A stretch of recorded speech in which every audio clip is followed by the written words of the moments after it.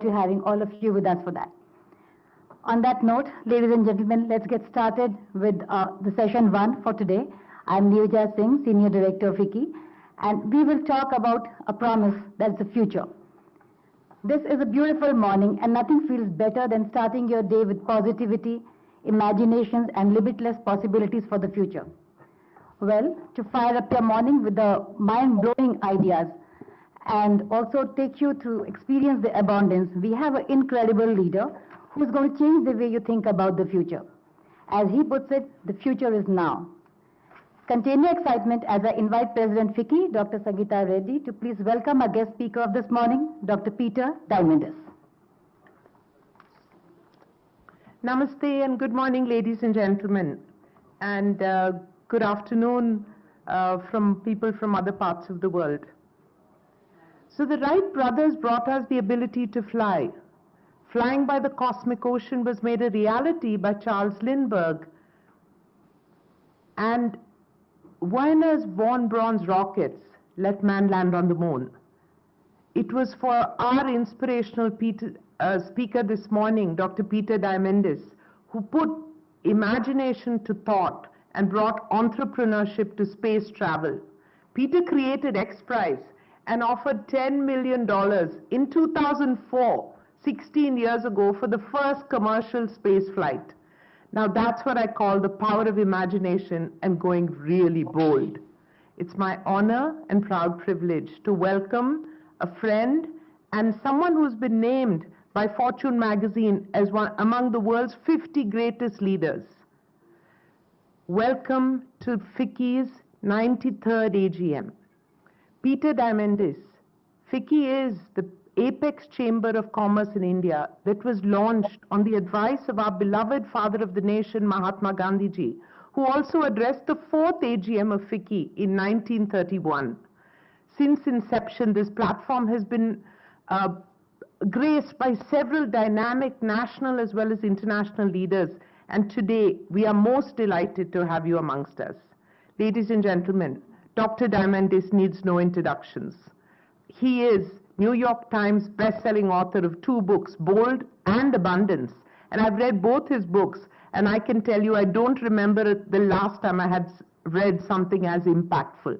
With his degrees in molecular genetics and aerospace engineering from MIT and an MD from Harvard Medical School, Peter is the executive founder of Singularity University, a graduate-level Silicon Valley institution that counsels world's leaders on exponentially growing technology to tackle the world's biggest challenges and build a better future for all. His greatest gift, however, is his ability to get people and organizations to think boldly, and when they do so, he believes, and I believe too, that abundance is created. In this virtual room today, we have thousands of delegates. The actual number is 3,860, primarily entrepreneurs and CXOs, whose decision-level making people who've been waiting to benefit from this vast knowledge and experience of a man who believes that the best way to predict the future is really to create it yourself. So here's to a great future for all of us. Please put your hands together for Dr. Peter Diamandis. Peter, the floor is yours. Dr. Reddy, a pleasure, and thank you for your friendship, and thank you for your invitation. Good morning, everybody.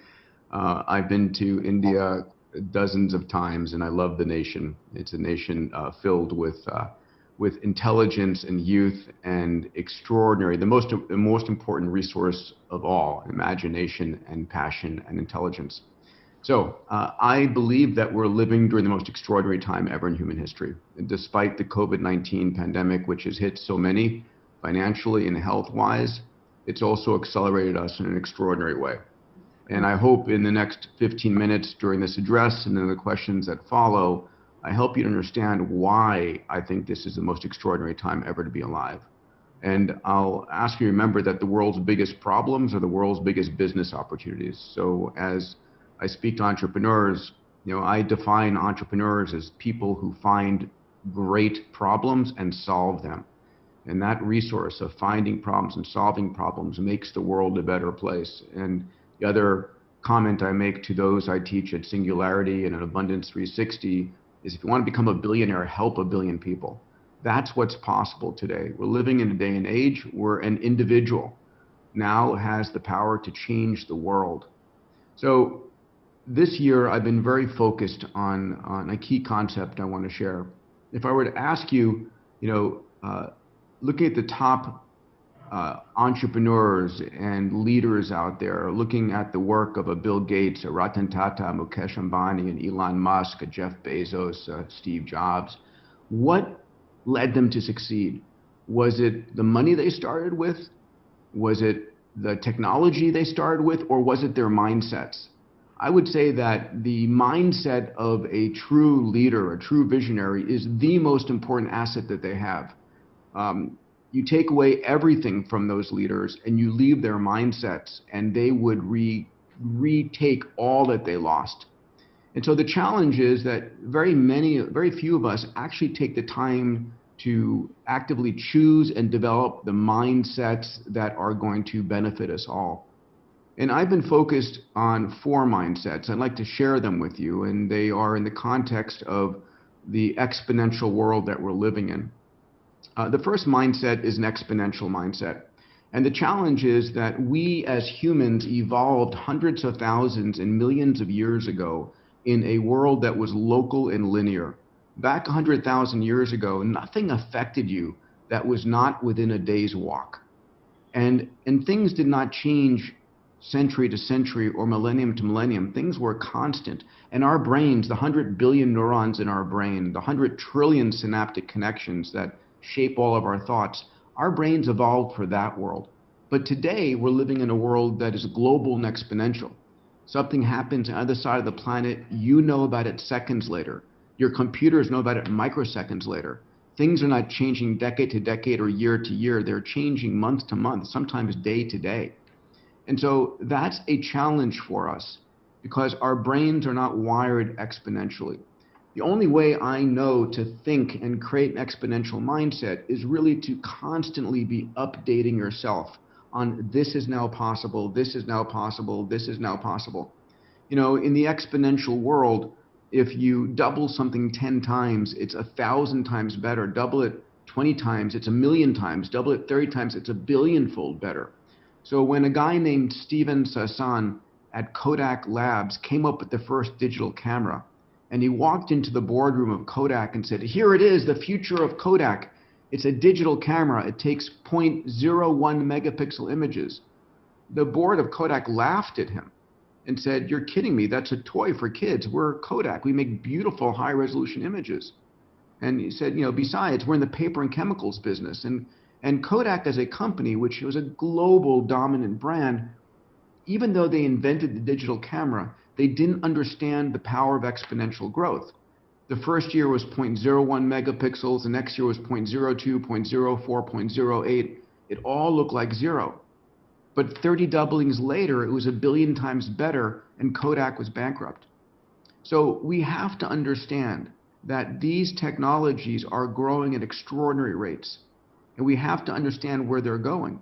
Now, the benefit of an exponential mindset is to realize that whatever you can digitize, and we digitize photography, we're digitizing finance and medicine and manufacturing, everything, whatever you digitize, enters a period of slow, deceptive growth. That first digital camera, 0.01, 0.02, 0.04, very deceptive, but eventually becomes disruptive, and it dematerializes, demonetizes, and democratizes products and services, right? The digital camera has dematerialized into our cell phones over here. And these cell phones have on them millions of dollars of free apps, right, that are now demonetized and available to everyone around the world and therefore democratized.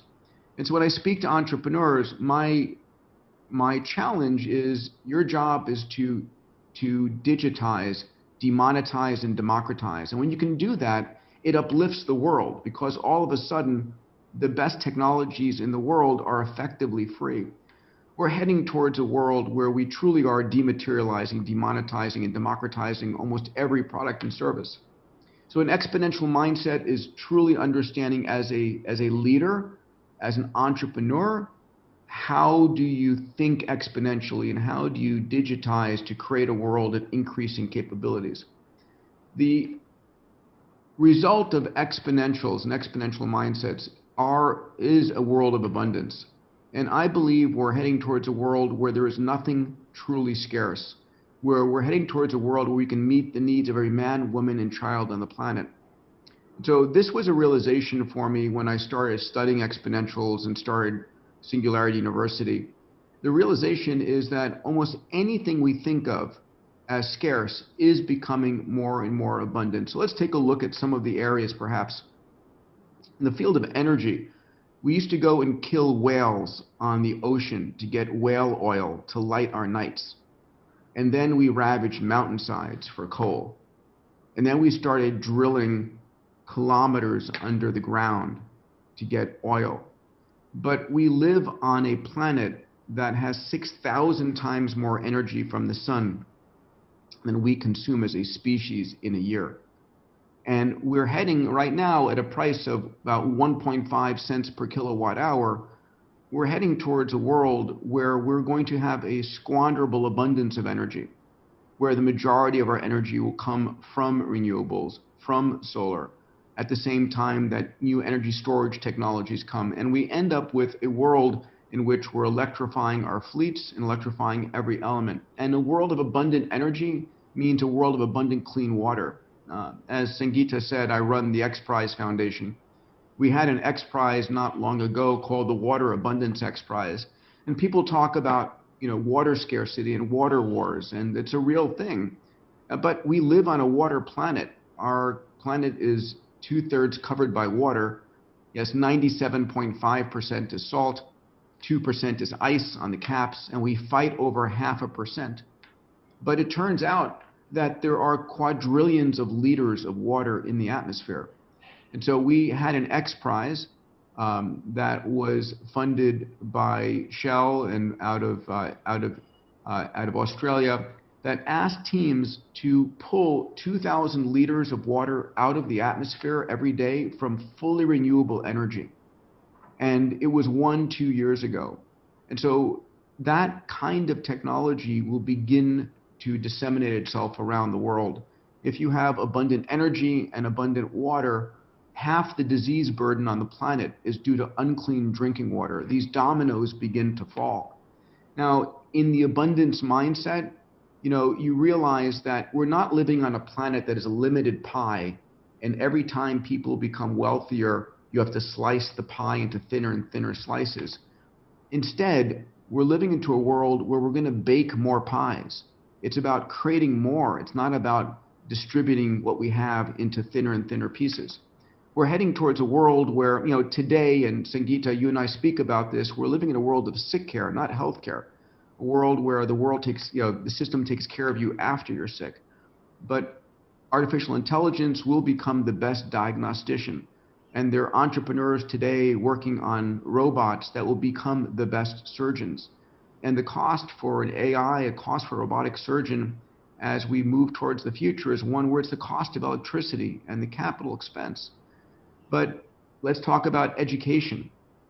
There's going to be a future where every child on the planet has access to the best teachers. Those teachers will be AIs, they'll be digitized teachers, there'll be AI and VR together. I think about someone who wants to learn about the history of India.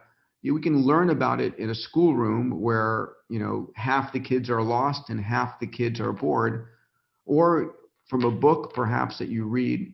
Or in the future, this is the convergence of exponentials. It's putting on a pair of VR goggles and stepping into a super high resolution AI-driven VR experience where you're talking to the earliest founders of the nation and seeing it and having conversations and walking around and experiencing it. And an education that comes from experience versus reading is so much more lasting.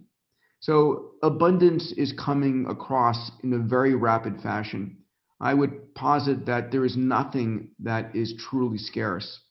Now, the other mindset that I teach and I'm excited about and that I'm spending a lot of my time investing in is a longevity mindset. It used to be that on this planet 10,000 years ago, 50,000 years ago, we would get pregnant when we were 13, and by the time we were 26, our babies were having a baby. And back then, there was very little reason for the grandparent to stick around. In fact, it was a negative to have someone stick around. The best thing you could do is not take food from your grandchildren's mouths. And so there was never any selection for people to live longer. I remember when I was in medical school, I watched a television show on long-lived sea life, that certain species of life on the planet, whales, bowhead whales, Greenland sharks, could live 200, 300, 400, 500 years. And I remember asking, if they can live that long, why can't we? And the realization I had was it was either a software problem or a hardware problem. And we're beginning to understand those problems. And there are scientists and technologists today who are focused on the idea that aging is a disease, and a disease that can be slowed, stopped, perhaps even reversed. A good friend, David Sinclair at Harvard Medical School, just published a paper this past week, the cover of Nature, on epigenetic reprogramming, in which he's been able to demonstrate reversing aging in complex systems. So we're heading towards a world where all of a sudden, not only can we, hopefully this decade, stop cancer and neurodegenerative disease, but also reverse the aging of individuals. And it's an extraordinary time to be alive. The last mindset that I talk about, and we can go into more questions, is the moonshot mindset. That more important than ever, it's important for entrepreneurs and for leaders and for really the global philanthropists to be taking big moonshots. A moonshot is defined as going 10 times bigger when the rest of the world is going 10% bigger, right? Most of us are working on just 10% more revenue, 10% more product, trying to make an incremental change, where a moonshot is what is actually capable right now for entrepreneurs to dream much bigger. It's 1,000% bigger, and not 10% bigger. It's a 10x improvement on what you're doing. And for me, as I said earlier, the world's biggest problems are the world's biggest business opportunities. So COVID-19 is here. We have this pandemic going on. It has taken the world by storm. I think some of the lessons that I've taken away from the pandemic that I want to share is actually the speed at which the human race can react to a disaster. I remember in late February, early March, when everybody was, our heads were spinning and we didn't know what was going on. But there was enough of a concern that hundreds of thousands of doctors and nurses and scientists and engineers from around the world focused on this singular problem. And all of a sudden, PPE and ventilators and vaccine companies came out of no place. I know for myself, we stood up a vaccine company, COVAX, and in 30 days, we had 30 vaccine candidates. And a month later, we had a primary one. And now 9 months later, we're entering phase 2. The speed at which we're able to innovate is shocking. And for me, that gives me the greatest hope for humanity. So I am someone who believes there is no problem that cannot be solved. And I really, to the entrepreneurs out there, my advice is find a great problem, one that fills you with passion, not one you're doing for your mother or father or for your teacher. It's one that fills your heart, that gives you your clear purpose, your massively transformative purpose. And then attack it as if a man whose hair is on fire seeks water. That's what's possible. Each of us have access to more computational power than any time ever that world leaders had 20 years ago. Access to more knowledge, access to more communication capability, access to more of almost everything. There is nothing more important than one singular thing, which is the passionate and committed human mind. And with that in focus, there is no problem which can stand up to our focused dedication. At the X Prize Foundation, I'll just mention we've launched about $150 million of X Prizes. Our first one was for spaceflight. We have another $200 million in X Prizes coming up. We just launched this week an X Prize to feed the next billion people. It's an incredible prize. It's funded out of Abu Dhabi and by one of the Silicon Valley billionaires and by Tony Robbins. And we've challenged teams around the world to build chicken and fish as a protein from stem cells, right? This is cellular agriculture or from plants. And this chicken or fish needs to taste better, needs to be healthier, and it needs to be, far less expensive with, 90% reduction in greenhouse impact. And we expect that we're going to be increasing the amount of people going from extreme poverty to middle class, and they're going to want access to high quality protein. And we can't continue to feed the world as we had before. So this is an X Prize we've launched. We're working on an age reversal X Prize. We're working on an X Prize to predict and prevent the next pandemic. At the end of the day, we're living in a world where, again, it's a matter of where do we want to focus our intention. I believe that this is the most extraordinary time ever to be alive. And I'm excited to have a chance to share my passion with you. And now to have some questions from my esteemed colleagues here. Thank you. Thank you so much, Peter. That was great. So without wasting a minute, we'll straight dive into question and answers. And my first question will be from Mr. Uday Shankar, President-elect FICCI. Yeah. Thank you, Peter. Thank you very much for that incredibly positive and optimistic message first thing in the morning.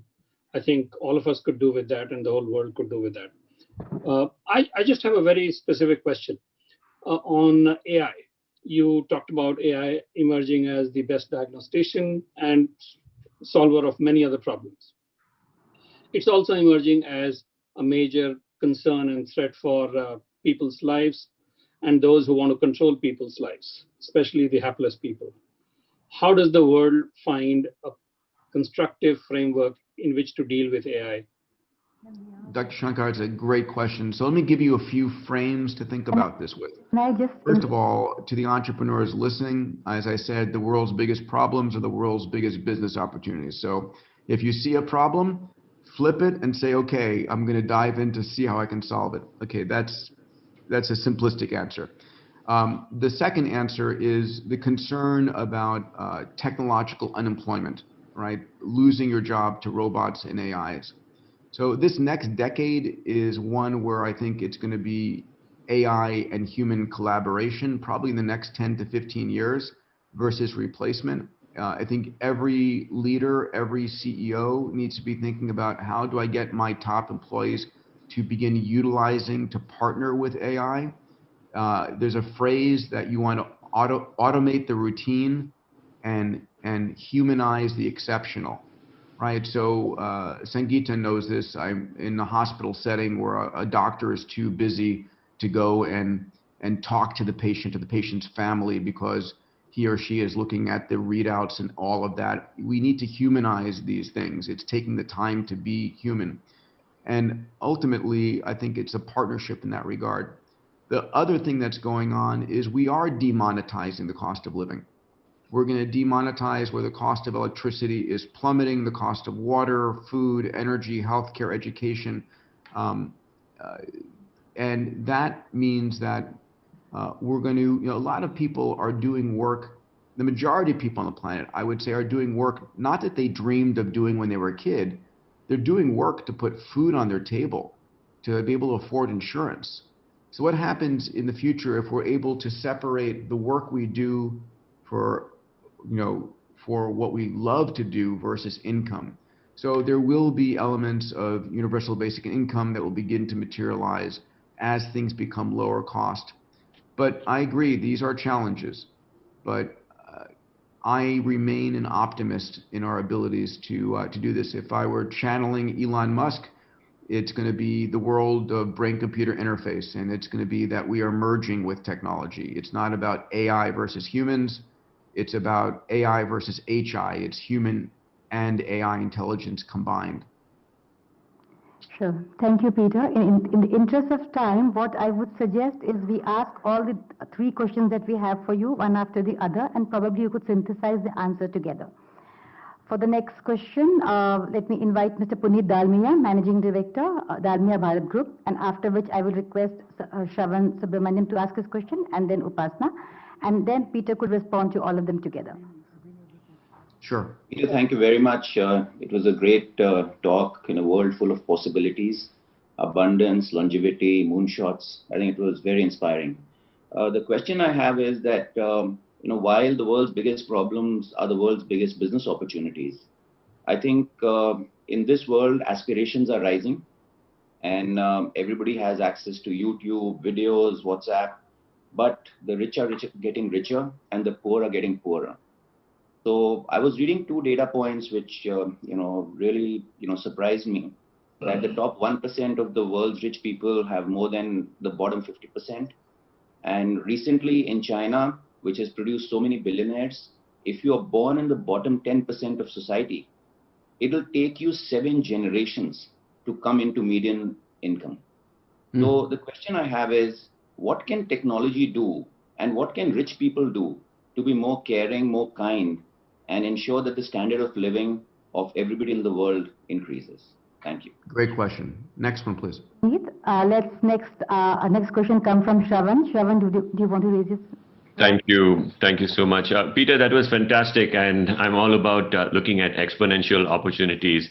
And I actually work for a large company where GE, where quite often we are dealing with a lot of prosaic concerns like quarterly budgets and headcount targets.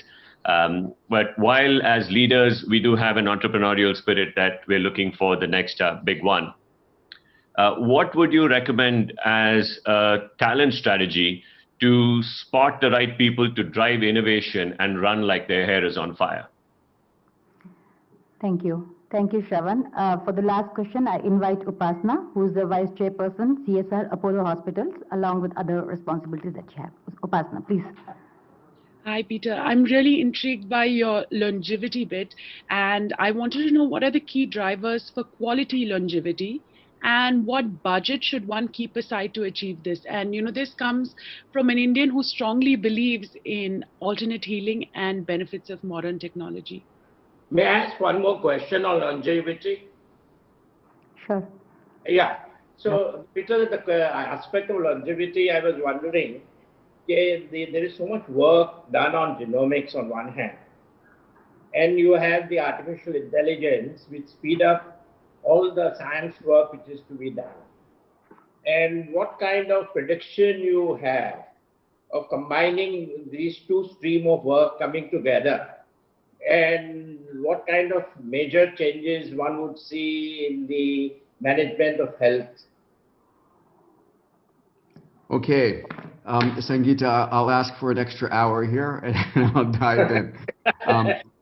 So I'll try and weave this together. So Puneet, the first question you asked, I think, is really important for me to answer, because it used to be that for all of history, it was the king and the queen on the hilltop and everyone in severe poverty. That was the world for 99.99%. And then we have started, and it was the have and the have-nots, and we've started moving people up into higher levels. And yes, the rich are getting richer and the poor are getting poorer. But I will say, I want you to frame this in a different way. We are heading from a world of have and have-nots to a world of haves and super haves. And in the work that I'm doing, it's okay with me if they're trillionaires living on Mars, as long as everyone on Earth has access to all the food, energy, water, healthcare, education that they need. So for me, it's about raising the floor so that individuals have all of their needs met, where a mother can know that her children have access to the best education and the best healthcare, and they can become whatever they can become. So it's not the gap, It's the floor that matters, and exponential technologies are raising that floor. In terms of talent strategy, the talent today, people, young entrepreneurs are looking for purpose more than anything else. And so how do you create a company that's got such a massively transformative purpose that it is attracting people like, I have to go work there. That company is changing the world. It's not about the option package or the salary. It's like, I get to be part of this epic mission. And the best people are attracted to that epic mission. In terms of quality longevity, it really is about health span more than anything else. And ultimately, the phrase I am using is, how do we make 100 years old and you 60? At 100, how do we make sure we have the cognition, we're sharp, we have the aesthetics, and the mobility that we had at 60? Now, the realization is that science is rapidly accelerating exponentially, and if we're able to live an extra 10 or 20 healthy years, science doesn't stand still. It's accelerating, and you're intercepting a whole new slate of technologies that are basically going to be transforming. So, I think it is about quality. It is about feeling great. It's about vitality, not just longevity. And the budget, that's a challenge. We are demonetizing, but retirement people are, saying I need enough money to get me through 85 or 90. What happens if they live another 30 or 40 years? The answer is don't retire early. And in fact, the statistics are true, right? Especially for men. If you retire, you die on the average 5 years later. So if you feel great about your life, you've got vitality and energy, you're not going to retire. You're going to want to remain like you're contributing. And AI is going to change healthcare. Healthcare is going to move into the home, into the body. It's going to be not a visit once a year, which is sick care. It's going to be continuous, where I'm monitoring everything all the time. And it's about optimizing your health. And AI is going to become, my doctor is going to, my personal AI, my version of Jarvis from Iron Man, if you know the movie, is going to be monitoring all my physiology, all of my sensors, all of the time, and telling me, most of us are optimists about our health. We think we're fine until we have a pain in our side and we go to the hospital. And the fact of the matter is, we should be able to scan ourselves constantly to understand what's going on. And at the very beginning of disease, zap it. At the very start, before it gets expensive, before it gets disastrous. Anyway, I think education and healthcare are the two biggest industries that AI and exponential tech is going to transform. I also think India has an opportunity to be leaders across the board in every single one of these industries. Sangeeta, I'm thankful for our friendship and our partnership. Thank you for inviting me. I know you have a full schedule and day ahead. Thank you for your time. So, Peter, that was tremendous. And for everyone, I know that you're continuously waiting to ask Peter more and to understand more about dematerializing, demonetizing, democratizing, and the whole abundance mindset. Let me just tell you, a transformational moment in my life was when I attended Abundance 360. So, Peter, thank you. What struck me the most is that you continue to urge people to solve the world's biggest problems, and that you find the greatest joy in mentoring future leaders. So thank you for what you've done today. You have ignited the future of abundance in our country through this talk. Thank you, and namaste. Namaste. Move directly into the next session, ladies and gentlemen. So all of you who have logged in, please stay on. And everyone here, let's give a big hand to Peter Diamandis. Thank you. Thanks, Peter. Amazing. Talk to you soon. Bye now.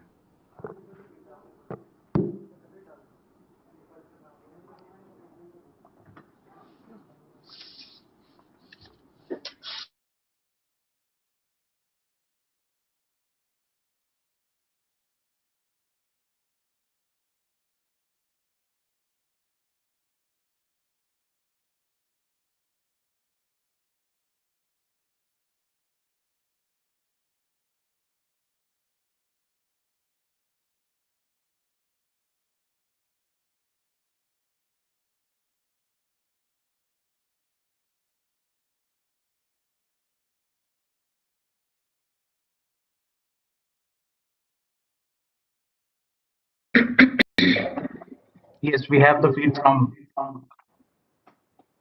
live. Sarika will start soon. A very good morning to all of you. We just heard Peter talking about future of now and a future of abundance. Now imagine a world in which AI is going to make our work more productive, efficient, and effective. This world is not a distant future, but a reality of today. And AI is the gateway to the new digital world, a utopia of technology and innovation. However, it is said, what we get tomorrow depends upon what we do today. With this thought in mind, ladies and gentlemen, we welcome you all to the session on AI and the new digital world ahead. I now request Ms. Nirvati Rai, Country Head Intel India and Vice President Data Center and Products Group, Intel Technology India Private Limited, to take the session forward and kindly deliver her welcome remarks.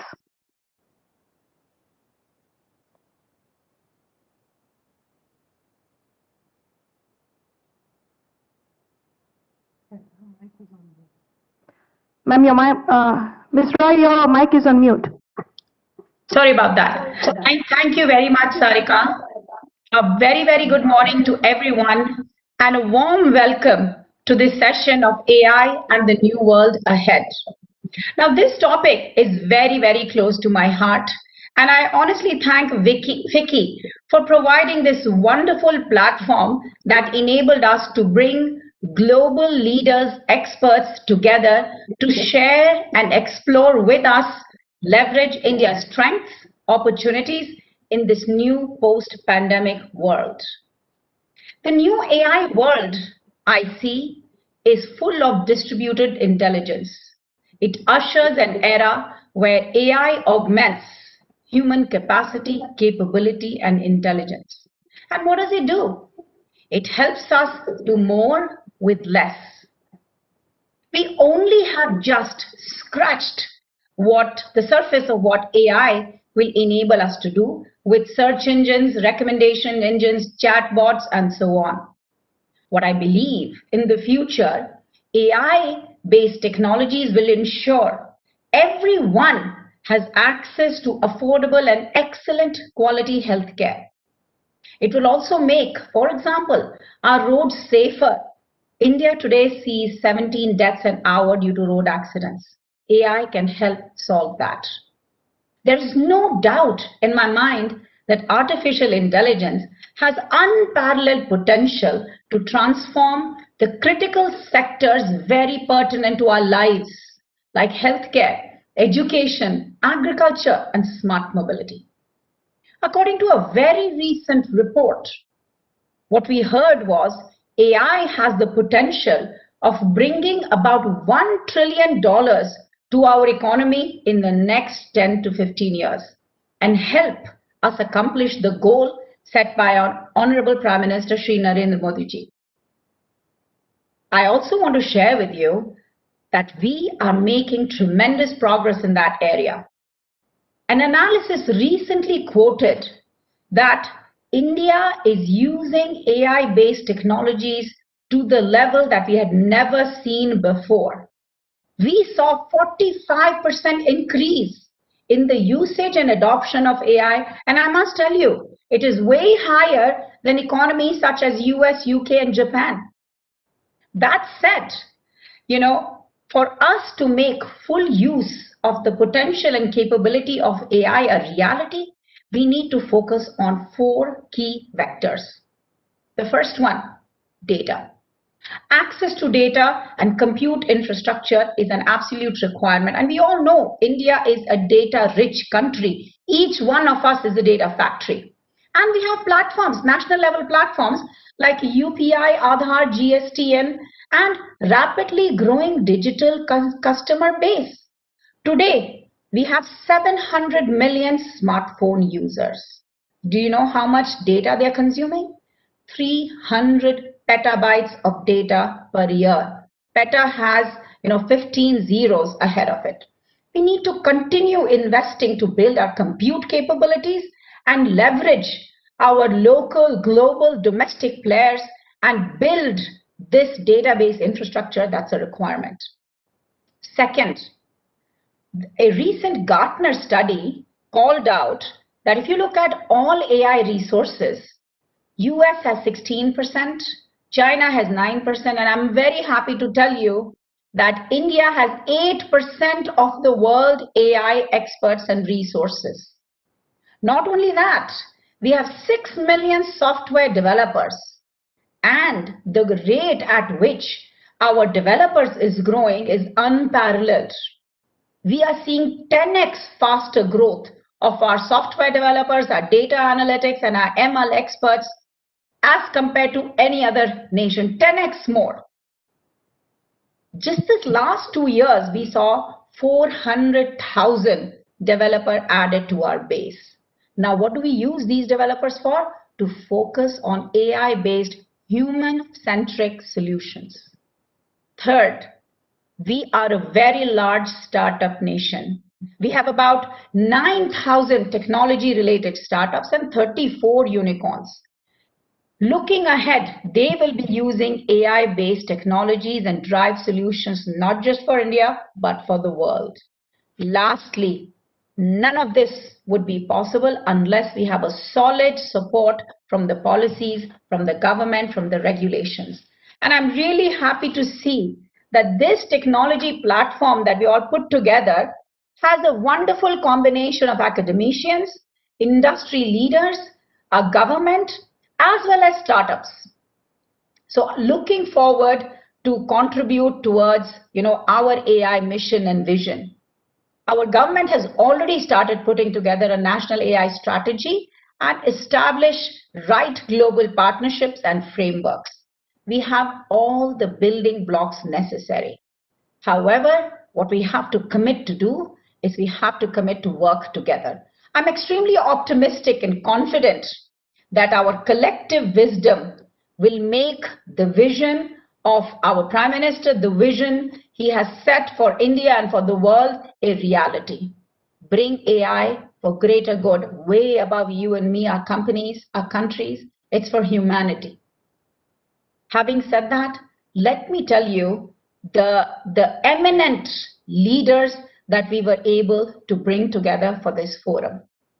And I'm happy when I thought of AI and next gen and the world tomorrow and value, the few leaders that came to my mind, and I'm really happy to tell you that every single one of them accepted our invite. So to start with, we have a fireside chat with our very own Dr. Sangeeta Reddy and Dr. Satya Nadella, going to be talking about AI and tomorrow. Dr. Sangeeta Reddy is the president of FICCI and joint managing director of Apollo Hospitals Group. She's a global healthcare leader, entrepreneur, and a humanitarian. Sangeeta is extremely passionate and committed to transforming healthcare through the use of technology and already accelerating the transformation. I must also add, she's a great friend. And I'll tell you, despite being at the level that she is, despite the resources she has, the energy she has to accomplish more, I just cannot explain to you. Every day she's looking at what can we do more with technology. I also must tell about Satya Nadella. I really don't think I need to introduce him, but he's the Chief Executive Officer of Microsoft for the last 7 years. Prior to that, he has held several leadership roles in both enterprise and consumer businesses across the company. Most importantly, he led the transformation that we see of cloud infrastructure and service business. Not only is he technologically savvy, but immense shrewd businessman. But to top it all, my heart kind of felt warm. But when you think Satya Nadella, you think EQ. The man's EQ is unparalleled. So without further ado, I want to invite Dr. Sangeeta Reddy and Satya Nadella for the wonderful fireside chat that you will very soon see and witness.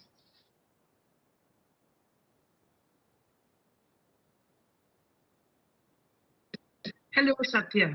It's just outstanding to have you and to be in conversation with you.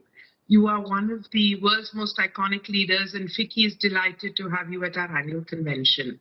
You know, there are 100 questions that everybody wants to ask you, and you know, I did put it out on my Twitter saying, I'm going to be in conversation with Satya, and what would you like to ask him? And there was just this tremendous response, but I picked 2 of those and a few of my own, so I'm going to go straight in. I think no conversation in 2020 is complete without a question on the pandemic. So just, you know, jumping straight into that, how do you see the world changing? What do you believe is the role of tech? Just share your thoughts on the year 2020. Absolutely. First of all, Sangeeta, it's such an honor to be with you and the entire community. And, you know, to your point, this has been a year unlike anything else, right? I mean, none of us, I think we last saw each other even at Davos, and none of us would have expected that come March, the level of constraints the world has been operating under is what we would see. But the thing that I'm most amazed by is the level of productivity. In spite of all of the constraints, Sangeeta, the fact that here we are, able to conduct the mission critical business, whether it's in healthcare, whether it's in financial services, that is just pretty amazing. It's amazing because of all the infrastructure that has been built for us to be able to transcend, I would say, some of the constraints. But this has been the time where digital tech, being that most malleable of resources, is being adopted at scale, both for core resilience, right? There's not going to be a single boardroom where they're not going to talk about digital technology as something that is nice to have. It's going to be core, not just for their future transformation, but for their business continuity. So that's, I think, perhaps the biggest structural change that I see. We see it in healthcare. You know, you are the expert. I mean, even the work that you're doing, and which you were kind enough to speak at our CEO forum about, you know, telemedicine. We've been talking about it for decades. Guess what? Every session now will be, you know, an outpatient visit will start with an AI triage tool, will then go to a video call, and then ultimately you may show up at the hospital. And that is going to be structural change. Same thing is happening in retail.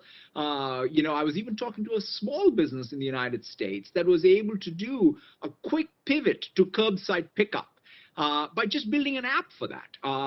And so that ability to use digital tools to be able to deal with a tail event, because we can't predict what the next tail event is, but whatever that is, I think our built-in infrastructure and capability around digital tech is going to create resilience and transformation. And that, I think, is the most exciting thing to see.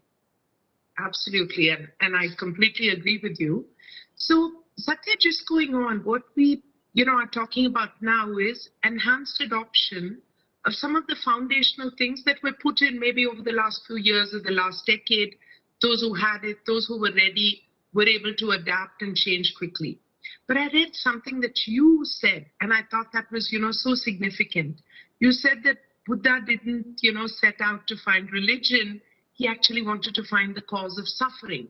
And then you went on to say, you know, as life is playing its up and down, one of the things to understand and deal with is impermanence.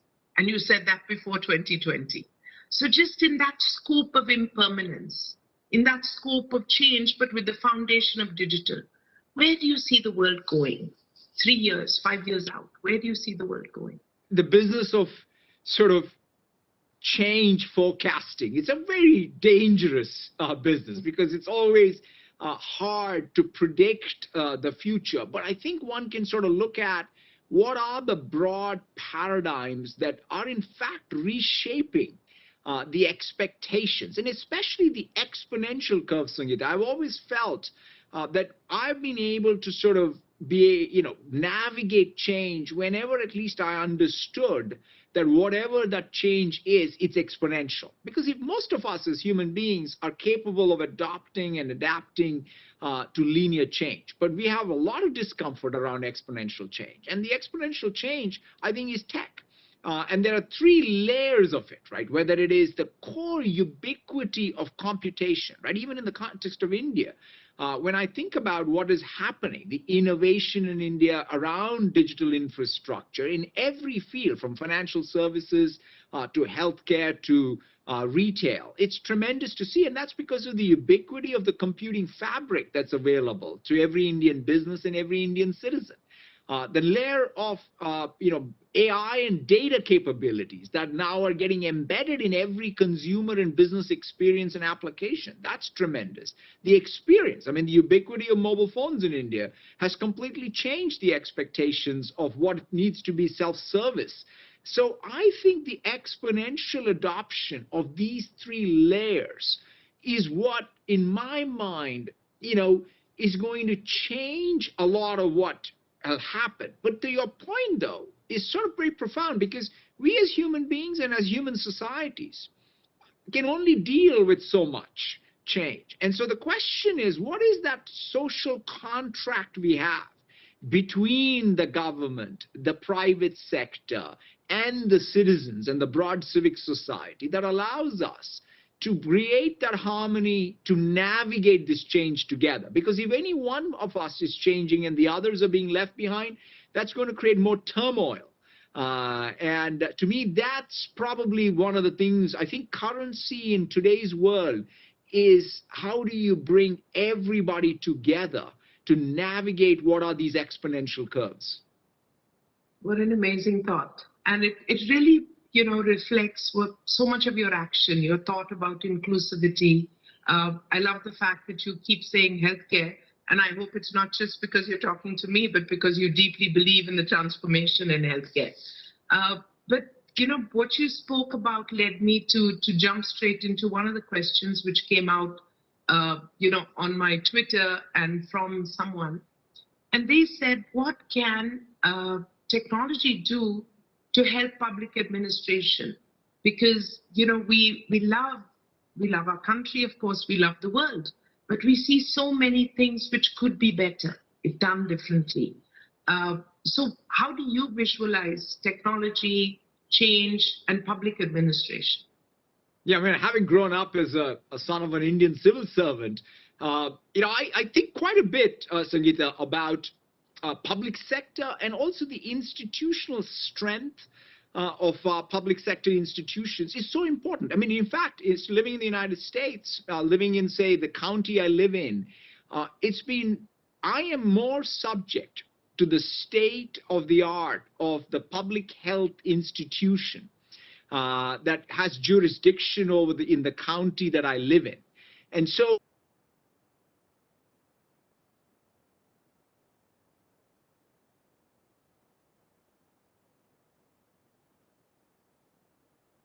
all of us have is, how do we get the public sector to the efficient frontier of even technology use? And this is where I think some of the work that's happening in India, whether it is the ID system or the banking APIs or the payment APIs, it's pretty enlightened. In fact, I was even on another panel earlier today, and someone else was referencing India as a case study of some real profound change being driven across both private and public sector. So I think foundationally, job number one is to make sure that our public sector is being supported in their modernization. And then the public-private partnership is really helping adopt all of the changes more and bring about more ubiquity to that change. And I think that that's going to be very, very important. And I think that's one way for developing economies to be able to, one, recover from the pandemic, but more importantly, when we've talked about catch-up growth, I think it's absolutely possible in the next 10 years. Catch-up growth is possible when both the public institutions and the private sector, both in tandem, are able to move and really move rapidly. So that's so true, and it is completely right that there's some fantastic things happening in India right now, and we have a very enlightened leadership. So we are looking forward to a much better future, just in terms of the way things work. Yep. Moving on. Satya, I think this was important to me to really ask you, because there are tremendous things that you have done. Whether the way you pivoted Microsoft, the thought process of moving so intensely to cloud, your very famous ability to work with frenemies and you pulled out the Apple phone from your pocket in one conference. So it's not about what you did, but what was the thought process? And we've all read, hit refresh, we've understand what you've done, but what was the thought process which helped you think through what to do?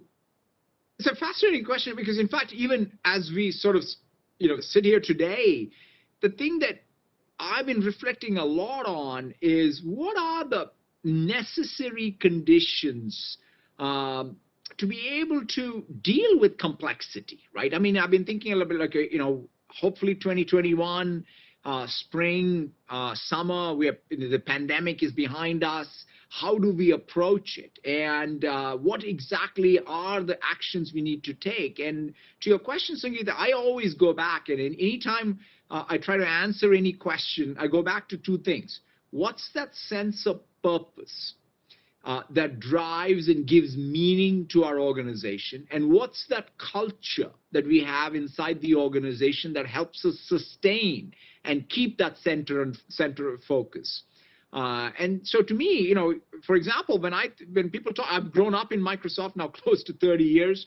But I go back all the way to 1975 and the creation of the company, when Bill and Paul said, hey, let's build a basic interpreter for the Altair. The reality is in 2020, that opportunity exists, with a much bigger, it's a much bigger opportunity, because we want to create technology so that every organization out there in India and elsewhere can create their own technology, right? Because it's not about celebrating our tech, it's about tools for other people to be able to create more tech. And that gives us, I think, a real direction to what we are trying to get done.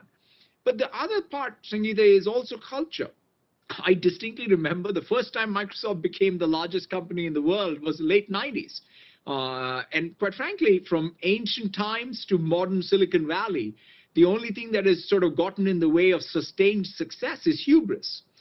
We all thought that, in the late 90s that we were brilliant, except, you're only as brilliant as your ability to learn today so that you can do something more useful tomorrow. And so having that learning posture, and this is where borrowing that growth mindset meme from Carol Dweck's work in child psychology has been so helpful to us, because every day you have to sort of confront the fact that you are imperfect, but you can learn. And that helps us stay grounded and centered on your mission. So this, although it's overused, overtalked, I feel like those are the only two truths that one has. The only two pillars one can fall back to when things get, in fact, more confusing: your sense of purpose and mission and your culture. And once you have that, then you have to get a lot of things right, but your chances of getting all those other things right, like strategies and tech picking and people picking, become so much more easier with these two pillars. So that's fantastic. It's culture, it's purpose. So this from the man who's created, you have been called one of the largest wealth creators of the decade. So culture and purpose are at the core and the foundation. Thank you for that, Satya. I think as we move on just a little bit longer, but the whole world is shaped by multiple things, and it is culture, it is people, it's the vibrancy and the buoyancy of a population, it's startups, it's 100 things. But what do you think as leaders? What should leaders kind of do? Because they don't just shape their own company. They shape the environment. They shape, the lives of so many employees. So what are your leadership mantras? You have a whole lot of leaders out there listening to you right now at the FICCI convention. And so what would you kind of say to leaders of India and leaders of the world? One thing that at least I like to sort of hold a mirror to myself, quite frankly, is on three attributes, which I think are the attributes of every leader. And so in some sense, each day I ask myself whether, how did I do on these three? And the three that I really reflect on is, leaders have this very innate capability of coming into ambiguous, uncertain situations and creating clarity, right? You don't ever have leaders who come into an uncertain situation and create confusion. They just bring about clarity when none exists. Second, leaders are great at creating energy, right? When you walk into a room and you're amongst a leader or you're with a leader, they create energy for everybody. It's not just, oh, my team is good and my company is good, but they just bring about, energy for all the constituents. And so that, I think, is the second capability of leaders. And then the last one is, we can't wait for the perfect pitch, right? I mean, I can't say, hey, look, I'll perform after the pandemic is done. I mean, no, you and I and everyone in the room has to keep working in spite of what the world throws at us.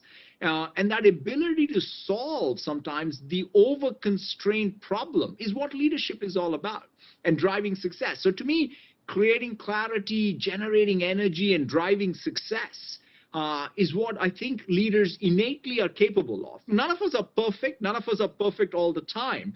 But as they say in cricket, your class is permanent even if your form is temporary, and you have to keep practicing that. So perfect. You led me into my final question. The pitch is so important. But if you were given an option between a cricket game, the World Cup, and the Super Bowl, which one would you choose, Satya? Well, I mean, I love my Seahawks, and it might be a tough call, but I'll still probably go for a Cricket World Cup if India is playing for sure in the finals. Okay, that's so cool. India loves you, Satya, as does the world. You are a global icon, and thank you so much for being with FICCI, for being with us at the convention, and for the great inspirational leader that you are. Thank you. We truly appreciate it. Thank you. Thank you so much, Sangeeta. Thank you very much.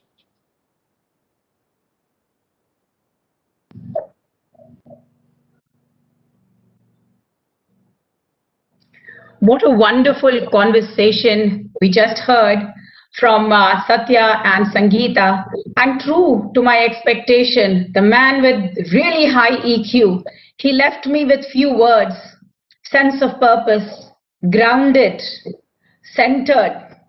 On top of that, he said, our growth in the past was linear. What is driving growth now is exponential because of technology. The next guy is a perfect continuation to the expectation Satya set. This man is not just by name Raja Koduri, and by the way, Raja means king. He indeed is the king of technology when it comes to graphics, when it comes to software, and when it comes to the usage of software and graphics technology for applications. I wanted to introduce my esteemed colleague and a friend, Raja Koduri. He's a Senior Vice President, Chief Architect, and General Manager of Graphics and Software Group in Intel. He leads the expansion of integrated graphics for the PC market with discrete graphic solutions for a broad range of computing segments, and driving AI with graphics, AI with compute, AI with connectivity, basically computing wherever compute is required. I would like to welcome Raja Koduri to give his keynote and entertain you with the technology that he's building.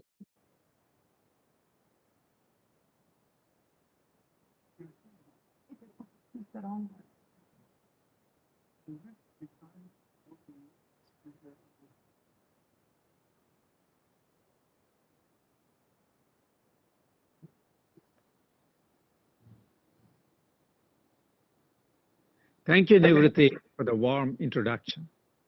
I would like to thank FICCI for extending me this invitation, and I'm very much honored to be presenting at this forum.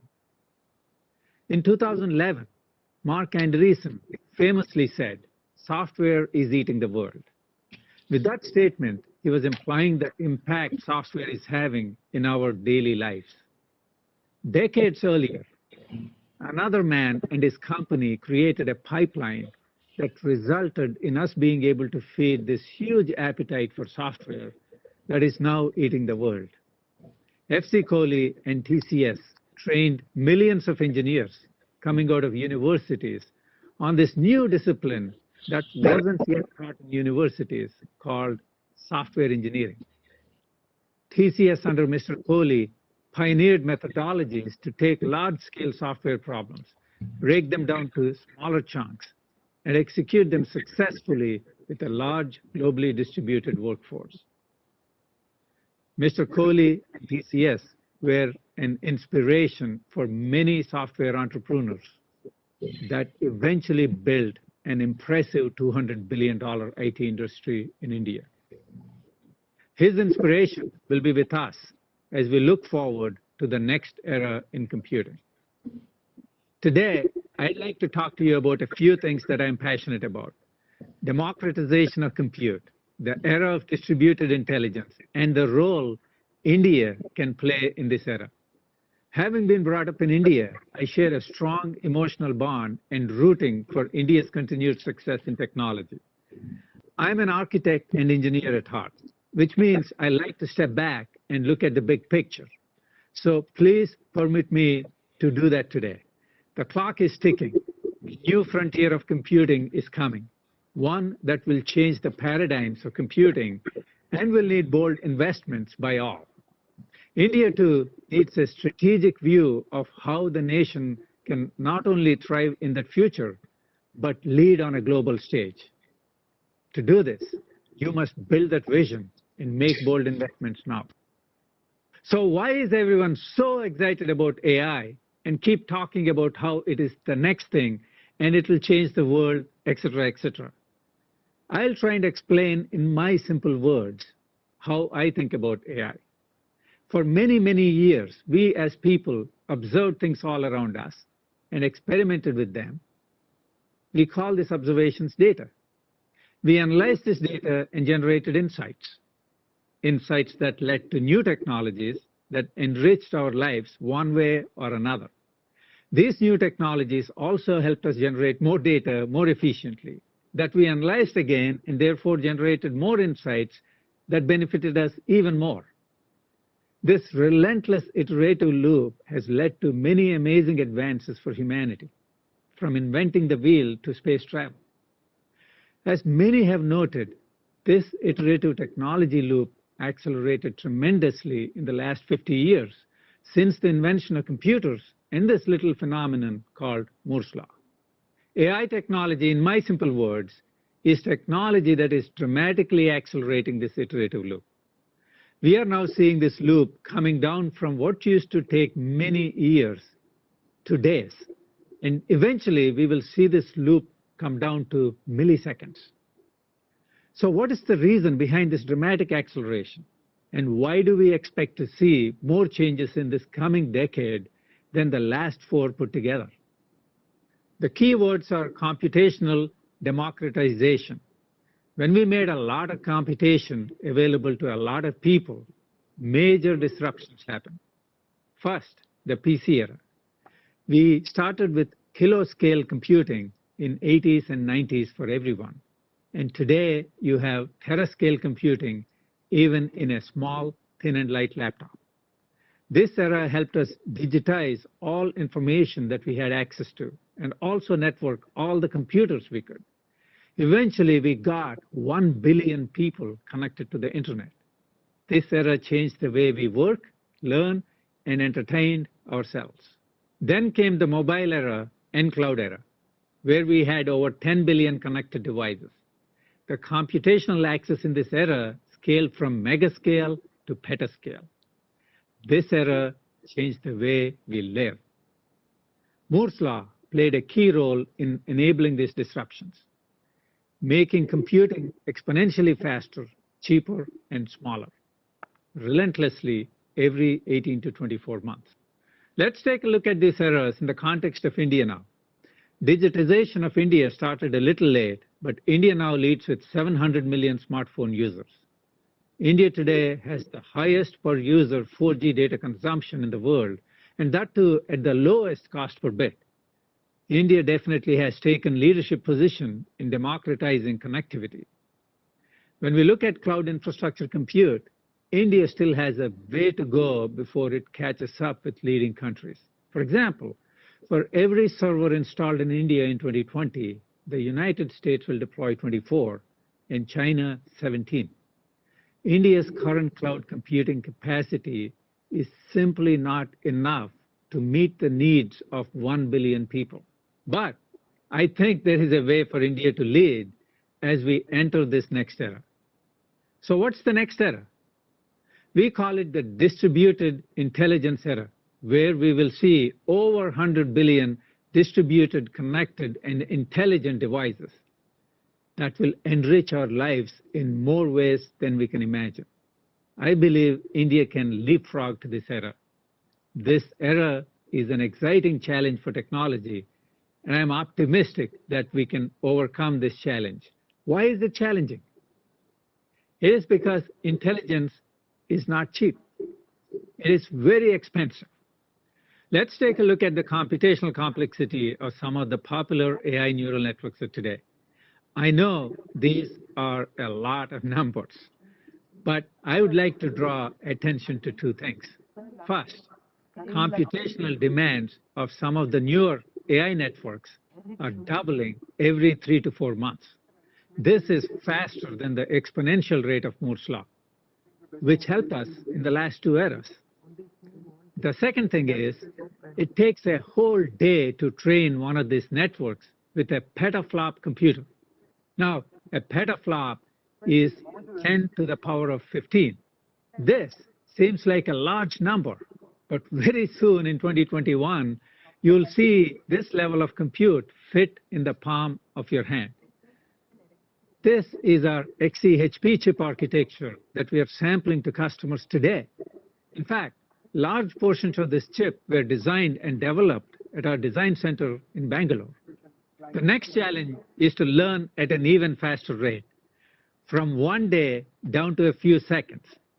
That's a 1000x increase we need over petascale. That's exascale.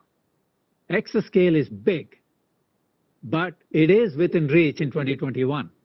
You can take 1,000 of these petascale chips and build an exascale system from them. You'll see few of these exascale systems deployed in 2021 across the world. But the ultimate goal is to learn in real time, like in milliseconds. That's another 1000x increase over exascale. That's zetascale. That may seem like an insane amount of compute, but this is where the distributed connectivity with low latency, high-speed optical networks comes into play. 1,000 exascale computers distributed and connected with low latency, high-speed optical networks. That gets you zetascale. We need this 1000x increase in compute not only in the big mega data centers, but also at the sensors, edge, and throughout the network. Recently, we made a call for the whole industry to work together across what we call 6 pillars to deliver this 1000x increase of AI compute by 2025. The reason why we need compute advances from sensors to the data centers is because it is not practical, safe, or efficient to move all the data from sensors to the cloud all the time. We are generating data at a faster rate than our ability to analyze and transmit it in real time across the whole network. This data generation is stressing the whole network to need more capacity and bandwidth at every level of memory and network hierarchy. How about we reduce the need to move so much data? We won't need to move a ton of data if we move the compute near the data. This leads us to our edgy anecdote. What happens at the edge stays at the edge. Taking inspiration from the famous quote, what happens in Vegas stays in Vegas. You just take the fun memories back, not the details. Same with data. Much of the data turning into insights should happen at the edge. This is a massive compression opportunity and also helps protect your data. You keep your data close to you and share the insights you choose to share to help enrich the lives of others. 1000x increase in compute performance seems like a daunting number, particularly given the recent commentary around the slowdown of Moore's law. To get to 1000x by 2025, our entire industry will need to work together across all the key technology pillars. Let me walk you through how. First pillar is process technology and packaging. We expect the combination of transistor and wide density scaling, along with new packaging technologies, to deliver a 4x improvement for AI compute by 2025. Second pillar is memory. Many innovations are in the pipeline as AI is very memory intensive. Higher density memories with much higher bandwidth and efficiency, leveraging advanced packaging, will deliver 4x or more AI performance. Third pillar is compute architecture itself. We see a major transformation for the whole industry moving from CPU to XPU architectures. Compelling optimizations with 4x or more performance for AI workloads are realized when we productively combine CPU, GPU, and FPGA style computations into XPU architectures. Fourth pillar is interconnects. These are the networking technologies that can connect chips from the ranges of few microns to several hundred miles. 4x improvements enabled by advancement in packaging, silicon photonics, high-speed SerDes, and network software architecture are well in sight by 2025. Again, 4x improvement over 5 years is less than the traditional Moore's law gain. These vectors deliver a cumulative 256 times improvement from the hardware pillars. We also expect a minimum of 4x improvement in performance from software efficiency. If you were to ask most experts, they will tell you that there is in fact a lot more room for improvement in software efficiency, what some have called room at the top of the computing stack, and they demonstrate over 1000x improvement in software alone for certain AI algorithms. Without even needing to rely on the 4 hardware pillars I got you all excited about. And this is where India, home to over 6 million software developers, has an inherent advantage to enter the distributed intelligence era sooner than later. The gains across these 5 pillars are multiplicative for many AI workloads. So we can realize 4 to the power of 5 equals 1024x improvement. This seemed like a huge, unachievable number at first, but when we broke it down across these 5 vectors, it seems much more solvable. I want to take all of what you heard today and map it back to an India that I want us all to dream about. A zettascale distributed connected compute available with equal access to everyone across the whole country. I would like to dream that this is the India of 2025.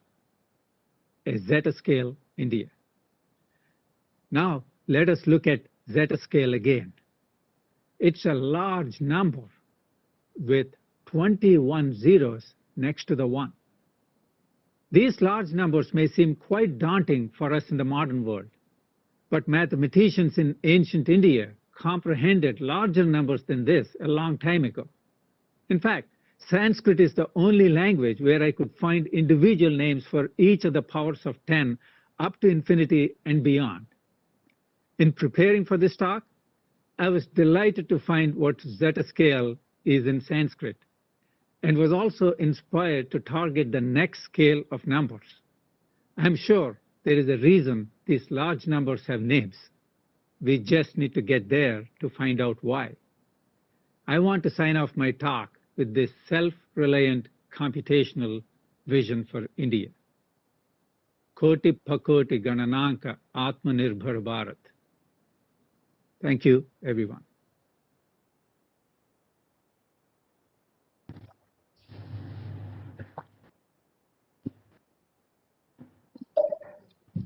Thank you. Thank you very much, Raja, for the wonderful description of the needs of India 50 plus exascale data center requirement, 1000x performance requirement.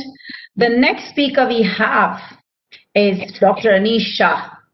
What can I say? You know, he is the MD and impending CEO for the Mahindra Group, a group that deals with cars to real estate and everything in between, from mobility to energy to finance to infrastructure and technology. I was talking to Anish and he's super excited about bringing more and more technology and AI into what Mahindra Group does. Prior to joining Mahindra, Anish was president and CEO of GE Capital from 2009 to 14. The innovations he led were immense. One of them that I would like to call out is he led the transformation of business, including a complete turnaround of its SBI card joint venture. Loving to see how Anish will take Mahindra to the new heights, much more than 18% growth. Very welcome, Anish. Looking forward to hearing from you. Thank you, Nivruti, for the very kind introduction. And good morning and good evening to everyone joining us around the world. It's truly a pleasure to participate in FICCI's annual event on a panel that is addressing questions that will be a key factor in enabling India to meet its growth ambitions. Nivruti, as you said, we are across 20 industries, and I'd like to share a perspective from industry. For us, beyond the span, what we're more proud of is being a trusted partner for farmers and for aspirational urban consumers and their families. We see AI across many of our industries, and we see this as a step change. AI offers tremendous potential and challenges, but the bigger question for us as leaders is how do we leverage its full potential? And let's take a quick perspective or a quick look at that. Let's start with potential. AI is widely used for recommendation engines, voice assistants, targeted ads, or even political campaigns. But the real frontier for AI is human-centric opportunities to help solve humanity's biggest needs: health, agriculture, education, smart mobility, to enrich lives, to protect them. Our Prime Minister has shared a vision to make India a 5 trillion economy by 2025, while ensuring sustainable and inclusive development. This requires doubling farm income, a quantum jump in manufacturing productivity, a much stronger base of infrastructure in logistics, financial inclusion across all stratas of society and both urban and rural divides, real-time marketplaces, services like healthcare, and a lot more. How can AI be used to meet these objectives? Let's take a few examples. We are working today with farmers to help them spot disease and pest problems early, to help them identify disease hotspot locations so they can target spraying of pesticides and thereby reduce consumption, which also makes for healthier crops. We can help identify the exact amount of fertilizer required at every square meter of land on their plot, predict harvest readiness, and a number of other actions around productivity. In manufacturing, we're leveraging AI to simulate advanced testing environments and predict results for hot and load tests for our engines. Our auto paint shops leverage AI to reduce rework and save significant cost. From precision farming and manufacturing to AI-based credit underwriting, road network optimization, and a variety of other solutions, these are the various things that make me optimistic that AI can really drive a significant impact, not just at the micro level, but across a broad range of industries. What then are the challenges? The biggest one that we see in implementing some of these solutions is a resistance to change. Sometimes it's a fear of losing jobs. Sometimes it's the inability to really comprehend what the bigger picture is. And that creates a problem, and that's not only at the company level, but that often is as we collaborate with other partners, it creates bigger questions of why are we doing this? The other challenge is talent. Technology is moving quickly, and are we keeping pace with skill building? The third challenge is privacy. This is all based on data. Whose data are we using? How are we using it? Is it individual still? Is it done in an aggregation? What are the laws around privacy? And that leads to the fourth one, which is ethical dilemmas. When should AI be used? When should it not be used? These are some of the questions that are coming up, and answers to them are not forthcoming as yet. But we can address these with a concerted effort. That is our role as leaders. And therefore, let me outline a call to action. The first one, I would say there is public-private partnerships. I'll share an example on protecting lives. Nivruti talked about road accidents. She mentioned 17 deaths an hour. That's a lot. That's an average of 1 death every 3 minutes. The UN study had estimated a loss of 3 to 5% of GDP annually. We are working currently with the Maharashtra government to try and make the Mumbai-Pune highway a zero fatality road by leveraging AI and other technologies to save lives. Intel is a key partner in helping this as well. Cross-industry partnerships is the second call. We are working today with Intel, with Microsoft, and various tech firms. But if we were to look at transformational solutions, they often exist in the white spaces between industries. Satya Nadella talked this morning about the importance of bringing everyone together. And that's an imperative if we are to make transformational solutions in this space. The third is skill building at local levels. The good part is we don't need brick and mortar everywhere anymore. But broad-based degrees are not effective either. Can we develop targeted education solutions to build skills for specific things that are required, a new version of vocational training that makes it easier to get jobs and to solve problems that are localized? An agile regulatory environment. Technology is evolving quickly, and we will need a regulatory framework that can keep pace with it. Recent examples are use of drones, privacy laws, but there will be many more, and we need to be ready to keep pace with technology there. And finally, AI cannot work in concentrated pockets. We need a platform. We need to be able to leverage AI in its full potential. It must be available to all companies and communities. This platform can bring together publicly shareable data, information, tools, literature, solutions, best practices. It can have a scope for sharing and driving standards, policy guidelines, entrepreneurship, and developing a creative economy. It will allow companies and communities to collaborate and build solutions that will benefit the society and enable India to meet its growth ambitions. And the platform has to be built in a contributory and participatory manner with all stakeholders, with the government, with academia and research institutions, industry and corporate bodies, entrepreneurs, and thought leaders. FICCI, as a premier industry association, could help significantly in building this platform. So in conclusion, from an industry perspective, we feel that AI is really one of the strongest tools we have today to make a quantum leap.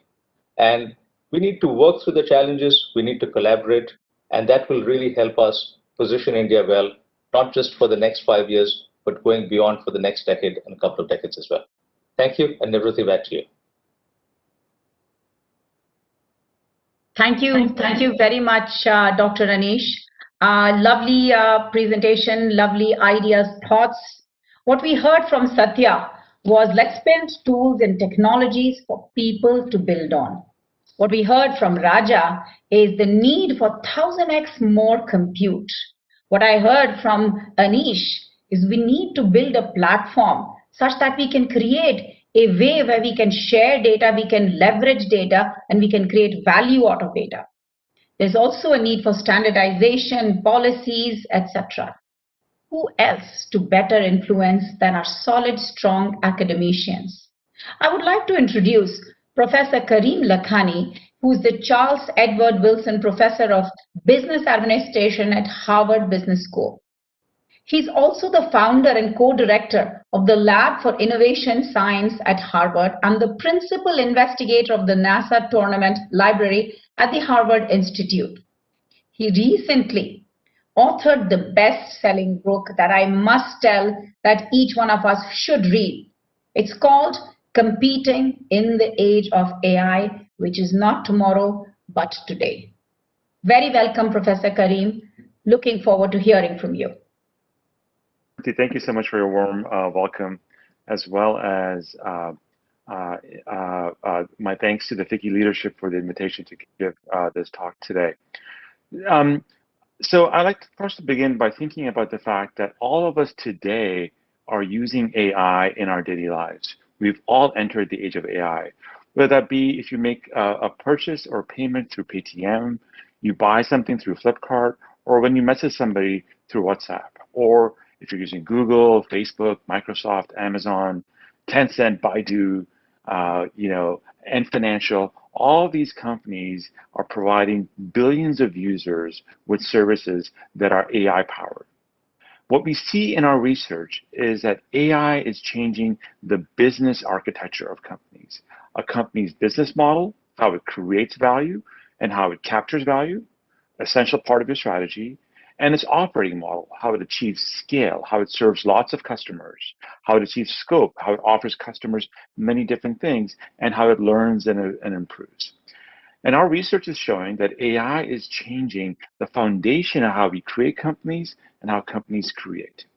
As Satya was saying, there's exponential growth in technology. But in fact, these companies actually also have exponential growth in their value creation. And these companies that are AI first are colliding with incumbent companies that have fixed capacity or incremental capacity for value creation or growth. So imagine an exponential curve colliding with a curve that is basically flat. Right? This collision we're seeing across the board in all types of industries. It started in the software industry, but now is showing up in industry after industry that we all see around us. And India, in many ways, is ground zero for many of these collisions happening inside of the economy. But if you sort of think about this collision between an exponentially growing process and a fixed process is also the COVID crisis. The COVID crisis is exactly that. COVID as a disease creates patients at an exponential rate. But the way it works is that it's slow at the beginning. It's 2 patients. And then the next week it's 4. And then the next week it's 8. Right? Exponential processes take time to grow. But as they get growing and they get steam, they can overwhelm existing systems. So what's happened is that the whole world has woken up to both the power of exponential systems and thinking about our resiliency as a healthcare system or as countries to be able to respond to them. This same dynamic that the COVID crisis has caused worldwide is exactly what's also happening in business. Right? AI-first companies have exponential processes underneath them, and they're colliding with companies that have fixed capacity or very linear growth. And so this is creating a world of winners and losers. And it's imperative for leaders today to understand the processes that are being unleashed and adapt their companies to be able to succeed in this world of collision that we see going ahead. So what does AI do in this world of business, and how do you apply it? First of all, it's beyond science fiction. Our research shows that all companies are going to have an AI factory at their core. An AI factory which basically automates decision-making and actions inside of your core. The AI factory will do 3 things, and these 3 things are important to consider. One is predictions, the second is pattern recognition, and the third is process automation. If you think about your company and all the predictions that people make, who should you hire? Who should you fire? Who should you promote? What should you set for pricing? What should you set for inventory? What should you do for customer churn? Those are all predictions being made, and the AI factory can help you make them better. Same thing with pattern recognition. Imagine all the people that are doing pattern recognition in your company, right? Trying to find patterns in customer demand, customer behavior, employee behavior. Those are, again, things that the AI can help supercharge. And process automation, all the things you need to do to deliver something and how you might be able to automate those things. So the AI factory is going to enable this to happen. And this AI factory will transform your company. But this transformation is actually going to be an organizational transformation as well. what we see over and over again is that the technology architecture that you build and the AI technology, as we sort of saw, demands a different architecture, will then force you to change the organizational architecture as well. And this will require you, first of all, as a leader, to kill the silos that exist and enable data and software and people to flow across your entire enterprise. Customers don't want a siloed experience with you. They want a universal experience with you. And the AI factory is going to enable that, but you as leaders have to be able to enable this and change your organization to make this happen. So there are 4 things you need to do as a leader to make this happen. First thing is you should start today. This technology is available today. We don't have to wait for Star Wars or Star Trek, right? This technology is today available off the shelf for you to use. And you need to think about where can you automate predictions, pattern recognitions, and process automation for customer value. Start with the customer value proposition and think about where predictions, pattern recognition, and process automation will improve customer value. The second thing is you got to fix your data story. Most of us are living in the craft age of data, where people are working on Excel sheets, sending things over and over again to each other, right? And working through that. So that has to be done. And then you have to do pilots, but pilots have to be implemented and to be scaled. And then you, of course, have to transform your organization. If you don't transform your organization, you will become like Nokia or Kodak. Inventors of the technology, but dying because they did not transform their organization. So in conclusion, we're not going to be living in a world of less data, less connectivity, and less algorithms. We are really at the beginning stages of this age of AI. There's tremendous potential in India to take the lead in this. And for the sake of your citizens, but also for the world, Indian businesses have a mandate to lead in this space. And I wish you best of luck in making this happen. Thank you. Thank you very much, Professor Kareem. And thanks to all the eminent speakers who gave a glimpse into the new digital world that lies ahead of us through technologies like AI, building tools, building the right culture, building the right people, and building the right policies. Thank you very much to all our speakers for making it so productive for all of us. Thank you. We immediately move on to the next session. Welcome to the session on Inspired India, a business.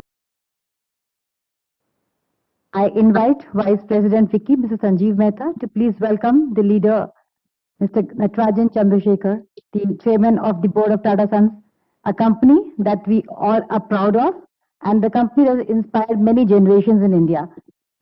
Mr. Mehta. Good morning, ladies and gentlemen. I have absolutely great pleasure in welcoming Mr. N. Chandrasekharan, Chairman of the Board of Tata Sons, to share with us his thoughts and perspectives on Inspired India, the theme of our 93rd AGM. Mr. Chandrasekharan heads India's largest industrial conglomerate, is a great thinker, one of the most influential voices in corporate India, but above all is a proud Indian and a fabulous human being. He is on the board of directors of Reserve Bank, on the board and advisory councils of several institutions of repute. In another few days, the sun will set over this decade, and we believe it is now the right opportunity to dream about a new India and an inspired India. Mr. Chandrasekharan believes that the current crisis could be a catalyst towards the adoption of digital technology, which will open up health and education to millions in our country, towards a more resilient economy, and towards a more sustainable future. And this could then be the springboard into a new India. To hear about this and more, let me now invite Mr. Chandrasekharan to share his thoughts. Chandra, the floor is all yours. Thank you, Sanjeev. Good morning to you all. Thank you for inviting me to speak on my perspective of an inspired India. None of us will ever forget 2020. It has been a very difficult year on multiple dimensions for the entire world. The pandemic took away many lives and livelihood for many people. It also exacerbated global supply chains, and clearly outlined a new global world order. I worked all my career at the Tata Group. My years at TCS shaped me in such a way that my roots are embedded in technology. Those roots make me see the COVID pandemic and its impact on India in a very positive frame of mind. I would like to highlight a few trends that are self-evident. First, digital and data. Digital and data, which was already upon us, has been advanced during the pandemic by at least a decade. If you spend a moment to think, none of us could have spent more time on video calls, made more digital payments, done more doctor consultations on video, and more importantly, seen more children on studying online. The impact of COVID on innovation has been all-pervasive, and models of working from home are still growing, making all companies rethink about the future of work. The second, the big tech stocks are now over $1 trillion. The most valuable industrial company is Tesla, with a market cap more than the sum of the three next OEMs. The third, the reality of climate change is finally upon us in a telling way. 20 of our cities are in PM 2.5 levels, which are dangerous. Oil prices are likely to stay moderate, and the rush towards renewables is going to accelerate. Also, the final point I want to make is that 2020 marks the decoupling of China and the United States. What it means is countries and companies will need to de-risk and balance their supply chains and marketing bases for the future. In all of these trends, I see a tremendous, dare I say, limitless opportunity in India. We have often struggled to grow manufacturing as a percentage of our GDP. We usually highlight issues like power, logistics, and labor. We have pointed out high interest rates and also have underscored regulatory overreach and interference. But in the future, if we put this behind and as an industry start acting by visioning at scale, we will become a pivot to the new world order. If we have to realize the idea that the 2020s belongs to India, we need a new focus on talent. We need to enable data and bandwidth, and we need to be part of the new regulatory standards. I see a collaborative role between the industry and the government here. Industry should be bold and start visioning all projects at scale. The government should enable this partnership and make India ready to participate in this new world. It should ensure that every village has sufficient bandwidth, affordable data, and establish the regulatory standards that are required on data privacy, data residency, data localization, and taxation in general. We need to also reimagine the whole technology blueprint nationwide. To do this, it is vital that technologies like robotics and AI become part of the mainstay of manufacturing. We need to recognize the fact that tech, manufacturing, and energy are converging in the creation of new platforms and new ecosystems.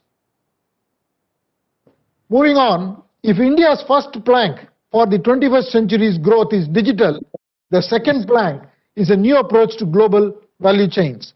India's strength is our largest talent pool, and we can leverage this to become a key player in global value chains.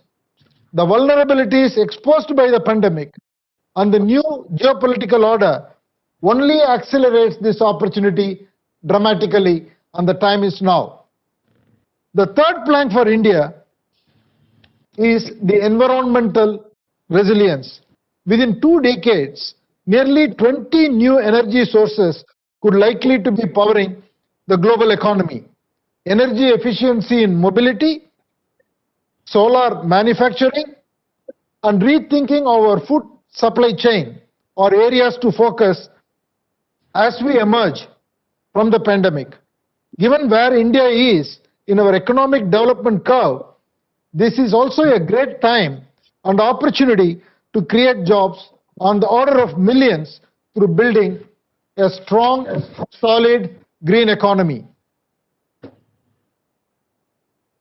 Set against this promise of the planks that I described above, at the Tata Group, we are not only strengthening and digitizing our existing businesses, we are also spearheading new platforms in areas like tech manufacturing, future mobility, renewables, health, and also will work with the SMEs to unlock their potential for the economy. To close, let me underscore why India and why now. In the near term, there are reasons for a lot of optimism. Several high-frequency indicators have rebounded much faster than any of us expected. The contraction in the economy in the third quarter was also smaller than expected. The GDP growth could accelerate to over 11% in 2022 after a significant contraction in 21. While this rebound looks spectacular, we all recognize it is coming on the back of a real loss of output, which means we will need to not only recover but accelerate. And I believe, given the opportunities and the trends that we see, we can definitely achieve this and deliver much higher levels of growth, great employment, and a good quality of life for all our citizens and prosperity. When we look back to the Asian miracle economies of the past few decades, we are often preoccupied with their strategy of manufacturing-led export growth. What if the miracle was not this strategy, but rather the tremendous investments they made in health, education, and skill in their economies? The outcome was the ability to capitalize on the world's demand for manufactured goods. Today, we have an opportunity.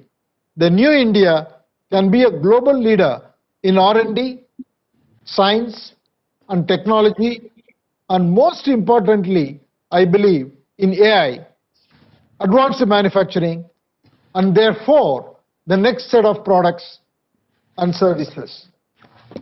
Thank you all for listening.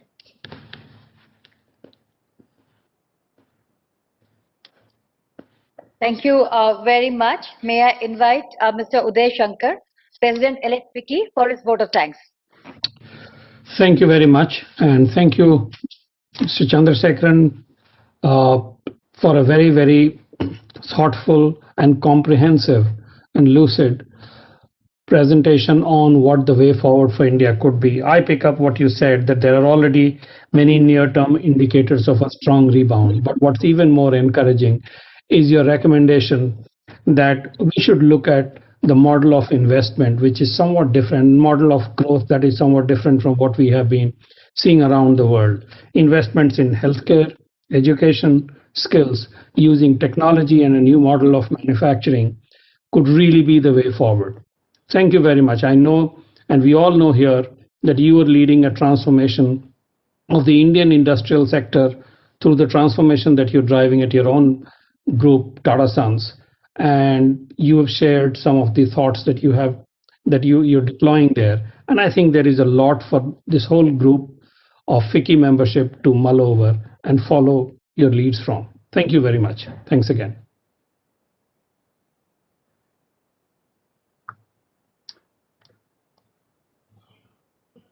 Thank you very much, Uday, for the wonderful vote of thanks. I would now like to invite upon Dr. Eric Schmidt, who is a 10-year veteran CEO, has been for Google, is an ex-chairman of Alphabet, and now the chairman of US National Security Commission on AI. His decade at Google made the company synonymous with search and the search advertising revenue model. Like we have heard from so many of our speakers, I would love to hear what Eric has to say with India AI opportunities, technology, and platforms. So over to Eric.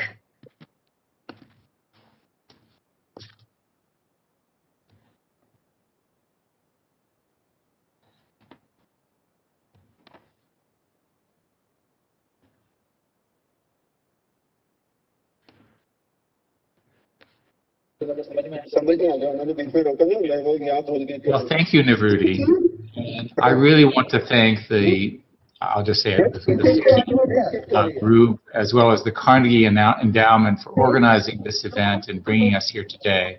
It's really great to be alongside Satya, Raja, Kareem, and I obviously look forward to the Prime Minister's remarks right after. I'm here in the capacity of the chair of the National Security Commission on Artificial Intelligence. This commission was created by the United States Congress to consider the methods and means necessary to advance the development of artificial intelligence, machine learning, and associated technologies to comprehensively address the national security and defense needs of the United States. I'm speaking, of course, in my position as the NSCAI chair today. What I'd like to do is to talk a little bit about the centrality of AI in our shared future and the importance of the United States pursuing AI developments through a lens of partnerships, and in particular, a partnership involving the United States and India, who I respect, admire, and really, really believe India will be part of the story for all of us, and particularly for the United States. So AI is a game changer. It's the most powerful tool in generations for expanding knowledge, increasing prosperity, enriching the human experience, and expanding freedom. All science and engineering efforts will leverage AI. It'll be the foundation of the innovation economy and a source of enormous power for those who harness it, companies and nations. I feel an urgency to get AI right. I must say that my sense of urgency is amplified because of broader economic and strategic developments. You cannot ignore these trends in the international landscape. The United States competitors see power in AI in similar terms, and they're using it for different reasons or different means. China is rapidly becoming an AI peer in many areas and has concerted plans to invest, research, and lead in AI. It's also no surprise that Russia is developing AI for military uses, along with China, who has used AI as part of disinformation campaigns, which of course you could imagine what that does to us. So what's the nature of the problem? We're now in an AI-charged technology competition fusing economic competitiveness, great power rivalry, a contest between authoritarianism and democracy. In other words, we're right in the middle now. And I wanted to sort of suggest 4 points. The first, which I think is obvious to our Indian friends, is that America and the United States alone will not work. Strong AI partnerships will be important to all aspects of the competition. The United States, with its current and political partners, potential partners, must use the moment to renew their commitment to protecting individual rights, restoring commercial competition built on fair rules, and strengthening defense alliances that have kept the peace in Europe and in the Pacific for 75 years. I don't want to lose that. Second, look, I think partnerships are not easy. AI presents genuine conundrums from U.S. partners. Many are conflicted about America's tech dominance, looking to avoid getting trampled in a superpower competition, and they want to forge their own AI futures anyway. Notably, privacy concerns, fear of economic dependence encourage European leaders to assert their technological sovereignty. In the Indo-Pacific, China's looming presence presents obstacles to deepening ties among democracies. Many states are leery about publicly choosing sides. This is a problem. Third, a shared sense about China is building. The issues that divide us must not overwhelm the principles that unite us. Many states now see the strategic threat of building their digital future on Chinese infrastructure. They recognize the nature and magnitude of the risk posed by the Chinese companies harvesting data in service of the interests of the Chinese Communist Party. And like us, they abhor China's use of AI to supercharge surveillance, oppress minority groups, and impose ideological conformity. Fourth, the partnership must be about a positive AI agenda. The AI futures that our partners yearn are not so different from what Americans seek. The development of AI can be a shared endeavor, if you will, for a shared benefit. Research collaboration, pools of data to define algorithms, principles for employing AI tools ethically and responsibly all benefit from our collective thought and action. And this is especially true for democracies who need to be more united than we are. I visited India last year with Dr. Kissinger, and I continue to be amazed by the potential of your people and technology. India is a great partner today. It'll be critical and a stronger partner tomorrow. India is a natural centerpiece of a coalition of democracies and a stronger bilateral partner. It possesses a thriving innovation economy, tremendous tech talent, shared democratic values, and a common interest in building a bulwark against authoritarianism in the Indo-Pacific region. Again, we have alignment here. The United States and India have a strong science and technology relationship. In the past 2 decades, the countries have been working closely on cyber, on information and communications technology, and in other areas. And in each of these areas, the dialogue has expanded in terms of quantity and quality. The US and India have also been partners in leading international forums around the development of this international normative and technical standards for AI and associated technologies, which is crucial for our development of all of this. Beyond the S&T context, there are growing connections between the two nations, India and the United States, around our shared security concerns. There's something called the Quadrilateral Security Dialogue among the United States, India, Japan, and Australia, which seems to be gaining strength. In October of this year, the nation's leaders met at the US-India 2+2 Ministerial Dialogue, where all the parties welcomed the elevation of this comprehensive global strategic partnership, which is vital, in my view, and I think in the United States' view, to security and stability in the region and in the world. But we think that there is room to grow, and we believe that it's imperative that these nations work together to address these geopolitical challenges and rapid advancements, if you will, in AI and emerging tech. So as part of this, the commissioners and I in our AI Commission have recently proposed a formal US-India Strategic Tech Alliance, literally a formal activity of the US government, to develop a regional tech strategy and collaborate on joint research and development projects, talent exchanges, aligning our regulatory regimes, and using AI to address common societal concerns. The Commission sees the Tech Alliance as a critical step in the strategic focus or refocus of US policy in the Indo-Pacific region around emerging technology with India as its focal point. The Tech Alliance would build on the already strong relationship that we already have between the two largest democracies and focus on developing and implementing a strategy for emerging technology in this region. We recommend that this Tech Alliance involve periodic high-level meetings to develop an overarching strategy on issues involving emerging technology in the region.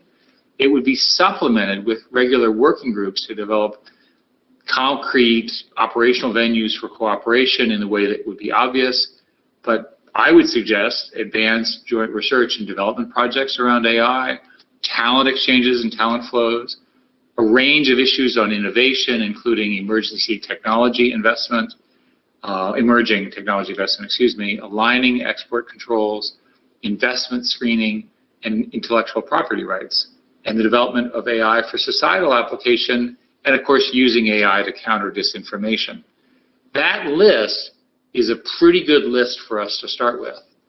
We've also asked the United States Department of State to partner with India's Ministry of External Affairs to hold an inaugural high-level meeting and to use that meeting to agree on a concrete agenda, if you will, for collaboration. We also recommend that the U.S. government pursue formal AI cooperation agreements in the overall region, the Indo-Pacific region. This includes deepening the cooperation that the U.S., Australia, India, and Japan have through this Quad that I mentioned earlier. This recommendation builds on the growing support for the Quadrilateral Security Dialogue and the other nations in the Pacific region to focus on AI cooperation for both defense and security purposes. There's so many areas in which the two countries can deepen their collaboration. We think it would be particularly fruitful to examine joint R&D in advanced AI applications, talent exchange.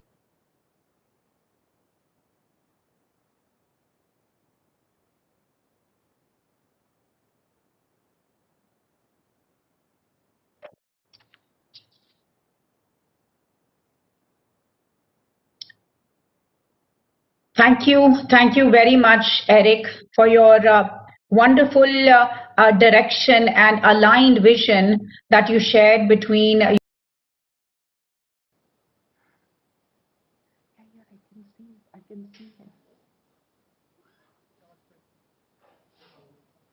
Namaste. Namaste, everyone. Namaste, everyone, and welcome to the 93rd Annual General Body Meeting and Annual Convention of FICCI. It is a significant privilege for me, on behalf of FICCI, to welcome our Honorable Prime Minister, Shri Narendra Modi ji.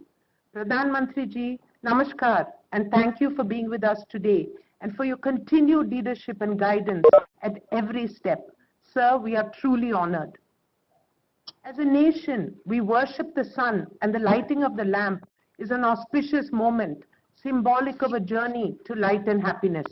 May I request the Honorable Prime Minister to symbolically light the lamp to inaugurate the FICCI AGM. Oma Satgamaya Tamasoma Jyotirgamaya Mrityorma Amritam Gamaya Om Shanti. The lighting of the lamp is also a moment to mark the rise of a new India, one which empowers 130 crore people, both socially and economically. Prime Minister, sir, we salute you, your vision, your initiatives, and your commitments to make them a reality. This is exactly why we chose the theme, Inspired India. We're inspired by the tremendous resilience of our people, our hardworking middle class, our sincere farmers, our capable youth, our wise elders, and our proactive industry. Their aspirations and convictions are a source of inspiration for our strong India. And sir, this matches your vision of an Atmanirbhar Bharat. We are inspired by you, Pradhan Mantri ji. History will also remember you, sir, as an economist, reformist leader, from GST to ease of doing business, from the influx of FDI and the powerful vision of infrastructure in India, to the digital backbone and many more reforms that you have implemented for the welfare of the people. This was the lighting of the lamp in the homes of millions of people. Today we stand together as a nation, having fought the battle of our generation, the battle to save lives and livelihoods. And we see the green shoots of economic recovery, and we are thankful. We see the powerful promise of a made in India vaccine, and we look back at what we have achieved in terms of controlling this pandemic in a way which has amazed the world.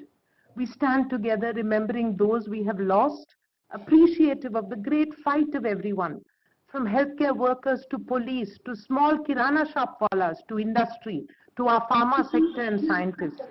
Prime Minister, sir, we have all innovated and reinvented ourselves and are moving towards the Atmanirbhar Bharat that you give direction to. During these times, sir, you have guided the nation. You have inspired a higher level of collective action at a speed and a scale that we have never seen before, which has been at the heart of India's successful battle and recovery. Sir, as the president of FICCI, I had the privilege and the task of reaching out to multiple departments of your government and functionaries, seeking policy clarity, support and help. And I commend you for your leadership and your team's proactivity and 24/7 approach. Meetings via video call, aligning policy and regulation with new challenges. The Telemedicine Act, the Emergency Credit Line Guarantee Scheme, and a host of others which have happened in the shortest possible time are hallmark of your leadership and this chapter of working together. FICCI also translated the vision of the government into action across the industry and conveyed your message to many for positive impact on our people. We also work to keep the sentiment positive through this difficult time. We also continue to convey the pain of the people or the gaps as and when they occurred back to the government. We innovated and we are gratified that you will shortly be launching our virtual annual expo platform, one of our significant responses to bring business back. Sir, it has been an unprecedented year, and thankfully now it is time for us to plan and work together to grow the green shoots of recovery into the beautiful blooms of the potential of our country. The recovery we anticipate in 2021 and we are confident of will be accelerated by a few things that you have already conceived and are working on. It will be accelerated by the speed and the comprehensive nature of our vaccine rollout and protecting our people, by our ability to execute your economic reforms and the implementation of the national infrastructure pipeline. Because when infrastructure moves, it pulls along 200 other sectors. And study shows that increasing infrastructure investment by 0.5% of GDP can boost growth by 1.8% in the medium to long term. You know all these things, sir. But we still ask for further stimulus for sectors that have a longer recovery period and adequate capital so that we can move towards your vision of a $5 trillion economy that we all embrace. The continued focus on digital India. It is a matter of pride that only a few days ago, Bill Gates called India's digital finance approach a global model to be emulated. In addition, ease of doing business, we request for a focus on cost of doing business in terms of energy, capital, land, logistics. We must be competitive, sir. Manufacturing and the production-linked incentive scheme and the targeted interventions that you have designed. FICCI looks forward to working together and partnering on all these strategic action initiatives. Pradhan Mantri ji, for the last 5 minutes, I have spoken as the president of FICCI, a position that I have held and been honored to hold for the last 1 year. May I humbly request for half a minute to speak as a healthcare professional, which I have worked for the last 37 years. Your initiative to enable universal health coverage, the national health stack, your strengthening of the pharma sector, your focus on Ayushman Bharat are all deeply inspiring. Today has actually been declared by United Nations as Universal Health Coverage Day.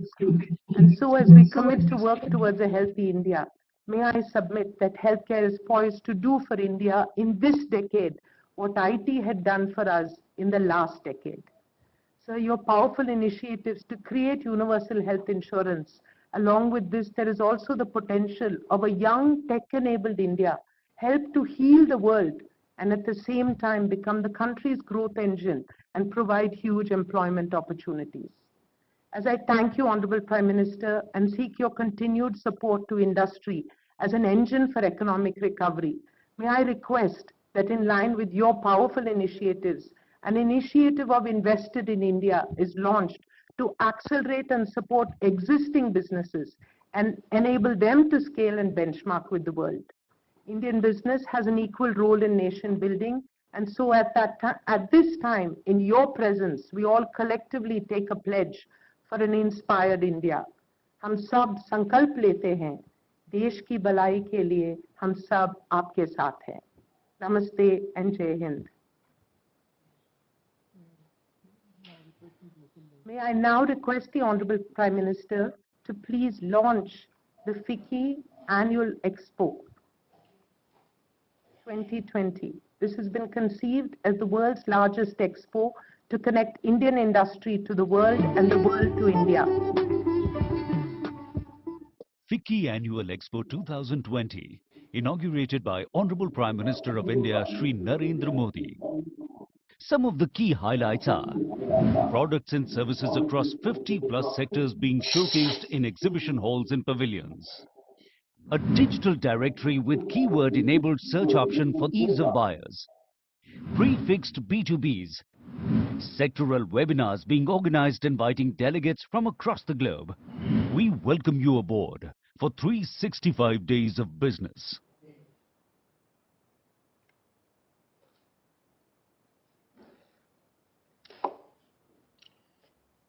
नमस्कार.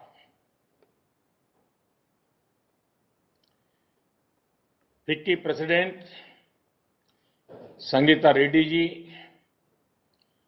Secretary general Dilip Chinoy जी, भारत के उद्योग जगत के साथी, देवी और सज्जनों, हम लोगों ने 2020 के मैच में तेजी के साथ बहुत कुछ बदलते देखा है, लेकिन 2020 के इस साल ने सभी को मात दे दी है. इतने उतार चढ़ाव से देश गुजरा है, पूरी दुनिया गुजरी है कि कुछ वर्षों बाद जब हम कोरोना काल को याद करेंगे तो शायद यकीन ही नहीं आएगा. लेकिन इससे भी सबसे अच्छी बात रही है, जितनी तेजी से हालत बिगड़े उतनी ही तेजी के साथ सुधर भी रहे हैं.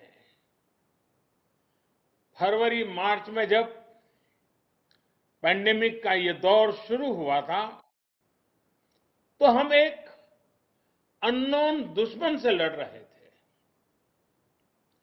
बहुत सी अनिश्चितताएं थी. प्रोडक्शन हो, लॉजिस्टिक्स हो, इकोनॉमी का रिवाइवल हो, अनगिनत विषय थे. और सवाल यही था, कब तक ऐसा चलेगा? हर एक के मन में यही सवाल था, कैसे सब ठीक होगा? इन्हीं सवालों, चुनौतियों, चिंताओं, उससे दुनिया का हर मानव उसी में फंसा पड़ा था. लेकिन आज दिसंबर आते आते स्थिति बहुत बदली हुई नजर आ रही. हमारे पास जवाब भी है और रोड मैप भी है. आज जो इकोनॉमी के इंडिकेटर्स हैं वो उत्साह बढ़ाने वाले हैं, हौसला बढ़ाने वाले हैं. संकट के समय देश ने जो सीखा है उसने भविष्य के संकल्पों को और दृढ़ किया है. और निश्चित तौर पर इसका बहुत बड़ा श्रेय भारत के एंटरप्रेन्योर्स को जाता है, भारत की युवा पीढ़ी को जाता है, भारत के किसानों को जाता है, आप सभी उद्यमियों को, सभी देशवासियों को जाता है. साथियों, हमेशा से ग्लोबल पैंडेमिक के साथ एक इतिहास, एक सबक जुड़ा रहा है। जो देश ऐसी महामारी के समय अपने ज्यादा से ज्यादा नागरिकों को बचा ले जाता है, उस देश की बाकी सारी व्यवस्थाएं उतनी ही तेजी के साथ रिबाउंड करने की ताकत रखती है। इस महामारी के समय भारत ने अपने नागरिकों के जीवन को सर्वोच्च प्राथमिकता दी, ज्यादा से ज्यादा लोगों का जीवन बचाया और आज इसका नतीजा देश भी देख रहा है, दुनिया भी देख रही है। भारत ने जिस तरह बीते कुछ महीनों में एकजुट होकर काम किया है, नीतियां बनाई हैं, निर्णय लिए हैं, स्थितियों को संभाला है, उसने पूरी दुनिया को चकित करके रख दिया। बीते 6 वर्षों में दुनिया का जो विश्वास भारत पर बना था, वो बीते महीनों में और मजबूत हुआ है। एफडीआई हो या एफपीआई, विदेशी निवेशकों ने रिकॉर्ड इन्वेस्टमेंट भारत में किया है और निरंतर कर रहे हैं। साथियों, आज देश का प्रत्येक नागरिक आत्मनिर्भर भारत अभियान को सफल बनाने के लिए प्रतिबद्ध है। लोकल के लिए वोकल होकर काम कर रहा है। ये एक जीवंत उदाहरण है कि देश को अपने प्राइवेट सेक्टर के सामर्थ्य पर कितना विश्वास है। भारत का प्राइवेट सेक्टर न सिर्फ हमारी डोमेस्टिक नीड्स को पूरा कर सकता है, लेकिन ग्लोबली भी अपनी पहचान उसको और मजबूती से स्थापित कर सकता है। साथियों, आत्मनिर्भर भारत अभियान भारत में क्वालिटी प्रोडक्ट्स बनाने और भारतीय इंडस्ट्री को और ज्यादा कॉम्पिटिटिव बनाने का भी माध्यम है। और 2014 में पहली बार जब लाल किले से मुझे बोलने का मौका मिला, तब मैंने एक बात कही थी कि हमारा लक्ष्य रहना चाहिए जीरो डिफेक्ट, जीरो इफेक्ट। साथियों, अनुभव रहा है कि पहले के समय की नीतियों ने कई क्षेत्रों में इनएफिशिएंसी को संरक्षण दिया है, नए प्रयोग करने से रोका है, जबकि आत्मनिर्भर भारत अभियान हर क्षेत्र में एफिशिएंसी को बढ़ावा देता है। ऐसे सेक्टर्स जिसमें भारत के पास लॉन्ग टर्म कॉम्पिटिटिव एडवांटेज है, उनमें सनराइज और टेक्नोलॉजी बेस्ड इंडस्ट्रीज को नई ऊर्जा देने पर ज्यादा बल दिया जा रहा है। हम चाहते हैं कि हमारी ये इन्फेंट इंडस्ट्रीज भी भविष्य में और अधिक स्ट्रांग और इंडिपेंडेंट बने। इसलिए आपने देखा होगा, एक और अहम कदम उठाया गया है। देश में प्रोडक्शन लिंक इंसेंटिव स्कीम शुरू की गई है। ये स्कीम उन उद्योगों के लिए है जिनमें भारत ग्लोबल चैंपियन बनने की क्षमता रखता है।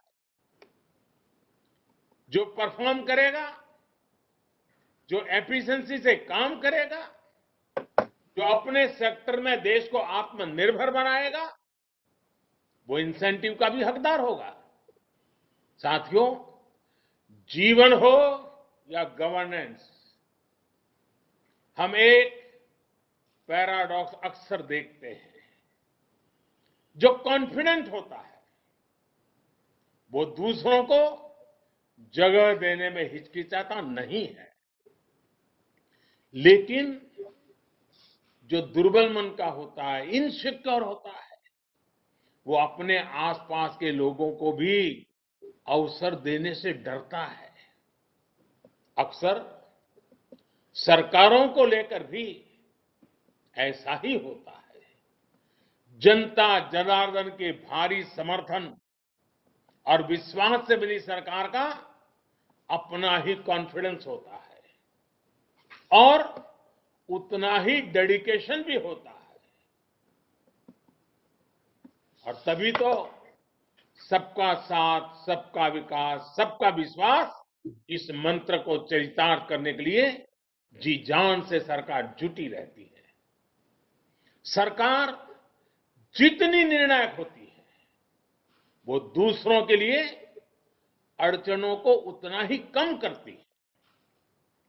एक निर्णायक सरकार की हमेशा कोशिश होती है कि वो समाज के लिए, राष्ट्र के लिए ज्यादा से ज्यादा कंट्रीब्यूट करे। एक निर्णायक और आत्मविश्वास से भरी सरकार ये भी नहीं चाहती कि सारा कंट्रोल अपने पास रखे, दूसरों को कुछ करने ही न दे। पहले के दौर में सरकारों की इस सोच के आप सभी साक्षी भी हैं और देश उसका शिकार भी रहा है। सोच क्या थी? सब कुछ सरकार करेगी। घड़ी बनानी हो तो सरकार बनाती थी, स्कूटर बनाना हो सरकार बनाती थी, टीवी बनाना हो तो सरकार बना रही थी, यहां तक कि ब्रेड और केक भी सरकार ही बनाती थी। हमने देखा है इस अप्रोच ने कितनी दुर्दशा की। इससे अलग एक दूरदर्शी और निर्णायक सरकार हर स्टेक होल्डर को प्रोत्साहित करती है ताकि वो अपनी क्षमताओं का पूरा उपयोग कर सके। साथियों, पिछले 6 वर्षों में भारत ने भी ऐसी ही सरकार देखी है जो सिर्फ और सिर्फ 130 करोड़ देशवासियों के सपनों को समर्पित है, जो हर स्तर पर देशवासियों को आगे लेने के लिए काम कर रही है। भारत में आज हर क्षेत्र में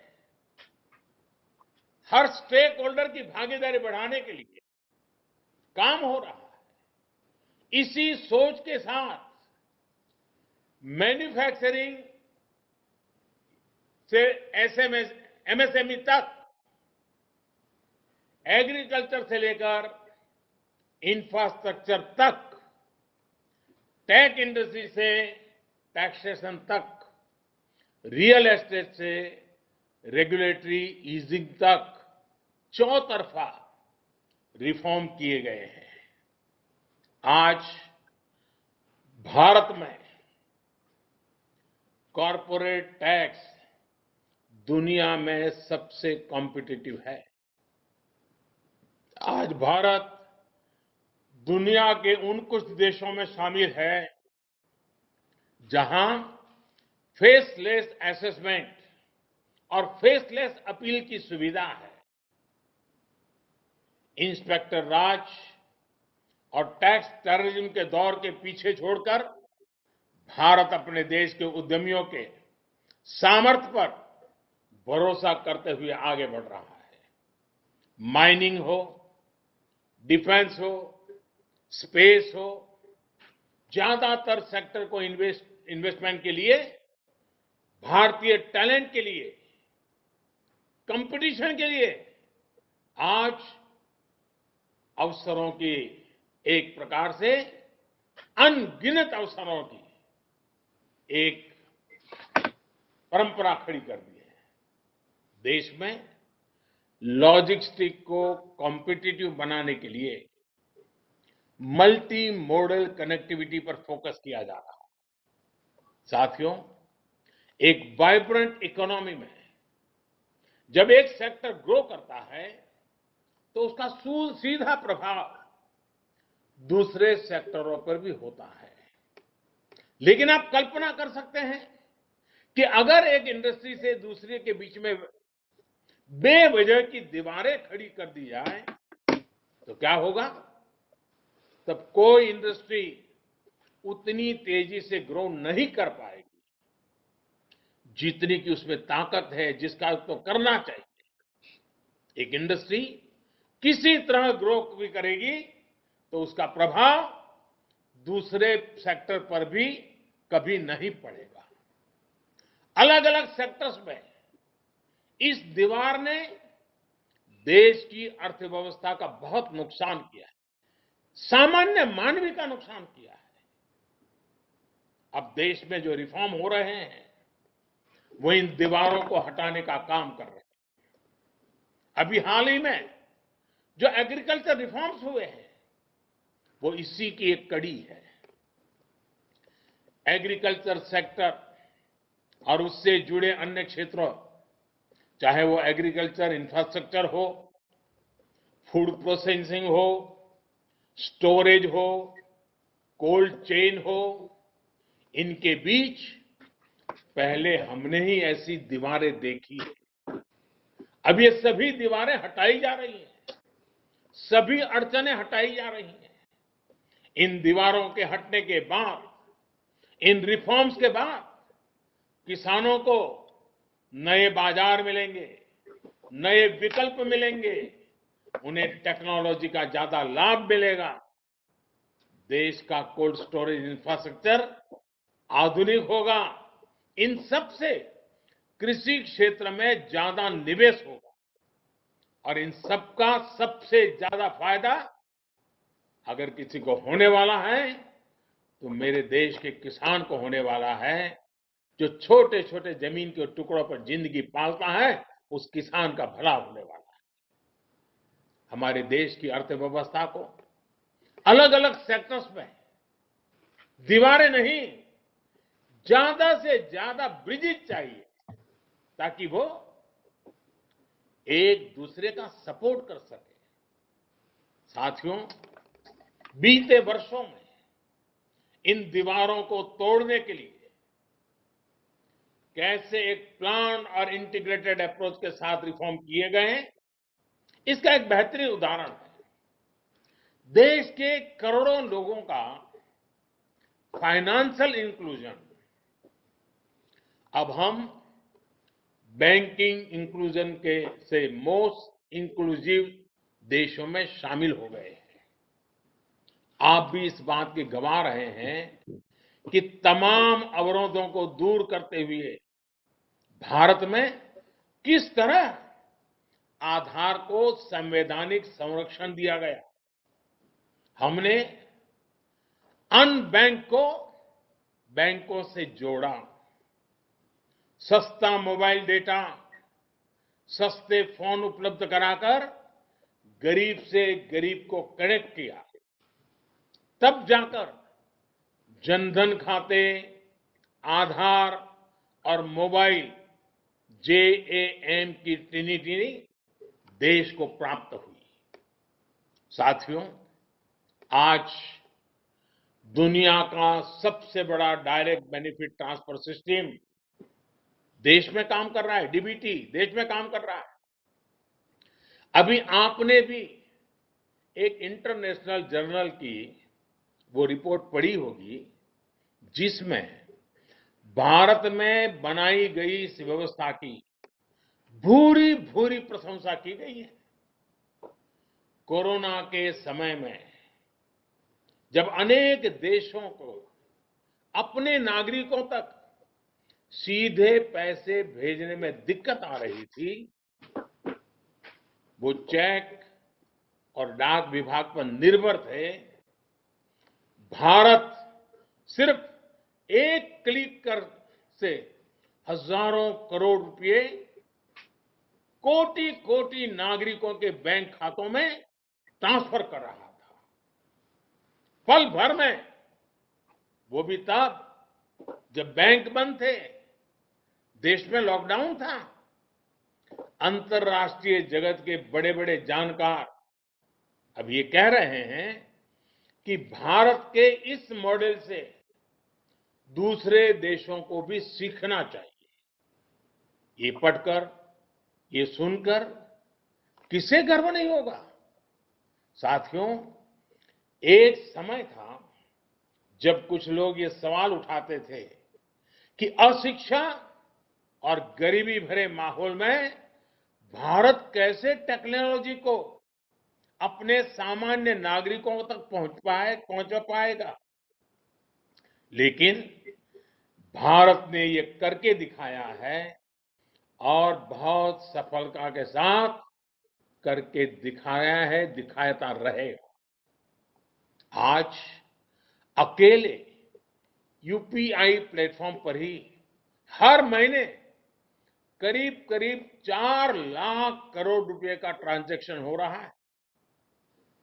4 लाख करोड़ रुपए का ट्रांजैक्शन, और हर महीने नए रिकॉर्ड बन रहे हैं। आज गांव देहात में भी छोटे छोटे रेहड़ी ठेलों पर भी आज डिजिटल पेमेंट संभव हो रहा है। भारत के उद्योग जगत को देश की इस ताकत को समझते हुए आगे बढ़ना है। साथियों, हम जैसा गांव और छोटे शहरों का माहौल टीवी या फिल्मों में देखते हुए बड़े हुए हैं, उससे इनके बारे में एक अलग धारणा बनना स्वाभाविक है। शहरों और गांवों के बीच फिजिकल दूरी कभी उतनी नहीं रही जितनी दूरी पर्सपेक्टिव को लेकर रही है।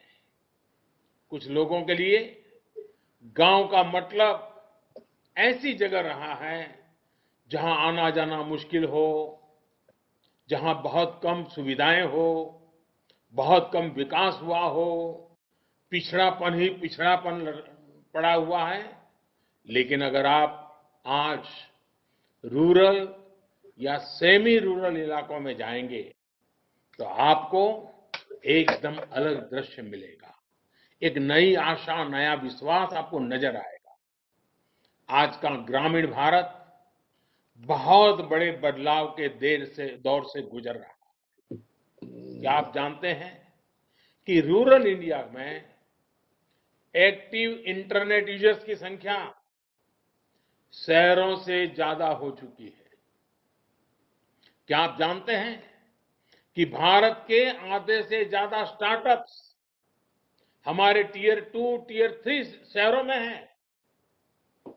प्रधानमंत्री ग्रामीण सड़क योजना से देश की लगभग 98% बस्तियां सड़कों से जुड़ चुकी हैं। कहने का मतलब ये कि गांव के लोग अब बाजार, स्कूल, अस्पताल और दूसरी सुविधाओं से तेजी से जुड़ रहे हैं। गांव में रहने वालों की आकांक्षा बढ़ रही है। वो सोशियो इकोनॉमिक मोबिलिटी चाहते हैं। सरकार अपनी तरफ से इन्हीं आकांक्षाओं की पूर्ति करने में जुटी है। अब जैसे हाल में लॉन्च की गई पीएम वाणी योजना, उस पीएम वाणी योजना को ले लीजिए। इस योजना के तहत देश भर में सार्वजनिक वाईफाई हॉटस्पॉट का नेटवर्क तैयार किया जाएगा। इससे गांव-गांव में कनेक्टिविटी का व्यापक विस्तार होगा। मेरा तमाम उद्यमियों से आग्रह रहेगा कि इस अवसर का उपयोग करते हुए रूरल और सेमी रूरल क्षेत्रों में बेहतर कनेक्टिविटी के प्रयासों में भागीदार बने। ये निश्चित है कि 21वीं सदी के भारत की ग्रोथ को गांव और छोटे शहर ही सपोर्ट करने वाले हैं। इसलिए आप जैसे एंटरप्रेन्योर्स को गांव और छोटे शहरों में इन्वेस्टमेंट का मौका बिल्कुल नहीं गंवाना चाहिए। आपके द्वारा किया गया इन्वेस्टमेंट हमारे गांवों में रहने वाले भाई बहनों के लिए, हमारे एग्रीकल्चर सेक्टर के लिए संभावनाओं के नए द्वार खोलेगा। साथियों, देश के एग्रीकल्चर सेक्टर की और उस सेक्टर को मजबूत करने के लिए बीते वर्षों में भारत में तेजी से काम किए गए हैं। आज भारत का एग्रीकल्चर सेक्टर पहले से कहीं अधिक वाइब्रेंट हुआ है। आज भारत के किसानों के पास अपनी फसल मंडियों के साथ ही बाहर भी बेचने का विकल्प है। आज भारत में मंडियों का आधुनिकीकरण तो हो ही रहा है। किसानों को डिजिटल प्लेटफॉर्म पर फसल खरीदने बेचने का भी विकल्प दिया। इन सारे प्रयासों का लक्ष्य यही है कि किसानों की आय बढ़े, देश का किसान समृद्ध हो। जब देश का किसान समृद्ध होगा तो देश भी समृद्ध होगा। आपको मैं एक और उदाहरण देता हूं कि कृषि क्षेत्र को पहले कैसे हैंडल किया जा रहा था। साथियों, हमारे देश में पहले इथेनॉल तक को प्राथमिकता देकर इंपोर्ट किया जाता था, जबकि खेतों में गन्ना किसान परेशान रहता था कि उसका गन्ना बिक नहीं रहा या उसके गन्ना किसानों का हजारों करोड़ रुपए का बकाया भी समय पर मिलता नहीं था। हमने इस स्थिति को बदला। हमने देश में ही इथेनॉल के उत्पादन को बढ़ावा दिया। पहले चीनी बनती थी, गुड़ बनता था। कभी चीनी के दाम गिर जाते थे तो किसान को पैसे नहीं मिलते थे। कभी चीनी के दाम बढ़ जाते थे तो कंज्यूमर को तकलीफ होती थी। यानी कोई व्यवस्था ऐसी चल ही नहीं सकती। और दूसरी तरफ हम हमारे कार स्कूटर चलाने के लिए विदेशों से पेट्रोल लाते थे।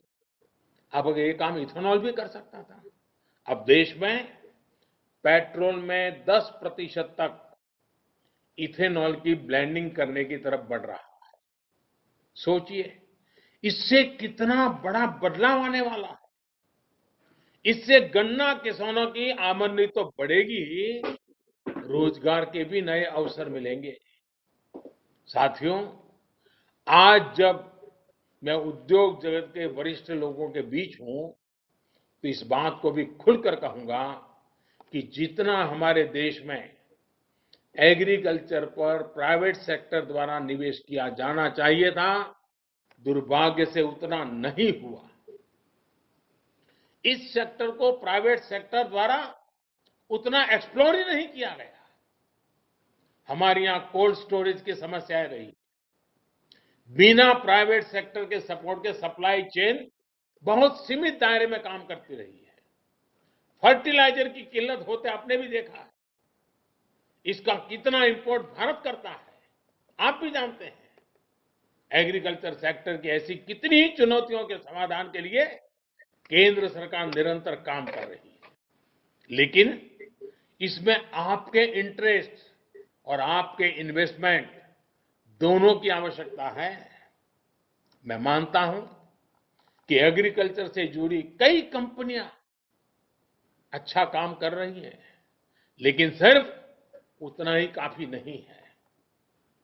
फसलें उगाने वाले किसानों को, फल सब्जियां उगाने वाले किसानों को जितना आधुनिक टेक्नोलॉजी का, आधुनिक व्यापार और उद्योग के तौर तरीके का जितना सपोर्ट मिलेगा, उनकी जरूरतों को देखते हुए जितना हम इन्वेस्ट करेंगे, उतना ही हमारे देश के किसानों का, फसलों का नुकसान कम होगा, उतनी ही उनकी आय बढ़ेगी। आज ग्रामीण क्षेत्र में एग्रो बेस्ड इंडस्ट्री के लिए बहुत बड़ा स्कोप है।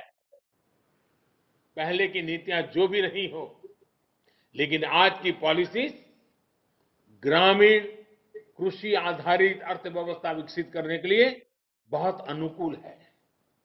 नीति से और नियत से सरकार पूरी तरह किसानों का हित करने के लिए प्रतिबद्ध है।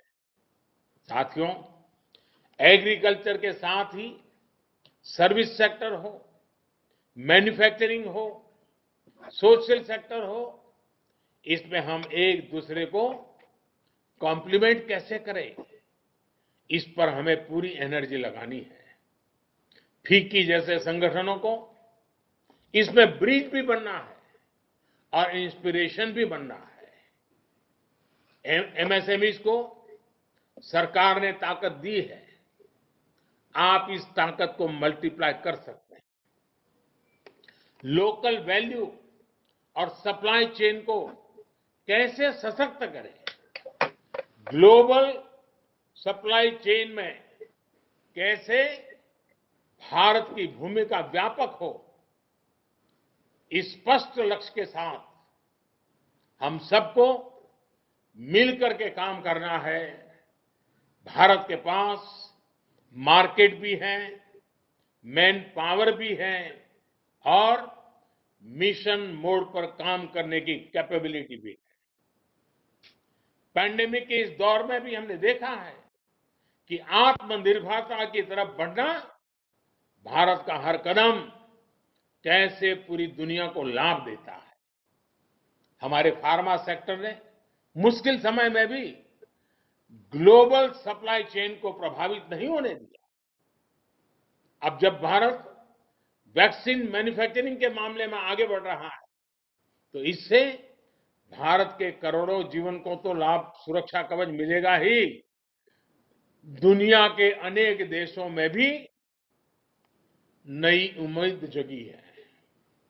साथियों, हम लोग एक मंत्र से सब परिचित है और वो हमारे जीवन के लिए आवश्यक भी है। हमारे यहां कहा गया है, तन्मे मनः शिव संकल्पस्तु, यानी मेरा मन उत्तम संकल्प वाला हो। इसी भाव से हमें आगे बढ़ना है। देश के लक्ष्य, देश के संकल्प, देश की नीतियां स्पष्ट है। इंफ्रास्ट्रक्चर हो या पॉलिसी रिफॉर्म को लेकर भारत के इरादे पक्के हैं। महामारी के रूप में जो भी स्प्रिट ब्रेकर आया था, अब हम उसे आगे निकल रहे हैं। हम नए विश्वास के साथ हम सभी को पहले से अधिक मेहनत करनी है। विश्वास और आत्मविश्वास भरे इस माहौल के साथ ही हमें अब नए दशक में आगे चलना है। वर्ष 2022 में देश अपनी स्वतंत्रता के 75 वर्ष का पर्व मनाएगा। आजादी के आंदोलन से लेकर आज तक फिक्की की भी देश की विकास यात्रा में बड़ी भूमिका रही है। फिक्की के भी 100 वर्ष बहुत दूर नहीं है। इस महत्वपूर्ण पड़ाव पर आपको राष्ट्र निर्माण की अपनी भूमिका को और विस्तार देना है और व्यापक बनाना है। आपके प्रयास आत्मनिर्भर भारत के अभियान को और गति देंगे। आपके प्रयास लोकल के लिए वोकल के मंत्र को पूरी दुनिया तक पहुंचाएंगे। आखिर में मैं डॉक्टर संगीता रेड्डी जी को प्रेसिडेंट के रूप में एक बेहतरीन कार्यकाल के लिए बहुत बहुत बधाई देता हूं। साथ ही भाई उदय शंकर जी को भविष्य के लिए बहुत बहुत शुभकामनाएं देता हूं। आप सबके बीच आने का मौका मिला, मैं आप सबका बहुत बहुत आभार व्यक्त करता हूं। धन्यवाद।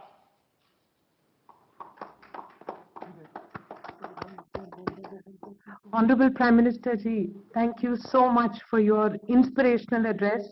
We put the theme as Inspired India. You are our inspiration. May I now please invite Uday Shankar, incoming President FICCI, to deliver the formal vote of thanks. Thank you, Ji. Namaskar. Thank you Sangeeta Reddy ji. आदरणीय प्रधानमंत्री जी, बहुत बहुत धन्यवाद। जैसा आपने कहा कि ये साल बड़ा अजीब सा शुरू हुआ था, लेकिन मैं आप ही की बात से शुरू करता हूं। जैसा आपने कहा कि जितनी तेजी से हालात बिगड़े थे, उतनी ही तेजी से हालात सुधर रहे हैं और इससे ज़्यादा अच्छा कोई सेंटेंस कहा नहीं जा सकता था आज की तारीख में, जबकि हम ये साल ख़त्म हो रहा है। और आपने जो कहा कि हमारे पास जवाब भी है और रोड मैप भी है, और आपने अपने जवाब और रोड मैप दोनों को बहुत विस्तार से हमारे साथ शेयर किया, और इसके लिए फिक्की में हम सभी और बाकी जितने लोग भी सुन रहे हैं, हम सब के सब आपके आभारी हैं, क्योंकि आज देश को एक विश्वास की ज़रूरत है, और वो विश्वास जब भी हम आपसे बात करते हैं, जब भी हम आपकी बात सुनते हैं, वो विश्वास बिल्कुल साफ साफ हमारे पास आता है। आपने जो साल जैसा गुजरा उससे आगे निकलकर देश को बनाने की और पुनर्निर्माण करने की बात की है, और वो पुनर्निर्माण का मानचित्र कैसा होगा, आपने इसके बारे में भी बहुत साफ साफ बातें की। आपने रिफॉर्म्स की बात की और आपने प्रोडक्शन लिंक इंसेंटिव की बात की। ये सब हमारी मूलभूत बुनियादें हैं जो आगे चलकर हमको भारत को एक सशक्त और एक समृद्ध देश बनाने में, हमारे देश के सारे लोगों के लिए खुशियां लाने में हमारा बहुत बड़ा रोल होगा। आपने कहा कि फिक्की को एक ब्रिज के तौर पर काम करना होगा, राष्ट्र निर्माण की भूमिका में फिक्की को सहयोग देना होगा। हम आपसे वादा करते हैं कि फिक्की और इस देश का प्राइवेट सेक्टर आपके साथ है, चाहे वो रिफॉर्म्स हो, चाहे वो एग्रीकल्चरल रिफॉर्म्स हो, चाहे वो इंडस्ट्रियल रिफॉर्म्स हो, उसमें हम अपने साथ हम आपके साथ हैं, और आप जो कर रहे हैं उसमें हमारी जो भी भूमिका होगी, आप हमें हमेशा पाएंगे कि हम आपके साथ साथ चल रहे हैं। एक बार और धन्यवाद।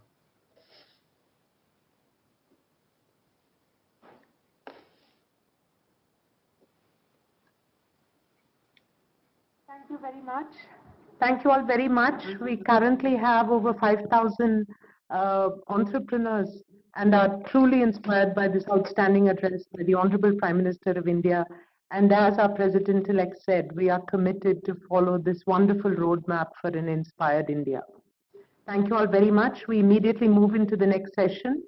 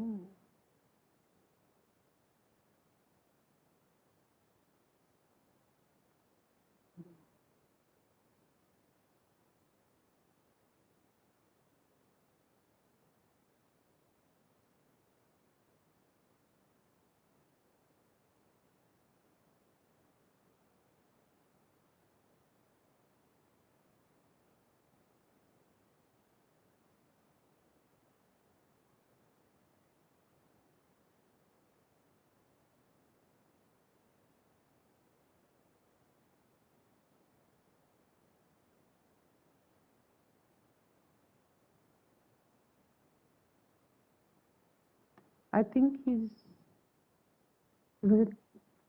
Conference room is just a Huh? There is.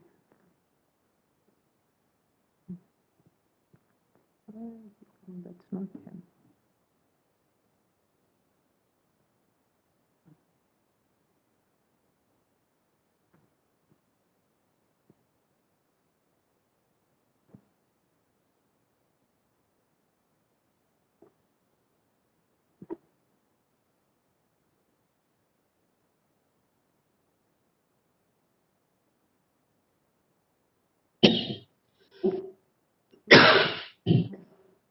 Is the PMO on a call? Out of the call.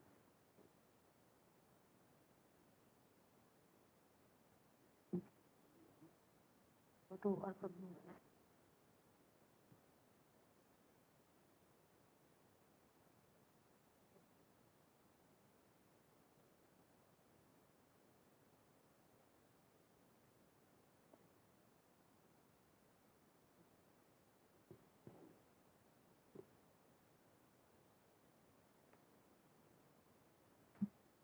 There is.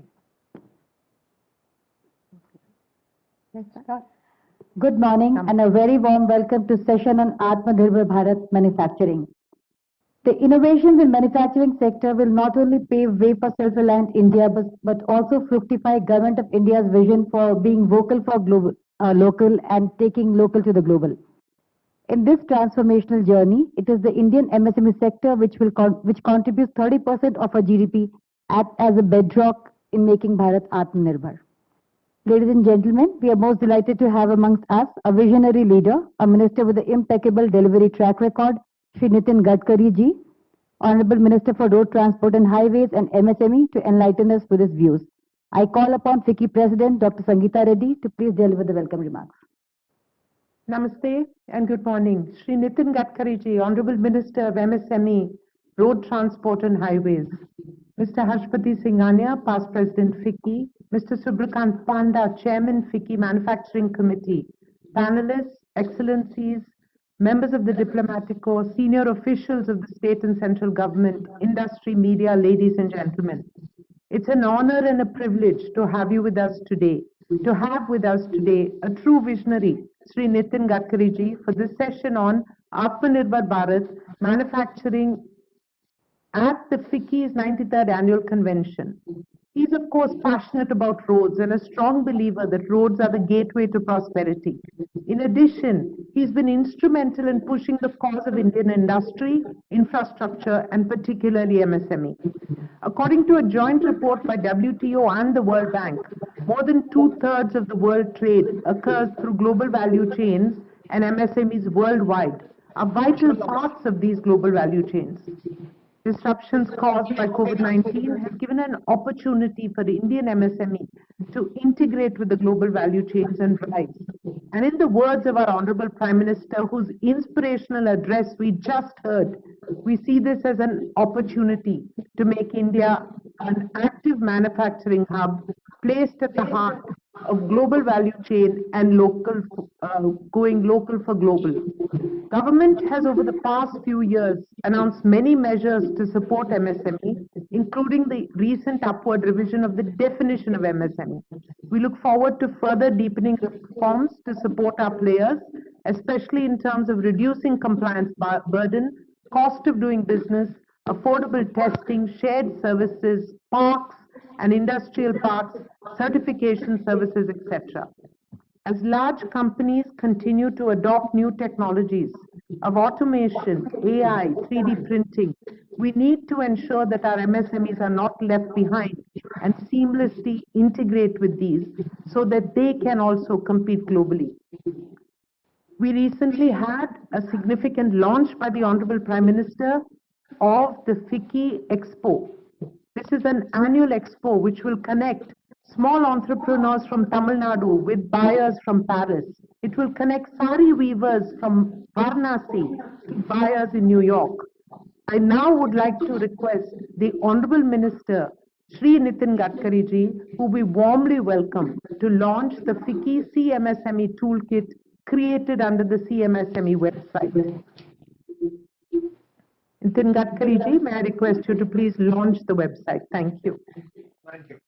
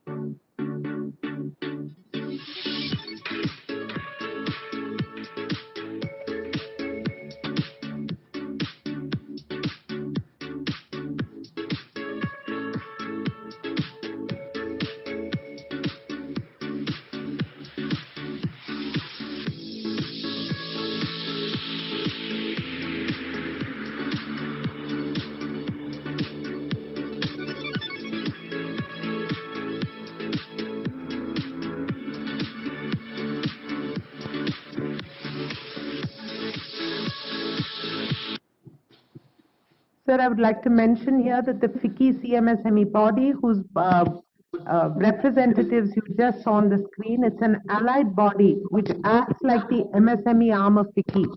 We've planned the online toolkit with an intent to provide all relevant information so that MSMEs can be informed about government schemes and policies. It will also act as a knowledge center which will give handy information and guidance for a complete business cycle angle. We've also planned learning sessions under this. This was part of your initiative or guidance to us, and I'm happy we've been able to respond. I also want to acknowledge the Presidium of CMSME, Mr. Narayanan, Mr. Girish Luthra, and Harjinder Kaur for their effort in putting this together, and the company ComVision of Harjinder, who actually did the work in a short period of time. Thank you, Honorable Minister Gadkari ji, for launching this toolkit. This is just a beginning of our further multiple initiatives in strengthening MSME, as we are aware of their important role in building an Atmanirbhar Bharat. We welcome you to this session and are extremely grateful for your presence. Shri Nitin Gadkari ji, for your address, please, sir.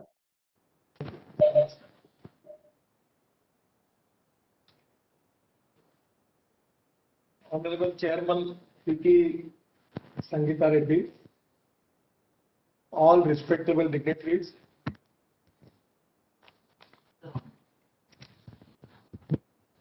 and dear friends. First of all, I'm giving my special thanks to all of you, particularly the way in which for MSME you have taken initiative, and particularly the way in which in a modern concept you are presenting this tool to the MSME, which is very beneficial, and I'm really glad, and I'm giving my thanks to all of you. In Indian economy, MSME is the backbone of Indian economy. We contribute 30% of the GDP growth in the country. 48% of the export is from MSME, and up till now we have created 11 crore jobs. So, government point of view, even nation point of view, our most important challenge is unemployment, and because of unemployment we are facing the problem of poverty. And eradication of the poverty is the most important mission for the government. And if we want to eradicate the poverty, we need to develop employment potential in the country. I know that many of you are wealth creator and employment creator. And the employment creator is the most important as compared with the wealth creator is very important. But employment creator is more important than the wealth creator. Because the country is facing the problem of this poverty, and this is really a big challenge for the country. Now, as far as Indian situation, particularly our GDP is 14 to 16% from the agriculture sector. Our manufacturing sector is 22 to 24, 26%, and service sector from 52 to 56%. Now, for development of our country, to make India Atmanirbhar Bharat, we need to increase manufacturing sector up to 30%. And agriculture, at least we need to make it more than 25%. Agriculture and allied activities are very important. Now, presently in our economy, our big problem is the contribution in GDP from agriculture, rural and tribal, particularly 115 aspirant district, is very negligible. And that is one of the reasons is our GDP is not exactly what we are expecting. So this is the time that we should have more concentration on agriculture, rural and tribal sector and 115 aspirant district. I am giving you an example and I will request to all of you that today the village industry turnover is 80,000 crore last year up to the end of the March. And now next 2 years, my priority and my target is to make it 5 lakh crore. So exactly I need your cooperation that what are the raw material available, what are the skilled manpower is available, how we can develop agro-processing industries, even biofuel industry, where there is a place for employment and market. So exactly we need to make 2 plans, one for urban India and one for rural India. Without developing rural India, we cannot get good record for which we are expecting for Atmanirbhar Bharat target. So my first request to all of you, to make Atmanirbhar India, the first important thing is the people, those who are socially, economically, educationally backward, where they are facing crucial economic problem, when there is a crisis for economic situation, also the crisis for actually they are facing poverty, and where we need to concentrate on Gav, Garib, Mazdoor and Kisan. That is the highest priority for the government. And actually whatever the problem we are facing in the urban area, it is because of migration. In Calcutta, Mumbai, Chennai, Bangalore, Delhi, everywhere, the urban population is increased and because of that total imbalance is there. In all Delhi places, we are facing the problem of water pollution, air pollution, lot of things that there a congestion is there. And it is because of the thing that from last 30 years, 25 to 30% of the population is migrated from rural India to urban India. So exactly for Atmanirbhar Bharat, we need to plan in a 2 way. One is to rural India, another part is to urban India. My request to you about whatever the things which are already developed in micro, small industries and handloom handicrafts by Khadi Gramodyog.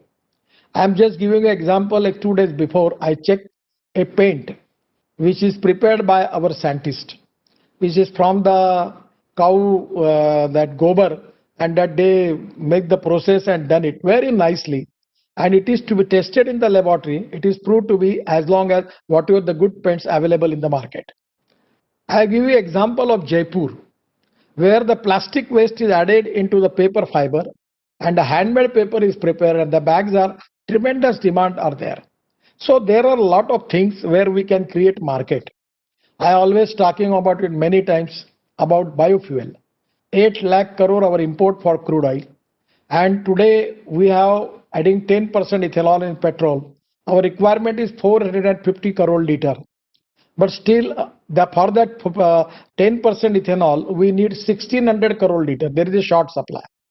Now we are now in the process to add 10% in diesel. Again, there will be requirement for 3,000 crore liter. And already we have sanctioned the now flex engine, where in place of like USA, Canada and Brazil, you can use 100% petrol or 100% ethanol. So there will be a huge requirement. So we can make the biofuel economy of 2 lakh crore. Now we are allowing to make ethanol not only from sugarcane juice, molasses. Now we are BAB molasses. We are allowing making ethanol from corn, making ethanol from rice curd. Now the corn MSP is 1700 rupees per quintal and the market price is 1000 rupees per quintal. So if we can give permission, and already government has given the permission, you can make the plants in Bihar, UP, Haryana, Punjab, everywhere, Tamil Nadu, Karnataka, Maharashtra. We can convert corn into ethanol. It is import substitute, cost effective and pollution free. We don't have place for storing rice. We have a stock of 280 lakh ton of rice from last 3 years. We can supply rice to the whole world. So this is the time that we need to convert that rice into bioethanol, which is import substitute, cost effective and pollution free. Sangeeta ji, only we can develop the industry of 2 lakh crore in the rural area by making biofuel. I am now the member of FICCI Praj Industries Pune. They have already completed their research making bio-aviation fuel from ethanol. And Air Force has sanctioned that, and already 16 countries have cleared it, that we can use this fuel, bio-aviation fuel from ethanol in our aircrafts. So it is import substitute, cost effective, pollution free, and the economics is there. Here is a field, there is a chance. I remember 2 days before I have an interaction with the FICCI in one of the program, that electric car, electric bike, electric buses we are making. But it is up to you that you can make the research and study what are the parts which are manufactured in India and what are the parts which are imported. Now the magnet. There are a lot of things we are imported from the China. I am seeing, I am not a businessman or as a business expert, but I am seeing a huge potential for electric car, electric bike, electric school, auto rickshaw and even electric truck, electric buses. Now, 2 days before I have interaction with the MD of Mercedes-Benz, he was telling me they are planning to launch electric truck. So there is a public transport system. We need that trolley buses, double-decker buses on electricity, point to point. Huge potential is available. But the people, expert people like you, if you can work with the automobile industry, particularly those who are working for electric vehicles, that what are you are importing and what are you are making. If lithium ion battery, the magnet and other thing, whatever the thing which we are importing, we should have to find out the Swadeshi alternative in the country without compromise with the quality and the cost. That is exactly the main mission of Atmanirbhar Bharat. So hundreds of fields and sectors are there where you can find out this requirement. And there you have to inspire and motivate to the people in the direction that we need to reduce our import and increase our export. And exactly by this way we can make our economy strong. We can increase our growth rate and we can even increase manufacturing sector from 22 to 30%. And here we need to upgradation of the technology. Whatever the new innovation, research and technology available with the Indian IITs, engineering colleges, our research institution, we can use it. Actually, when I discuss with the research making by the Defense Ministry, I request them, why you are taking all this research into safe deposit vault? Take it to the people, give it to the people. This is the time that we should popularize our research to the common man, where the common people can take the advantage of it and by which they can develop the many things. So knowledge is the power. Innovation, entrepreneurship, science, technology, research, skill and successful practices, we name it as a knowledge, and as conversion of knowledge into wealth is the future. My suggestion to all of you, that you divide all this mission into different parts and first find out who are the main stakeholders. For automobile sector, first of all, just make the research and study what are the things they are importing. Then find out how we can make available all these things manufactured in India, that is made in India and make in India. Then find out what are the problems they are facing because of government policies. Let us put up all this problem to us. Whatever the problem, they are related with the technology. If there is a research in India, they can use it. If it is not there, they can make the upgradation by making joint venture with the technology which is available in the global world. So they can make it. The people are ready to invest in India. The other important thing is the liquidity is a big problem. I know that we have some problem that the Reserve Bank have got 9 lakh crore deposited by the banks getting 2% interest. We are trying. Prime Minister is telling to them they use it for the people. Finance it to the people. Now by a whole way the financial institution, we need liquidity in the market. Without liquidity we cannot increase the growth rate. And without growth rate we cannot get capital investment and we cannot increase the employment potential. And without employment potential, we cannot eradicate poverty. And without that, we cannot make Atmanirbhar Bharat. So exactly my request is, in the different fields where we need to operate in a way, first of all, you decide what is the responsibility of the government and different government departments where you are expecting change in policies. Suppose we have changed the definition of MSME now. We have taken a lot of decisions. We are open-minded. Any type of good suggestion from your side, we are ready to sit with you, we are ready to discuss with you, and our simple formula is convince me or convince by me. If you convince us, my secretary and myself, we will do it. So we are transparent, time-bound, result-oriented and corruption. Our commitment is for Atmanirbhar Bharat. Make Indian economy globally strong. And that is exactly, you are the wealth creator, you are the employment creator, and entrepreneurship is very important. Unfortunately, we have the Institute of Financial Management, Institute of Administration, Institute of Human Management, but we don't have Institute of Entrepreneurs. Entrepreneurship is more important than technology and resources. We have to develop entrepreneurship. And for that reason, we need to develop an appropriate leadership in the business circle by which they can be employment creator. And where my request is to create maximum employment potential into rural India. So on that line, somewhere we need to prepare a transparent, time-bound, result-oriented, appropriate a line, a vision by which we can inspire and motivate all the stakeholders in the direction of Atmanirbhar Bharat. I know that presently we are facing the problem of because of COVID-19. I know that the economy is also facing the problem. But we need positivity and self-confidence by which I am confident that 100% we are going to win this war against COVID-19 and economic war. Regarding role of the FICCI and the institute like FICCI, I really appreciate your role. But one thing which I will request you that you should go into the details. Without that, we cannot get appropriate policy, sector to sector. What are the things which are already countries importing where you have to find out the way out? I am giving you the example of agarbatti sticks. We have taken decision. We have charged more duty on the agarbatti imported from abroad. Now today the agarbatti industry is developed. Now they are problem, they don't have that bamboo. So we are developing that type of bamboo in the area. So my suggestion is, in that line, we are firstly all committed as a stakeholder for Atmanirbhar Bharat. The inspiration and motivation which is already there given by the Prime Minister, and I feel that the government is with you. We are open-minded. We are ready to compromise for anything. If anything wrong from our side, we will change the policies. We are ready to cooperate you.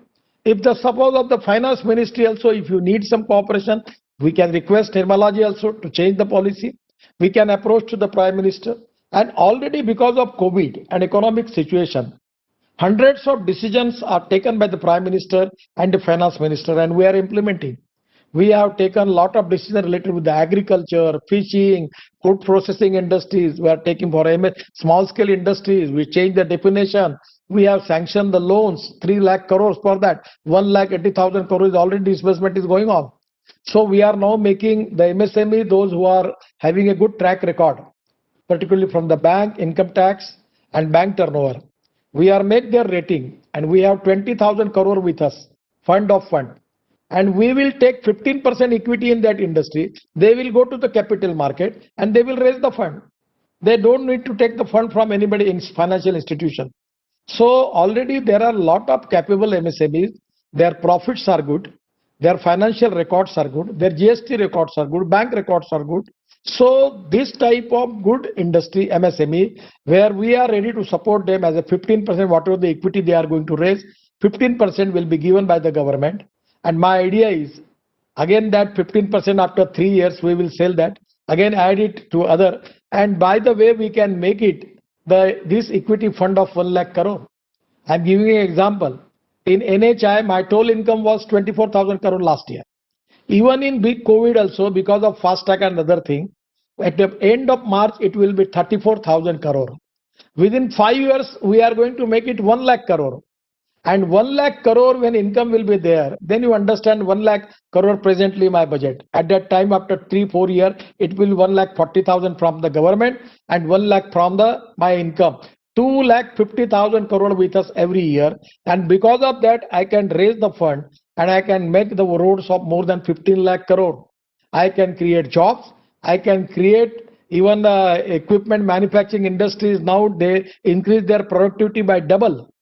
Now the steel, cement, one thing which I will request you. Now the steel rates are increased in last 6 months by 55%. I never understand what is the power rise, what is the raw material rise. Somewhere you have to make a policy that we are supporting the industry, but they are taking the advantage of the situation. This is not correct. I decided to make all concrete road and 40% of cement has consumed by my department. But the cement industry, they actually, I want to encourage them. But they're taking the advantage of the situation, making the cartel and increase the rate. So I am now allowing that go for bitumen, no problem. So somewhere I need cooperation from your side. You earn profit, no problem. Every businessman has a fundamental right to earn the profit. You are not a charitable organization. I am not expecting from that. But we should have some policy, some reasonability by which we can go ahead, even we can increase our business. So that is the reason that in Atmanirbhar Bharat, by considering the problems of all stakeholders, the way in which you are planning for that, you can divide it into 20 parts, 30 parts, 40 parts. Then you can make a study of our imports. Then you can make the study that how we can increase our exports. We want to reduce the logistic cost, labor cost and power cost. For that reason, we want to help you. We are now making waterways. We are making in the infrastructure of what international standard. 111 lakh crore in 5 years we are planning to spend on infrastructure. And actually in the road construction, we are making 22 green express highway. We can take from Mumbai to Delhi within 12 hours by car and 18 hours by truck. So your business cost will be reduced. We are now planning to use LNG as a fuel for long term, CNG for short term.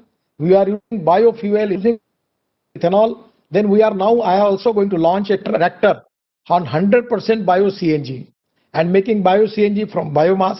How to create more employment potential, how to resolve the problem of pollution, where the parali is a waste material creating pollution in Delhi. We are now planning to use parali for making bio CNG. So different type of research, innovations are there, and knowledge is the power.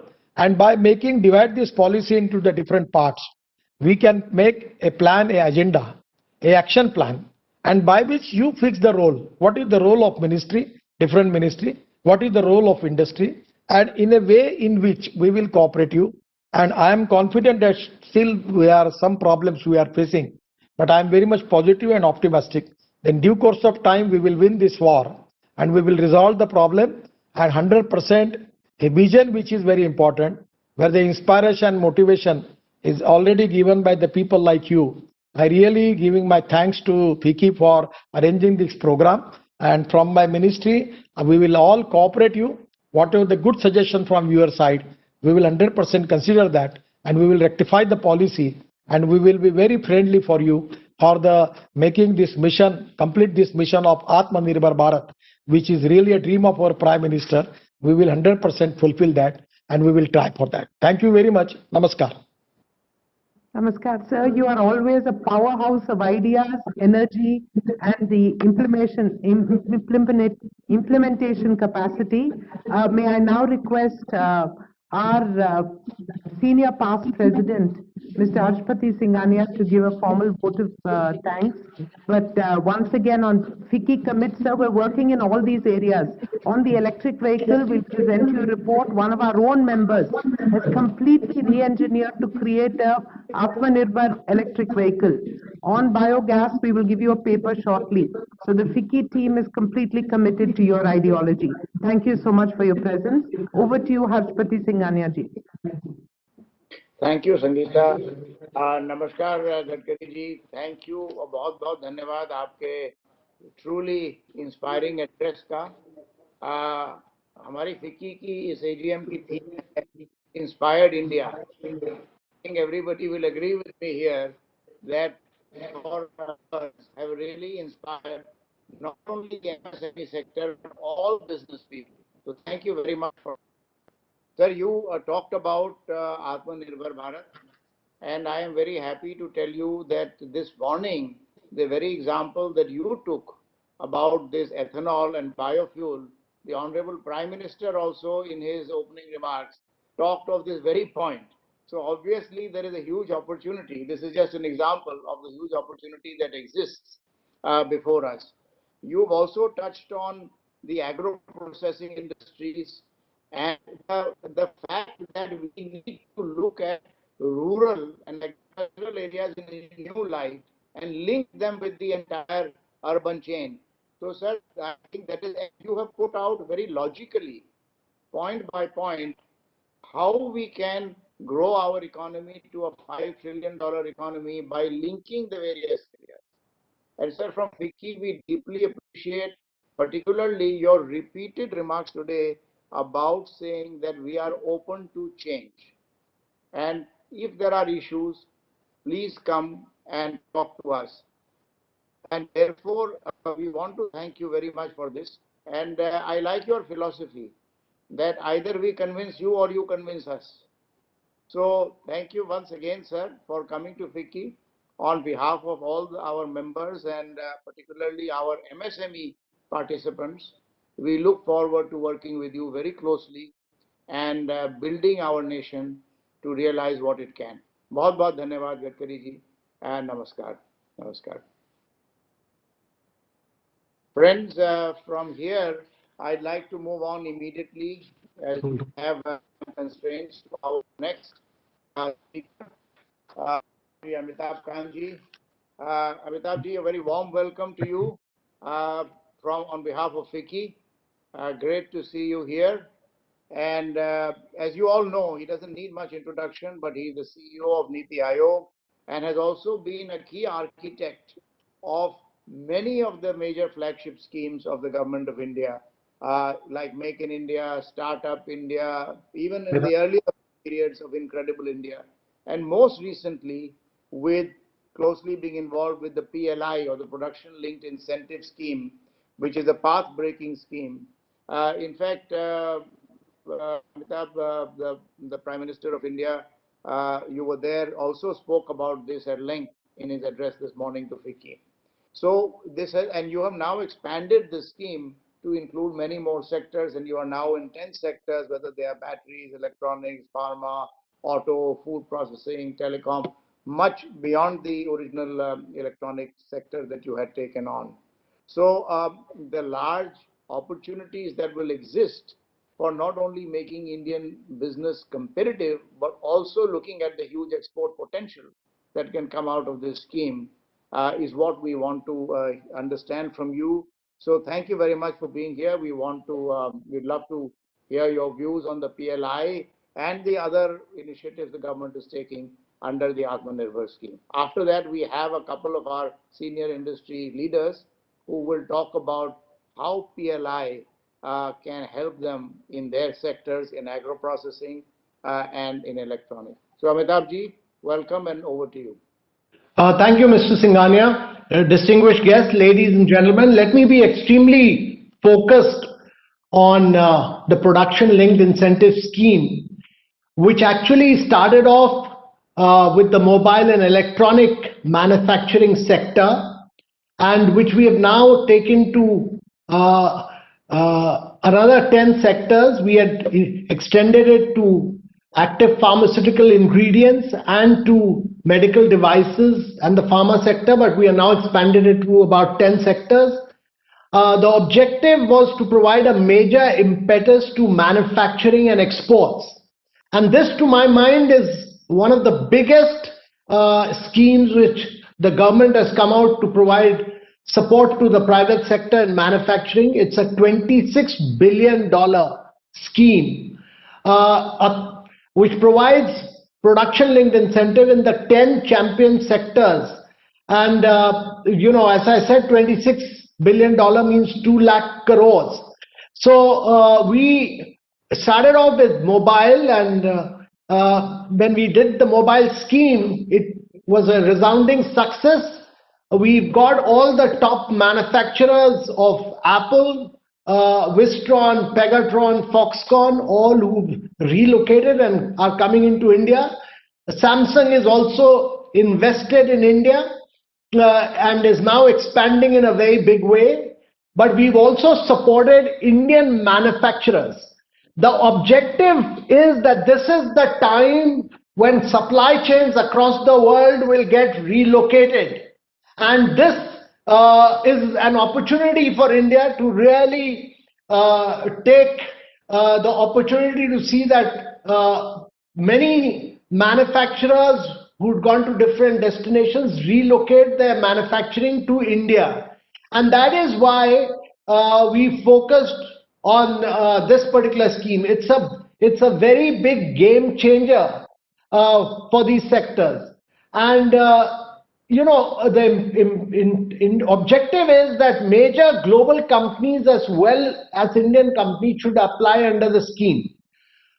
These 10 sectors will play a major role in making Indian manufacturers globally competitive, will attract investment. Our hope is that they should attract investments on a large scale. They should be able to boost our export potential and actually give rise to economies of scale. And we should be able to produce cutting-edge products and solutions that will ensure our integration into the global value chains. What quite often we do in India is to focus on sunset areas of industries, and it's then very difficult to penetrate emerging areas of growth. Just to give you the example that 70% of our export, actually 73 to 74% of our exports, is in areas where the world market is just 30%. 70% of the market is in areas where India has very little minuscule production. And therefore, even if you try very hard, you can keep trying harder and harder in very many areas like food processing and textiles, etc. But you will not be able to become a global exporter. And therefore, there are cutting edge areas, there are the sunrise areas of growth where India must get in and ride the wave of growth. And therefore, if you look at what we've done is the production linked incentive for electronic technology products. We focused on new areas of growth, IoT devices, computer hardware, servers. And in the PLI for advanced cell chemistry battery manufacturing is actually a massive opportunity for us to look at areas of consumer, not merely consumer electronics, but also in the faster adoption of electric vehicles and renewable energy solutions. Because batteries will be required for both mobility as well as for grid solutions. And it should bring major domestic and international players to establish competitive and efficient manufacturing landscape in India. Similarly, as we head towards 5G, we should be able to build a secured and advanced telecom infrastructure, and we need to become a major original equipment manufacturer of telecom and networking products. So the PLI for telecom infrastructure should attract large investments from global and Indian players to ramp up our capabilities of domestic manufacturing. The reason for PLI is that quite often, if you go back and look at the MEIS sector, we were supporting almost 90% of the product lines. We were supporting 90% of the product lines. We were supporting about close to 82% of our exporters. But the MEIS item exports did not grow. Actually, the non-MEIS analysis showed that the non-MEIS items were growing. And therefore, if you want size and scale of manufacturing, and without getting the size and scale of manufacturing, India can never be a global champion. And therefore, if you want size and scale of manufacturing, India should be able to support the size and scale for a period of 5 years.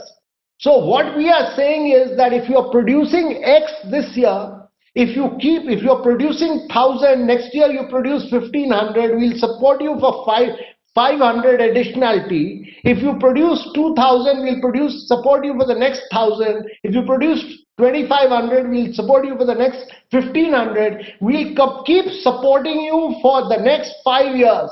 And in the 5 years, the company should be able to become so big, so large, that they should be able to provide all the backward forward linkages, and they should be growing so big and large in size that they should become a very integral part of the global supply chain. And that is the philosophy behind this. So logically, if you look at it, the $26 billion that the government should put in, and the scheme is so defined that we will support after the production has taken place. You keep growing bigger and bigger and bigger and bigger and bigger in size and scale, and we'll support you for the additionality of the production. And therefore, this $26 billion that we will support you for should logically, we've done our calculations, should lead to an increased production of 520 billion in India in the next 5 years through this scheme. If you are not able to increase, then the government outgo will not take place. If you are able to meet the challenge and grow, then the government will provide you this $26 billion. So this is a very focused scheme. It is not an investment scheme. It is not an investment subsidy scheme. For the first time, the government has moved away from supporting capital expenditure at the investment stage to saying that you increase production. Whatever you do, you just increase production. You keep increasing production, we will support you. And therefore, in addition to that, we've looked at areas of solar PV, again, cutting-edge technology areas, which can build large-scale solar PV capacity in India, which we've been importing. We have looked at PLI scheme for many other sectors like steel, advanced high-value steel. We've looked at pharma, where India is already a major manufacturer. And we looked at auto components. In fact, the outlay for auto components is amongst the highest, because we very strongly feel that India is already in the value chain in auto components, and it can become a very big global player. But we've also supported labor-intensive areas like food processing and textiles, and white good areas like air conditioners and LED. So our objective is that these schemes will not only provide a huge fillip to these sectors, but they will also create backward linkages with MSMEs, because once the large companies become big, they will, after all, have tier 1, tier 2, tier 3, tier 4 suppliers, and there will be backward linkages with MSME, and there will be an overall multiplier impact on the Indian economy. It should increase our resilience and self-reliance, while at the same time lead to massive value creation and projecting us as a favorable investment destination. So I just want to say that the sectors are really advanced chemical cell battery, electronic technology products, automobile auto components, pharmaceuticals and drugs, telecom networking products, textile products, MMF segment and technical textiles, food processing and high efficiency solar PV modules, white goods, ACs and LED, and specialty steel. So just 10 sectors where India must become a global champion, India must become a global champion and become a major player in the global industry. That is our objective. And with this few words, our view is that this should become a key driver of manufacturing. All the schemes are at their very advanced stage, the ones for electronic, and for manufacturing and mobile active pharmaceutical ingredients, pharma sector have already been announced, and the others are at very advanced stage. They are going through the process of approval. The umbrella scheme was approved by the cabinet. All others are getting approved. Now, when you look at this PLI scheme with GST and with very competitive rates of taxation, with IBC, etc. Our objective is that government has taken a series of measures to make India highly competitive in the global economy. And this 5 years of support should really spur growth in manufacturing in a very, very big way. And the only two challenges that we have in the manufacturing sector are now bringing down the cost of logistics, on which we are working, and discounts, because I feel that the cost of power for manufacturing industrial consumers is still high compared to other countries, which needs to be brought down, on which we are working. The government has already announced a privatization of discount schemes for union territories, and governments like Orissa have moved forward, and I think this should spur a new initiative for greater efficiency of the discoms. But with this scheme there, for the next 5 years, we are taking care of any kind of, we've compared all these areas with global benchmarking we've done. So in certain areas, we are giving 6%, 7% support. Certain areas, we are giving 5%, but on an average, it works out to 5%. And that is about $26 billion. So with these few words, I'll conclude. If there are any question, I'll be very happy to respond.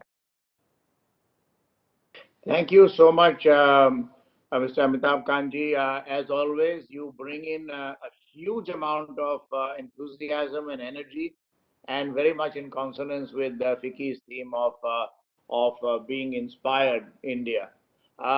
You have explained in great detail, and I think we look forward in industry to working closely with you as we move along. If we have any issues that come up, we will certainly interact with you. Just if I may just say that we have with us two people from key sectors that can take on, and if you might want to hear them for a few minutes, it would be very helpful. So may I with that, invite Mr. Hemant Malik, who is the Divisional Chief Executive of Foods Business of ITC. And then, of course, I'll ask Mr. Sunil Vachani, who is the Chairman of Dixon Technologies, to come in later on. In just a few minutes. Mr. Malik. Yes, sir. One second. Very good afternoon, and thank you for this opportunity that has been given to me to speak in this occasion. And since the morning, after having listened to the Prime Minister, sorry, sir, there is an echo that I'm getting. Yeah, that'll come, but you please carry on. Okay. And Prime Minister's whole call on Atmanirbhar Bharat, and right now Mr. Amitabh Kant's very inspired, strong comments on PLI. And the way we look at it is Atmanirbhar is not only about, it's not about isolation, it's about self-reliance. It's about using domestic resources of both man and material. It's about creating internal competencies to leverage innovation, and it's about competing in the global market. I believe that with digitization and technology, I think it gives a level playing field, because India would be as smart as any other manufacturing area to actually start off from there. There is an opportunity for us to create Indian global brands and make from local to global and drive entrepreneurship. I think all this is going to create this virtual cycles, and this virtuous cycle is actually started by the PLI scheme that has been announced. I'm representing the food processing team, and needless to say, and we heard a lot from Mr. Nitin Gadkari also from the agro part of it. As far as India is concerned, we all know it is the second highest agri producer in the world. It's got the second largest arable land, but it has only less than 10% of the food which is processed. When I were to compare with countries like Malaysia, Indonesia, and Philippines, you find that 90% plus is into packaged form. So there is this opportunity, and food processing very clearly sits in the intersection of both agriculture and manufacturing. and we believe that India can become the world's food factory. It is, as sir you said, it is also one of those sunrise industry. From an employment generation perspective, it has got the highest employment to capital ratio. And when you're talking about the PLI scheme, we believe that for every crore invested, the number of employment that this sector can generate is on the highest order. It has the highest number of factories operation across all registered industries. And we believe that the multiplier impact that will happen through food processing is going to be immense for the economy. In terms of value addition, as I talked about, the value addition at this point of time is not very high from the food processing, and that is an opportunity area for us. Having said that, I believe COVID has had a very positive impact as far as consumer behavior is concerned. Today, people from the need of hygiene, there is a movement towards packaged, branded product. There is an importance of trust mark. There is an importance of the fact that this product has been signed off by FSSAI. And that is going to also make a significant difference to this sector. More importantly, sir, food, there is an immense opportunity from export perspective as well. The global food processing market is going to be $4.1 trillion by 2024. It is an exciting opportunity for us to expand manufacturing base.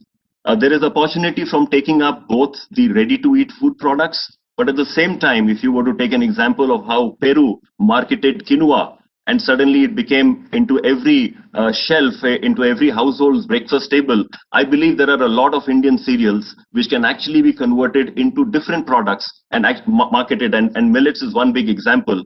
And the support that will come in, I think, will make a difference in terms of how we can take Indian food globally.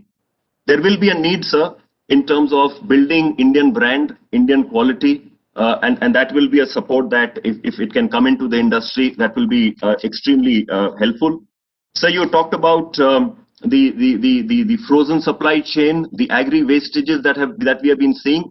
There is an incentive which is coming from cold chain perspective, but there is an opportunity to take this straight up to the retail outlet, because finally the consumer is going to buy from the outlet. And if that is where the frozen products are available, I think that it will make very helpful for the supply chain and the 92,000 crore of agri wastages that we're talking about to get addressed. Sir, I work with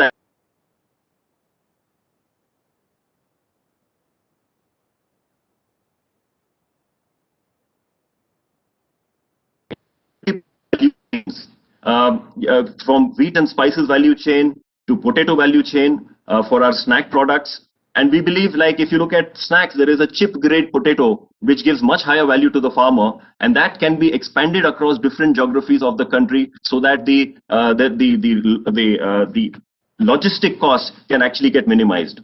Fruit and vegetable value chain, sir, we have a brand, Be Natural, and we have been focusing only on domestic fruits because we believe that if Indian processing works on domestic fruits in the form of, because right now the import duties are much lower on some of these fruit concentrates that get imported, but there's an opportunity to actually grow this piece. Finally, sir, in terms of the PLI scheme, as you mentioned, sir, we are very grateful that food has been included. The food industry has worked very closely with MOFPI, and they have taken a lot of inputs from us. We are very happy to see it is outcome focused. So therefore we have to deliver, the industry has to deliver to take advantage of the scheme, and which therefore is actually a win-win solution. From food processing, as I mentioned about the opportunity of driving employment, a couple of comments on that, sir, which is coming in from the industry. Which is about how do you broad-base the processed food in terms of which other sectors that can be included into the PLI scheme, and it will be helpful to actually look at what are the large categories of foods today and to support them, because that is where the early investment will actually start from. There's an opportunity to actually increase the minimum investment threshold so that only large players who are serious about it will be focusing on that. And as I mentioned, sir, there's an opportunity to help build India brand in the export market. We believe that with the kind of food products, agro produce that happens, we can actually not only sell the Indian food, but we can actually look at how to look at the food which is sold globally, and that can be produced in the Indian market. So with those words, thank you very much for this opportunity. Thank you, Mr. Malik, for sharing your views on and thoughts on the food sector.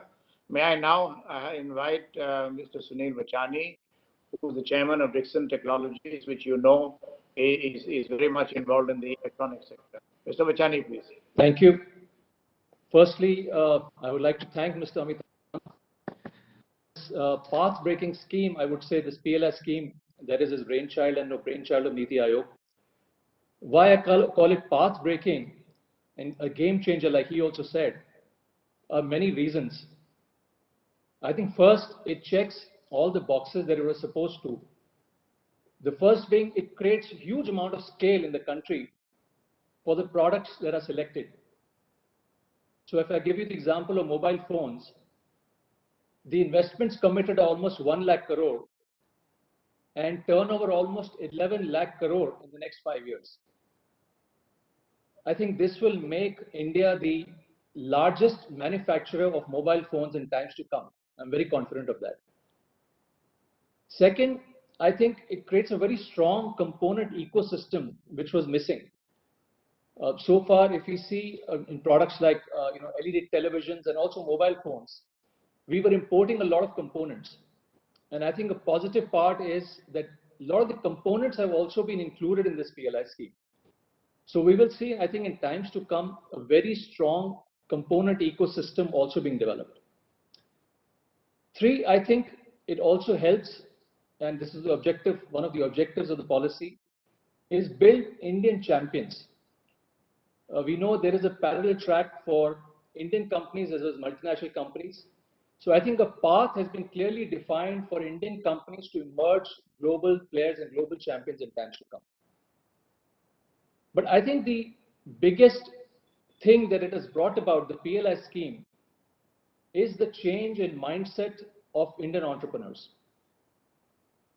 I think Indian manufacturers now believe that they can overcome all disabilities with this PLI scheme.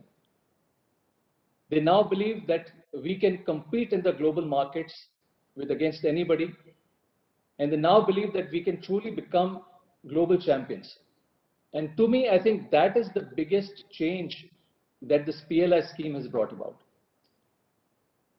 Sir, having been one of the applicants ourselves, a successful applicant for mobile phones, and now hopefully for LED lighting and maybe for laptops in times to come, I can say that the execution has been amazing. It has been seamless.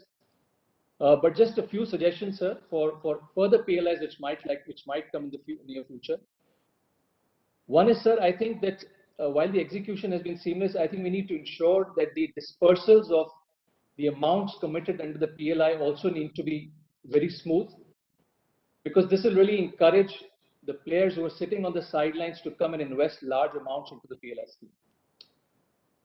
Two, sir, I think the way the scheme is structured right now, there is a slight tilt towards new players coming into the sector versus the established players.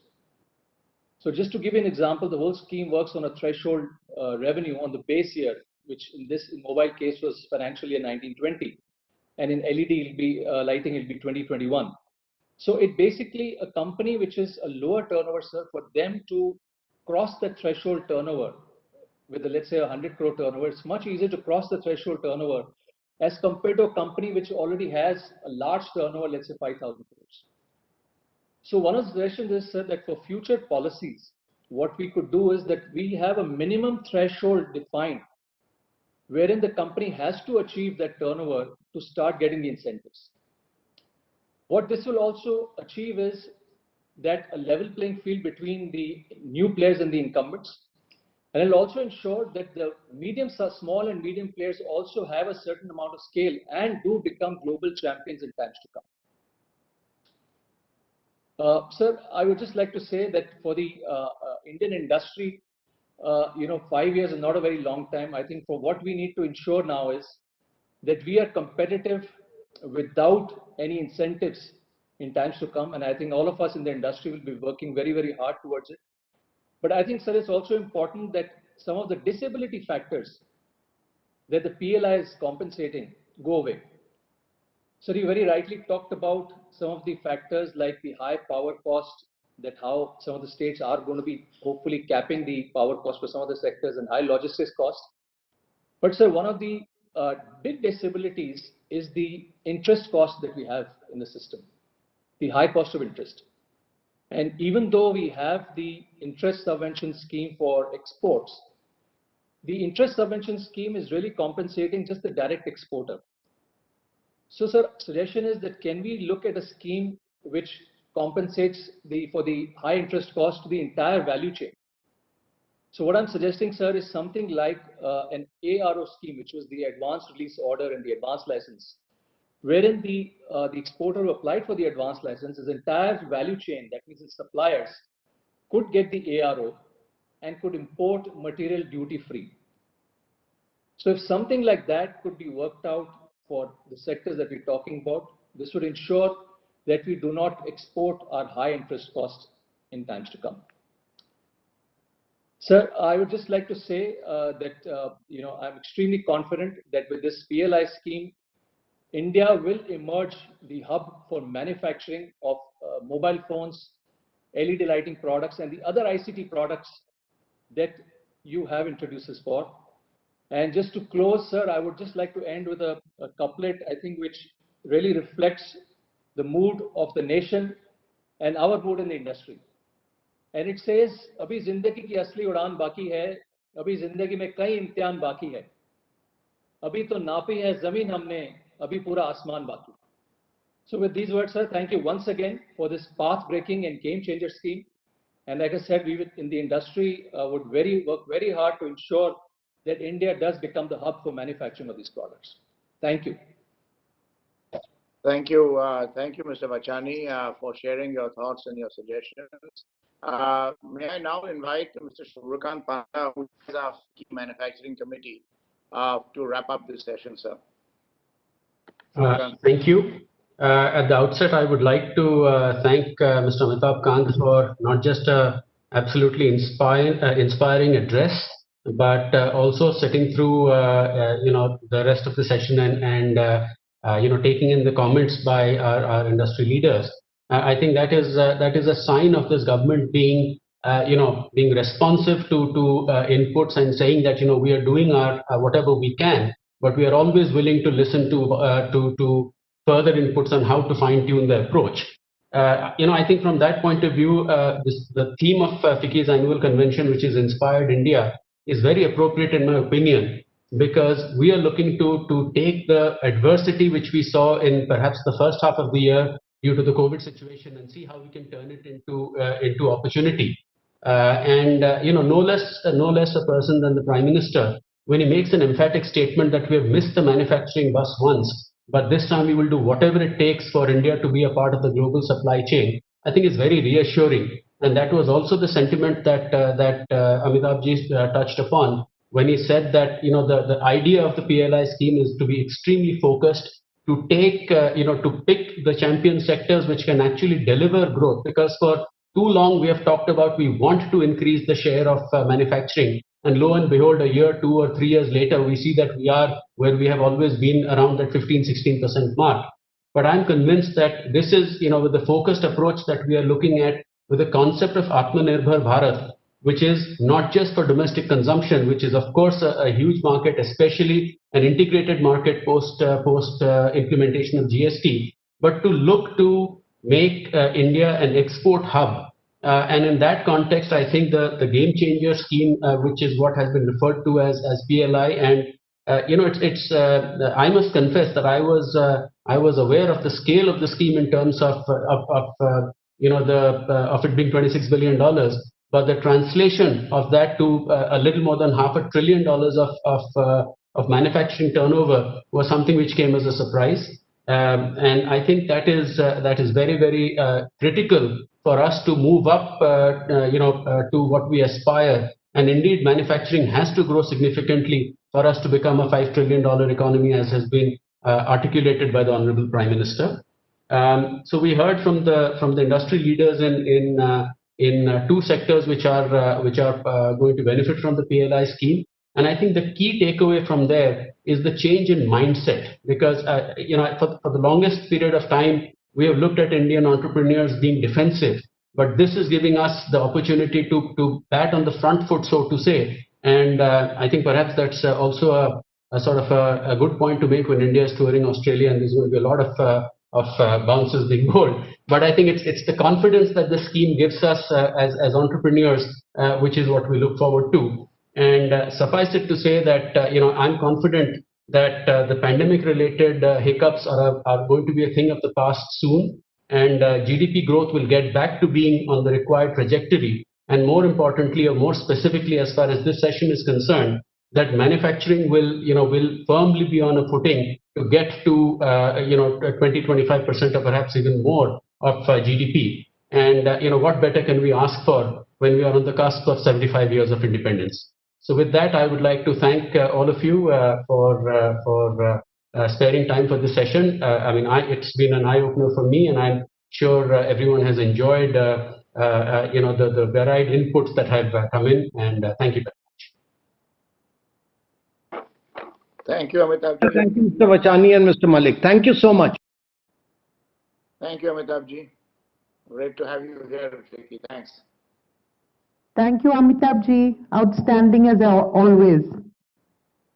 Thank you, Sangeeta, and wish you all the very best. You've been an outstanding president of FICCI. Thank you so much. Truly, truly appreciated. Thank you, sir.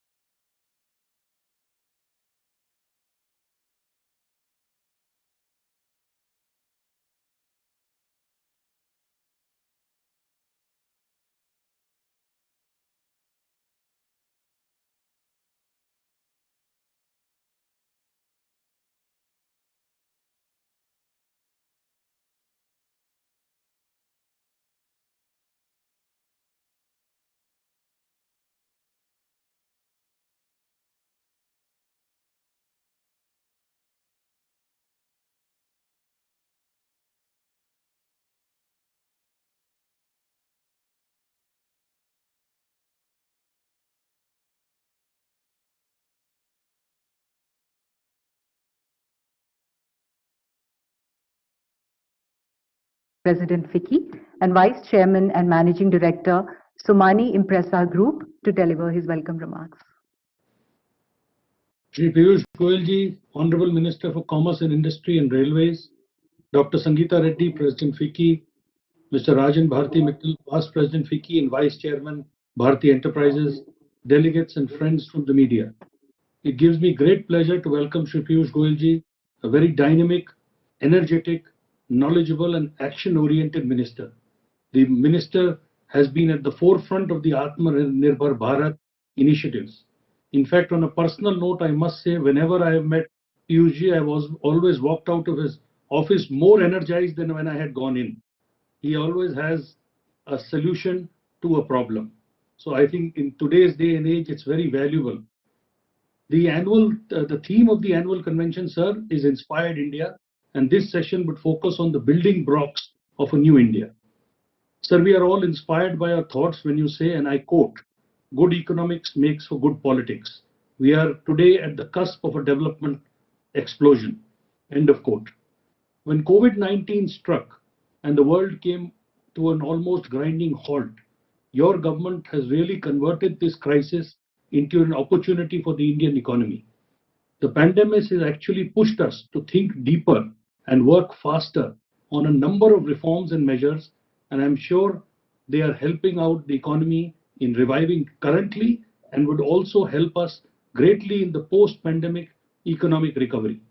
Recent numbers on the economic front are also encouraging. You are aware, sir, that we are closely working with your department on a number of sectors under Atmanirbhar Bharat initiative, where we have already presented strategic roadmaps for AC, electronics, textiles, CCTV, furniture, toys, and drones.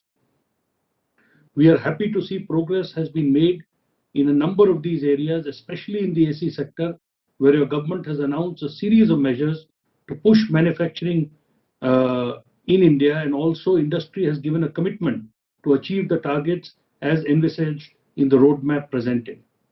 We have also witnessed announcements of PLI in some of these sectors like textiles and electronics. As I see it, many of these sectors would be an important component of the building blocks of New India. We would continue to engage with your department in this endeavor for the faster implementation of suggestions submitted in each of these sectors. So you are leading a number of flagship programs of the Government of India like Make in India, Startup India, Ease of Doing Business, Production-Linked Incentives, and many more that are laying a strong foundation or building blocks of a new India. On EODB, if you remember, sir, in the last AGM of FICCI, we had mentioned to you that as an Indian manufacturer, we have to comply with over 2,000 compliances in a year. And if you look at some of the sectoral compliances for pharma or food companies, this could go as high as 6,000. We had submitted a detailed report to Honorable Prime Minister and to yourself last year, sir. I'm happy to share that FICCI is working closely with DPIIT to simplify the rules, regulation, and compliances. It is heartening to see that this issue is being monitored at the level of the Cabinet Secretary. FICCI Task Force on Ease of Doing Business, which has been set up to specifically look at these aspects. We have met several times in the last few months and interacted with DPIIT too. Under this task force, we have several working groups corresponding to the area sectors, and these groups are led by CEOs of their respective areas. A total of over 150 people are working on this project, sir. And among all the major chambers, we have done the maximum amount of work, leagues ahead of others.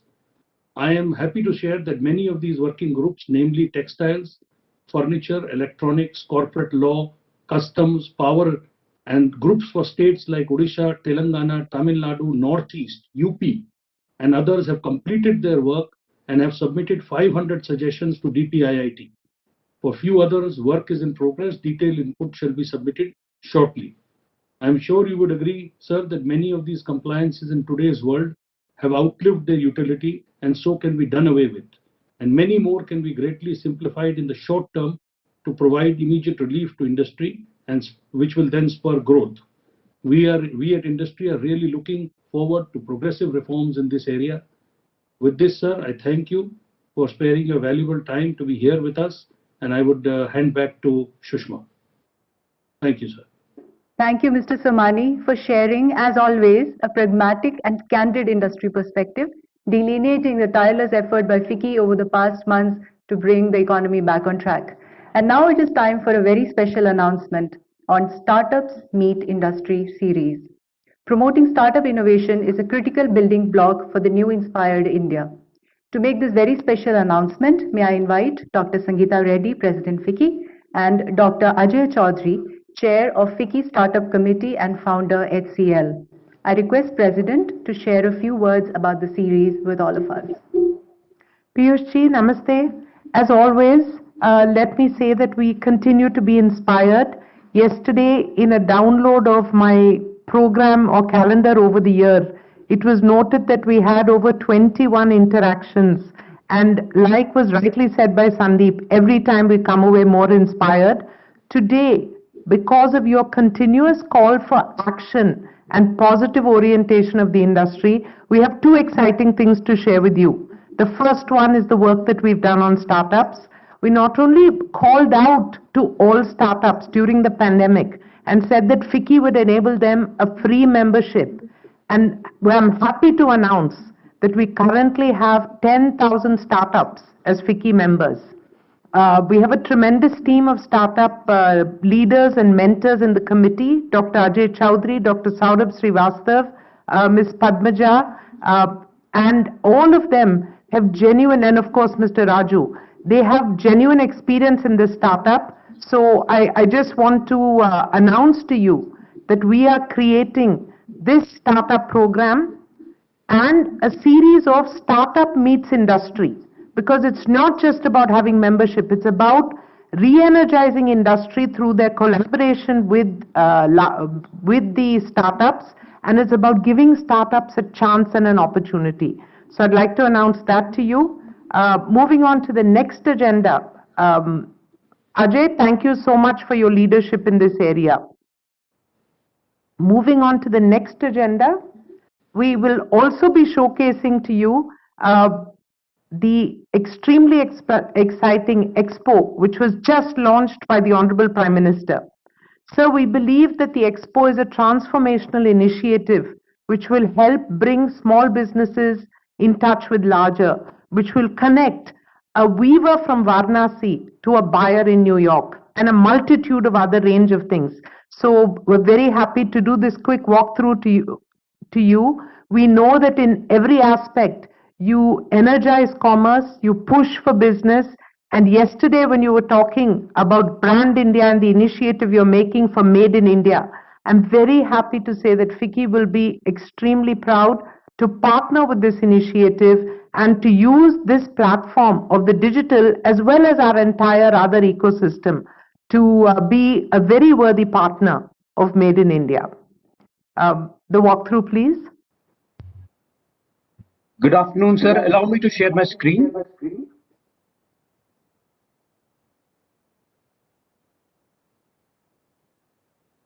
Sir, here we are a live walkthrough.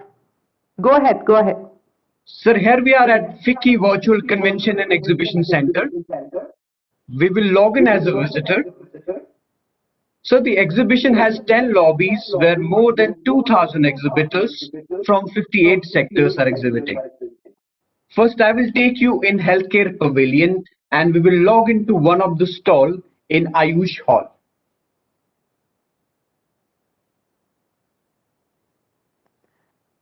So he's displaying a multitude of stalls. With exhibitor. Sir, here a visitor can connect with exhibitor through video chat, message, and exchange his e-business card. Honorable Minister, sir, we also have a startup pavilion, which is being represented by over 500 startups from India. So now I will take you to TCS Pavilion hosted at Industry Pavilion.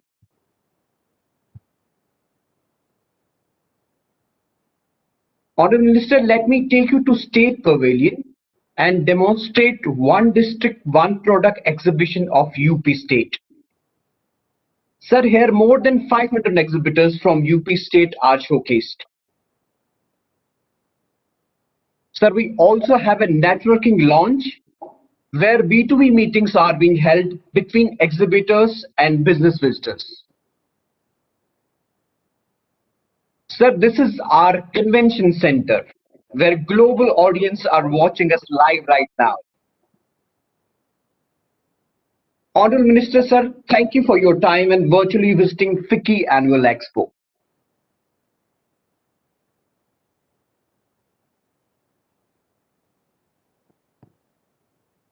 Honorable Minister, may we please invite you for your address? Thank you very much, Srimati Sangeeta Reddy ji.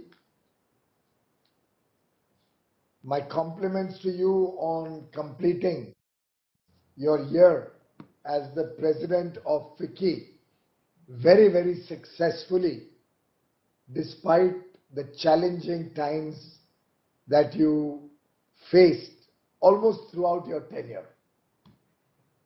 I believe you have demonstrated the power of our women and clearly have set benchmarks which are going to be tough for your future presidents. I think Uday Shankar takes over today. I wish him all the best, and I do hope he will continue with the same spirit, enthusiasm, commitment, zeal and dedication that we saw in you, Sangeeta ji. My compliments and my best wishes to you in all your future endeavors. Of course, as much as I know FICCI, once a FICCI president, you are always going to be involved in FICCI activities. So whenever I've engaged with FICCI, I found the most powerful aspect of FICCI has been the fact that all your previous presidents, Mr. Rajan Mittal, Mr. Sandeep Somani, Mr. Singhania, all of them are continuously engaged in all the activities of FICCI. And I'm sure you will continue this very rich tradition in the years to come. I would also like to thank Sandeep Somani for his very warm welcome. He has also been a very dear friend who has supported the government of India in several ideation of new initiatives.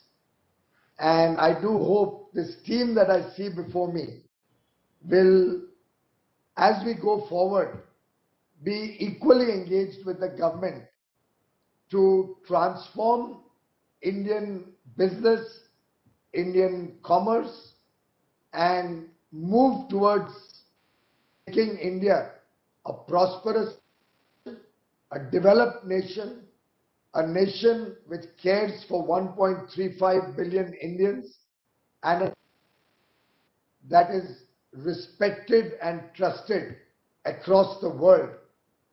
Not only the business world, but also the political world. And I have no doubt in my mind that FICCI will be a very, very integral part of this journey as we go forward.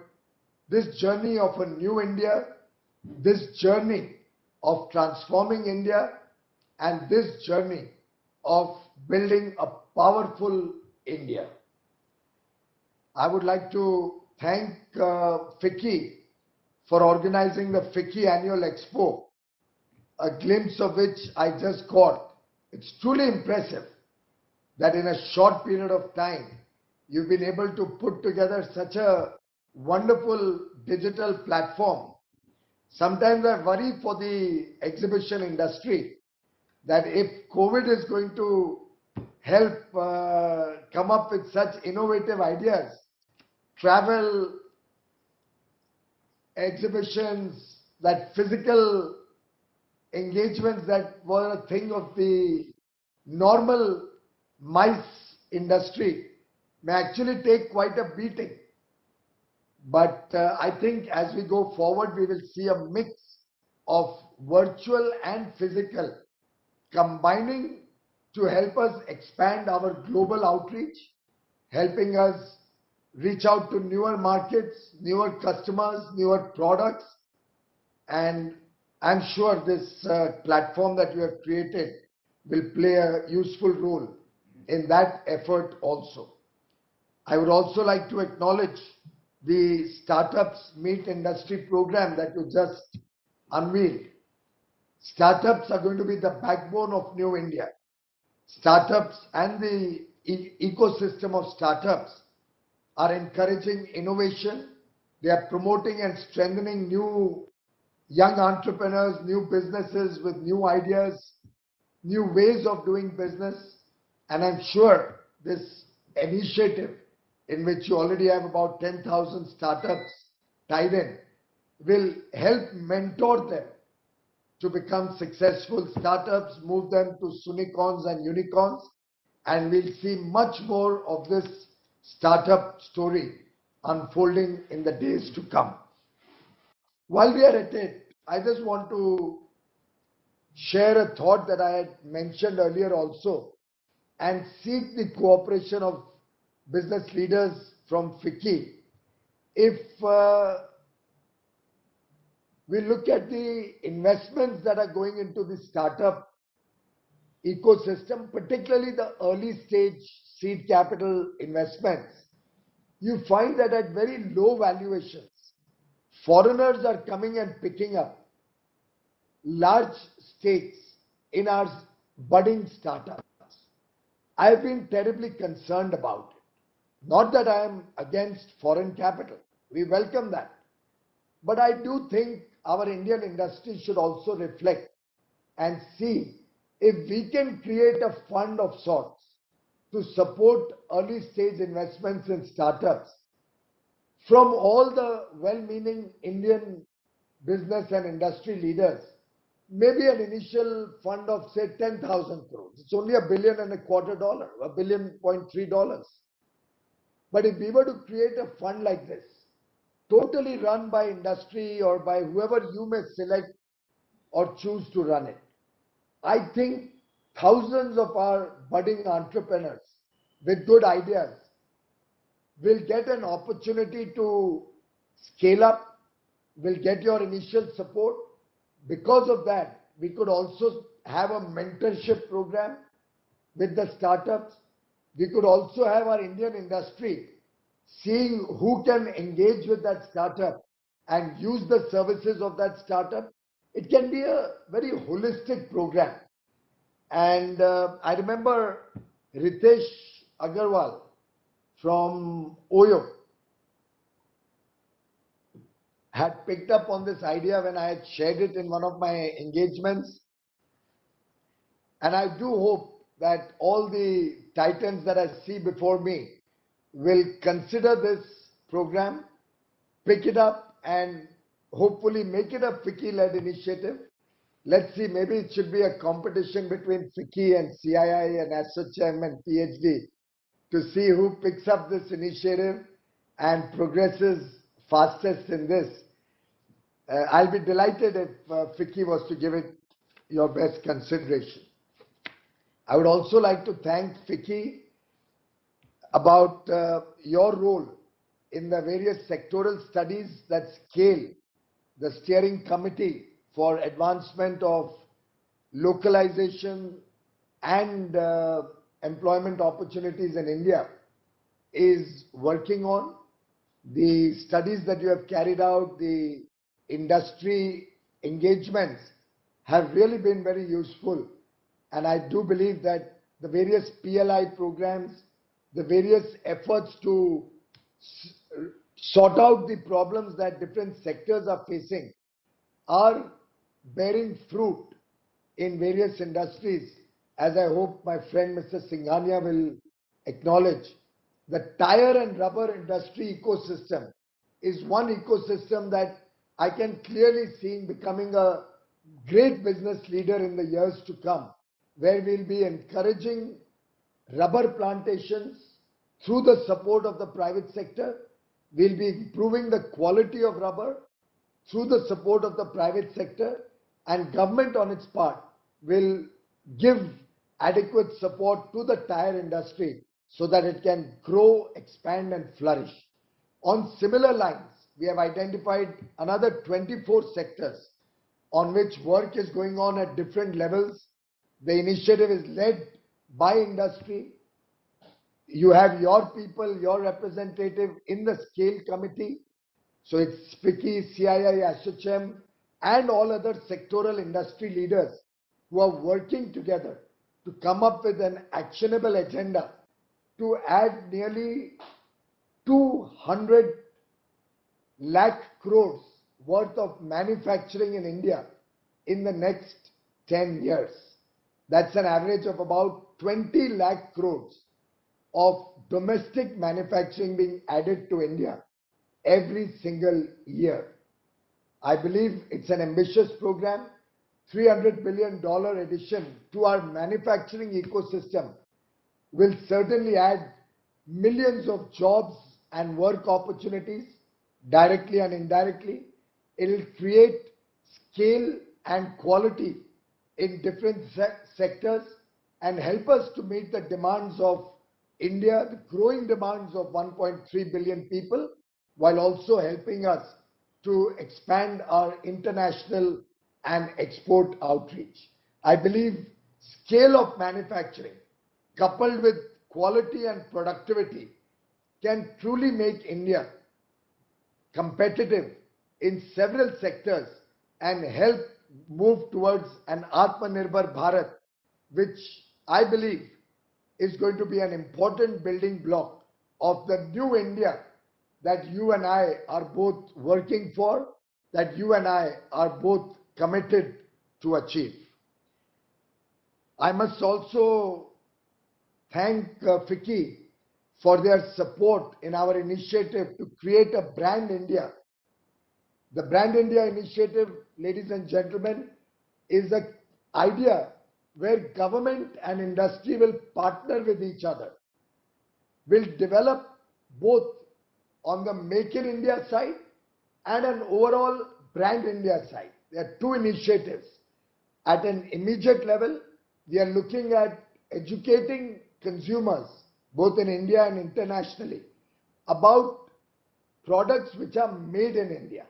So we are pushing all industry to certify the Make in India products, if possible also with the value addition component being highlighted in the Make in India component.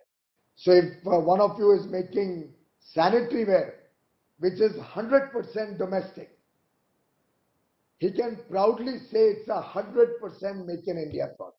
While if somebody else is providing a product which is 70% Make in India, he can equally proudly say that, look, today I'm 70% Make in India, but I am aspiring to increase my Indian share and provide opportunities to other Indian companies and entrepreneurs, or doing downstream investments to expand my Make in India contribution or value addition. On the second aspect of the program, we are looking at branding India, something we are all proud of. When we look at branding India, we already have examples like Incredible India, when India was branded as a tourism destination. We have examples like Khadi or the Indian wool being branded very proudly. I think it's time now that just like you have Swiss brand, that any watch which is of Swiss make, any of you would buy considering that it has to be a good watch, or a machine tool coming from Germany would be considered high quality coming from Germany. On similar lines, it's time that India demonstrates to the world our leadership position and the commitment of quality. Once a product is branded an Indian brand, it should demonstrate to the world, oh, it's an Indian product, it has to be good. That's what you and I have to work towards. We have to propagate this Brand India both in India and internationally and create pride for our brand. I have suggested that it should be a joint partnership between industry and the government to expand the Brand India program, and I invite FICCI to be a part of this initiative. I have noted Sandeep ji's point about the high compliance burden. For the last about, I would say, 1 year and 2 months now, We have been engaged on this problem. Team Lease has come out with several reports on it. FICCI gave us a lot of inputs. We are working both on the macro level and on sectoral levels to see how, and it's a big promise I'm making to you.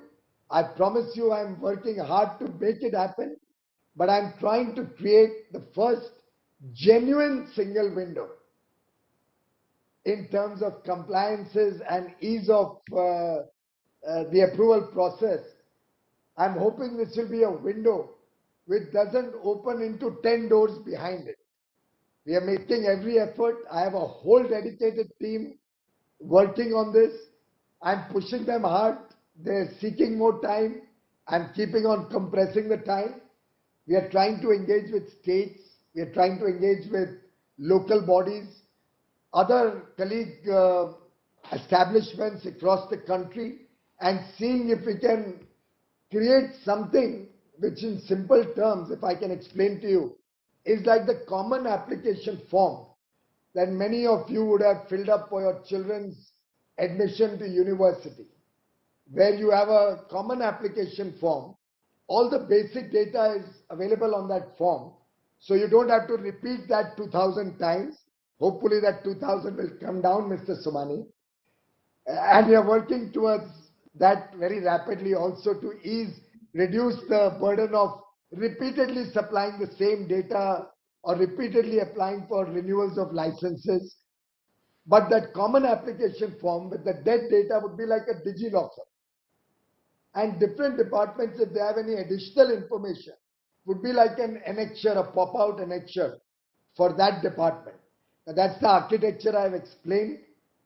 Hopefully, if things go well, our technology suppliers do a good job, we do hope to come up with a much easier process to meet with the compliances while simultaneously working across ministries to see if we can reduce the burden of compliances. Ladies and gentlemen, the government is working on the 3I principle for nation building: inspire, initiate, and innovate. I believe Prime Minister Modi inaugurated your AGM this morning, and I don't think there can be anybody more inspiring in terms of leading the nation to the new India than Prime Minister Modi. He has worked tirelessly and inspired the nation with his vision, simplicity, and courage to think beyond the past, beyond the limitations of the past, and be willing to embrace change, sometimes at great personal cost, sometimes at causing great misunderstandings amongst the people. But the good part is, he's very clear in his mind that the country has to prosper. 1.3 billion people have to prosper. Laws have to be made for the larger benefit of our society, our different stakeholders, be it our farmers, be it our workmen, labor, be it our education and healthcare services, be it industry, be it commerce, import and export, be it our vibrant services sector, and with a holistic vision of development, reaching the benefits of growth and economic development to the last man at the bottom of the pyramid has been his one unstinted goal. Of course, at times there are misunderstandings, there are times there are political opposition, there are times there are vested interests which try to scuttle change and improvement. I mentioned yesterday that we now realize that the so-called farmer agitation hardly remains a farmer agitation. It has almost got infiltrated by leftist and Maoist elements, a flavor of which we saw over the last 2 days when there were demands, extraneous demands, to release people who have been put behind bars for anti-national activities or who have been put behind bars for illegal activities. demands being raised on a farmer's platform to release so-called intellectuals and poets clearly demonstrate that the effort to derail farm law improvements is probably in the hands of certain elements who are not good for India. I would urge all well-meaning business leaders and all well-meaning intellectuals who are involved with FICCI, who are on this call, on this webcast, to talk about the benefits of these farm laws, to understand the law. Should you have any apprehension, please talk to us. I'm happy to do a separate session on the farm laws if FICCI was to organize it. I'm happy to do a Q&A to address any concerns anybody may have. But I can assure you, these laws are for the benefit of nearly 100 million farmers across the country. This is one government which has been committed to farmer welfare. This is a government which has almost doubled procurement under minimum support price, MSP, which is wrongly sought to be portrayed as being under danger. This is a government that has ensured that farmers get a 50% over their cost of production. This is a government that has increased the agricultural budget nearly 6 times, and never before increased to today being nearly $20 billion, 1.34 lakh crores being invested in the agricultural sector. This is a government that's committed to doubling farmers' income. And these laws are but one aspect of the overall effort that we have done in this direction. I would urge all of you to educate the farmers in your sphere of influence. So if some of you has a factory in a particular area, your officials hold a panchayat over there, talk to the local people, understand if they have any misunderstandings or concerns, address them. If you still have any concerns, ask us, talk to them, explain the benefits, explain how these laws, without changing what the past is, without in any way touching the past systems, opens up new opportunities to do trade and commerce and business for our farmers, so that they can go in for more investment. There'll be more investment in rural India. There'll be R&D. There'll be more opportunities for value addition, and therefore farmers can increase their income.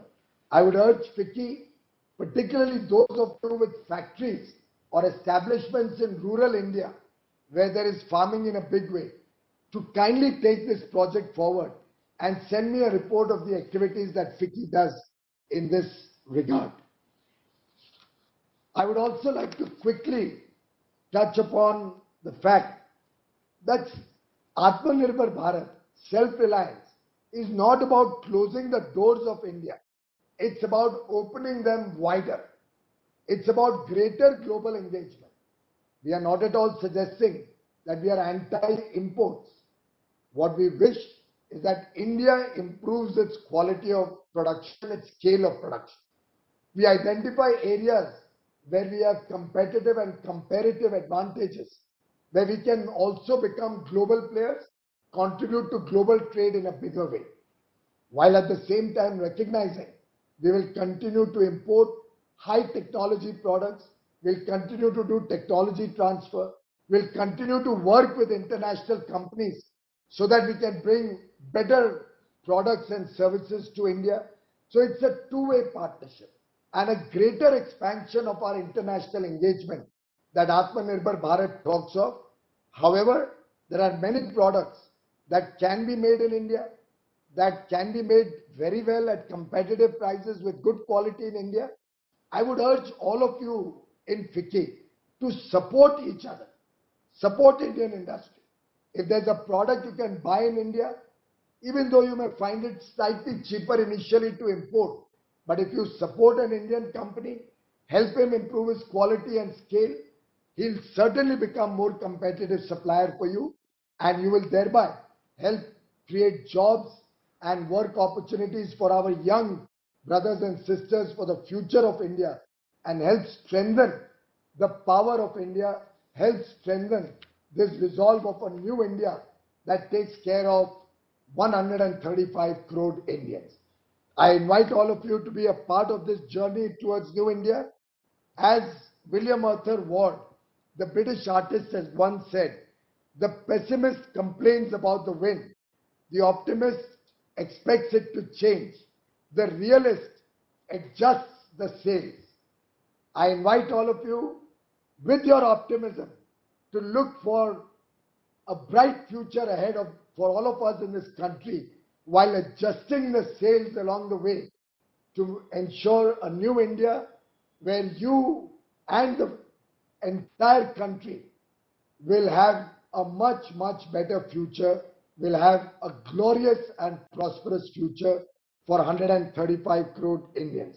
Let's shed this pessimistic legacy mindset. Let's build optimism through proper and powerful engagement with each other and realign our ambition, our vision and objectives to the vision of the Prime Minister of a new India. My compliments to all of you, and certainly today's AGM of FICCI and the annual expo that we have launched is one of the powerful building blocks of the new India that we are seeing in the future. My best wishes to you, Uday Shankarji. Thank you, Sangeeta, for your good work, and thank you, FICCI, for giving me this opportunity. Namaskar. Please stay safe, stay healthy. We pray for your good health, your safety, and the safety and good health of all your near and dear ones. Till we are completely out of the woods, till we have a vaccine and a cure, please continue to maintain social distancing, continue to wear the mask, and continue to encourage all the people in your ecosystem to follow the rules of COVID. Thank you. Piyushji, thank you so much. Before I hand over formally to Rajan for the vote of thanks, I just want to very quickly respond because as usual you've inspired us to action. I want to state first on the FICCI startup. We not only have 10,000 members, but the association with Ajay and Saurabh in the committee, they're part of Indian Angel Network, which was the foremost organization bringing entrepreneurial resources. So small businessmen and large businessmen put in and funded startups. So that network is going to get extended tremendously at FICCI. The second is that we look forward to a very powerful partnership between Brand India and the Expo, and we will do everything we can to make this a major success. The third thing on the farm laws, I'm sure Uday will take this up. We wanted to actually organize this interaction, and I think it's a great idea to have you talk to people. We will do an in-camera type session for you. I hand that to Uday. The last point on this tremendous thing of taking the path of ease of doing business onward. Once the portal is up, FICCI will be very happy to become some level of a partner to help implementation in multiple states. So we'll use state offices. Please give us a few states and we'll help accelerate the use and the power of that. Finally, I want to say thank you for the tremendous interactions you've had with us, late into the night, deep, patient, insightful, taking copious notes. You have truly been one of the inspirations over the whole year and helped us get through this very, very tough time. Thank you so much for everything. May I please hand over to Rajan? You tempted me to kind of come up and say this because you're always so inspiring. Thank you, Piyushji. Namaste. May I hand over to Rajan Bharti Mittal, please? Thank you, President. Honorable Minister, it's always very inspiring to hear you and very reassuring. We can tell you as industry leaders this morning when we heard the Prime Minister and then Nitin Gadkari ji and now you have spoken, the theme, the government is in complete sync, and the way that the whole game plan we can see from outside inside is that everybody's playing in tandem. And I think India can be a very trustworthy, reassuring, and a long-term partner for the global supply chain, for the manufacturing exports, and the kind of vision that you are setting it up for the industry. We will play our role. That's a given. Without the partnership between government and industry, India or Brand India will not progress. And honestly speaking, it's always so good to see a passionate minister who's betting for the industry, And the good part is you have seen that part of the world as well before you came into politics full time.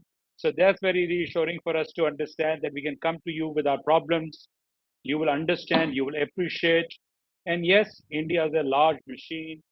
States are involved, centers involved. So we have to partner everybody. We have to take everybody along. And clearly you can see when you do the tough reforms, like the farm bills that you've got, please don't step back. Industry will back you up. It will be a tough journey, tough road, but then we have ministers like you who will passionately bat for it. I can assure on behalf of FICCI and all the industry leaders that you will not be government, and you in particular as our minister, the industry will not come be less wanting. Uday will take this challenge on the startups, as you've said, and I think India will, within our lifetime, I can say, will be seen as a global brand, a global leader. Thank you very much for taking this time out, and we all will stay safe. Please also stay safe. We are all batting in the 90s. We must complete the century. It'll be tough to get out at this stage. So thank you very much for giving this time. Thank you. Thank you, sir. Thank you, Ma'am President. Thank you, Honorable Minister, for sharing your vision with us today. With this, we come to the close of the session.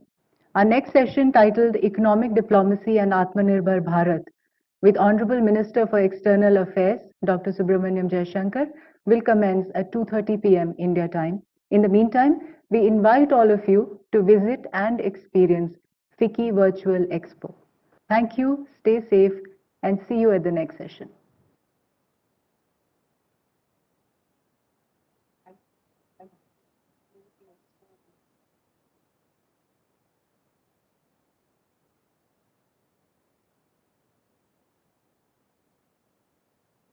Before we sign off, we'd like to show you the expo video. It's a short 1-minute film.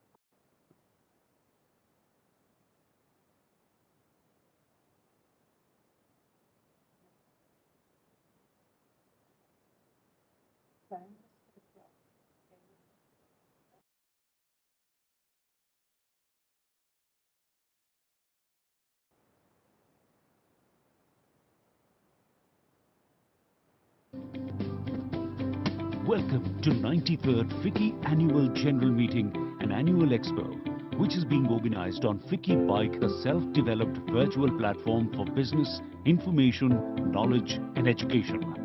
Visitors can use their login credentials to access the virtual convention center.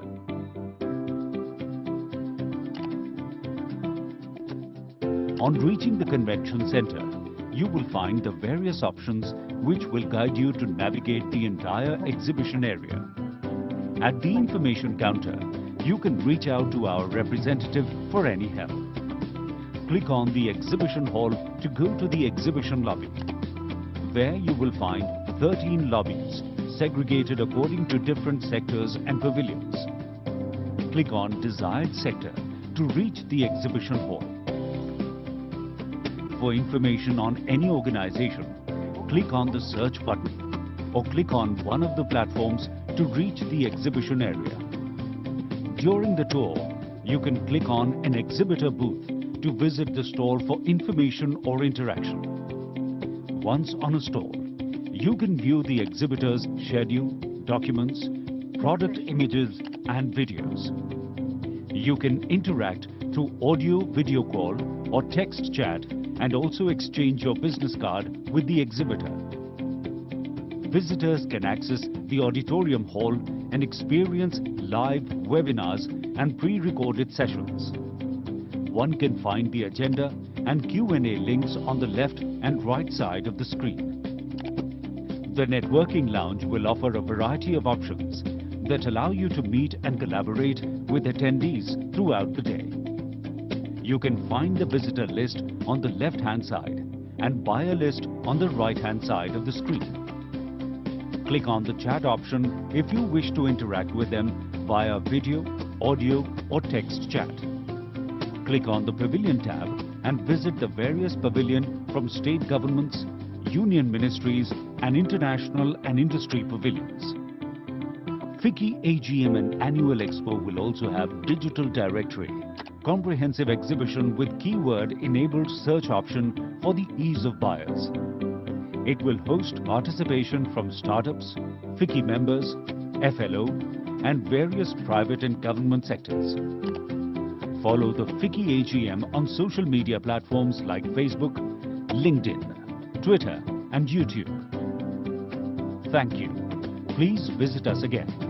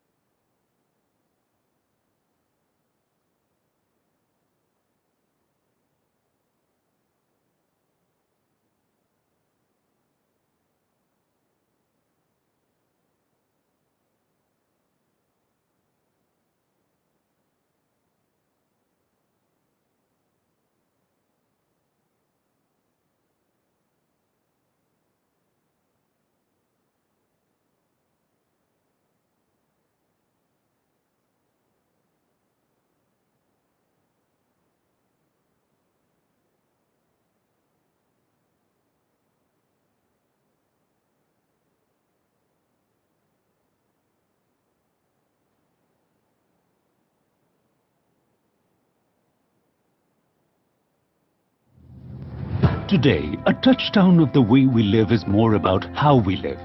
Inside is where we build dreams and be inspired. Inside is a permanent place to reign and to rejuvenate. That's why we bring to you Briloka, a melting convergence of various verticals of innovation and taste. Customer satisfaction, product innovation and design thinking are the three pillars of brilliance on which Briloka is built on. Briloka, new name, same values.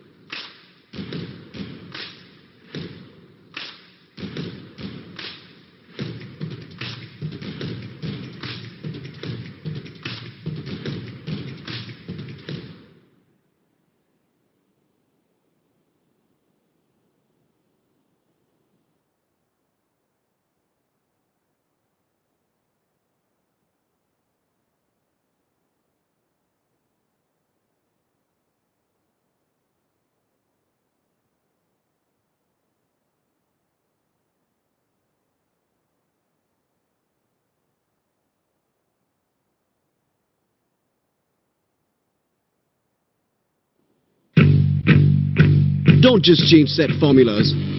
change mindsets. Change how people see people on television. Then change how they see life. Take the box, turn it into the intelligent box, and then go out of that box. If people don't watch something, make it the biggest thing to watch. Don't ever think small for the small screen. Become the biggest thing in everything. In the biggest cities and the smallest villages. Be the prime mover of prime time, or any other time, for almost everyone, every time. Then after you've done it all, disrupt it all.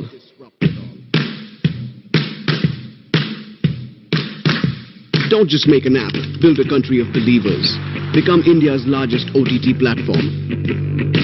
Add great content, add content they've never seen before. Hit refresh, again, and again, and again, and again. Don't just entertain, inspire a billion imaginations.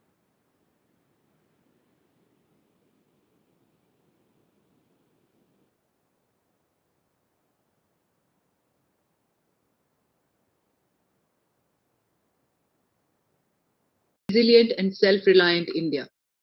Today's session is in the form of a conversation with India's dynamic External Affairs Minister, Dr. Subramaniam Jaishankar. Conducting this conversation is FICCI's incoming president, Mr. Uday Shankar, who is also president of the Walt Disney Company Asia Pacific and chairman, Star and Disney India. As a trendsetter in the media and entertainment industry for over 2 decades, Mr. Uday Shankar is a leading voice in the Indian media and broadcasting sector, shaping reforms for the industry and its consumers. I now invite Mr. Uday Shankar, President-elect FICCI, for his opening remarks. Thank you, Sushma, and a very warm welcome to our special guest and Minister for External Affairs, Dr. Jaishankar, and also to this distinguished audience that's watching us from all over the world.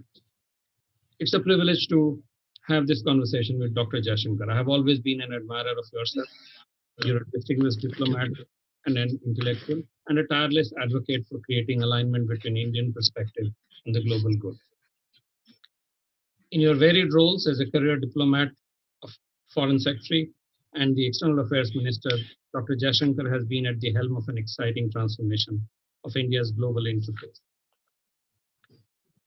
Dr. Jaishankar has received the Padma Shri in 2019 and has recently published a book called The India Way, The Strategies for an Uncertain World. The book has received enormous critical acclaim.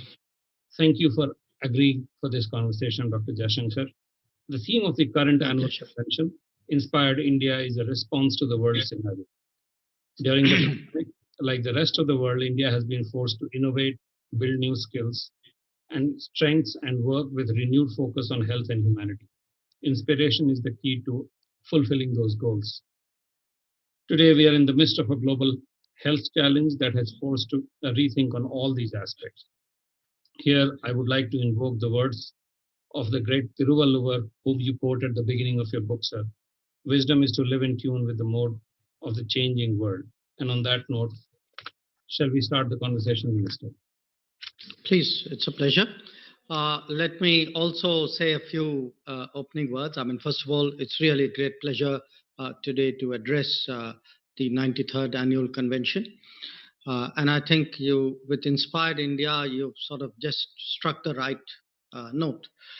And I think it's something I value, these opportunities, because one, when you are in charge of foreign policy, business is a very important element of that. It is not just an expression of our national capabilities and really sort of the driver of job creation in India. It is also a very important instrument, really, to shape the world, to exercise influence, to generate outcomes in our favor. So, in a way, I mean, you may not explicitly think of it that way, but you are one of my partners in my business, if it were. Secondly, there is a similarity in the nature of our business, because a lot of it for both of us is about negotiation. And I think in good negotiations, in smart negotiations, you want everybody to come out ahead. A really smart negotiation is one where there are not winners and losers.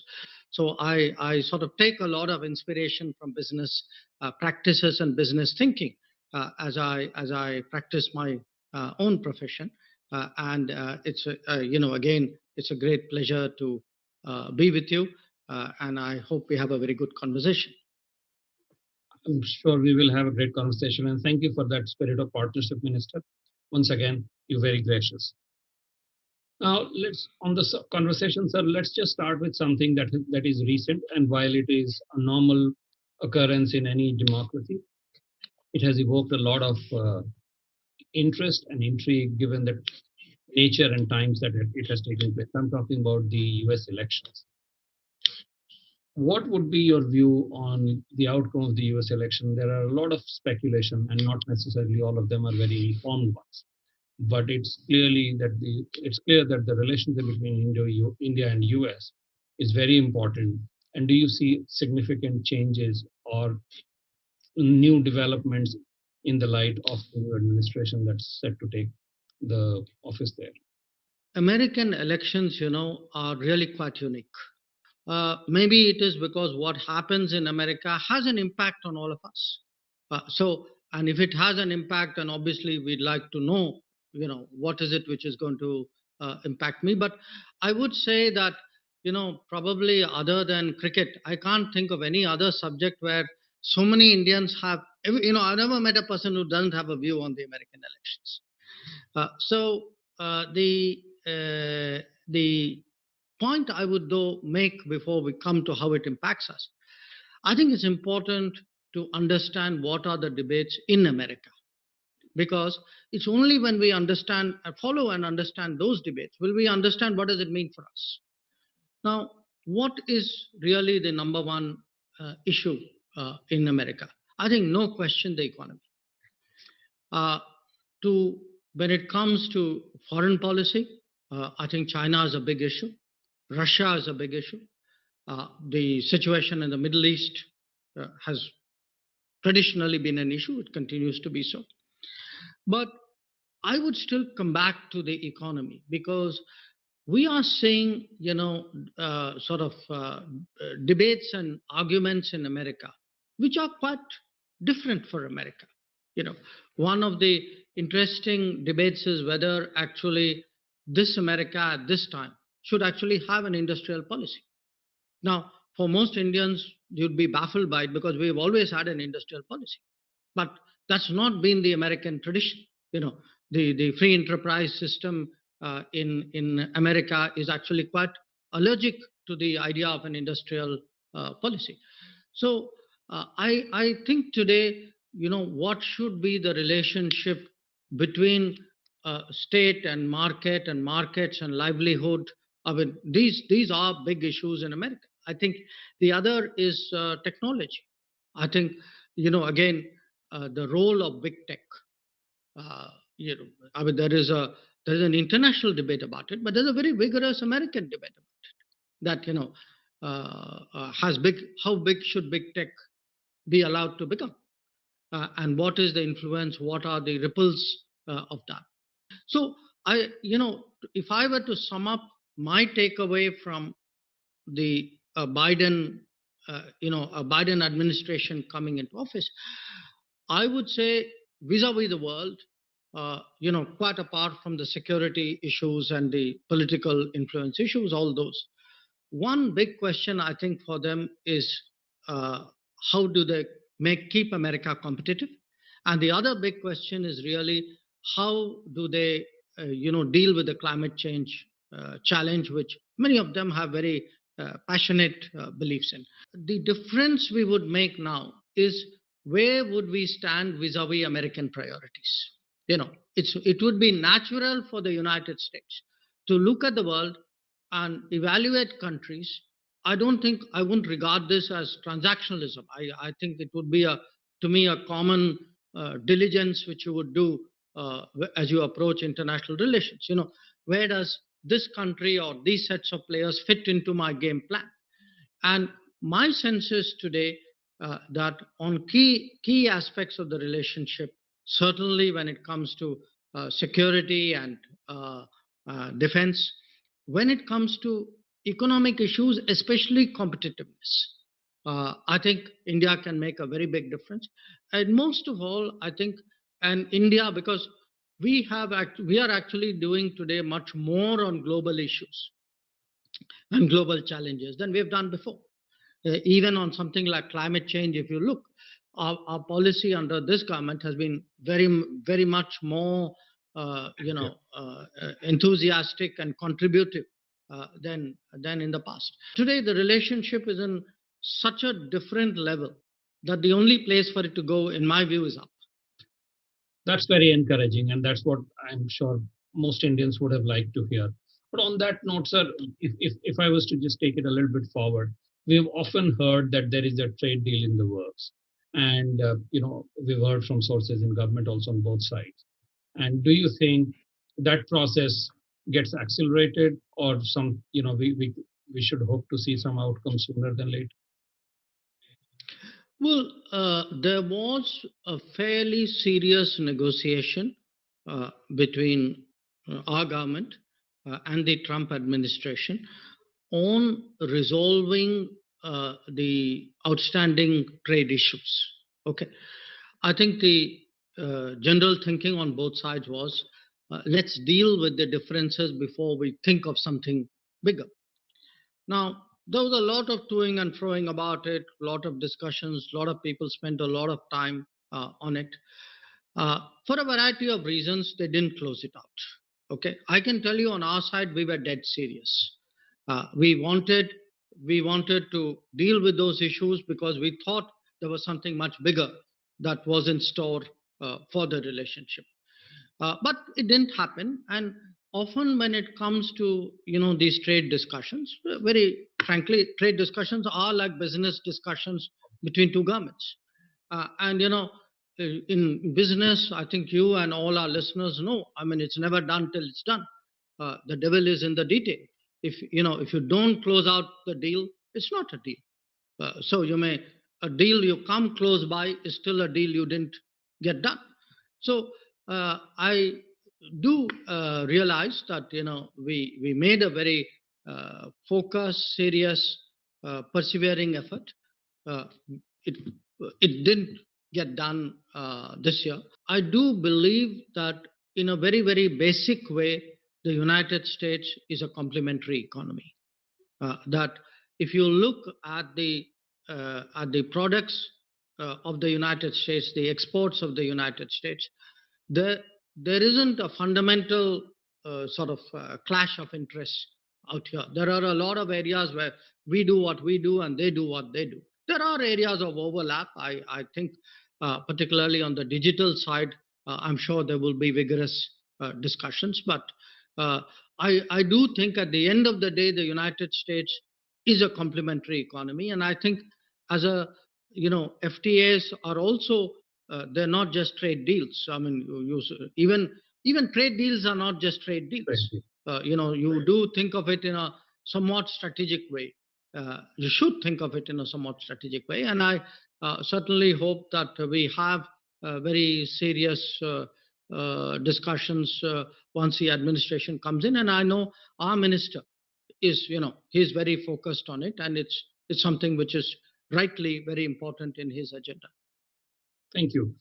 So, Minister, the framework of this conversation actually has been borrowed from something that you've said in your book, that this is a time to engage America, manage China, cultivate Europe, reassure Russia, and bring Japan into play. Moving from the Indo-US relationship comprehensively, if we come to our border situation, that remains a matter of concern. Now, I just wanted your point of view. You've been very forthright on what the realities are. And once again, I just wanted to hear from you whether things are moving in the right direction, and should we be prepared for this to be a long haul, or should there be a breakthrough sooner? We were discussing business and trade, and I said nothing is done till it's done. I think it is even harder to predict when it comes to national security issues. So I won't get into the prediction zone at all, whether it's going to be easy or not, and what will be the timelines and so on. But I would make 2 or 3 points here. One, that I think the events of this year have been very disturbing. They have raised some very basic concerns because they have happened because the other party has not abided by agreements that we have had with them about respecting and observing the line of actual control and not bringing forces to the line of actual control. So, in a sense, I would say it's like in your world, you'll be dealing with somebody who has violated the terms of a contract. I mean, clearly, you can understand, and in a very substantial way.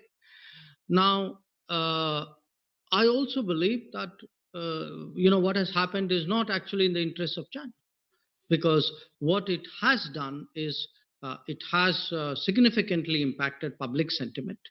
I have seen the evolution.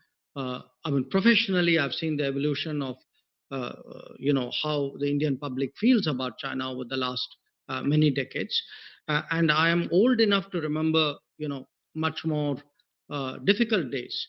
I mean, especially in my childhood and my teens. So, I think a lot of work had gone into the relationship on both sides. And I don't believe that the events of this year have helped, at all. I mean, in fact, I think the real danger is that the goodwill, which was so carefully, developed, will dissipate. But I also would say that yes, we are being tested. I have every confidence that we will rise to the occasion. We will meet that national security challenge. But beyond that, at this time, I would really, frankly, keep my own counsel. Thank you. That's very candid. Coming to the next question, Minister, there is this whole new trend of using technology as a tool in bilateral negotiation, and we are almost seeing a phase of techno nationalism, and it's becoming more and more active factor in international and bilateral relationship that could fundamentally alter geopolitics. For a country like India, which has a great deal of strength in technology and can also use technology for bilateral commercial and business advantages, but can also be a very significant victim in this whole power play. Do you think that could be a matter of concern in our ambitions to grow to a 5 trillion economy and bring benefits to our society at large? Well, I'd really be a little careful with that term techno-nationalism, because somewhere, maybe I'm being oversensitive, but somehow it sort of doesn't give you a good feeling. Okay, it sort of makes out as though, somewhere you're doing something wrong by being techno-nationalistic. And I would put it differently. I think today, as the power of the digital is being increasingly appreciated, it is natural that across the world there will be many more countries and societies and people who would want to have some influence over their own digital future. Now, when you use the word techno-nationalism, and maybe that's not your intention, what it does is it somehow implies as though transnational players have some kind of natural legitimacy, and one should not somewhere we should accept their influence and their dominance in a very unquestioning way. Now, my sense is you are seeing a lot of that today happen in the digital domain, just like you saw in the industrial domain, which is we are playing digital catch-up. Now, if there's one country, one society which should be doing it, it's us. Because, it should not be our fate that, like in the past, we ended up as a market for other industrial economies. Today, we end up as the generator of data and the consumer of data with no benefits for our enterprises and our talents. So I would say today it's very important that we actually generate that greater awareness about the enormous potential which the digital world holds. The potential of really delivering on so many of the essential requirements of life, of actually creating value, of actually creating employment, of encouraging innovation. I think, for me, one of the very encouraging sets of, policies which have come out in the last 6 years have been in that digital India, innovate, startup, that zone. But I would also say this, that the world itself will be a knowledge economy in a very fundamental way. That if you look pretty much at any product, any sophisticated product you use, any service that you avail of, it is increasingly knowledge driven, and knowledge means talent. So I would develop our talent not only, because it will make me a stronger nation. I would actually develop our talent because I see ourselves as an HR superpower. That I think an India which actually deploys its talent globally. And the American relationship is the prime example of this, that it is actually a talent connect, which has been the game changer with America. And I think that talent connect today has a much broader possibility. I see a lot of interest expressed in it in Europe. I think there are societies, economies, which in the past, were more conservative in this regard, but today are opening up. I think some of it is also related to global demographic trends. But some of it is, at the end of the day, I would say the engineering capability of India, the innovation capability of India, the medical capability of India. I think these are today increasingly of interest to the world. Clearly, you're thinking very, very deeply about these issues. And that, I guess that is why you set up new and emerging strategic technologies division in your own ministry, sir, for the first time. We would just like to know, as a matter of interest, what is the thinking behind that?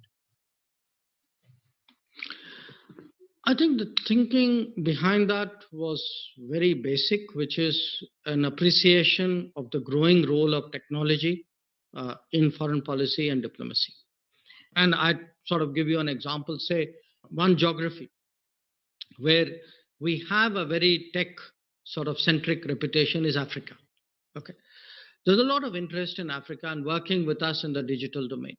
Now, what we have done is we have actually started a set of telemedicine and tele-education sort of projects. So we, in many cases, we have seen our own companies there. We do run centers of excellence for training in the digital domain in Africa. And what happens is when people become familiar with that, they're also open to initiatives and governance practices. A few weeks ago, in fact, I was talking to the foreign minister of Philippines, and he was enormously interested in actually e-education. So it fits with the world's image of India. Okay, this in their eyes this is our branding. Yes. Okay? We need to leverage that branding and make it into a bigger than national business. We need to go out there.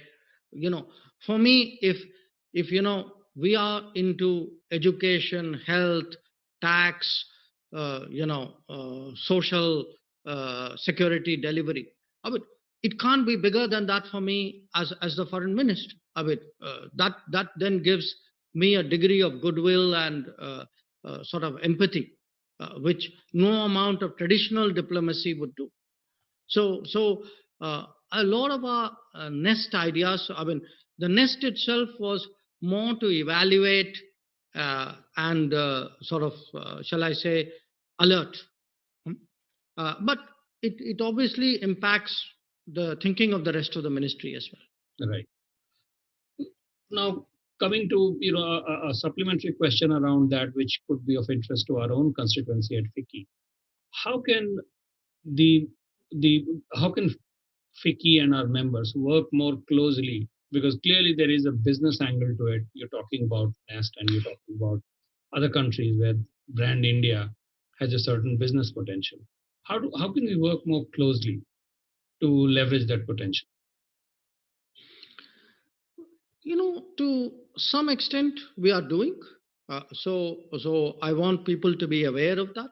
I think you and I ourselves have done a number of events this year. I've done many with Sangeeta as well. But where it is helpful is that one, we have a very big development partnership initiative, which is, it helps to build connectivity, to build the basis for economic cooperation. A lot of it is centered around South Asia, our immediate neighbors, but it extends to Africa. It extends to, we are trying now to take it into Central Asia in a big way. So the whole idea, where it makes a difference is if the Indian, if Business India, if FICCI and MEA partner together, and we support each other. I mean, your successes rebound to our national credit. Okay, our national credibility opens up doors and provides avenue for your business, and that is important because your business, every contract you get abroad means that many more jobs for me at home. And one of the changes I would like to see, in our own system, in my own ministry, is that's the kind of thinking I would like to see. That at the end of the day, for me, the success of foreign policy has got to be national development, has got to be in how it shows up in terms of job numbers and employment creation at home. And here, I think this works very well. And my sense is, again, as someone who's been around a fair length of time, I would say, suddenly today we work much more closely and comfortably with you and your members than we've ever done before. I think today any Indian business which goes into any embassy, I mean, we don't even have to tell our ambassadors. They know. I mean, if somebody comes, that they consider it a very natural part of their representing India abroad, to look at the business interests, because again, at the end of the day, they know it is contributing to national growth and national power. Thank you. I'm conscious of the time, Minister, but one question about the Indo-Pacific region. You have a very distinct point of view and a vision for the Indo-Pacific region, and I think from a business point of view, the region is of great importance to us. How do you think we should be approaching the Indo-Pacific region to exploit its full potential and also build a great strategic partnership? If there is one set of people in India to whom I should not be explaining Indo-Pacific, it's the business world. And I'll tell you why. Just ask yourself, look at the last 20 years with the 20 years before that. Tell me today, how much more Japan, Korea, China, ASEAN, Australia matter to you now? And how much, how big were they in your thinking 20, 30 years ago? Okay, and you would agree with me. There's been a huge shift. I mean, as a sweeping proposition, people say more than half our trade today goes east of India. Okay, now when we began this, this was in 1991, 92. As we were coming out of our situation then, we saw sort of lessons in the ASEAN. Okay.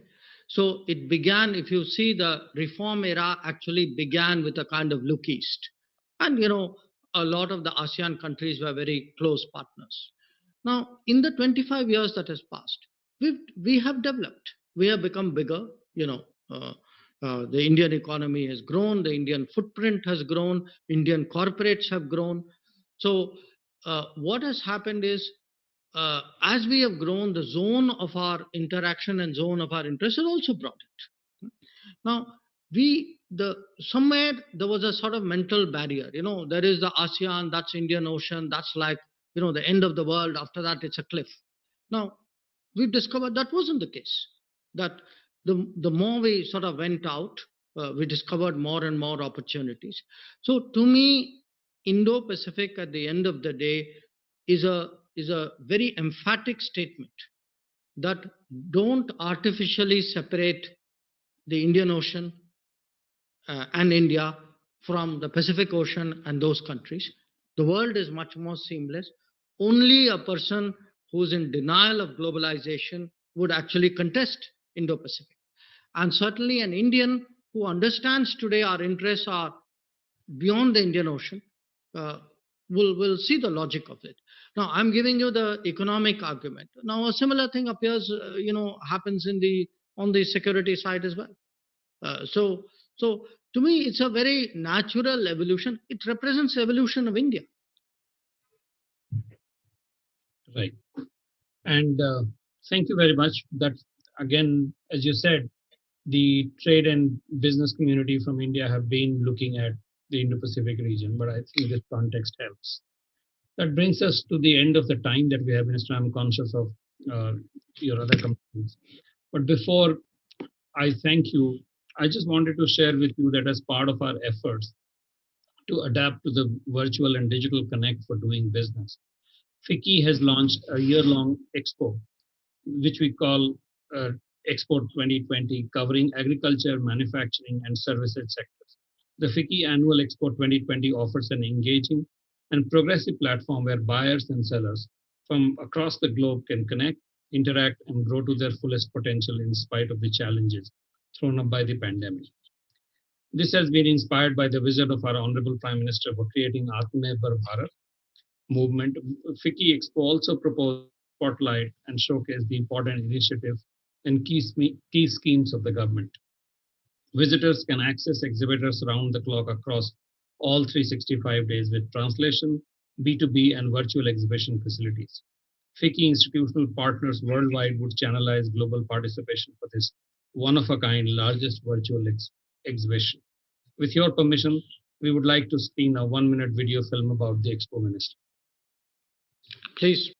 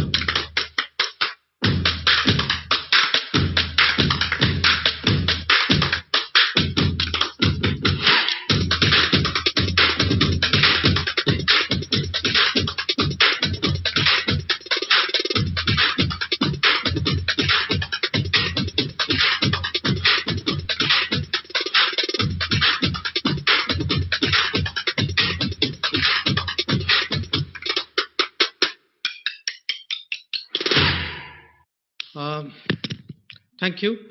Let me say, after seeing the film, I think it's a very commendable initiative for a variety of reasons. One, I'm very glad you did it virtually because I think that's very much in keeping with the sort of, shall I say, the fashion of the year.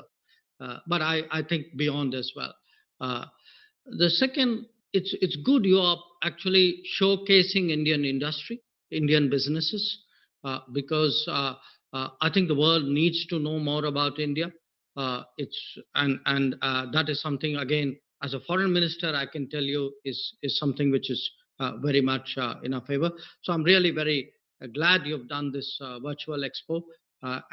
Once again, let me take the opportunity to wish your 93rd annual convention all success, and to you in your tenure in this very important responsibility. Thank you, Minister. You're truly kind. And thank you for your words of encouragement. You've always been an inspiration and you've always embraced FICCI very, very supportively. And we are proud to be a partner of Government of India, Ministry of External Affairs, and support you in your endeavor to build a resilient, self-reliant, and future-ready India. Thank you for your time. Thank you. Thank you. Thank you, President-elect and Honorable Minister, for joining us today for this very interesting discussion. We thank all participants from industry, government, and FICCI's partners worldwide for being with us for this session. We invite all of you to stay tuned to FICCI's annual convention and the next session on Could This Be the Decade for the Emerging Markets? Thank you and stay safe.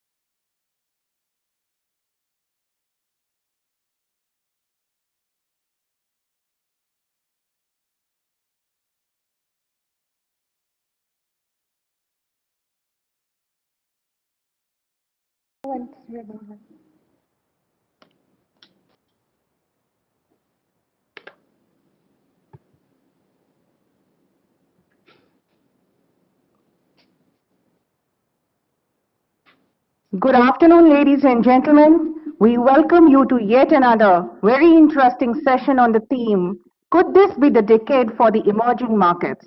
And to talk on this subject, we have with us Mr. Ruchi Sharma, Head of Emerging Markets and Chief Global Strategist, Morgan Stanley Investment Management. I now request Mr. Sanjeev Mehta, Vice President FICCI and CMD Hindustan Unilever Limited, to kindly take the session forward by opening and moderating this session. Thank you. Ladies and gentlemen, good afternoon. I'm delighted to welcome Mr. Ruchi Sharma, and I'm certain this will be a very exciting session. Ruchi is an authority on developing and emerging markets. His data-centric approach and empirical insights make even the most challenging issues easy and simple to understand. He's an investor and a writer. He's a regular contributor to New York Times, and his work appears in several journals and newspapers. Ruchi is a prolific writer and has several bestsellers to his credit. I vividly remember discussing the heterogeneity of India when he was working on his book Democracy on the Road. Ruchi is neither an armchair economist nor an armchair author. He keeps his feet on the soil and ears to the ground. Ruchi, there was a period when brick was the flavor of the day. Brick got extended to bricks. Not all the bricks lived up to their potential, and the word fragile got prefixed to a few. The current pandemic and the attendant crisis is manifesting in several ways. The global trade has shrunk, globalization is in retreat, and there is absence of global leadership to tackle the crisis in a concerted manner. The G20 have poured in trillions of dollars in stimulus, whereas some of the emerging world runs the risk of pushing millions of people who had been pulled out of poverty trap back into poverty. India, we believe, is in a sweet spot to convert the challenges into massive opportunities. Today, we heard the Honorable Prime Minister and several senior ministers and bureaucrats talk about the reforms that have been done, but more importantly, those that are underway to boost agriculture, manufacturing, MSMEs, and the path-breaking and ambitious production-linked incentives, and many more. Ruchi, we would love to hear your views about the prospects of emerging markets, especially India, and most importantly, what in your view, India needs to do to achieve its growth ambition, and what would it take for it to benefit from the opportunities that are emerging in the world. A very eager audience awaits you, Ruchi. Over to you. Thanks, Sanjeev. A pleasure to join this AGM. I've spoken before at FICCI, but never at the AGM, so this is a special occasion, and you obviously have a great lineup here, and delighted to be a part of it. So what I've done here is to have prepared a presentation to ask the question that Uday had suggested to me, that could this be the decade of emerging markets? So if we get the presentation going, I will be happy to take you through it.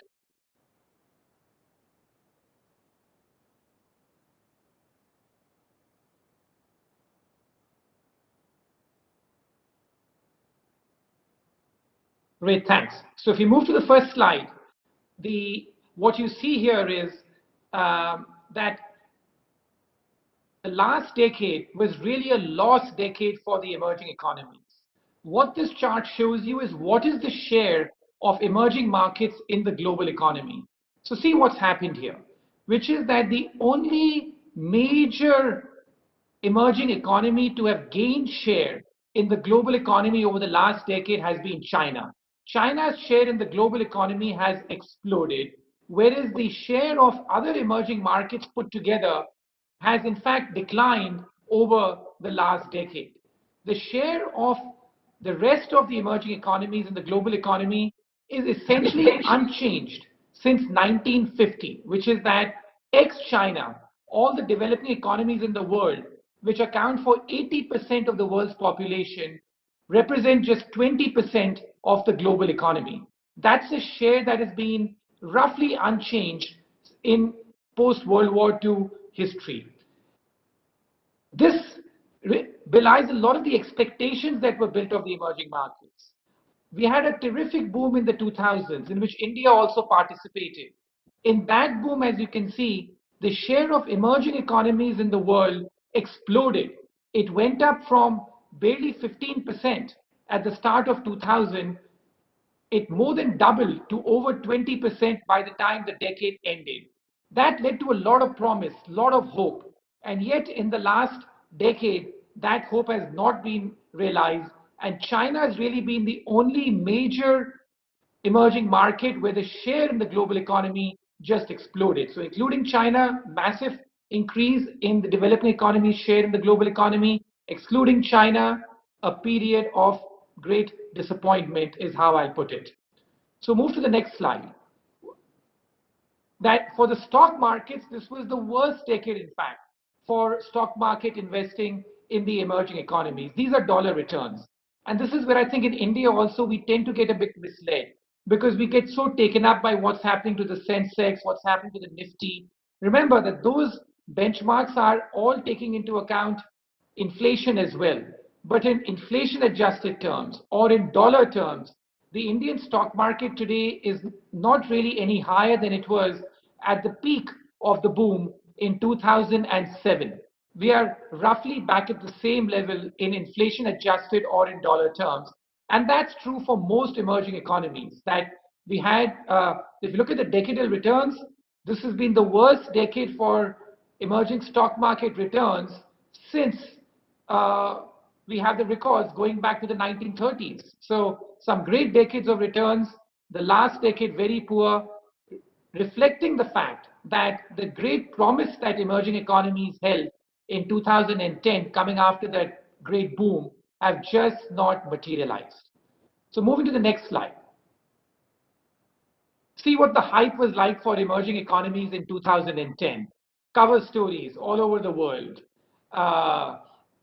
Whether it was India, whether it was Brazil, Asia, and even Africa. The cover story of The Economist. These are Economist editions that we take in the 2009 and 2012 period. You know, how India's growth will outpace China's growth. All these bold projections, and that entire hype now is gone. The cover stories, much to the chagrin of many of the governments, these magazines today have a very different cover line that they project for these economies. So as you move to the next slide, the problem really has to do with exaggerated expectations. So what this chart shows is that the long-term history is this, that there are around 200 economies in the world. Of these 200 economies, only 39 are classified as developed economies. Everyone else is classified as emerging. And many of these economies, from Brazil to South Africa to Mexico, have been emerging forever, which is that they have a great decade, and then after that, for the next decade, they regress, they go back down. So what we saw in this period of 2000 to 2010, right up until the early part of the decade, was a lot of these economies were doing very well and converging in terms of their per capita income with the United States. But that was a very unusual period. Historically, if you look at it, in any year, roughly about half the economies tend to grow faster than the United States, and the other half tend to grow slower in per capita income terms. So it is not a birth given right that all these emerging economies, because they start from a low base, will end up converging with the United States. The United States, with a per capita income of $60,000, is still the preeminent economy in the world, despite many projections which keep on suggesting about its decline. And many of these emerging economies struggle to catch up with the United States. So if we move on to the next slide, that this was what happened in the last decade, which is that great promise, but that promise has not been fulfilled. Now, coming up to this decade, I think that I'm much more optimistic. When I wrote my first book, Breakout Nations, in 2011-12, the main thesis of that book was that the BRICS are way overhyped and the true emerging market is America. That was what I wrote in that book. I only wish I'd organized my investing career accordingly to be more in line with that, given how well the United States has done over the last decade and given what the other emerging economies have done. But having lived through that period, now, at this juncture, at the start of a new decade, I feel more optimistic about the emerging economies for 4 reasons that I'm going to go through in detail here. Whether it's the traditional model of old school manufacturing, the fact that commodity prices, I think, are about to revive, and then the most important point for India as well, that the only time these emerging economies carry out any meaningful reform is when they have their back to the wall. And lastly, the digital revolution that's taking place across the emerging economies, and something which could benefit them a lot. So if we go into these details, I'll try and sort of lay out why I feel more optimistic about India and the emerging economies in the coming decade. So if we move to the next slide, what we know historically is this, that if there has been one secret to economic success, it is about manufacturing exports. If you look at all the great economies which have grown at a rapid pace in post-war history, the single most important secret has been manufacturing and exporting your way to prosperity. That is what happened. That's what led Japan, then Korea, then Taiwan, then China to grow at a very rapid pace. The problem that India and other emerging economies face is that we are now entering in a period of deglobalization, where global trade as a share of GDP is in fact declining. Manufacturing as a share of global GDP is stagnating. In that period, to try and export your way to prosperity becomes much more difficult. Having said that, as the next slide shows, that there are still a few economies that are able to grow very rapidly and gain export share. So if you move to slide 8, the next slide, that which are these economies which are still gaining share in global exports and therefore following a path of exporting the way to prosperity. As you can see, China, Vietnam, Mexico, and interestingly, even India has made some marginal gains here. That if you look at the share of global exports since 2010, India also has seen a slight increase in its share of global exports. Nothing compared to what the likes of China, Vietnam have seen, but India has seen some increase in that. So some sliver of optimism out here that manufacturing and including exports as a share of GDP in India is increasing, nowhere close to the pace that we see in the powerful East Asian economies, but some increase which is taking place there, and that offers some reason of hope to me. So we move to slide 9. Southeast Asia has always been at the forefront of rapid economic growth. And so this is a recent survey where we asked US companies in China if they plan to relocate, and if so, where. Biggest beneficiaries are in Southeast Asia, followed by Mexico, and then the Indian subcontinent. So again, there is potential. We are seeing some right movement, just not of the same scale that we see in some of the East Asian economies, such as Vietnam and possibly even Indonesia and Malaysia, where we see factories moving. So if we move to page 10. Now, this is the second thing. The reality of emerging economies is that they are very dependent on commodity prices. Now, India is a bit different, but most emerging economies, commodities tend to be their big exports. The problem with that is this, that commodity prices over time tend to decline in inflation-adjusted terms. So when you end up having your economy is very tied to commodity prices, the problem is that you end up having boom-bust cycles because commodity prices over time tend to decline, not increase over time. And so that is why economies tied to commodity prices don't tend to converge with the per capita income levels of countries such as the United States. So moving to the next slide. Which are these economies, as you can see? That you can see here that it is typically when commodity prices rise, emerging economies in general tend to get a lift. Now, commodity prices tend to rise one decade, fall another decade, and as you can see here, that when commodity prices rose strongly, such as in the 2000s, such as in the 1970s, that's what has been a very powerful pull for all the emerging economies on the upside. Moving to the next slide. So which are the nations which are very tied to commodity prices? There's obviously Brazil. Then there are some changes taking place as well with net zero regulation that could promote green electrification, and with producers of nickel, aluminium, lithium. These are, and above all, copper. These are leading exporters today in the new world. Chile, Peru could be beneficiaries.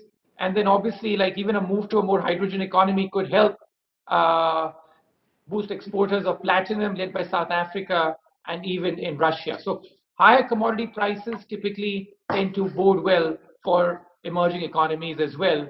And the truth is this, that that a lot of the commodity prices have been in a period of decline over the last decade.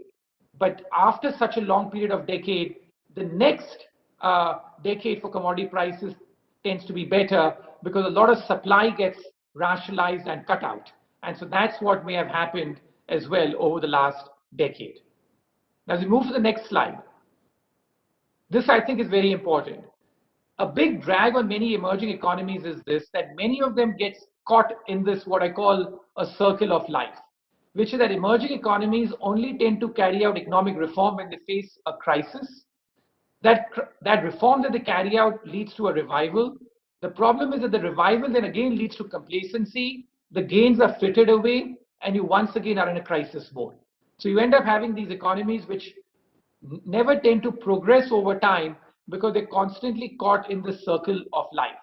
The good news is this, that this pandemic, in a way, has thrown many emerging economies into some sort of a crisis. So they're being forced to carry out economic reform. And this is a very important distinction from the developed world. In the developed world, they've been using a lot of stimulus because they have the financial wherewithal to do so. In emerging economies, they don't have the financial wherewithal to use a lot of the stimulus. So instead, what they have been doing is that they have been trying to reform to try and grow. Now, this in the long term is, to me, a much better solution compared to just throwing stimulus at the problem, because throwing stimulus offers a short-term fix, not a long-term problem, not a long-term solution to the problem. So we move to the next slide. You can see the list of emerging economies that are carrying out reform. We know in India, there's controversy about agriculture and labor reforms, but at least these reforms are finally being carried out after a long hiatus. Indonesia, we are similarly seeing a major overhaul of the labor and tax laws. Brazil, finally doing something about reining in its massive welfare state. Saudi Arabia, Egypt, UAE, all countries which are now finally carrying out reforms. So this is the upside, which is that because these countries do not have the financial wherewithal to spend They are being forced to carry out economic reforms to boost productivity and therefore boost economic growth and keep the animal spirits of the economy going. Very different from the emerging economies. A decade ago, after when you had the 2008 financial crisis, it was very different. Many of the emerging economies thought that this was a developed world problem, and they had done very well over a decade, and so they ended up stimulating a lot, but they did not do anything for economic reforms. Whereas in the United States, they did do stimulus, but they cleaned up the banking sector and then were able to set themselves up for a decade of strong performance. So this is the opposite which is going on here, but could be a silver lining of the pandemic. The last point I want to make in terms of the other factor, if you move to page 15, as to what could happen, is the digital revolution. That it is spreading very fast now in the emerging economies. This is a new model which is coming up. We've often had new technology come, but it takes a time for the technology to really have its full impact on economies. It took many decades before the steam engine, the railroads truly transformed the global economy. And now what we're seeing is that if you look at digital revenue, the median growth in emerging economies, it is now outpacing that of the developed market. So this is a new frontier for economic growth which is emerging, whether it's fintech or it's got to do with the payment systems, that these new technologies which are coming could help boost growth in emerging economies in a much more domestic oriented way. So if you move to the next slide,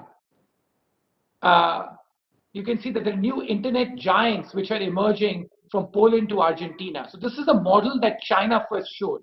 China showed to us that it was possible to grow very rapidly using technology, because I used to be very worried about the massive debt situation in China that the old economy there had accumulated. But where China surprised me was in the last 4 to 5 years, the way China has used technology to grow, to create a virtual cashless economy. If you go to China today, as many of you have done before the pandemic, you will see the way technology has transformed that economy, where the use of robots to serve in restaurants and drones to make deliveries is not just alternative reality, but something that's actually happening out there. So China showed us that how you can use technology as a new growth engine, and many other emerging economies are trying to follow the same path. We're seeing these new companies, these new internet giants from Poland to Argentina come up and have some pretty serious market caps, as you can see out there. So you got these Amazon, Alibaba, the local variations come up in many of these economies. So we're seeing this digitization spread across the emerging world now and offer a new revenue for growth. So as I move to the next slide, as you can see here, the cost of starting a business, how it's dramatically falling in emerging economies. That if you look at it on a per capita income basis, the cost of starting a business has fallen dramatically over the last 20 years. And on a log scale, it's even more accelerated over the last 3 to 4 years. So this is something which is, again, a major productivity boost, I think, for the emerging economies at this juncture, if it's used properly. So now, I think we have to put this all in perspective. If I move to the next slide on page 18, it's very important to put this in perspective, which is this, that the 2000s was a very exceptional period for the global economy, and particularly like the emerging economies. There were about 100 economies in 2007 that were growing at a pace of 7% or more. That had never happened in the history of the global economy. In the last decade, there have only been 10 economies in the world that have grown at a rate of 7% or more in any year. Dramatic fall down from 100 to just 10. That's because of many reasons. Demographics being the one, including in India, our population growth rate is slowing down. It is a very powerful driver of economic growth. If the population growth, though, is slowing down, you can't grow at the same pace as you did when your population growth was 3 or 4% compared to 2%. That's just a mathematical equation. So what we need to understand here is that these new drivers of economic growth are emerging. But having said that, our expectations have to be realistic. And so in Breakout Nations, when I wrote my book, I had said that for a country like India, 7% plus has to be the threshold for judging economic success. That only if we grow at above 7%, is that a criteria, or is that a criteria that we meet for being an economic success? The difference today is this, that I think the benchmark for economic success for countries with a per capita income of less than $5,000, such as India, is 5%. That if we can grow at more than 5% a year, that is a significant achievement. Forget about growing at 7% or more. The global economy has changed. The demographics have changed. It is no longer feasible in a world of deglobalization to grow at such a pace because your exports cannot grow at 20-30% a year, which it could in an era of globalization. So for an economy like India, a growth rate of more than 5% will be pretty credible. Even in this era where I think that emerging economies in general make some sort of a comeback. Now, for the developed economies such as the United States, a growth rate of even 1 or 2% in this era of declining demographics and deglobalization will be good. So I think that this is a very important point to keep in mind. And the next slide just shows you how the changes have taken place. If you look at the next slide, just look at the number of economies now growing at a rate of even more than 5%. It is very rare today that in the peak of the era in 2007, more than 60% of economies in the world were growing at a rate of more than 5% in any given year. Today, only about 20% of economies in the world are growing at a rate of more than 5%, and barely any economies are growing at a rate of more than 7%. So this is the new definition of economic success. To summarize, on my last slide, what I say here is this. So if you move to the next slide, please, that some of the rest will rise again after a decade of such disappointment, and the candidates which will rise will do so powered by 4 growth engines. One has to still do with the old school of manufacturing, because that has traditionally been the one secret to economic success, just that the path is narrowing because the world's exports and manufacturing aren't growing as rapidly as they once were.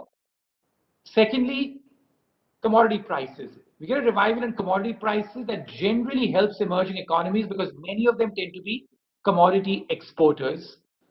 Third, pandemic-driven reform. This is what we're seeing in many economies in the emerging world, that because they are in a crisis mode with their back to the wall, they're being forced to carry out reforms, which is good for productivity and therefore long-term growth. And lastly, the digital revolution that's sweeping the emerging world as well now, and increasingly so as the technology gets diffused. And here, China, Taiwan, Korea are in particular the real research and development kingpins.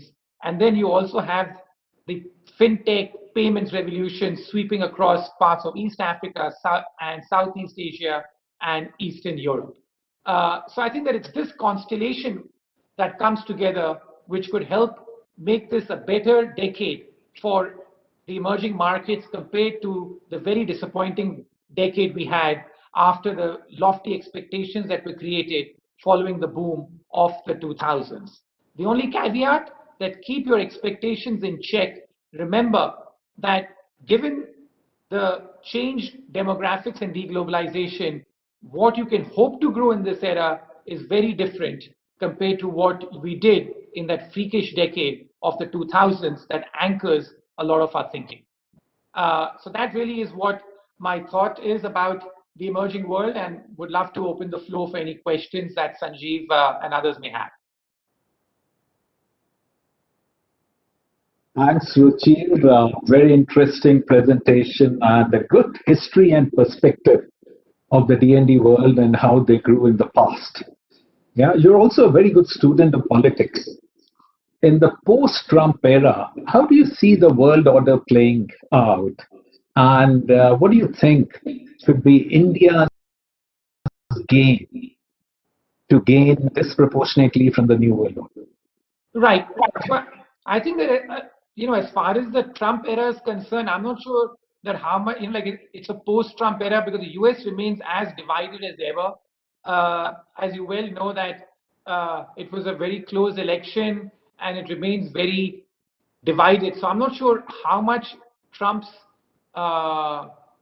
defeat changes the politics of the world. I think that in general, if there's been a silver lining of the pandemic, it is the fact that it has rewarded more of the competent and calmer leaders, and populists in general have not done that well navigating this pandemic. So, I think it's time to look at the silver linings of the pandemic. And even though I don't think that much has changed in politics, but if you really are to force me to say something, I think it is the fact that it has changed marginally for the better, with the populists across the world not coping with it as well compared to the traditionalists who seem to have made some sort of comeback. I think as far as India is concerned, I think that it's very clear to us. I think what we have to do is that we have to sort of do much better with our neighbors. I think that is something which is very critical, because one of the slides I did not have here in the interest of time is that possibly the single biggest drag of economic growth in South Asia has been that intra-regional trade in South Asia is the lowest of any region in the world. The reason why the ASEAN nations, the Eastern European nations, have succeeded historically is because they traded so much with each other. India has just not been able to have better relations with its neighbors on the trade front in particular. So one thing I think that this government started on the right note in 2014, but I think that since then, obviously, other things have taken over, is that how little we trade in our neighborhood. And in an era of deglobalization, greater regionalization is even more important. So I think that we have to focus a lot, if we want to grow rapidly, on how to have better relations across our neighbors, even if that excludes China for different reasons given the tensions with them. But in general, I think we have to focus on the fact that why South Asia has the lowest trade of any sub-region in the world. Thanks, Ruchi. May I now invite Mr. S.P. Shukla, Chairman of FICCI Defence and Aerospace Committee and a Group President and member of the Group Executive Board of Mahindra Group, to please ask a question to Ruchi. Thank you so much. And Ruchi, once again, welcome. Thank you so much for that insightful talk. Really, it was very engaging. In Indian industry, you have many keen followers who value your observations, and I happen to be one of them. Thank you, sir. You talked about the last decade being the lost decade for the emerging economies. Very apt observation. I'll remember this phrase, excepting China. So we are looking ahead at the next decade. In India, we have disproportionate number of people dependent on agriculture. It accounts for very small percentage of GDP, but a very high percentage of people are dependent. Many countries, developed countries, went from agricultural society to industrial economy. India went from agriculture to services in a big way. Today, services account for 50% of our economy. The question is this: if we look ahead at the next decade, and we know the situation evolving in terms of global trade, global economy, and most importantly, demographics, where consumption in industrial economies will not grow as fast as it did in the past, what options does our country have for growing GDP as well as employment? Are we better off with services? Are we better off on manufacturing? Of course, one will say both. But between the two, which will generate more bang for buck is my query to you, please. And side query, how long we will continue to be called emerging economy when you are among the 3 largest economies of the world and among the top 7 stock exchanges of the world? Thank you. Sure. So I think that as far as emerging economy is concerned, the definition is very clear. It's based on per capita income. If we have a per capita income of more than $20,000 or so, we'll be known as an advanced economy. But even China is still called an emerging economy. because its per capita income is still $10,000. So that's a definitional thing. But if you want to call yourself something else, that's very different.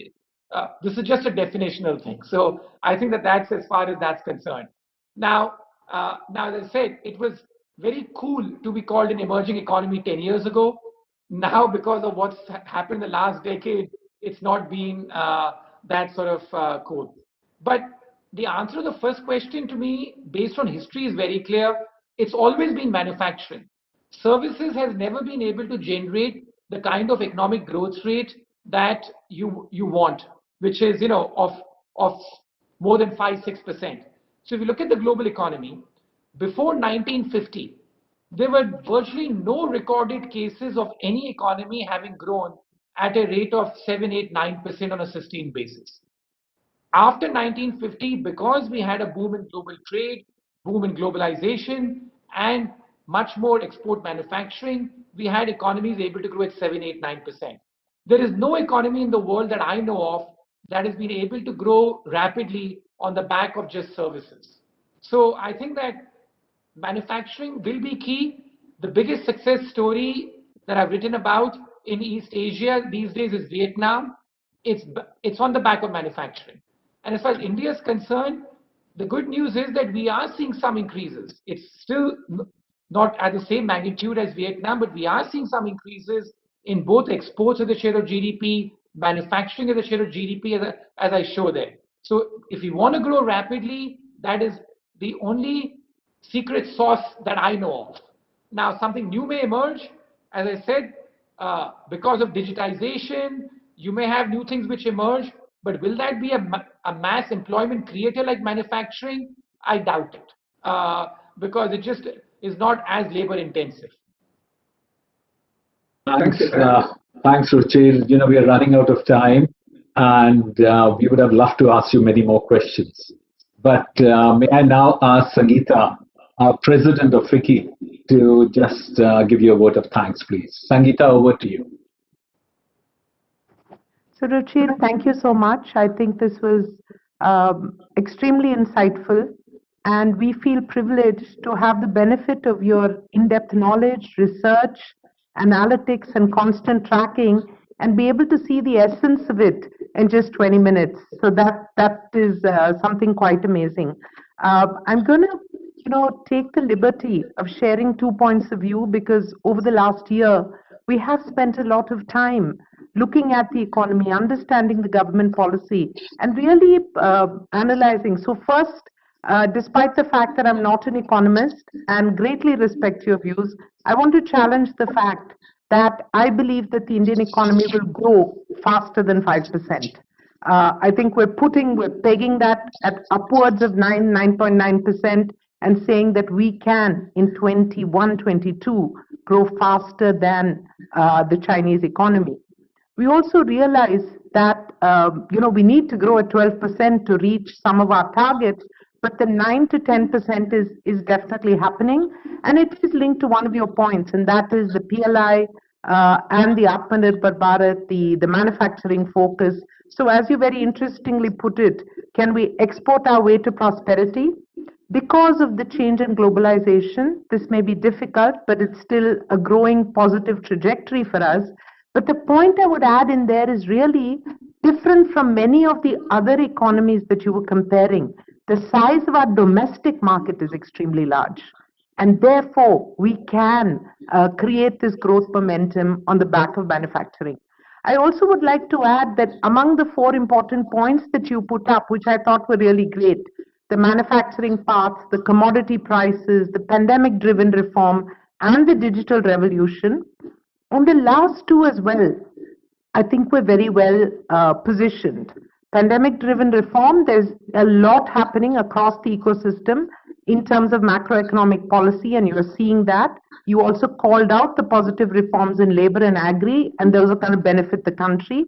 But on the digital reform, I was very sad that India's name was not in that list of countries, Ruchir, because I think within UPI, I think the last stated was 2 billion transactions and 4 lakh crores of digital payments in October. This is a fantastic number. So hopefully very soon you will be putting India in the digital group of category as well. But let me end by saying that it's been a fascinating conversation.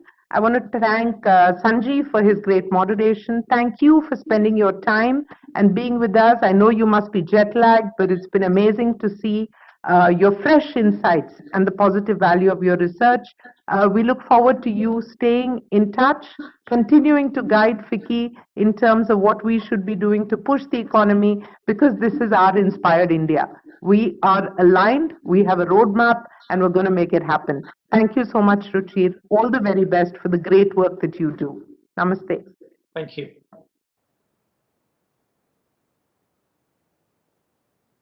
Ladies and gentlemen, stay with us. The next session will be on vaccine magic and reimagining healthcare in a post-COVID world. Please stay with us for this very, very important session. Thank you.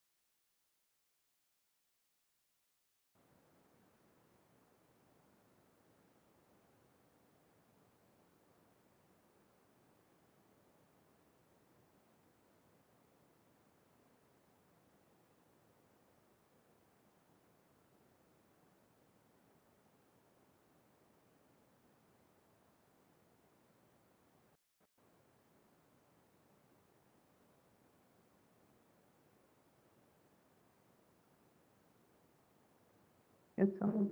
It's awesome. Once again, go ahead. You're good. Good afternoon. With several vaccine candidates reporting very encouraging results in late-stage trials, the destruction and disruption unleashed by the unprecedented pandemic of COVID-19 seems to end soon, hopefully. What is the current status of the development of these vaccines? When will I get the vaccine? How much will it cost?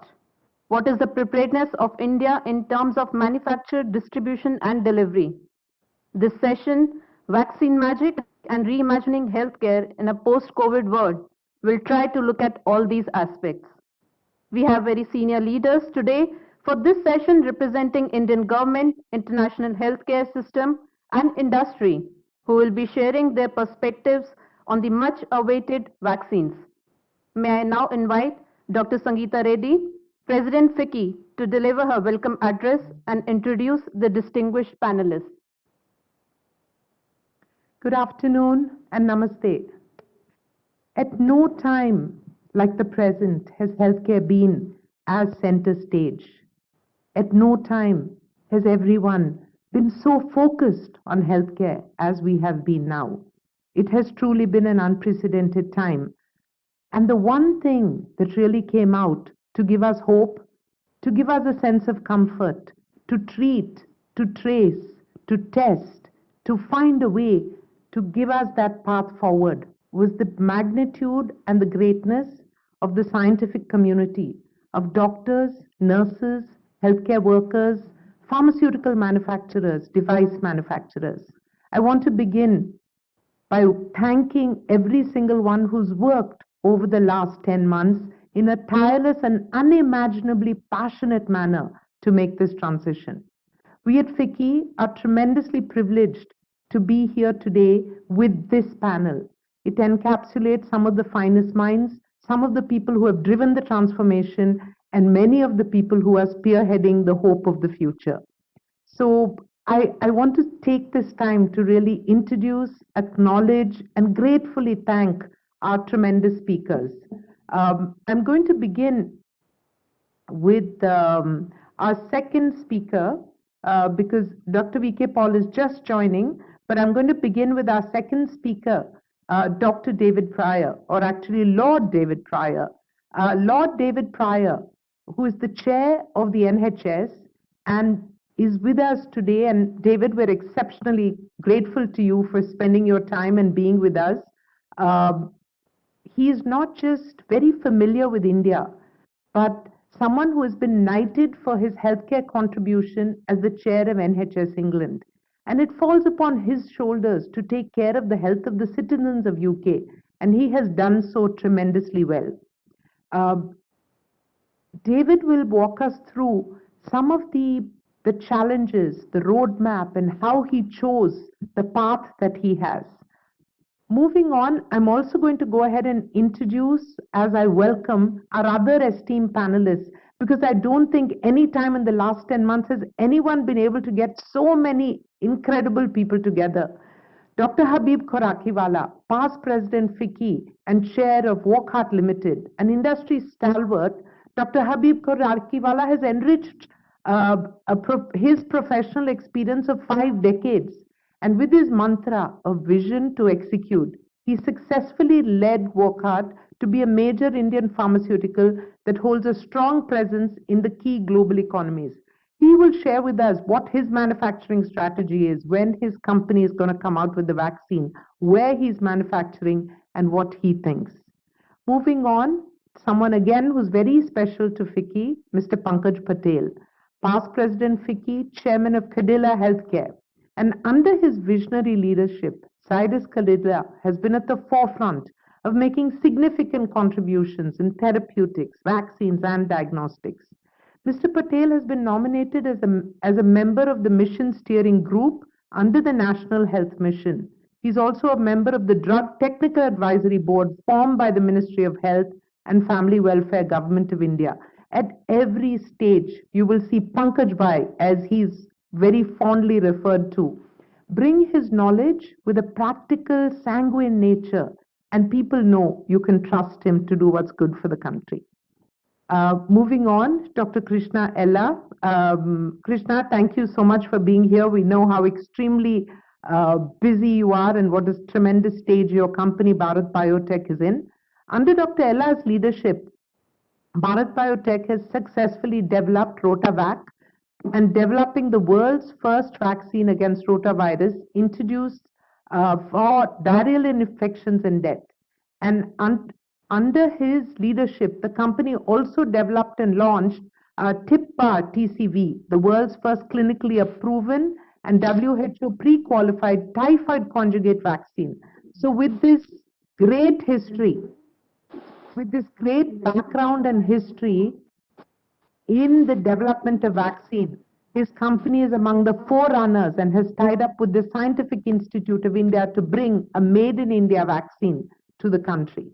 We also have with us Mr. Gagandeep Singh, country president of AstraZeneca, and everyone knows AstraZeneca is at the forefront of delivering a vaccine to the world.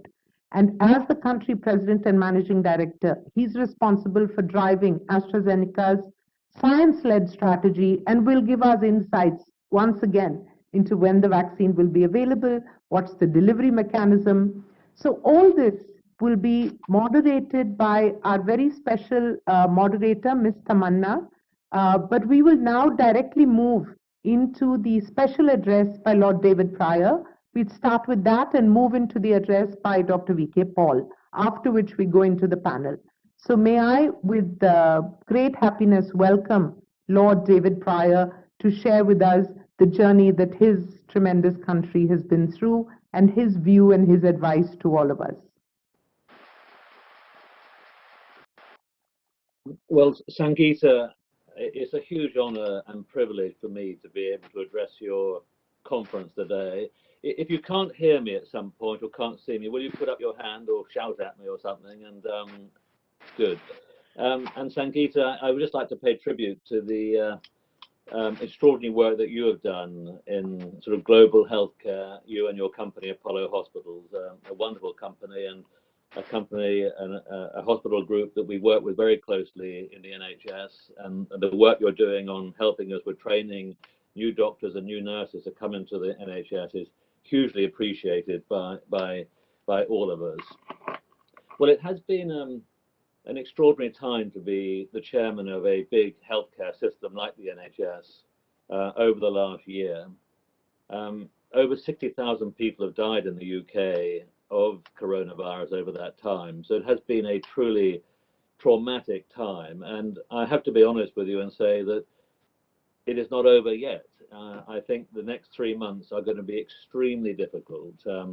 Many people are relaxing their guard. They're thinking the vaccine is coming, we can relax. But actually, January and February could be a very difficult time for the UK and actually for Western Europe and, of course, United States as well.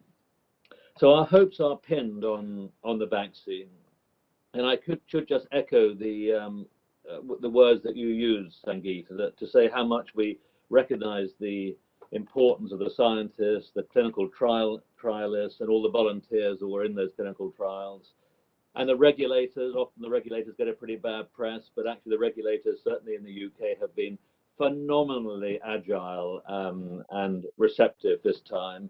And big pharma and biotech, you know, it's not often you hear healthcare systems praising big pharma and biotech, but I'd like to say this on behalf of the NHS, that the contribution that the pharmaceutical industry has made and the biotech industry has made in both vaccines, therapeutics, and diagnostics over the last 12 months has been truly extraordinary.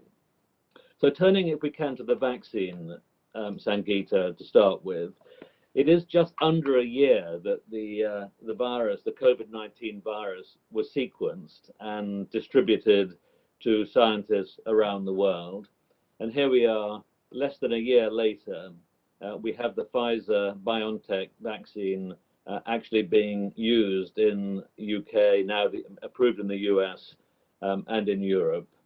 So for the Pfizer-BioNTech vaccine, the AstraZeneca Oxford one, and I should pay tribute to the Serum Institute of India as well for the contribution that they have made in vaccines over this period of time. We hope the AstraZeneca vaccine will be approved and will be used within a matter of days now. We're keeping our fingers crossed, but it's looking very positive. And of course, Moderna have got their vaccine, Janssen are very close, GSK, Sanofi, and others as well. So this has been an extraordinary effort by the whole of the pharma industry.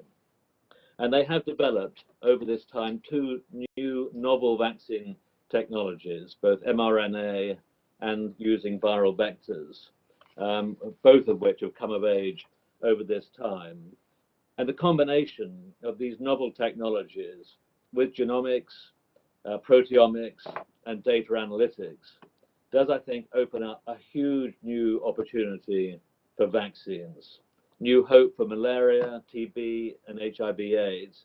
But actually, it is not fanciful to think that vaccine technologies could support the development of effective therapeutics across a broader range of pathologies, including cancer, Alzheimer's, diabetes, who knows. This could be one of the silver linings of this pandemic could be to open up a whole new branch of pharmaceutical research and development. In a way, I think the pandemic has shown mankind at its worst and its best. At its worst, clearly we are totally unprepared for a virus of this kind. You know, we have not invested in public health in the way that we should have done. In the UK, our diagnostics industry at the beginning of this pandemic was woefully unprepared for a virus of this scale.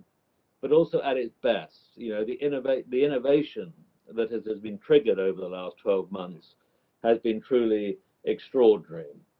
I think Edward Jenner, who is the sort of founder of modern vaccinology in the West, who discovered the vaccine for smallpox at the end of the 18th century, I think would be hugely proud of what scientists have done this time round. I hope, Sangeeta, that the lessons of our approach to this pandemic can be used as well the way we approach climate change. We must not leave things too late. We must prepare now. We must pay an insurance premium, if you like, against the future ravages of the virus or indeed climate change. And there are three, I think, big, broader issues that maybe are for discussion another day. The first is public confidence. We must win the public confidence in the efficacy and safety of this vaccine and subsequent vaccines. And that means that the regulatory process must be independent of politics. That is absolutely essential. Secondly, we must address the cost of these vaccines, because these vaccines must be distributed to all the countries of the world, not just the richer countries of the world. So cost is crucial. And thirdly, of course, logistics. The Pfizer-BioNTech vaccine does pose huge logistical issues, even in a country like the UK, where we have a pretty good logistics system because of the cold chain requirements. And the same will be true to some extent of the Moderna vaccine as well. But those are three issues that we might discuss maybe on another occasion.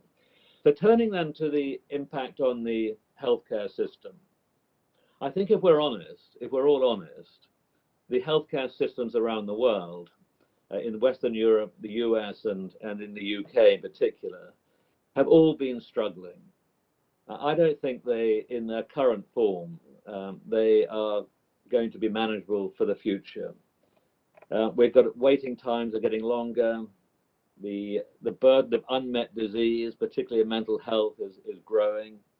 The demography of our countries, with people getting older, the number of people with chronic long-term conditions, multiple long-term conditions, growing expectations, and the growing cost, you know, where some 20% of GNP of our wealth is now going into healthcare, at a time when life expectancy has plateaued and health inequalities are rising. This is not a recipe for long-term success, and is not sustainable in my view. There has to be a very fundamental change as to how we deliver healthcare, and healthcare will become, I think, more predictive, more preventative, more personalized. I think the consumer will become much more powerful in this mix, that we will move from the grateful patient who is pleased to see a doctor to one that is much more demanding, much more information at the fingertips of the consumer. And this revolution, this change, will be enabled by digital healthcare and the use of data. And that will be absolutely crucial. In the same way that the banking industry and the retail industry have been transformed by digital and by all the algorithms that feed into that digital sort of data environment, so too will healthcare over the next 5 years. And in England, in the UK, our delivery mechanism will be what we call the integrated care system, rather like the ACO system in America, but it will be an integrated, joined-up system. The current system is too fragmented and too episodic in its approach. So this is going to be a very fundamental change to our healthcare system. So if I could put a little bit of colour on that forecast. Let's start off with prediction first. Many of you will know companies like Centene and Optum in America who have used data to manage populations on a risk-based on a risk basis. We will see that coming to the UK. I have absolutely no doubt. It will enable us to focus on people who are more prone to diabetes, for example, with weight management programs. And it will guide our screening programs much more accurately. And we are now just beginning to pioneer the use of polygenic risk scores in England. We have a number of interesting companies who are world leaders in polygenic risk scores. And again, that will enable us to predict people's health future, enable us to intervene much more quickly. And we've just launched a new program called Our Future Health, which is a cohort of 5 million people who will be monitored, will all have polygenic risk scores, and whose health will be monitored over time, which will give us a very important research base around prediction. Secondly, on prevention and early diagnostics.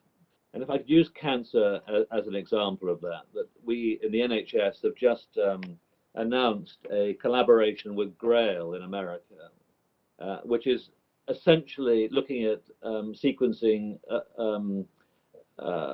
circulating tumor DNA at a very much earlier stage. If we can, our view is that if we can catch cancer, 75% of cancers at stage 1 and 2, rather than at the moment 50%, that could be transformational to our cancer outcomes. The second example I would give is the agreement we've reached recently with Novartis on the use on a major study using inclisiran, and which is a PCSK9 inhibitor for lowering cholesterol to improve cardiovascular disease. That if we can start treating people at a population level, we're talking about millions of people, rather than this focus that pharma have had over the last 20 years on rare disease and orphan diseases. If we can get these lower cost, high volume medicines into our population as a whole, that could have a huge impact on cancer and cardiovascular disease, for example. And another example I would give on prevention, which has come out of this pandemic, is the huge growth in point-of-care diagnostics, both blood-based and saliva-based.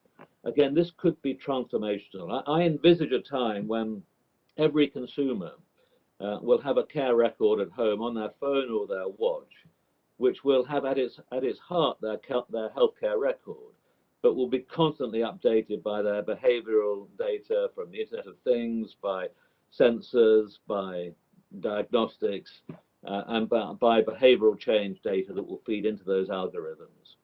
And then thirdly, personalization. In the UK, we've had a long history in genomics, right back to the Crick and Watson discovery of the structure of DNA in the 50s.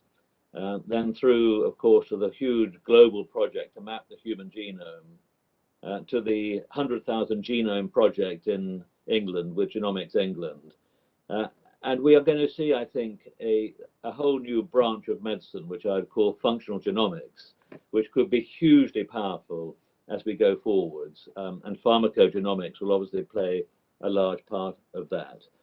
And staying with the theme of personalization, there was a very interesting paper in the New England Journal a few months ago called Facilitated Self-Care. And I think we will see much more care provided by people outside the normal healthcare system, and it will be determined very much by the data that they have about themselves on their phones or on their watches. So if we turn to digital, which I think will be the great enabler of this change in healthcare, this is everything from robotic surgery and digital operating theatres that I'm sure that, Sangeeta, you will have in your wonderful hospitals in India, through to remote monitoring of people with sleep problems or with respiratory problems or with glucose monitoring for type 1 diabetes, a whole range of conditions that can be treated better, with better outcomes, with continuous monitoring. Very interesting randomized controlled trial done by AstraZeneca recently, showing that continuous monitoring gave, I think, an extra 8 months of life on, I think, on that cancer drug compared to the more conventional sort of periodic follow-up at hospitals. We'll see remote consultations. We'll have shared care records. Many digital therapies coming through now, particularly I think about in mental health, where we're delivering IAPS and cognitive behavioral therapy very successfully on a digital basis. And of course, the whole growth of artificial intelligence and the way that we interpret many parts of radiology, whether it's imaging or pathology, where we can use machines to provide the diagnosis. I'm not going to talk too much today about integrated care systems, Sangeeta, because I think I'm running out of time, but just to say that joined up care rather than fragmented episodic care is very much the way we see the future in England. We have to turn traditional healthcare on its head over the next 5 years. I think the pandemic has, one of the silver linings of the pandemic is that it has accelerated the process of change, of innovation. Medicine has not been always quick to adopt new innovation, if we're honest. I think healthcare is behind many other industries, but I think the pandemic, in more ways than one, will have given us a big shot in the arm, and I think you will see a tremendous acceleration of change over the next 5 years.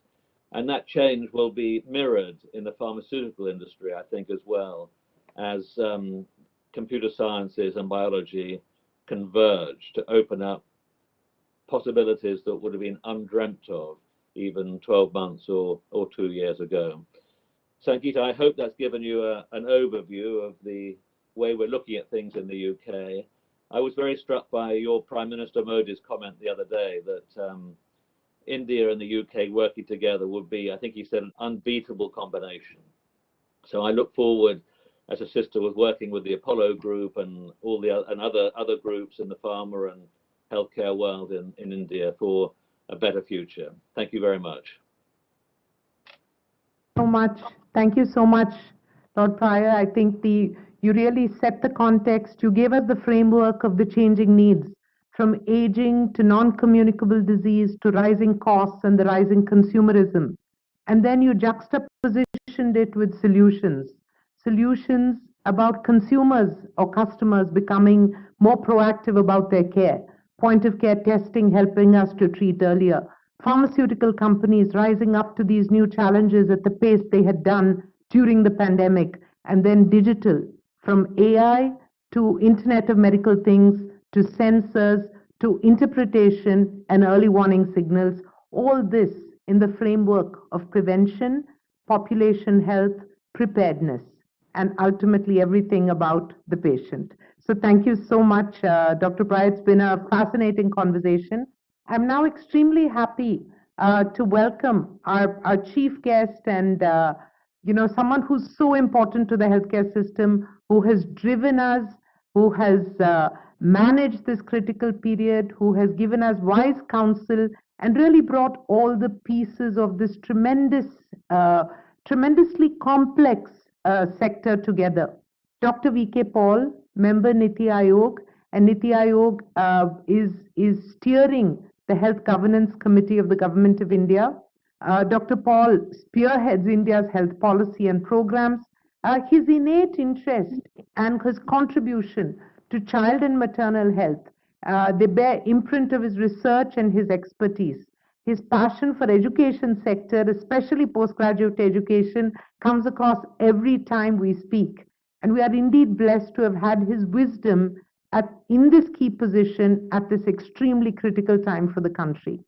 Dr. Paul is the chairman of the governors of the Medical Council of India. He holds a range of other very important responsibilities. Dr. Paul, everyone in the audience is waiting to hear from you.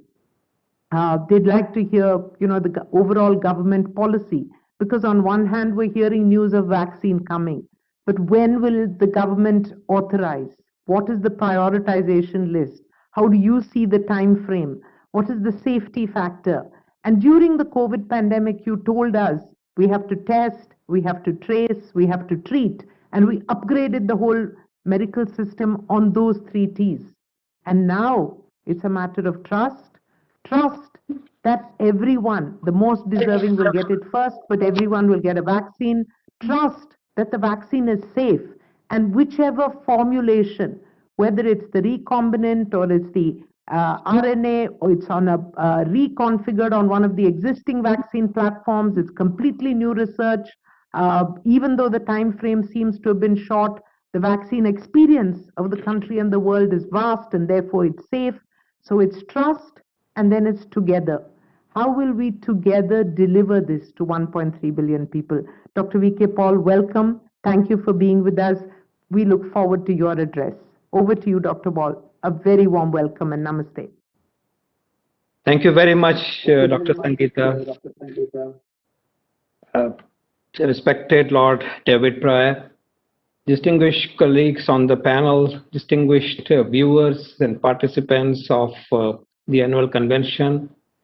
The annual convention of FICCI is special. FICCI itself is special, it is historic, and it is an institution that has done proud to this great nation.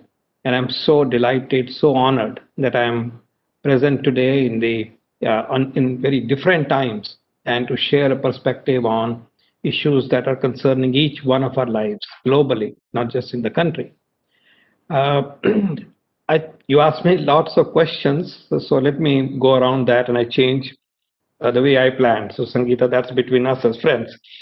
Okay, that's now first and foremost, as Lord Pryor said, that the whole notion of innovation, whole notion of new solutions changed in this 1 year, in a unprecedented way, in a historic way.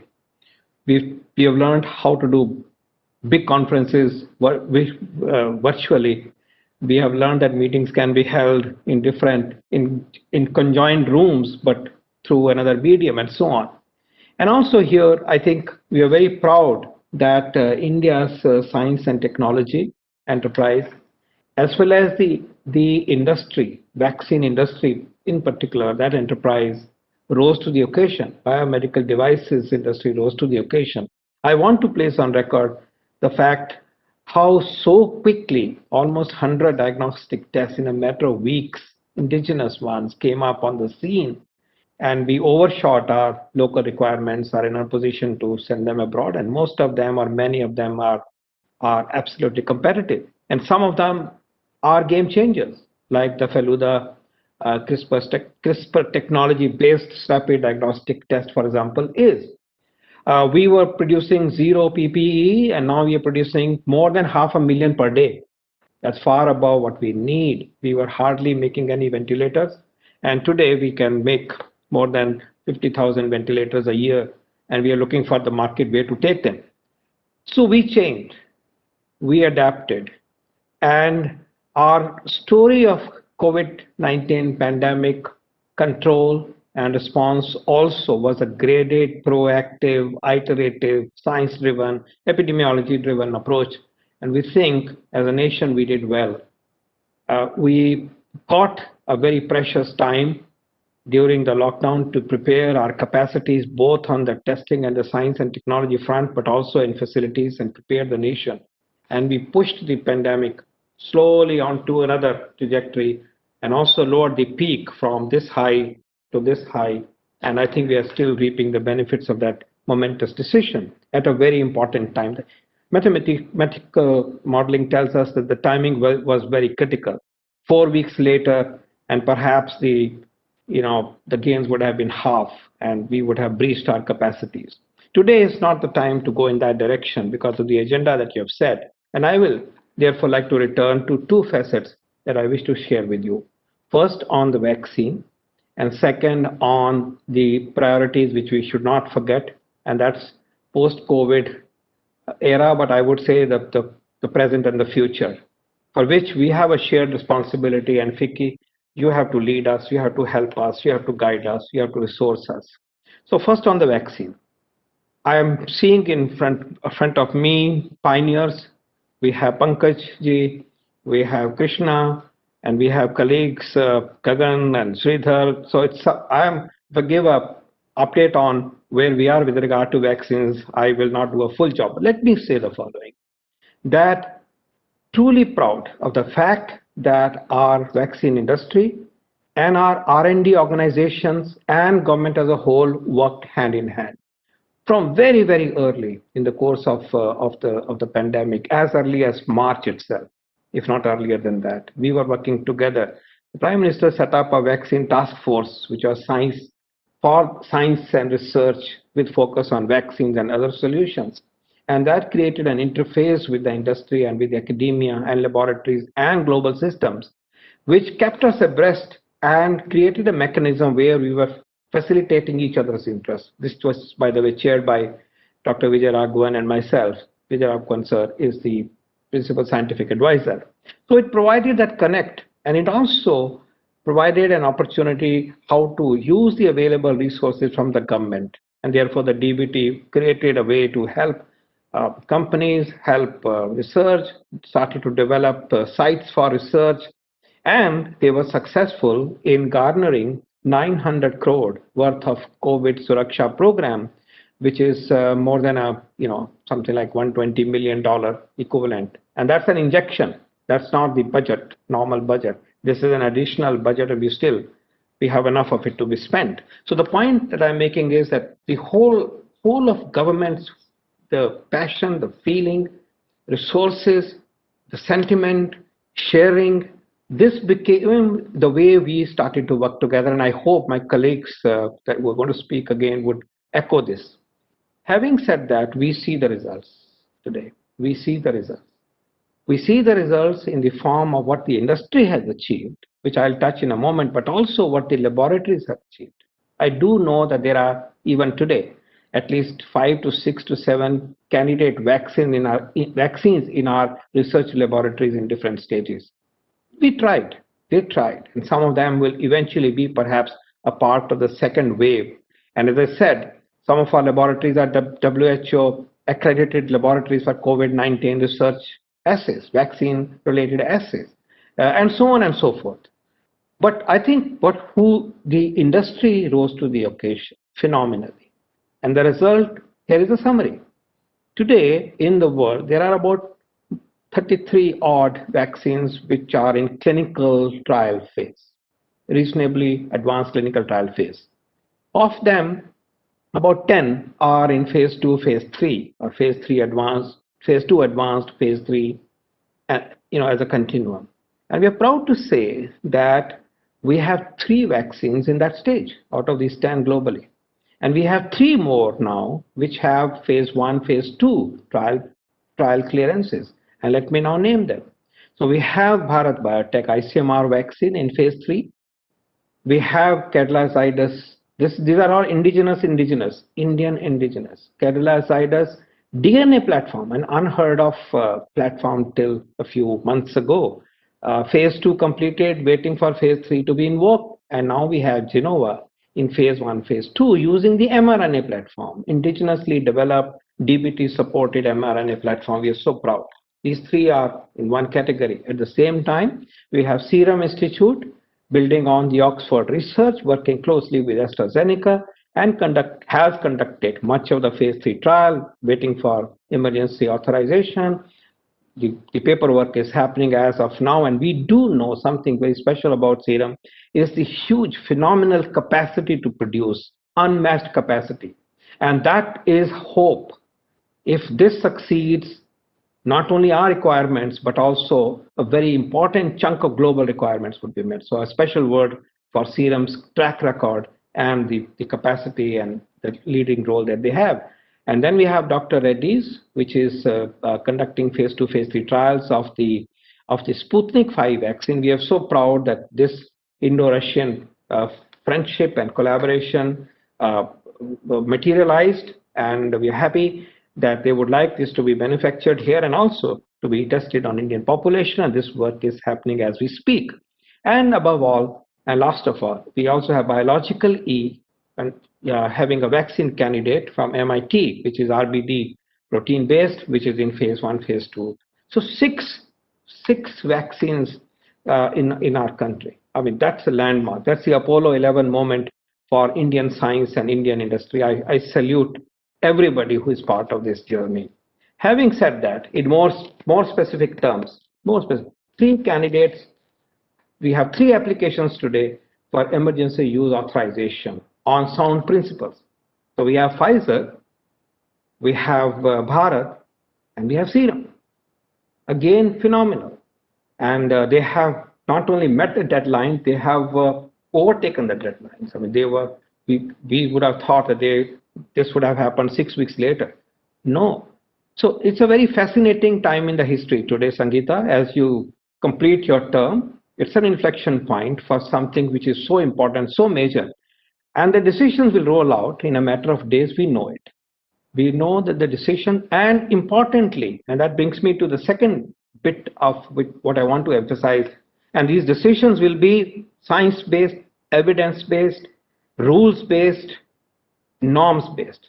Our regulator will do the right decision. You talked about safety, Sangeeta ji. Indeed, safety, immunogenicity, and efficacy will drive the decision making. We have absolutely no pressure on the regulator to do the decision one way or the other. I can say this with authority. We have insulated that system. We respect their own decisions and decision making process, and for a very selfish reason as a nation. It's a reputation to be kept. Our vaccines go to more than half the world. If we compromise in today's situation with any of these, we will be hurting our cause. We're being very selfish here. So there is no question. The scientific rigor, the evidence rigor, all the aspects will be taken into account. And none of the companies, some of who are here, would ever dream of even expecting anything less than the highest standards to be kept in mind when the decisions are made. So very proud, and we have a reputation of our drugs control. I want to also emphasize something which we should spread the word about. DCGI is not an individual or 2 officers or an office. The decisions are made by a group of scientists, basic scientists, clinicians, epidemiologists, researchers, data people, sitting together. So it's about India's scientific, capital represented in that room on that day. And therefore, we are very proud that they will do the right decision. We want the decisions tomorrow, if not yesterday, but we will wait till all the parameters are met. I also would like to say that our regulator is also in touch with, in particular, the UK regulator on formal channels, and we are trying to work together in respect of a particular vaccine which is common to both the nations. Having said that, about the preparations, 2-3 points. One, that there is a phase in the history of this vaccine when the vaccine supplies from zero are now picking up, right? At some point in the history, very soon perhaps, it'll reach a point where there'll be plenty, as much as you need. Freedom. Anybody can buy, anybody can take. But it will take time for that to happen. And during this phase of rise, less vaccine potentially compared to who potential candidates are. And in any case, that also is, by the way, dynamic. So this is the mismatch that leads us to the next decision. Globally, in the WHO, in all the countries, and UK has done it very well, we have to prioritize. Everybody cannot get the vaccine. It has to be quote unquote regulated, quote unquote targeted, so that the most needy get the vaccine. And then there is a general consensus, and that brings us to the groups that we decided should be the priority group. First and foremost, look after those who have an excess risk of mortality. Target to them. Second goal, our connected goal, is protect the health system and your pandemic response system. This cannot be allowed to collapse, because we still have 80% people predisposed to the virus. Virus will come back. It likes to come back, as it is doing now, and likes to come back again and again. We cannot allow the shield of health system and frontline system to be weak for fear of the virus. So this goes together to me, mortality consideration and protecting the system. Then comes the next priority, which means allow livelihoods, allow economy, allow social activities to be as near as possible. And the third layer at some point would be, can we extinguish the pandemic using the vaccine? Can we do that? By the way, on principle, we don't even know whether these vaccines can do that or not. But assuming that they can, it would then be creating enough of the so-called herd immunity, partly with natural infection and partly, and hugely, I hope, with vaccine, so that the virus then finds no place to go, and we say thank you, and we go with business. But these are the three layers or three stages broadly into which our endeavors will go. Linked to this is the amount of supplies that we have. If we have all the supplies in the world, we pick up all the objectives. Till such time that we don't have, then we work with the first one. We would eventually then go to the second and then go on. So in the first category, a simple decision was taken. We looked at the mortality data from across the country, and we find that of all the deaths that took place, this work was done by my colleagues, and they showed us that of all the deaths that took place, 80% of them occurred in people who were above the age of 50. We asked a simple question. These are 260 million people, 26 crore people. Can we immunize them in the first go? And we thought, given the might of our vaccine industry, even when we apportion part of it for global use, we can, the numbers started to match. And I know Pankaj is smiling because I asked him these questions on the phone before I put the numbers out. So we thought we can do it. So that became our first priority. The other element of epidemiology tells us those who die also have comorbidities. The third element of epidemiology says 70% of those comorbidities occur in these very more than 50 years people. So 70% comorbidity and 70% overall mortality taken care of by this age cutoff, which is easy to implement rather than 3 forms to be fulfilled. What it leaves is comorbidities below the age of 50 years. So we included that as part B of this priority. Those below 50 but having comorbidities will also be entitled, and we thought this number could be about 10 million, and we thought above 50 is 26 crore or 260 million. To this we added frontline workers, 20 million, and 10 million healthcare workers, and that's our 300 million, which we believe is a priority for us to do. As a group, if we have enough vaccine for them, we start all together. If the vaccine is coming in stages, we begin with healthcare workers and then add the other two groups in waves. That's the thinking behind our prioritization. And we looked at UK document, we looked at WHO, we looked at CDC and others. Coming to the preparations very briefly, I would say that cold chain has been built up, conventional cold chain has been built up. We have spare capacities already. Syringes and needles built up. We have vaccinators being lined up, partly from the government system, but we don't want to load the government system, because if we depend totally on the government system, our other priorities, particularly primary health care, particularly immunization, would suffer. Antenatal checks would suffer. Home-based newborn care will suffer. And therefore, additional elements are being brought, and that's the guidance we've given to the state, and we've told them how to do it. We also have built a very strong IT platform called CoWIN, W-I-N for WIN, which will be doing the logistics management linked to the temperature loggers, but also give the messages for appointment. We'll also issue a QR code based certificate. Will also tell us where you have to go and which day you have to go. Almost ready, testing done, and we also believe that once ready, we will offer it to the world for any country who would like to adopt this, and we'll help them to adopt and adapt this as a global public good. So that is ready. So in terms of readiness, we also have got the structures right down to the block. And yesterday we sent our operational guideline, which says how a particular booth level immunization work has to be done. What gives us confidence is not only the experience of universal immunization program, where you'd have more than 9 million sessions each year, and where 650 million doses are given to children and women every year. But also we have experience of conducting elections. in a finite number of days, all the adult voters, in a very systematic way, in homes and mohallas and villages and all places, go through an election process, something like 900 million, okay, 90 crore. They exercise that right on a periodic basis. We believe we will use those principles to impart immunization to the priority people and beyond using that methodology. I would just say that overall preparations in a way are fine, and today somebody very important, the DCGI tells me it looks like that our preparations are ahead of the licensure, and I said that's how it should be. So when the licensure comes, in a matter of days, I assure you, we will be in a position to move very readily. We look forward to that moment to happen, and I think this is the way we will go. Very briefly, what are my asks beyond this?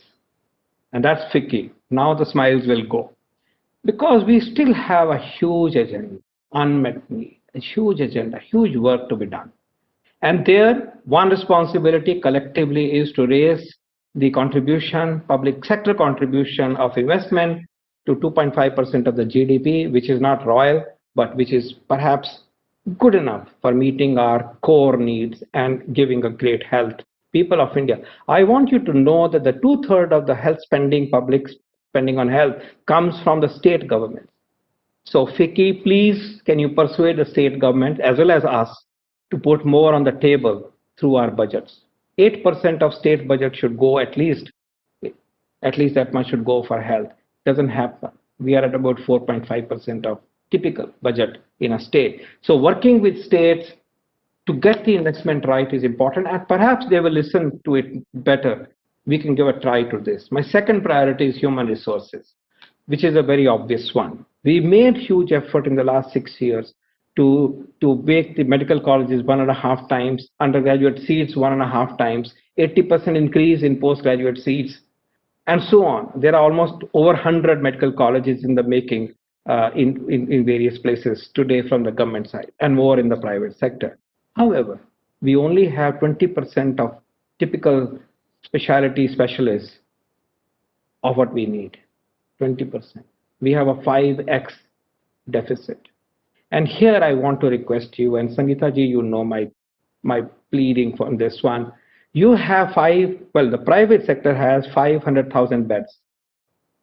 You generate 9,000 postgraduate seats only. The remaining 7,000 beds generate, at least today, about 45,000 or 42,000. That's when we are working at today's level of energy. Both should increase, but look at the asymmetry. Each one of your beds is a teaching bed, working through the National Board of Examination system. Small hospital, medium hospital. You are not optimizing the training opportunities for doctors and specialists. Please do so, and likewise do so for nursing. That's my plea, and let's work on that and find a way. My third take is that huge infrastructure deficit has to be corrected. And our national health policy looks at doubling the beds from 1 to 2 per thousand by 2025. Can we start working in that direction? I don't see progress in the last 3 years, 2 to 3 years on this one.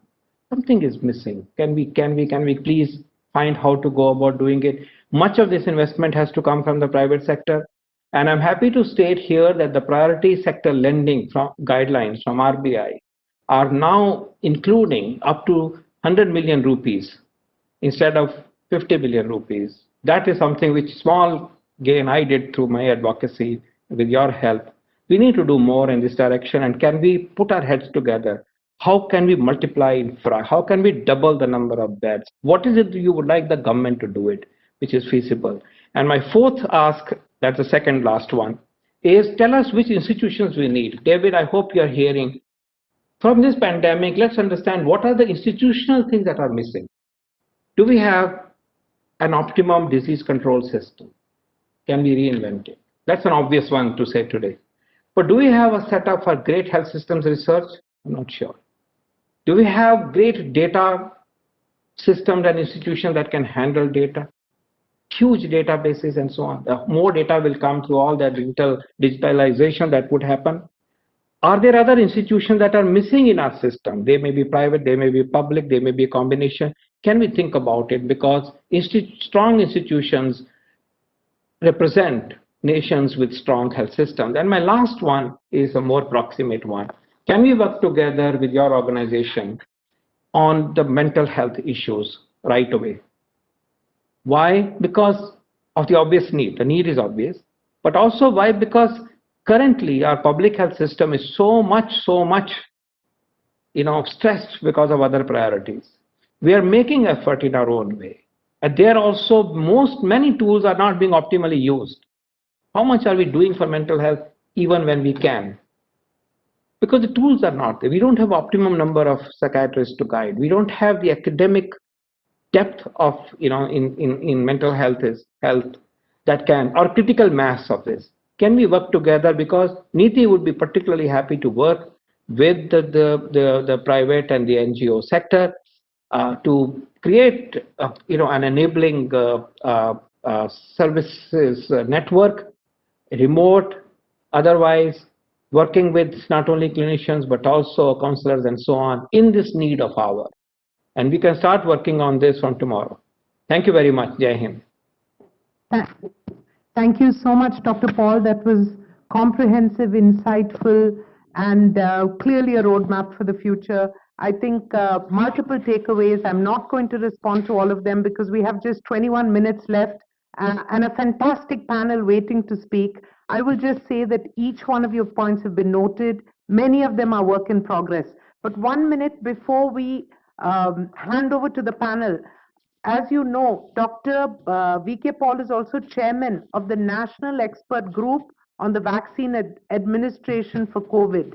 And at the request and based on FICCI's work, FICCI and EY together have put together a paper, Protecting India, Public-Private Partnership in Vaccinating in COVID, because we knew that it's not just the production of the vaccine, which is hugely critical, but it's also the administration. So what is the role that private sector will play? That is encapsulated in this report. Dr. Paul, we take it that you have symbolically launched this virtually, and we will share these with everybody, because a significant portion of the private sector says they are ready to play the frontline role in partnering with the government in ensuring that we vaccinate the whole country. So your beautiful analogy of in the beginning, there will be more demand and less supply. Afterwards, there will be more supply and the demand will kind of plateau out. And finally, we'll have more supply and less demand. So going through those three phases, private sector is your partner. And we've heard everything else that you said. We look forward to working with you. With this, let me quickly hand over to Tamanna and to our outstanding panel. And with a very special heartfelt thanks to Dr. V.K. Paul for this outstanding address, and with our complete commitment of a total wholehearted participation in everything that you do, we are reassured, we are confident, and we are partners. Thank you. Namaste. Tamanna, over to you. Thank you, Dr. Reddy and FICCI, for this opportunity to speak to what I would describe as the A-team of India's ambition to produce an indigenous COVID-19 vaccine. At this point, it would be safe to say that the most pertinent question in every person, in every Indian's mind is simply, vaccine kab aayega? We have been through a year that has thrown up challenges, fear, sometimes misery, losses, and now hope.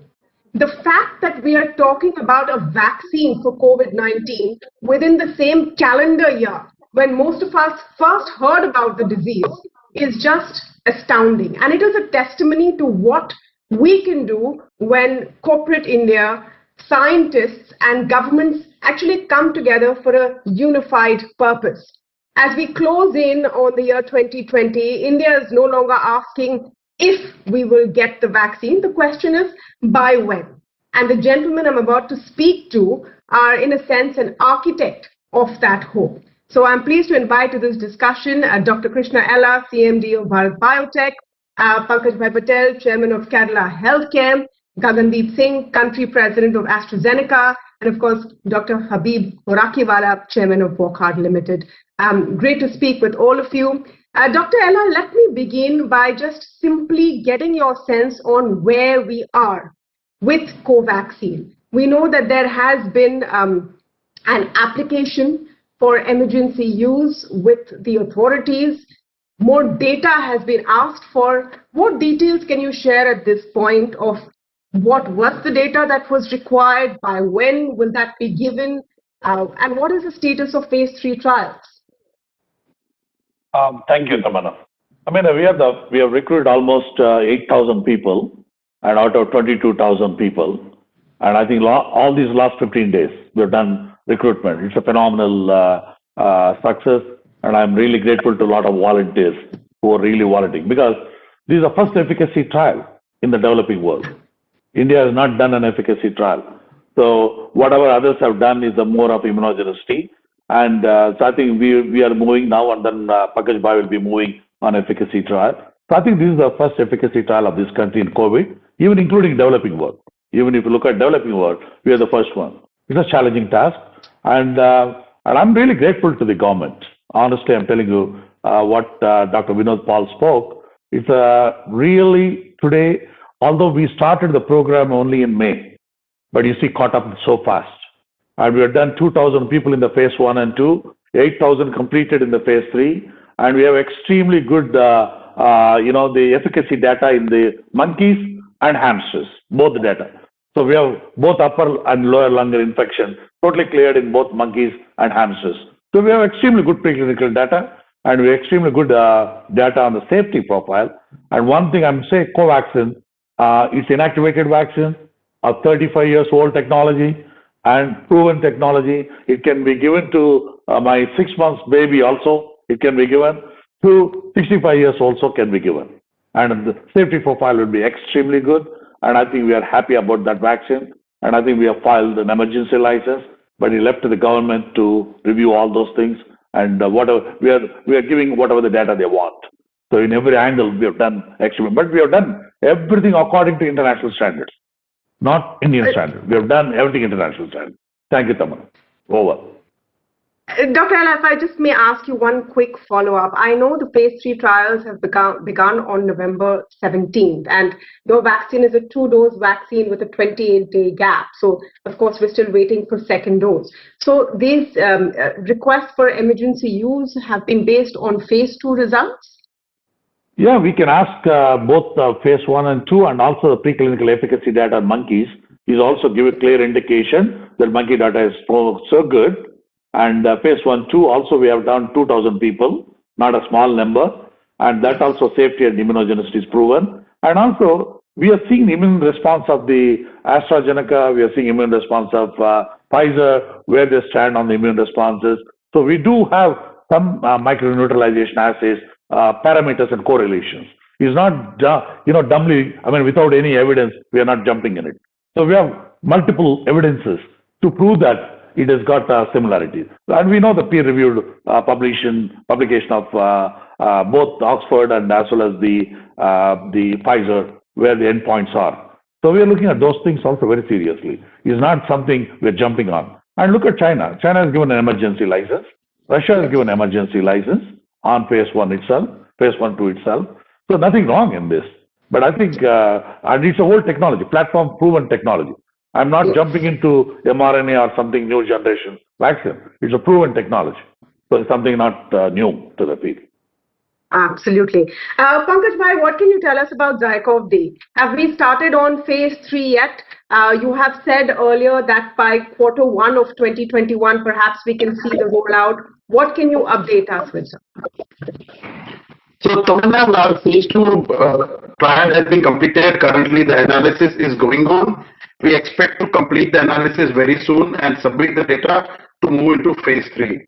I cannot give you exact date because that would depend on the data analysis and also on the regulator giving approval to start the phase 3. As far as our vaccine is concerned, phase 2 has shown the vaccine to be very safe. We have done the study over a period of almost 3 months on almost 1,000 volunteers to find out the data, and we have seen no safety signals which could be concerned. And also we have seen a very promising data, as my dear friend Krishna was telling. We also did the primate study, and we found very encouraging result in primate study. So I think the real point I'm trying to say here is that we're all there to happen. What we are offering is a vaccine we believe can be also given for people who got COVID once. Because this vaccine can be given number of times to what number of people. And we also see that this vaccine is a very stable vaccine and it may not require a very cold temperature even to 2 degrees. We've seen the vaccine to be stable up to 3 months at even 30 degrees centigrade. The most important part is that the platform which we have used is a DNA vaccine platform. And there we see clearly that if tomorrow, and hopefully not, the vaccine, the virus will mutate, we should be able to come out with a generation in a very, very short period, maybe 4 weeks. And that's the way we have an advantage over that. Amanna, I would like to add here, we would need to continue working on vaccines. My dear friend Krishna, I did not mention, but he's already working on a nasal vaccine. Because I think we will need much more, as we know, because everything is evolving. Today we have some limited data on vaccines across the world, which could be 2 months, 3 months, 4 months of data. But I think over a period we will know which vaccine will have a long-term efficacy, which could ultimately do it. So Krishna, my dear friend Krishna is doing a vaccine on nasal vaccine. We as a company are doing a measles vaccine, which is currently now gone into preclinical testing. This is the measles-based vector virus vaccine. We're using a known standard Zagreb strain in which we have created this vaccine, and that could also help us to also get a vaccine which could be equally safe as because it is being already tested and used for a number of years across the world. So I believe India has a great capability of creating this innovation. And I'm thankful to everybody in the government who have been supporting us like anything to make this happen, including Dr. Paul and all the people at DCGI, at DBT, at ICMR and everywhere. More importantly, this has told us that India can do things. We need to create this environment forever. The innovation environment which we have created today, we have to make it permanent to make sure that on a continuous basis, India will continue to innovate. We have benefited a lot for what was done in West. Time is to repay our debt. Time is to also do work where we can offer to the world something which world is looking forward. Thank you.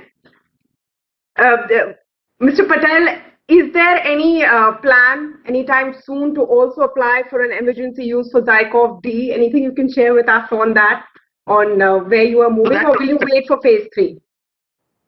We will like to complete the phase 3 before we apply for the emergency authorization. However, if the global policy changes or Indian policy changes, that based on the early data, they would like to consider doing that, we would be happy to apply. Mr. Singh, I'm going to ask you a question which actually is for all vaccine makers, but specifically from the point of view of AstraZeneca, because it seems like it could be the front runner to what India will get first and India will approve first. How do we make sure that people feel this is a safe and solid process? And I'm talking about lay people, because we all know that the misinformation, the WhatsApp messages, all of that has started. People don't fully understand the process. So in the case of the AstraZeneca vaccine, for example, when we get information that one kind of dosage actually has produced a higher efficacy, where there was a half dosage first and then a full dosage, and that wasn't really planned, but it so happened and give us a 90% plus efficacy. How do you then dispel concerns of lay people that the process is truly robust? Because it's difficult for people to understand how something like that would happen. Sure. Thank you at the outset for inviting me over and also to the esteemed panelist. Very good afternoon. I think very appropriate time to ask this question, Tamanna, I must say, because if you see, we've had our first peer-reviewed data independently, which was published of our phase 3 results, which we had announced on 23rd November. in Lancet, and the interim analysis was based on data of over 11,500 volunteers across UK as well as Brazil. From a phase 3 perspective, and of course we know our partners Serum Institute have been conducting trial in India as well.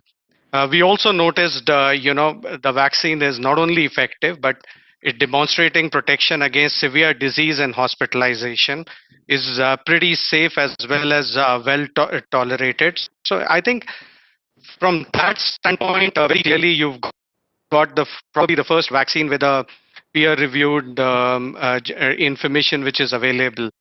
In terms of your specific question around different dose, while it was serendipity and was unplanned, but has given an intriguing results, and all steps were discussed with the regulator before anyone was vaccinated, and we agreed to change the unplanned half dose to full dose, and which has given these fascinating results. So all I can assure is that it's been absolutely transparent process that has been followed, and regulators have been followed. Now there's a publication through a peer-reviewed in a peer-reviewed journal as well. Mr. Singh, Mr. Poonawalla has been quoted as saying that the vaccine could be available as early as Jan in India if the permissions come through. What are the kind of steps you think will have to move forward to ensure a smooth rollout and the right kind of production? What are the kind of challenges you see? Sure, very good question. I think Dr. Paul did touch upon very, very specific that we are such an enormous country. But I'll just like to kind of dial back and talk about what our journey has been. We started working in April with the Oxford University, and currently we are hoping to get emergency use authorization, and approved, and that can potentially mean that we could have something which will be available as early as first half of 2021. But remember that for any vaccine that is meaningful in the current pandemic, it has to be made available broadly, equitably, as well as timely, and that's what Dr. Paul also touched upon it. And keeping that in mind, we've signed up close to about 3 billion doses supply agreements across the world, and what we're hoping is to cover close to about 160 countries with these supplies. On top of that, Tamanna, I think due to the viral vector platform, which is used to produce our vaccine, it can be manufactured on a relatively large scale.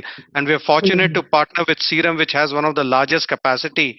And more importantly, this vaccine can be stored, transported, and handled at refrigerated conditions, which we are all very comfortable handling, which is between 2 to 8 degrees, and meaning that it can be administered pretty rapidly across the country. So I think that's what we're hoping to do, depending on when we get the approval from the authorities in India. Dr. Khorakiwala, I know that you have offered the Aurangabad facility to the government, to vaccine makers, to ramp up production. Is there anything, sir, that you can update us on if any of those conversations have moved forward? And how do you see private industry really playing a big role when it comes to the tough work of actually vaccinating such a large number of people?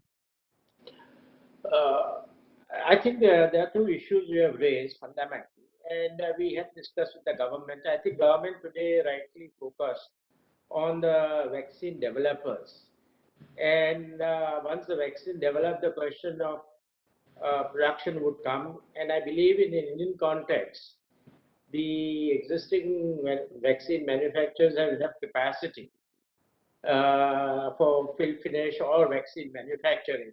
So there is no perceivable gap there. But I think this also offers an opportunity for India, because India has always been a large supplier of vaccine. And worldwide, what is contracted today with AstraZeneca and others is something around 5 to 6 billion doses. And if world population has to be vaccinated, there is an enormous gap. And that gap India can not necessarily completely fulfill, but has a great opportunity available. For example, like we have offered our facility to UK government, and we have started already manufacturing Oxford vaccine since last week, and we should be supplying them in next few weeks. So UK government is getting ready. Once the emergency approval is there, it will be used in the UK. Probably in India, it may come more or less in the same time frame. The other aspect which we are looking at, I think we should look at that any research work, and what I rightly said earlier, that one is never sure of to what extent each of these vaccines will be effective. Only time will tell. We are making assumptions there.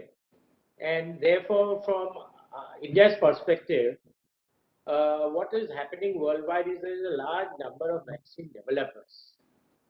And India should take this opportunity because there is going to be a limitation of capacity for manufacturing large quantity of vaccine when there is a pandemic.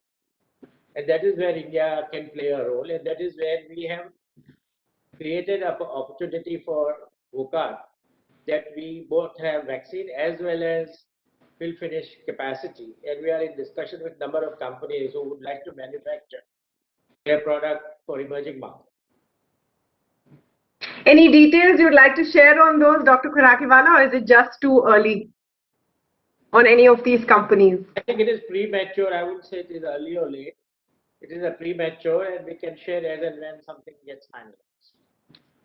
There is one question I actually want to ask all of our panelists, and I'll start with Dr. Ella, on how does one deal with the adverse impact stories which keep popping up. And I believe that, of course, over the last few months, all of us have been reading and understanding much more about the science of developing vaccines than we ever have. I think common people know more about it than they ever have. But if you can explain that to us, Dr. Ella, when these adverse incidents take place, do you think that there is a necessity for more transparency to try and address that completely and immediately on why it happened? Was it unrelated to the vaccination? Did the person have a previous comorbidity? Were they in a placebo? Or any such situation? Right now, it seems sometimes there's a fog swirling over what exactly happened, and that doesn't lead to much confidence.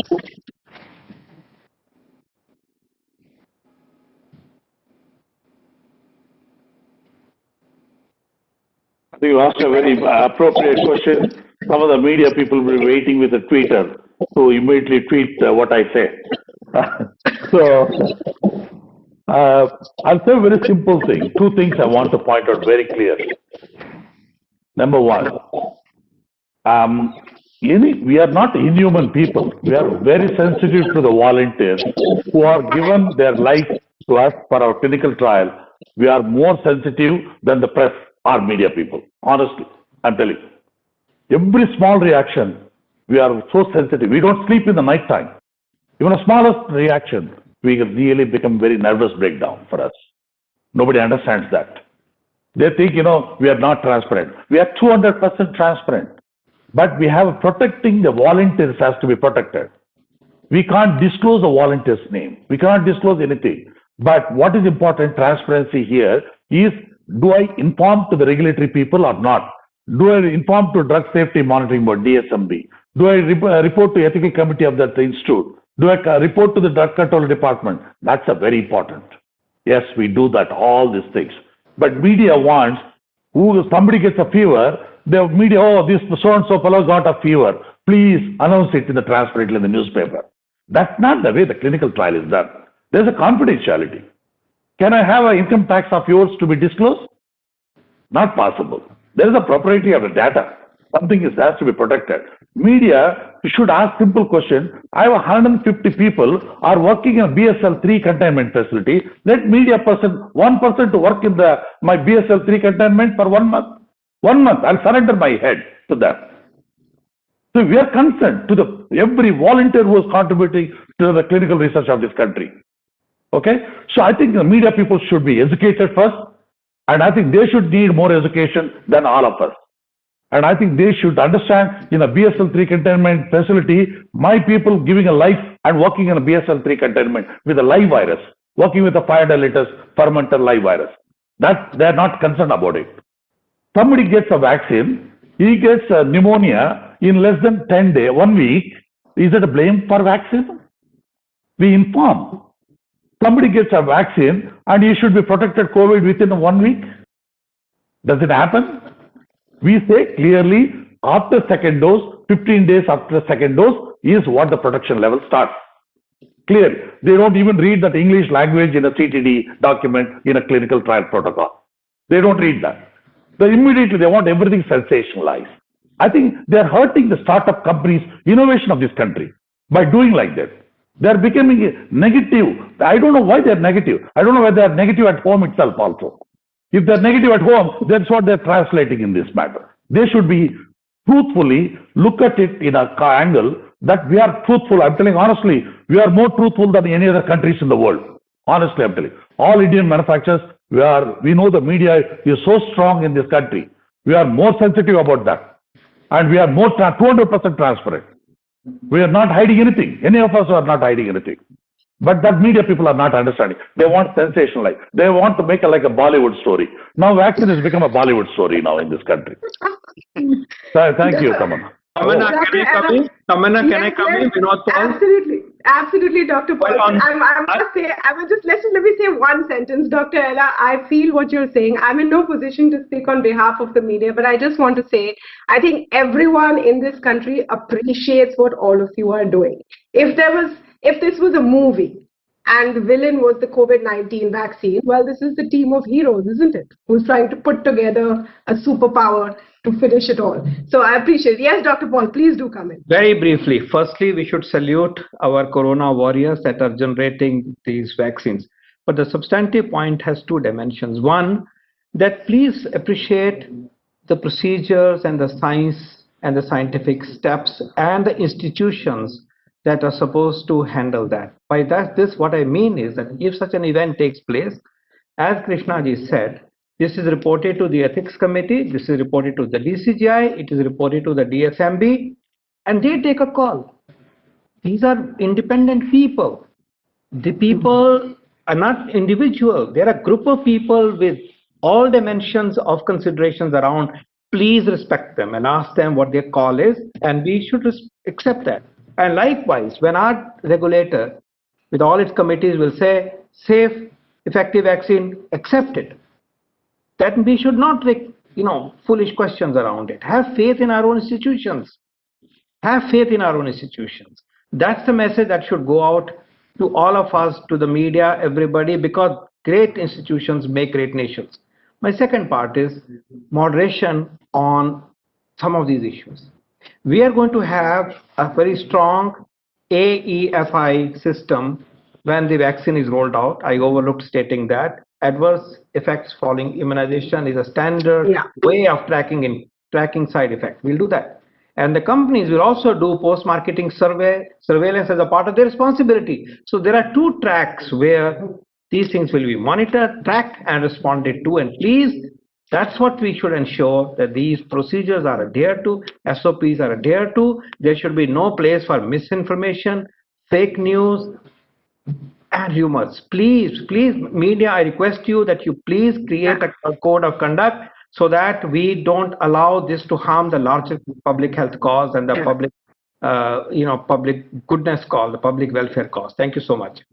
Dr. Paul, you're absolutely right. And because I've got an opportunity, if I can just ask you one question. Now, for example, when the subject expert committee decided that they wanted more data, so the official release or the official information that all of us got was simply that there was more data that was required. Do you think that this could be a test case to understand what kind of data, by when? So there is an idea of what is going on. And I fully appreciate your point about the fear of disinformation. And unfortunately, it is not the media. It is now a situation where anyone can spread fake news. But yes, that is one concern. If you can just answer this point about the process. Well, remember, our fight against the virus globally is ultimately going to be won by science. Disease control, surveillance is epidemiological science. Clinical management is science, science, science. So allow, and vaccine discovery and drug discovery is science. So please respect the scientific temper and the scientific, enterprise and the capital of the nation and of the world. And I think there is too much of, jabbing to the scientists. Having said that, you are absolutely right that you have a right to ask how the decision was taken. But I think it was no time was given on that day. Suddenly so I agree with you that there has to be a dialogue. And please remember, every week we have a dialogue with the nation through our press conferences. Earlier it was every day. Let's use the channel in addition to other channels. I respect what you said. You want to know a little more? What is the meaning of this data? Is it death data or is it immunogenicity data? The two have a different connotation, right? That's okay. I think I accept that dialogue should be there, but please, someday we must make sure that the scientific institutions, what they're saying, believe in them, because then we move forward. The buck has to stop some, because we as scientists will take responsibility for the truth. Thank you so much. Pankaj Bhai, I would like your view on this very interesting debate we're having right now. The message that is going out to the public, efficacy, transparency, and safety. So I think you may be on mute, sir. Yeah. So Tamana, you asked a very interesting questions, and I think my colleagues have said you a lot. But I want to take you to the beginning of this meeting, where Lord David Pryor said, public confidence is going to be very important if we want to win against this virus. How do you build public confidence? It's through strong science and strong communication and correct communication. And that's why it is going to be very important that all of us, whether it's pharmaceutical manufacturer or a vaccine manufacturer, a healthcare professional, or anybody in the walks of life, including media, everybody has to take a responsibility to give confidence to people. Because if tomorrow you are unable to generate confidence, then how are you going to take care of this disease? So I think that is going to be very important. So of course, if there are problems, it's a job of us and you, all of us, to bring to the notice of the people. But before understanding that fully, breaking news does not make sense. But it will definitely make sense. A well thought of, well discussed thing, it will make sense. And I think that is what we need to do it. So I think, as I would say, it's going to be very important that we all work together as a team to generate public confidence. And that will ensure that we will win over this disease. Absolutely. We've run out of time. Fantastically said, Pankaj Bhai. We're completely out of time. And trust, transparency, trust that the process is going right, that we have the best scientists and the best regulators and the best, overall scientists in government monitoring this. It's trust and it's together, and we will win this battle. Let's move to the concluding remarks of this session. I want to thank our panelists so much. It's been a tremendous conversation. Thank you all very, very much. May we please have the concluding remarks? Tamanna, over to you to call for the concluding. Yes, absolutely. Thank you, Dr. Reddy. And I think this was a part of the movement towards creating more trust with the kind of candid answers that we've seen today, and top scientists and companies working together. As we conclude, I would like to hand it over to Dr. Pratap C. Reddy, the founder and chairman of Apollo Hospitals, who's often also called the architect of modern Indian healthcare. He's talking about healthcare in the post-COVID world.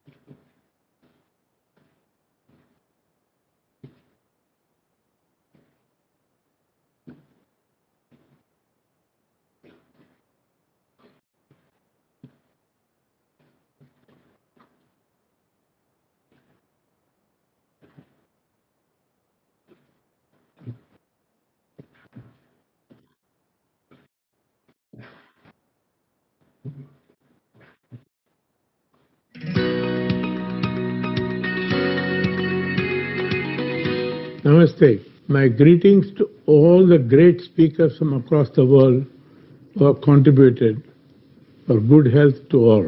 It has been a brilliant day, a coming together of brilliant minds deliberating to build an India that will inspire the world to follow its lead. COVID-19 has been an unparalleled medical crisis, a kind that I have never witnessed in my 6 decades career as doctor. Its impact is no less than a world that yet glorious nation has been standing strong, has treated the crisis as an opportunity to reinvent itself and emerge stronger and resilient, truly Atmanirbhar.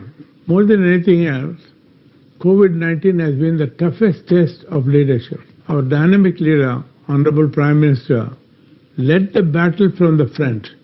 He inspired India to believe that we will conquer the adversary, and we did. Our mortality rate due to the pandemic is amongst the lowest in the world, and this is a phenomenal success.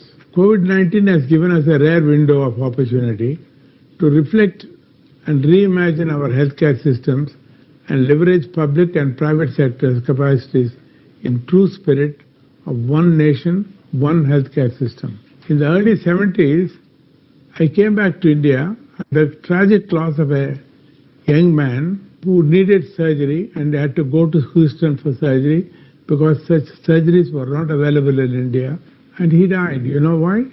He couldn't raise $50,000. This is what made me think, if Indian doctors, Indian scientists, Indian engineers are par excellence in overseas, why can't we build healthcare in our country? This reform has truly made a great change, and several private players have gathered together. Today, Indian healthcare system is used by 70% of our population, and in all respects, our clinical outcomes are better than the best centers anywhere in the world, which I am very happy that I could bring this reform. We are honored and privileged that the states and central government at present work with us in a consultative manner and speaking for the sector, willing and keen to do more. Industry bodies like FICCI, who is celebrating their 90th annual convention, they have been a strong voice for business and also health sector. Corporate India is grateful to them. Our Prime Minister has reassured the people of India that we will not have to wait for the COVID-19 vaccine for too long, and the states and the central governments are developing a vaccine strategy.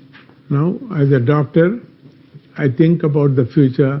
The most important thing that comes to my mind. We have been warned as early as 10 years ago that the world will face with a great crisis called the NCDs, non-communicable diseases, which will affect 90% of the deaths will be from NCDs, and the cost burden for the world will be $30 trillion, and for India it's going to be $3.8 trillion. $3.8 trillion is almost 50% of the GDP.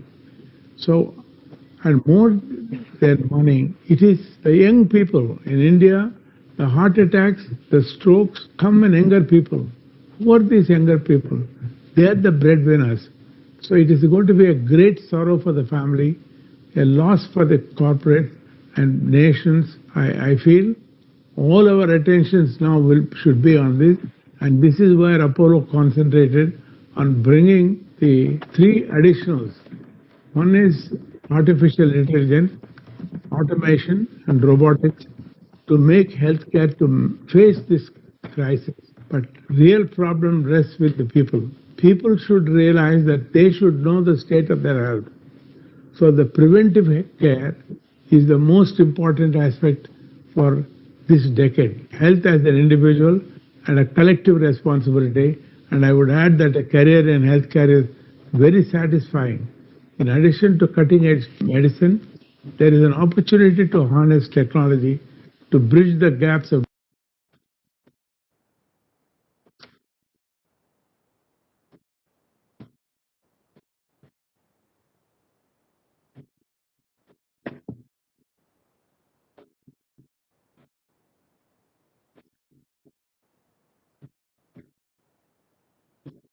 Immediately move to our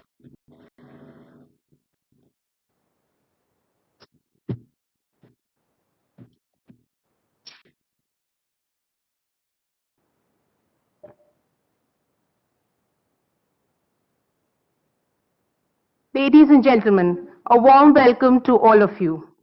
States are the building blocks of our country, and their role is critical in realizing the vision of India we aspire for. Today, we have the privilege of having with us Sri Naveen Patnaik, Honorable Chief Minister of Odisha, who will share his thoughts on his development priorities and the tremendous initiatives his government has taken in Odisha. Before that, let me first invite Dr. Sangeeta Reddy, President FICCI, for her formal welcome remarks. Namaste. Sri Naveen Patnaik Ji, Honorable Chief Minister of Orissa, Mr. Uday Shankar, President-elect FICCI, Mr. Sandeep Samani, immediate past President, Mr. Harshpati Singhania, past President FICCI and Vice Chairman MD J.K. Papers, members of the Diplomatic Corps, senior officials of Odisha government, members of the media, ladies and gentlemen. On behalf of FICCI, it gives me immense pleasure to welcome all of you to this very important session with the Honorable Chief Minister of Odisha. India is a union of states, and Inspired India, in a way, is all about the states achieving their socio-economic objective to help our country secure its rightful place. I'm delighted to welcome the dynamic and popular Chief Minister of Odisha, Sri Naveen Patnaik Ji, at this occasion. Sir, we are deeply honored and privileged and grateful to have you with us today. Friends, it makes for a fascinating story as to how Odisha has transformed itself into one of the most promising states in the country, and as to how bureaucratic red tape has given way to the red carpet for investors, and how a state battered by natural calamities has become a model for managing disasters. How a state short of skilled manpower has created a brand skilled in Orissa, and how its capital city Bhubaneswar has emerged as one of the leading smart cities and sports destinations in India. And this is all because of the hard work of its people, the imagination of the state policy makers, and the charismatic and empowering leadership of Sri Naveen Patnaik Ji, who is currently serving his 5th consecutive term as the Chief Minister of Orissa. Honorable Chief Minister, under your leadership, Orissa has made tremendous progress in the last 2 decades. Clean administration, consideration for the poor and the underprivileged, a continuous focus on economic development have really been the hallmarks of your government over the years. The government of Orissa has also done a commendable job in containing the spread of COVID-19 in the state with your timely intervention. You have taken many forward-looking policies of creating a congenial environment for business and really won the trust of investors and infrastructure builders. The overwhelming response of investors to the Make in Odisha conclaves organized in 2016 and 2018 corroborates with their immense faith in your potential and the business ecosystem. FICCI is proud to be associated, and I have personally been there as well, for the hugely successful 2nd edition of the conclave. We are delighted that the Orissa government has reposed its faith in FICCI and taken us on board as the national industry partner for the next edition of the conclave. Honorable Chief Minister, the COVID-19 is something you have successfully tackled. Your strategies have really borne fruit in the way your numbers are showing that it's under control. We are also witnessing a trend of de-risking and diversification of investments by multinational companies with a global footprint. India, with its large markets, stable polity, and liberalized economy, sees new opportunities, and I'm sure the state of Orissa will capitalize on these and capitalize and get more investments, especially in the manufacturing sector. I assure you of FICCI's continued support for the various initiatives, and thank you for your presence as we continue on this conference of ours, the convention of an inspired India, of which Orissa is the emerging inspired state. Thank you very much, and namaste, sir. We look forward to your address. Go ahead. Thank you, Dr. Reddy. The state of Odisha is blessed with mineral, water, and other natural resources and has tremendous investment opportunities. The state government has also built a business-friendly ecosystem to facilitate investments and smooth operations of the industries. We will now play a short film on this.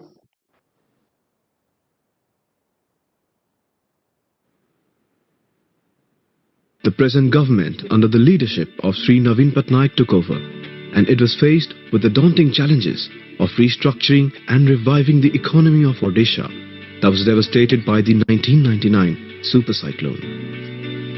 To bring this change, a right policy framework was all that was needed. A framework aimed at adding value to the state's vast and diversified mineral resource base. The state embarked on massive value addition to the existing resources and put it in a policy framework for attracting major steel and aluminium manufacturers to Odisha. Memorandum of Understanding was signed with major steel and aluminium manufacturers for setting up of steel and aluminium plants in the state. After pursuing the agenda of industrial growth through this policy framework vigorously and coupling it with the development of the requisite infrastructure, Odisha became the hub of metal production in the country in a span of 10 years. Major metal manufacturers like Tata, JSW, JSPL, Bhushan, Visa, and aluminium producers like Vedanta and Hindalco have now their footprints in Odisha. Odisha now is the largest producer of steel, stainless steel, and aluminium in the country. Odisha's growth story has catapulted India, emerging as the second biggest steel manufacturing nation in the world. While mining and metal sectors continues to be the key drivers of the state's economy, the state did not lose sight of the need to diversify its industrial base. The state came up with Odisha Industrial Development Plan 2025 and identified 6 focus sectors for industrial development. A major fillip to this diversification came through the commissioning of the largest Indian oil refinery in Paradip. New vistas for development in chemical and petrochemical sectors were opened up. Along with this, major players in other sectors such as apparel and textiles, food processing also set up their bases in Odisha, further diversifying its industrial base. After establishing itself as a metal hub of the country, Odisha now aims to undertake the next level of value addition through its Vision 2030 plan, which aims at adding value up to the extent of 50% to the metals that are already being produced in the state. This opens up vast opportunities in the metal downstream sector, which ranges from primary value addition in form of rolled and flat metal products to as high as automobile, aerospace, and defense production, along with the whole range of ancillary and downstream ecosystems. This alone has the potential of taking Odisha to an unprecedented higher level of industrial and economic development, placing it in the category of industrially most developed states in the country. Through the landmark, the Make in Odisha Conclave, the state's flagship investors event, the state witnessed a huge surge in investments. Make in Odisha Conclave 2016 garnered more than rupees 2.3 lakh crores worth of investment and an investment intent of rupees 4.19 lakh crores from the subsequent Make in Odisha Conclave in the year 2018. The state came out with a dedicated single window facilitation system, popularly known as Go Swift, through which the approval processes were streamlined and the investors could also track their application for various services. The success of Go Swift and the investment-friendly climate in Odisha can be gauged by the fact that Odisha received 18% of India's virgin investment for last year, bagging the first rank for the period, which by all measures is a huge achievement for an industrially upcoming state like Odisha. The Government of India also acknowledged the efficacy of this single window system and Go Swift bagged the National E-Governance Award for the year 2019-20. At the onset of year 2020 and the rapid spread of COVID-19 all over the country and the subsequent lockdowns initiated with the objectives of flattening the curve, disruption of industrial activities and slowdown of the economy was inevitable.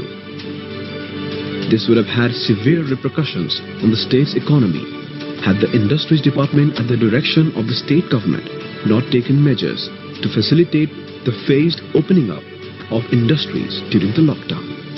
To resume the industrial operations while ensuring the safety of citizens, the Industries Department was in active touch with different industries through virtual meeting platforms and effectively liaised with the district administration, various state departments to ensure there were no impediments in the phased opening up of industrial activities in the state. The enduring efforts have paid off, as by the end of September 2020, the consumption level of power and other utilities and also the production levels have almost reached the pre-COVID levels, indicating revival of the state's economy. These measures taken together have resulted in a quicker turnaround time for the industries to restart their operations and help minimize the adverse impact of the COVID-19 pandemic in the state. Even during periods of industrial and economic slowdown due to COVID-19, Odisha could get 1.17 lakh crore worth of investment. A stable government with a visionary leadership has transformed the state from one with a skeletal industrial base to a robust industrial powerhouse that holds a lot of promise for industrial development cutting across sectors. The state of Odisha will play a major role in India's industrial development in future. And with a transformative vision of Sri Navin Patnaik, Odisha is very much on the right track. I welcome you to Odisha. Come, join the juggernaut.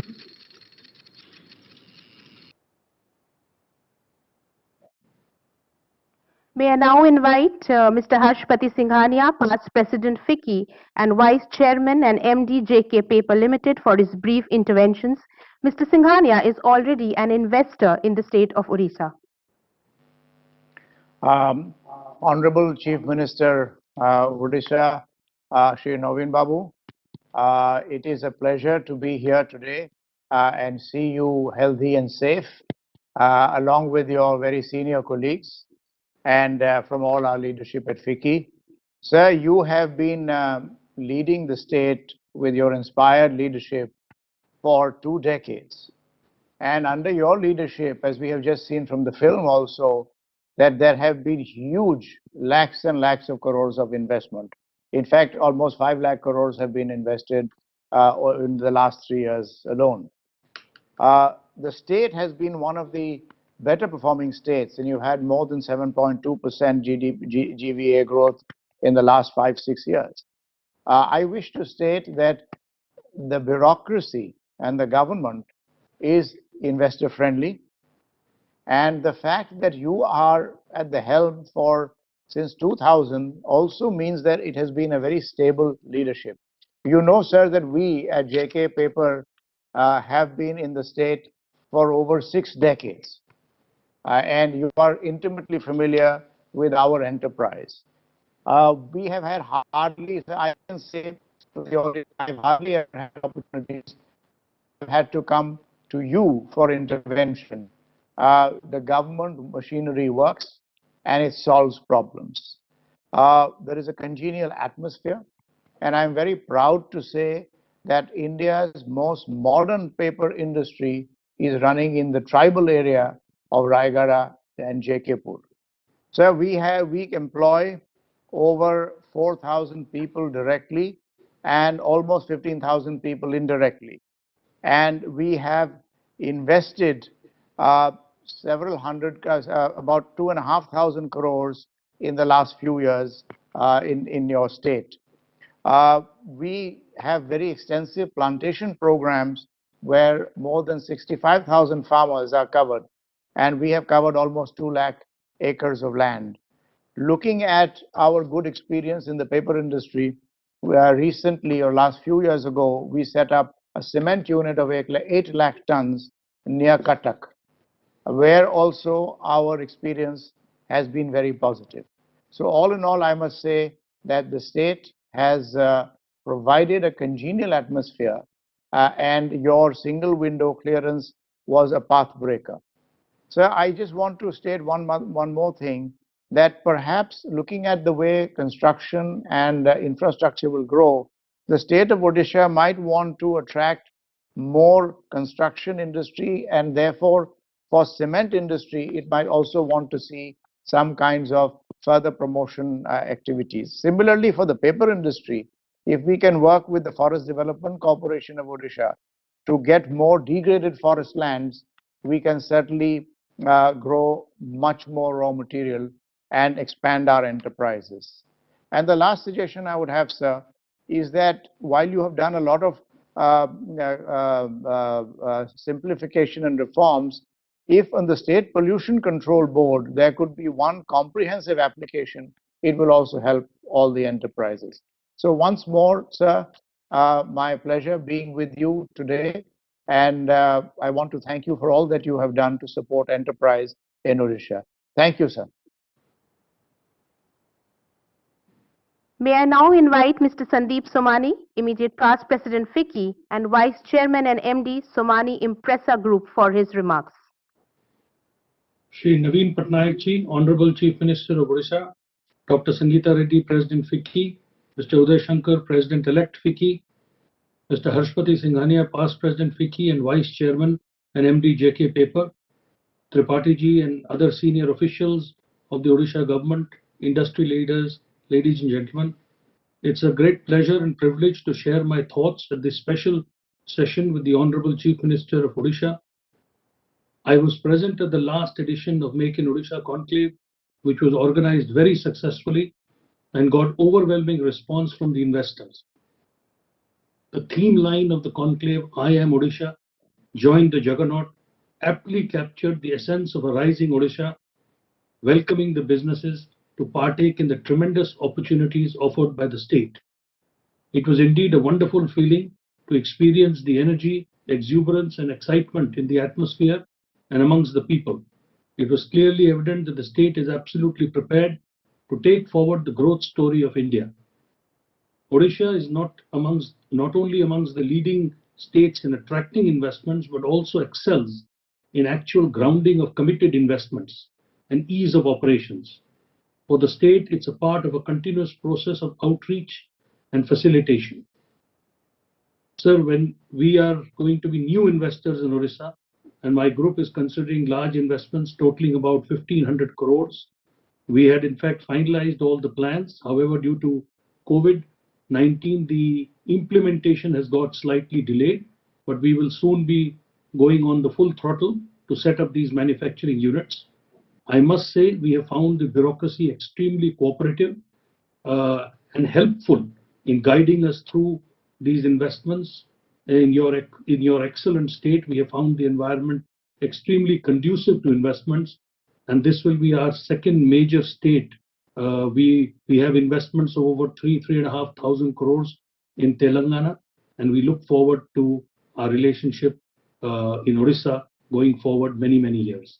I offer my best wishes for Odisha's continuous rise, and I hope the state would scale new heights of development in the years to come.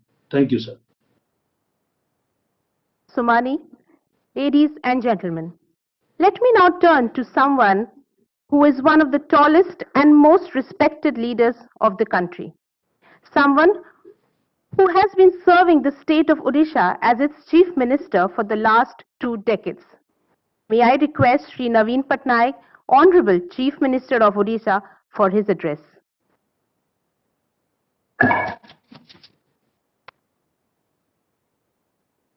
Dr. Sangeeta Reddy, President FICCI. Mr. Uday Shankar, President-elect FICCI. Chief Secretary and Senior Officers. Past Presidents of FICCI, Mr. Harshpati Singhania and Mr. Sandeep Somani. Distinguished members of FICCI, ladies and gentlemen.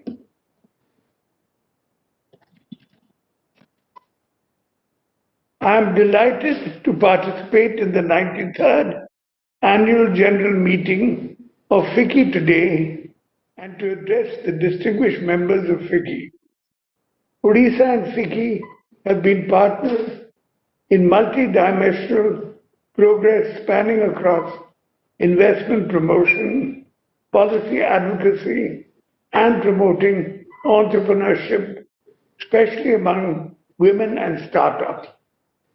Continuous industry feedback and support is a necessity for healthy industrial development. FICCI, with over 90 years of history in representing the investment community of the country, have been doing a remarkable job towards industrial development in India, and I congratulate all of you for the same. Odisha is fast emerging as the manufacturing hub of Eastern India. My government has always endeavored for a holistic business environment for the investors in Odisha. The state is implementing path-breaking technological reforms to reduce physical interface for availing government services. My government's transformational initiatives under the 5T Charter and More Sarkar have played a major role in creating a conducive business environment in the state by inculcating professionalism and behavioral change in the state government agencies. I'm happy to inform all present here today that as a part of my government's initiative to reduce regulatory burden on industries, new end-to-end online systems for over 30 government to business services have been developed by various departments of the state. To further ensure that the service delivery is prompt, the timelines for the services have also been induced under the state's Right to Public Services Act. The state has also developed a dedicated land bank with over 1 lakh acres of land available on the GIS-based platform for easy site selection by industries. Odisha has been recognized as an investment destination of choice over the years. Odisha was ranked number 1 in terms of attracting investments during the April-September 2019 and is poised to continue this leadership position. I am happy to note that the investor sentiment towards Odisha is extremely encouraging. Even during the difficult COVID pandemic times, I am happy to inform you that Odisha has been able to attract new investments of over rupees 1 lakh crores across multiple sectors. My government is not just focusing on attracting new investments, but also on grounding the projects.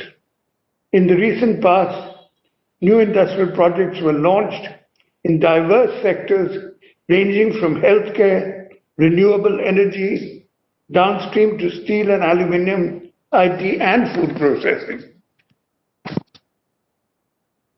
We are now targeting specific focus sectors, including the ancillary and downstream to metal sectors.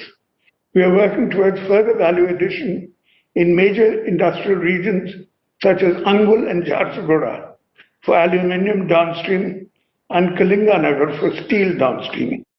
Further, Paradeep is being developed as a hub for chemical and petrochemical industries. With these developments, Odisha is set to achieve its cherished goal of becoming a world-class industrial destination. I am happy to note that FICCI will again be the national industry partner for the 3rd edition of the Make in Odisha conclave. Indeed, FICCI has played a vital role in the success of the conclave in 2018. I look forward to its continuous support and would request FICCI to nominate dedicated secretarial teams to work with respective departments in the government of Odisha, especially in the important sectors such as food processing, chemicals, and tourism and IT. Finally, I congratulate the FICCI team on the successful organization of the 93rd Annual General Meeting and extend my good wishes for all future initiatives, including collaboration with Odisha. Thank you. Bande Utkal Janani. Honorable Chief Minister, may I now invite Mr. Uday Shankar, President-elect, FICCI, to propose the vote of thanks to Honorable Chief Minister. Thank you, Honorable Chief Minister, sir. Thank you for a very, very clear and full of facts and vision that speech that you just gave us. We, as you heard from my colleagues, we remain very, very committed to Orissa, and we have seen the flowering of your strategy in a very big way coming up. So thank you very much. We appreciate this, and we remain partners with Orissa, and we're excited about it. Thank you. Thank you, everybody. We will please stay tuned in, and we will straight away move to our next session, Capital Funding, India's USD 5 trillion economy.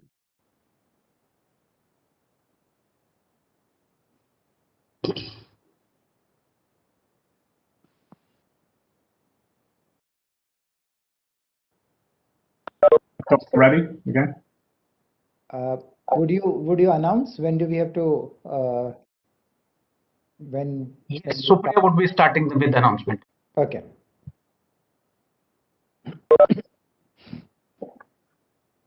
A very good evening, ladies and gentlemen.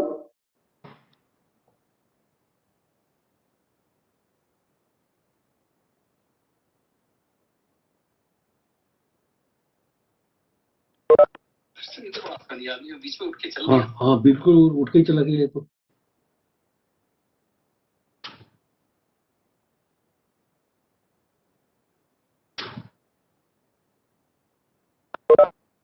A very good evening, ladies and gentlemen. For realizing the dream of an inspired and Atmanirbhar Bharat, adequate and continuous supply of capital needs to be ensured. We welcome you to a discussion on how India's financing needs can be met. It is our honor to welcome Mr. Mark Machin, President and CEO, Canada Pension Plan Investment Board, to this forum. We are eager to hear Mr. Machin's insights on realizing India's vision of becoming a $5 trillion economy. This would be followed by a discussion amongst leading experts from the financial sector. We are indeed pleased to welcome Mr. Rashesh Shah, past President FICCI and Chairman and CEO, Edelweiss Group, Mr. Ashwini Bhatia, Managing Director, State Bank of India, Mr. Bhargav Das Gupta, Chairman FICCI National Committee on Insurance and Managing Director and CEO, ICICI Lombard General Insurance, Mr. Michael Fernandez, Partner, Leapfrog Investments, Mr. Sanjay Nair, Partner and CEO, KKR India, and Mr. Sunil Sanghai, Chairman FICCI National Committee on Capital Markets and Founder and CEO, Nova Dhruva Capital Private Limited. I request Dr. Sangeeta Reddy, President FICCI, to deliver the welcome remarks. Good evening and namaste. A warm welcome to what is the last session for the day and what could be a wrap up of a productive day.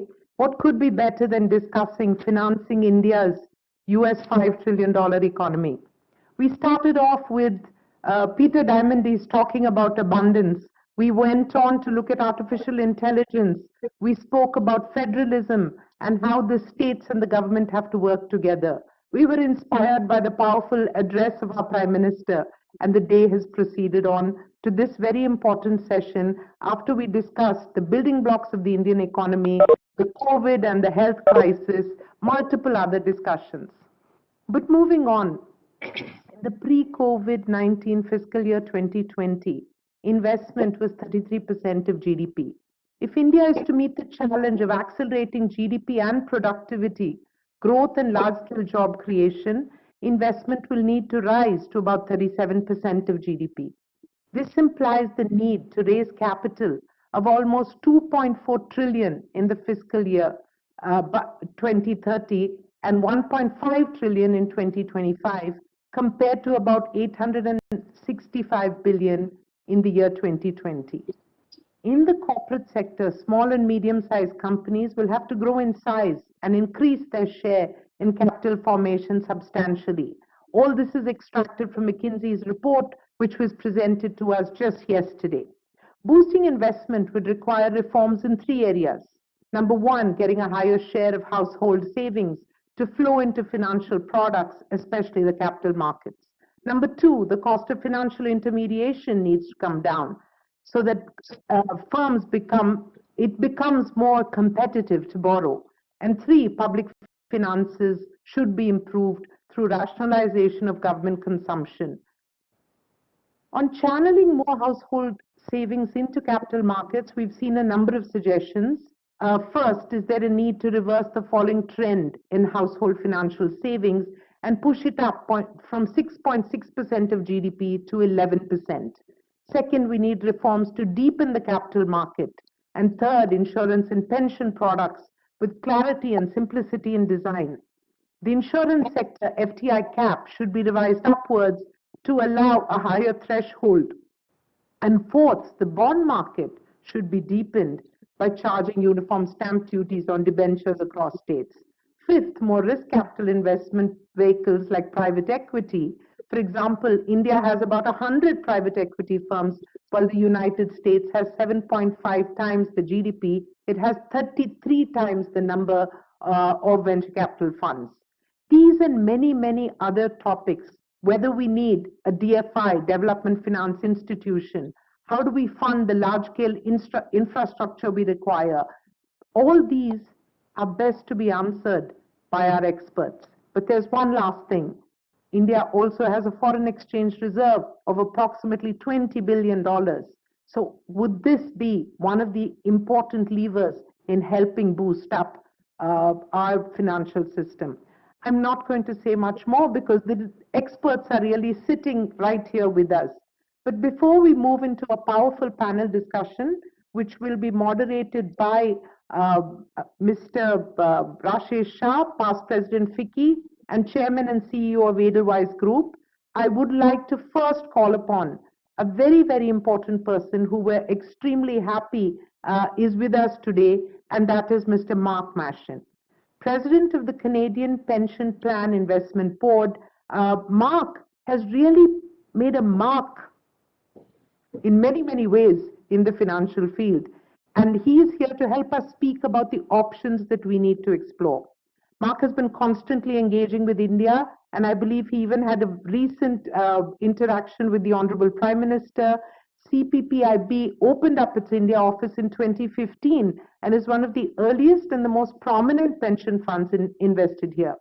I welcome Mark to FICCI's 93rd Annual Convention. Thank you so much for joining, Mark. And I must say, I'm particularly happy to note that you're a medical doctor by training. And we look forward to a prescription for a healthy and a growing Indian economy. We also have with us some of the most experienced professionals from all over. Sanjay, Michael, many of you, Ashwini, Bhargav Das Gupta, all of you who I have known and many of you had the opportunity to interact with. It's a pleasure to be warmly welcoming you for this session. Believe me, we need your gyan. Thank you. Thank you, ma'am, for your opening remarks and for setting the tone for the discussions to follow. May I now request Mr. Mark Machin, President and CEO, Canada Pension Plan Investment Board, to deliver the keynote address.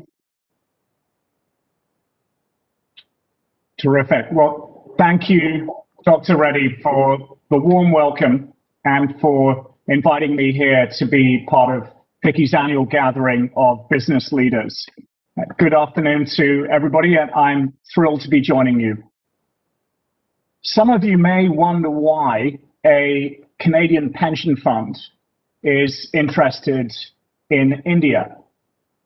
Well, I'll give you 20 million reasons why.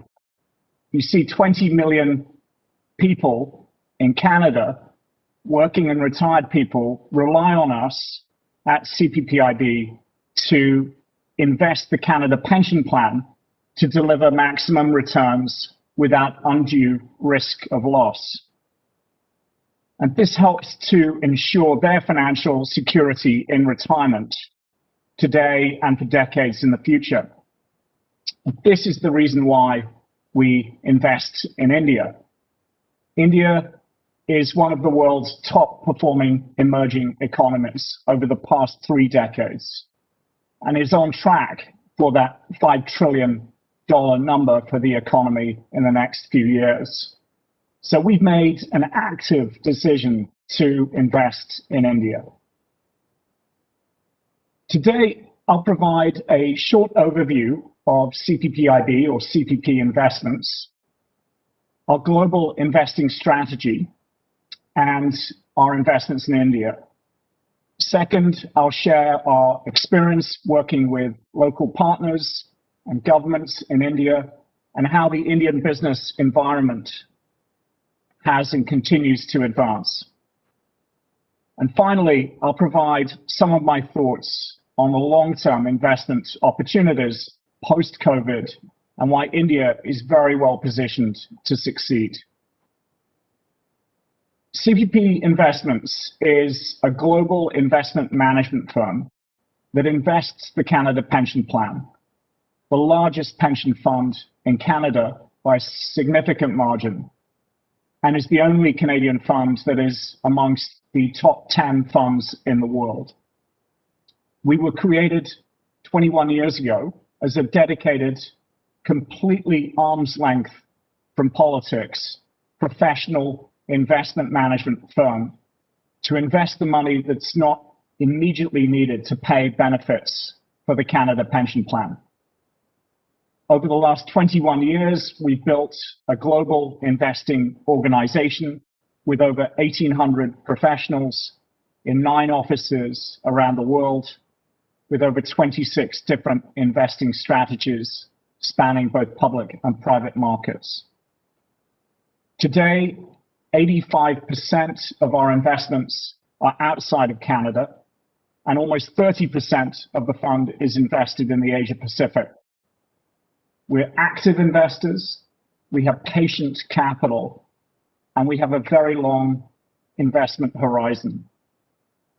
Our portfolio, as of September the 30th this year, was about $456.7 billion, or approximately 24 lakh crore, and is invested in a wide range of asset classes and geographies around the world. We will grow, we'll continue to grow, and we expect to be a $1 trillion fund in the early 2030s, and will continue to grow for the decades beyond that. By 2025, we will have approximately 1/3 of the fund invested in emerging markets, and they're primarily in India, in China, and in Brazil.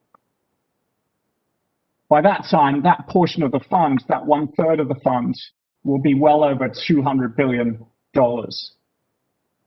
So India is critical to our investment strategy. Currently, we only have about $10.6 billion, or 57,000 crore, invested in India, so we have huge room for growth. We began investing in India over a decade ago, and we have a full office on the ground in Mumbai. Having people in the market with deep knowledge, as well as strong Indian partners, has been a large part of our growth and success in the market. We're committed to India, its growth potential, and its openness to long-term capital. And our investments in India span a wide range of asset classes and sectors, including infrastructure, renewable energy, real estate, public equities, direct private equities, and private equity funds, and credit. We see domestic consumption, technology, and the massive demand for infrastructure as important factors underpinning many of the themes and investment opportunities we look at in India. In addition, some of the current credit issues in the financial services industry, which have been exacerbated by the pandemic's impact on the economy, have presented some compelling investment opportunities for providers of long-term, stable capital to finance India's next growth cycle. We see huge investment opportunities to fuel India's future. The drive for urbanization, mobility, innovation, and sustainable solutions to improve the quality of life all present significant investment opportunities. And we're far from alone in this observation. Foreign capital has increasingly been attracted to India. Despite COVID, India has surged ahead of most emerging markets in terms of foreign portfolio equity inflows in the last 12 months. In fact, November set an all-time monthly high of $8 billion of equity purchases by foreigners. And India also jumped to the 9th spot last year, up from 12th spot in the list of top 20 recipients of FDI, according to the World Investment Report. This rising interest in India is a clear indication of the opportunities for future growth and prosperity. As investors, we're pleased to see the numerous initiatives that the government of India is taking to attract patient foreign capital. We welcome the government's comprehensive multi-year strategy for the development of modern infrastructure under the National Infrastructure Pipeline. Infrastructure, including renewables, is a critical part of our investment strategy in India. We have major long-term investments in toll roads, in renewable energy, in logistics, and in financial services. Our investments in Renew Power, one of India's leading clean energy companies with approximately 10 gigawatts of capacity, is helping India reach its goal of installing 175 gigawatts of renewable energy capacity by the year 2022. We appreciate the government of India's efforts to attract long-term capital in the infrastructure sector, particularly with the provision of the special tax exemption for infrastructure investments for qualifying pension funds and sovereign wealth funds. There are concerns about the sanctity of contracts and the stability of regulatory and tax frameworks, and we're pleased to see the government is engaged in actively addressing these concerns. REITs and InvITs are relatively new constructs, but they've matured and multiplied in the past few years, attracting a wider pool of institutional investors. Now let me turn to the economic crisis sparked by COVID-19 that is impacting economies around the world. It's uncertain whether there will be lasting impacts or whether they will be just short-lived. Global shifts were already in motion before the pandemic emerged. The acceleration of technology, the shift of economic growth from west to east, urbanization, shifting supply chains, and the significant demographic changes. These were all underway. With COVID-19, we're now seeing these shifts accelerate. We are years ahead of where we thought we would be in some of these trends. The acceleration of e-commerce, fintech, e-learning, telehealth, and other technology-enabled solutions are rapidly moving us closer to the future. Some of these shifts will definitely be permanent. And India is really well positioned to benefit from these new opportunities. With more than 800 million internet users and over 200 million online shoppers, India's share of the world's technology successes will only rise. Our investments in education technology company Byju's, India's second most valuable startup, and global IT and services companies like Virtusa and Hexaware are examples of our involvement in India's success in this area. Another major trend we are seeing accelerate post-COVID is changing supply chains. global supply chains are likely to become more, not less complex.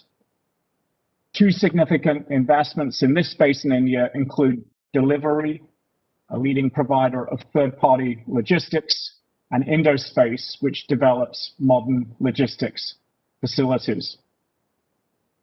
There are also huge infrastructure opportunities that underpin India's growing integration in global supply chains, including ports, airports, and inland container depots. Private investment in transport infrastructure can boost India's attractiveness as a manufacturing hub and build more resilient supply chains. India's favorable demographics are also a reason for international manufacturers to consider investing in onshore operations to serve the huge domestic market. It's clear India has the opportunity in the post-pandemic recovery to be one of the world's top performing economies. The growth momentum and the long-term trends strengthen the country's attractiveness. We believe India is an important market for our long-term investments and look forward to continuing to participate in its success. Thank you.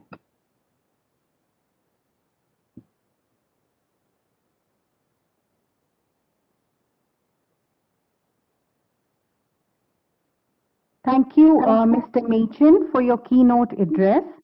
Some of our esteemed members have a few comments and questions for Mr. Machin. May I first request Mr. Y.K. Modi, past President FICCI, to kindly share his thoughts. Thank you. Mark, it was a very good presentation by you. I'm just going to want to take your advice to the government, to the regulators, and to some of the corporates, especially medium-scale corporates, to raise capital, both debt and equity. Yesterday's presentation by McKinsey, which the President also referred, showed that India is lagging behind maximum in number of medium-scale companies. So we want medium scale to go to large and small to become medium.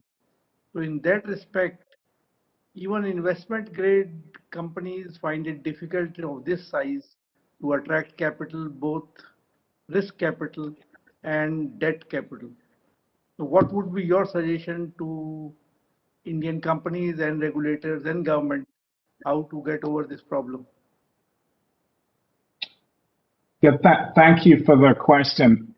I think this is a challenge, not just in India, but in many countries, of how to channel capital in an efficient way to that growing middle. There's often a thriving, sort of very early startup phase for capital, and there's often abundant capital for the giant blue chip groups. The challenge is that middle. And one of the ways of achieving that is to ensure that there's a thriving market for specialists in that area, so funds that tackle that area. And whatever incentives and structures and other infrastructure that's required to develop that, whether it's through through the non-bank financial sector, which is obviously is struggling right now, whether it's directing more bank capital in that direction, or whether it's encouraging the flourishing of growth private equity funds that are focused in that area. There's some of the things that many countries do. I think from our point of view, given we are 1,800 people, we cover the whole world. We can't have a huge team running around covering smaller and mid-cap companies in India. So we will always do it with local partners. We'll look at people, maybe some on the screen here, who have funds, who have capability of going through all of those companies. So we will definitely look to deploy capital, but we'll work with local partners to look for those companies. The final thing I'd say is the efforts to strengthen corporate governance are really welcome, because one of the challenges with the small and mid-sized companies historically has been governance. So I think a lot of the efforts that have been underway to strengthen corporate governance in India have been really, really welcome, because then that means you can have more confidence to deploy the capital to those companies.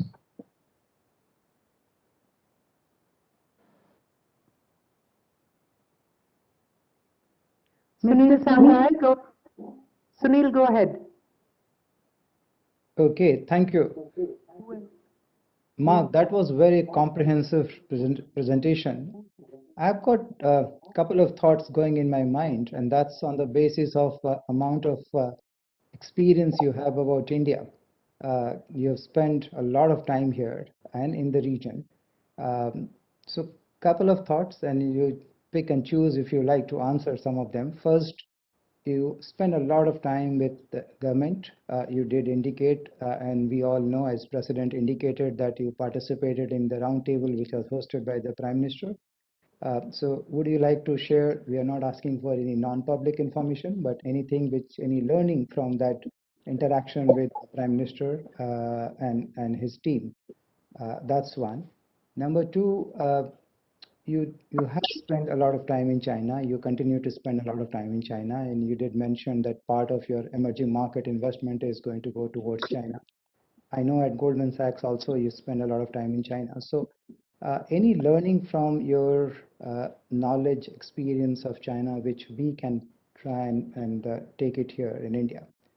And the third and the final point, as President also mentioned, there is often a debate that our reserve, foreign exchange reserve with the central bank, is almost touching now $500 billion. Any thoughts on how do we use that reserve? There is a debate whether some part of that can be deployed in infrastructure. Any thoughts on that will be helpful. Okay, excellent. That's a lot of questions that I could spend the next hour giving answers on. So let me try and give some very quick perspectives on them. On the Prime Minister and the virtual global investor roundtables that he hosted with a range of the senior cabinet, senior government officials, these are really impressive. The fact that India, from the most senior level, is reaching out in a coordinated way across government and private sector and engaging with the top long-term pools of capital in the world is really impressive. And to do that at a time that India is fighting a global pandemic is extraordinarily impressive.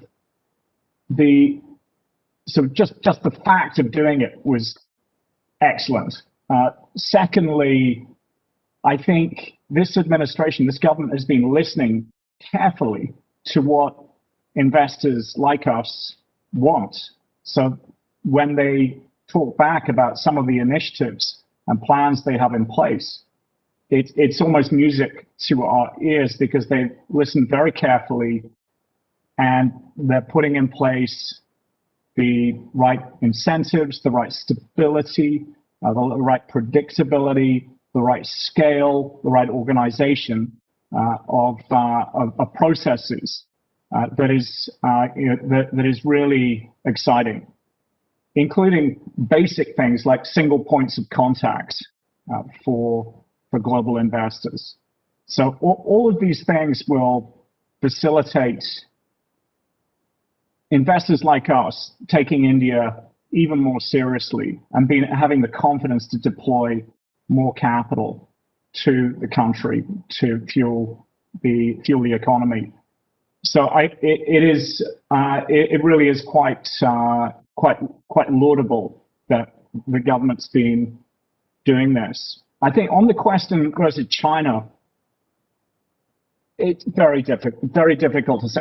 As you all know, China is very, very different in its governance system, and it's sometimes very beguiling for people who are in business to go there, and because you can build a high-speed railway or a road in the blink of an eye, it's very is very attractive to people who see that can be done so quickly when you're doing it in democratic countries and democratic constituencies. Is much harder because you have to negotiate and deal with people's interests.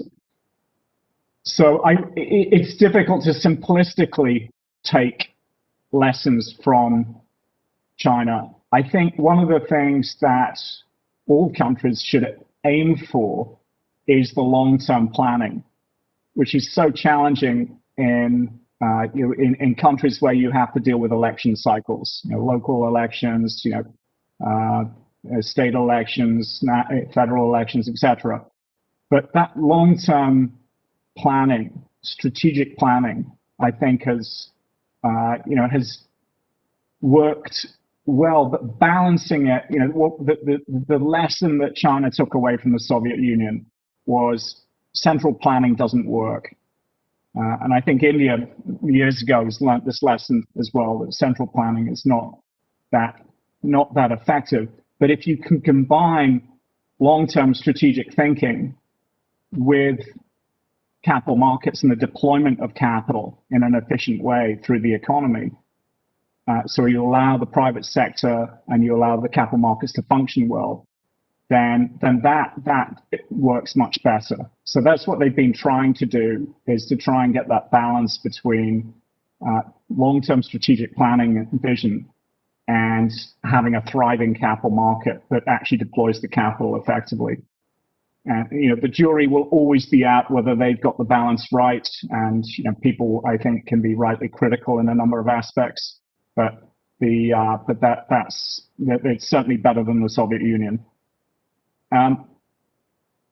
In terms of the foreign exchange reserves of India and how they might be deployed, look, I'm not sure I'm going to give really granular advice on that. Clearly, foreign exchange reserves are really important, particularly in a country where historically foreign exchange risk has been a significant vulnerability. So you don't want to do things with those reserves that impair those reserves. Having said that, I think some of the ways that the government is thoughtfully crowding in foreign capital alongside its own capital into long-term investment is very thoughtful. I think the NIIF, which we're an investor in, so far has been a terrific success and has been really well run. One of the challenges in most countries of crowding private capital alongside government is the divergence of interests at some point down the road, where government wants to do something with that capital that the private investors don't think is a good use of that capital. And I think so far this has been structured and deployed in a way that balances all interests and results in good risk-adjusted returns for the investors like us, and also provides scaled-up capital for deployment alongside the government's capital. So it's a rare success in the world of putting private and public capital alongside each other in a successful format and targeting it at a part of investment that creates this huge multiplier effect, i.e. infrastructure. So that's the one example, and I'm sure if there are other vehicles like that could be managed in this way, where they are managed professionally, where they're managed with investment returns as a key priority, but also lever off government capital, there could be some other interesting vehicles there. That was brilliant, Mark.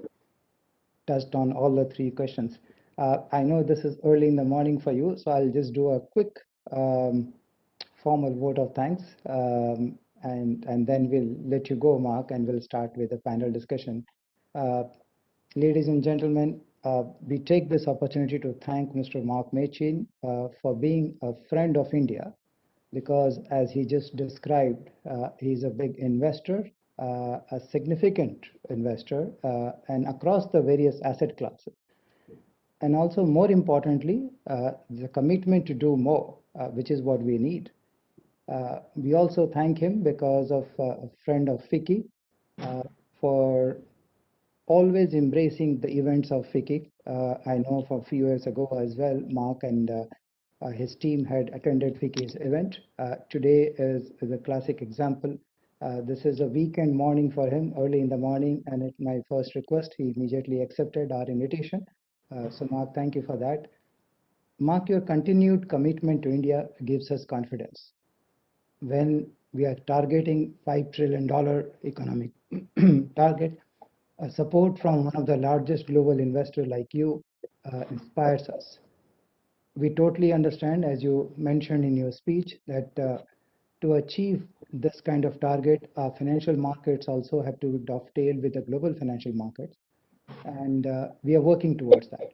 In the last couple of years, a lot of work happened towards the equity market, bond market, banking sector, securities market. You talked about REITs, InvITs. We have actually come out with a new framework for International Financial Services Center. You mentioned NIIF, which is a great experiment and working very well. So with all these initiatives, I'm sure our market will get integrated with the global markets. And that would provide more opportunities for global investors like you to really invest in India. Your talk has been really enriching, and I once again thank you, Mark, for your time and support. Thanks very much. Thank you so much. Thank you for the invitation. It's been a huge honor. Thank you, Dr. Reddy. Thank you, Sunil. And wonderful to be here. And I wish you great success in the rest of the session. Thank you. Thank you, Mark. We're very grateful and look forward to seeing more of you in India. Good.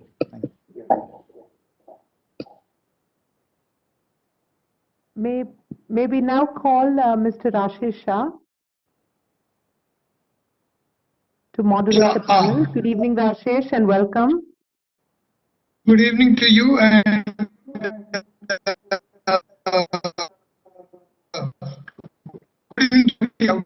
I guess to spend a Saturday evening, deliberating how India gets to the $5 trillion economic mark, which has been one objective that has inspired and excited all of us. But I'm truly happy that I think we are speaking this after hearing Mark spend time discussing how India can get there, how also seeing it from the eyes of a foreign investor, a large foreign investor in India, which I guess makes all of our jobs easier. And the prospect of COVID vaccine almost on the anvil means that we may now finally, towards the end of 2020, feel that we can put the pandemic behind us and start looking at the future. So what better time than this to revisit India's objective of how do we get to $5 trillion and especially the financing required for this $5 trillion. As you've seen, we have a great panel. Mr. Bhatia from State Bank, Mr. Fernandez from Leapfrog, Bhargav Dasgupta from ICICI Lombard, and Sanjay Nayak from KKR. So we have a wide range of experts. It's going to be a very exciting conversation ahead of us. And I do feel that the panel will be able to add a lot more nuance and a lot more color to the issues that we have all been discussing. But before we go to the panel for their views, let me try and set the context. I think first we cannot start any conversation without the global dislocation that has happened because of COVID. It's been an unprecedented disruption, and it's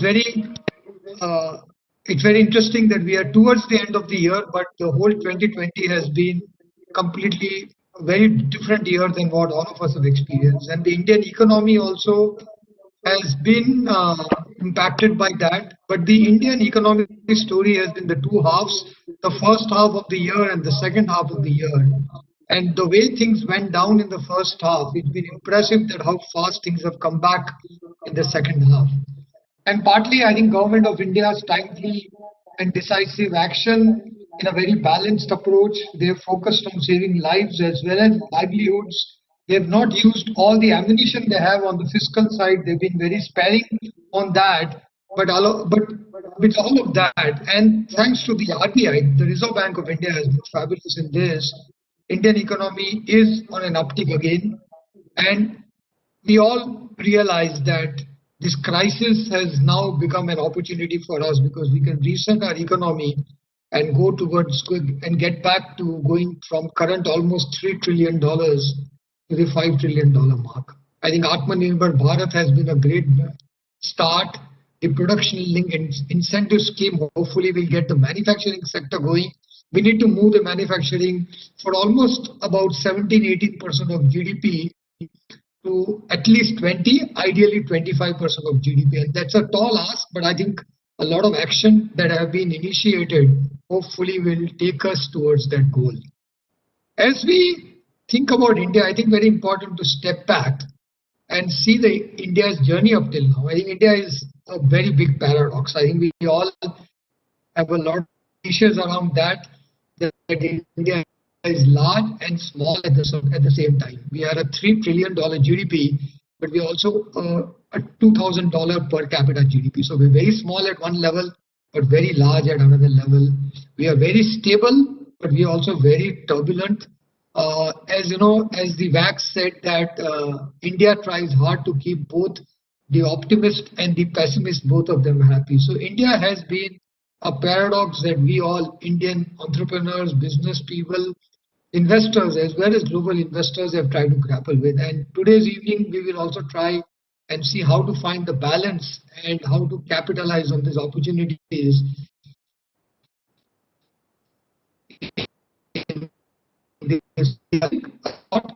It appears, look at the last 25 years, the growth has been very stable on a point-to-point basis. So I think India is the story of the last 25 years, which is 100 quarters. But as I was preparing for this, almost 20 quarters out of this 100 quarters, there has been some really big turbulence or the other. So we really, almost every 1.5 years, we have some big impact that happens to our economy. And in spite of that, the economy continues to grow. Indian economy has grown by almost 9% in US dollar terms from 92 to now. So, and in that, the financial services industry, which has been the lifeblood of this, has gone through its own periodic ups and downs, NPAs and NBFC crises and slowdown in the economy and the foreign currency falling. In spite of all of that, financial services has grown by 25 times in 25 years. So it's been a great story as we look at the long term. And earlier Mark spoke about it, that India needs all of us to take a long-term view. So as we get ready for this, there are a lot of initiatives along the way. And we today at the panel discussion would like to talk about how does the banking sector help India get there with all these existing NPA challenge and the reach and the underbanked status of India. How does the bond market and the insurance companies and hopefully the pension funds help out with that? How do the global investors, both in equity markets and credit markets, how do they see the opportunity? Which parts of India's economy can be funded by them? What is the risk return they expect? How do the private equity investors, especially in technology, how do they see this entire financing India's growth? How they see the opportunity and the challenge in that? So I think with that, the need of the hour is to ask the right questions. And I'm very happy that today I have that opportunity with a fabulous panel along with me. So I'll start off with you, Mr. Bhatia. You are a veteran of the banking industry. Having been at State Bank of India, you've seen the PSU banks evolve and change over the last 30 years.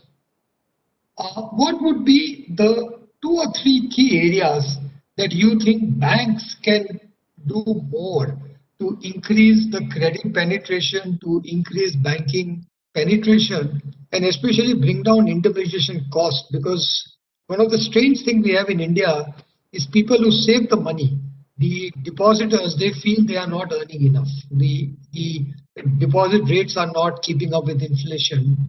While the people who borrow money, all the corporate borrowers, and we have quite a few of them in this audience today, they constantly feel that interest rates in India are very high. And they both can't be true. And it's, I would call it another one of the paradox in India. So what can the banking sector and what is to be done to make sure that we keep the savers and the borrowers happy? And how do we increase the banking reach and penetration in India? Especially what can the PSU banks do? What can the government do via PSU banks? Over to you, Mr. Bhatia. So thank you, Rashesh. Banking, of course, has changed over the last 20, 25 years. You yourself mentioned that it has grown 25 times over the last 25 years. The nature of banking has changed, the products have changed, the channels have changed. So we at State Bank of India currently, for example, do about 93% of our banking through digital modes. And this percentage, of course, is going to rise in the years to come. But talking specifically, I mean, today we are discussing a $5 trillion economy. So the changes that have been brought about over the last 10 years by the government, by the regulators, I think should give confidence to all the participants here. So from about 27 banks, today you have 12. Consolidation has happened in a very big way. I mean, absorbed 8 banks about 3 years back. It happened seamlessly. And so is the case with most of the public sector banks. So the structure, of course, has changed entirely. You have good, strong banks in different regions. There are still a few smaller ones. I think something is being talked about at the policy front on their privatization and so on and so forth. We've been reading about that in the papers. To your question, why are deposit rates low and why do depositors not get their due? The reasons are again very clear. Today we are flush with liquidity. 8 lakh crores is what is lying in reverse repo and other products. In State Bank of India, I can tell you that we can fund so much, but the credit deposit ratio has fallen to multi-year lows because the opportunities are not there. Opportunities are not there because the capacity utilization is not there. But you did mention that we had a very difficult first half. The second half looks much better. We are talking of a V-shaped recovery as the economy comes back on its feet, the working capital cycle improves. I think we are going to see more utilization come in. Growth is going to come. On the advances side, you again mentioned that the borrowers are borrowing at very high rates. Again, for the top guys, today good companies can raise 2-year money at 4.5%. You haven't seen those rates before. NIMs and NII of NBFCs and banks are again at record highs. So I don't think anybody should complain over there. Whatever RBI has done has helped. Going back to 5 trillion, we had an initial target of FY 24-25. Assume that we have a 0 year in 2020-21 and we will have one with negative growth. So that gets postponed by about a year, year and a half. Are we ready for it? Certainly. Today we are almost a $3 trillion economy with a banking sector of about 2 trillion. If you add the mutual funds, if you add the NBFCs, there is a lot of money that is going around that can fund the economy very, very comfortably. There are confident people like Mark Machin, who just spoke to us. The opportunity in India, of course, is big, and anybody who thinks long term, whether it was a Maruti Suzuki in the 80s or a Honda or whatever, the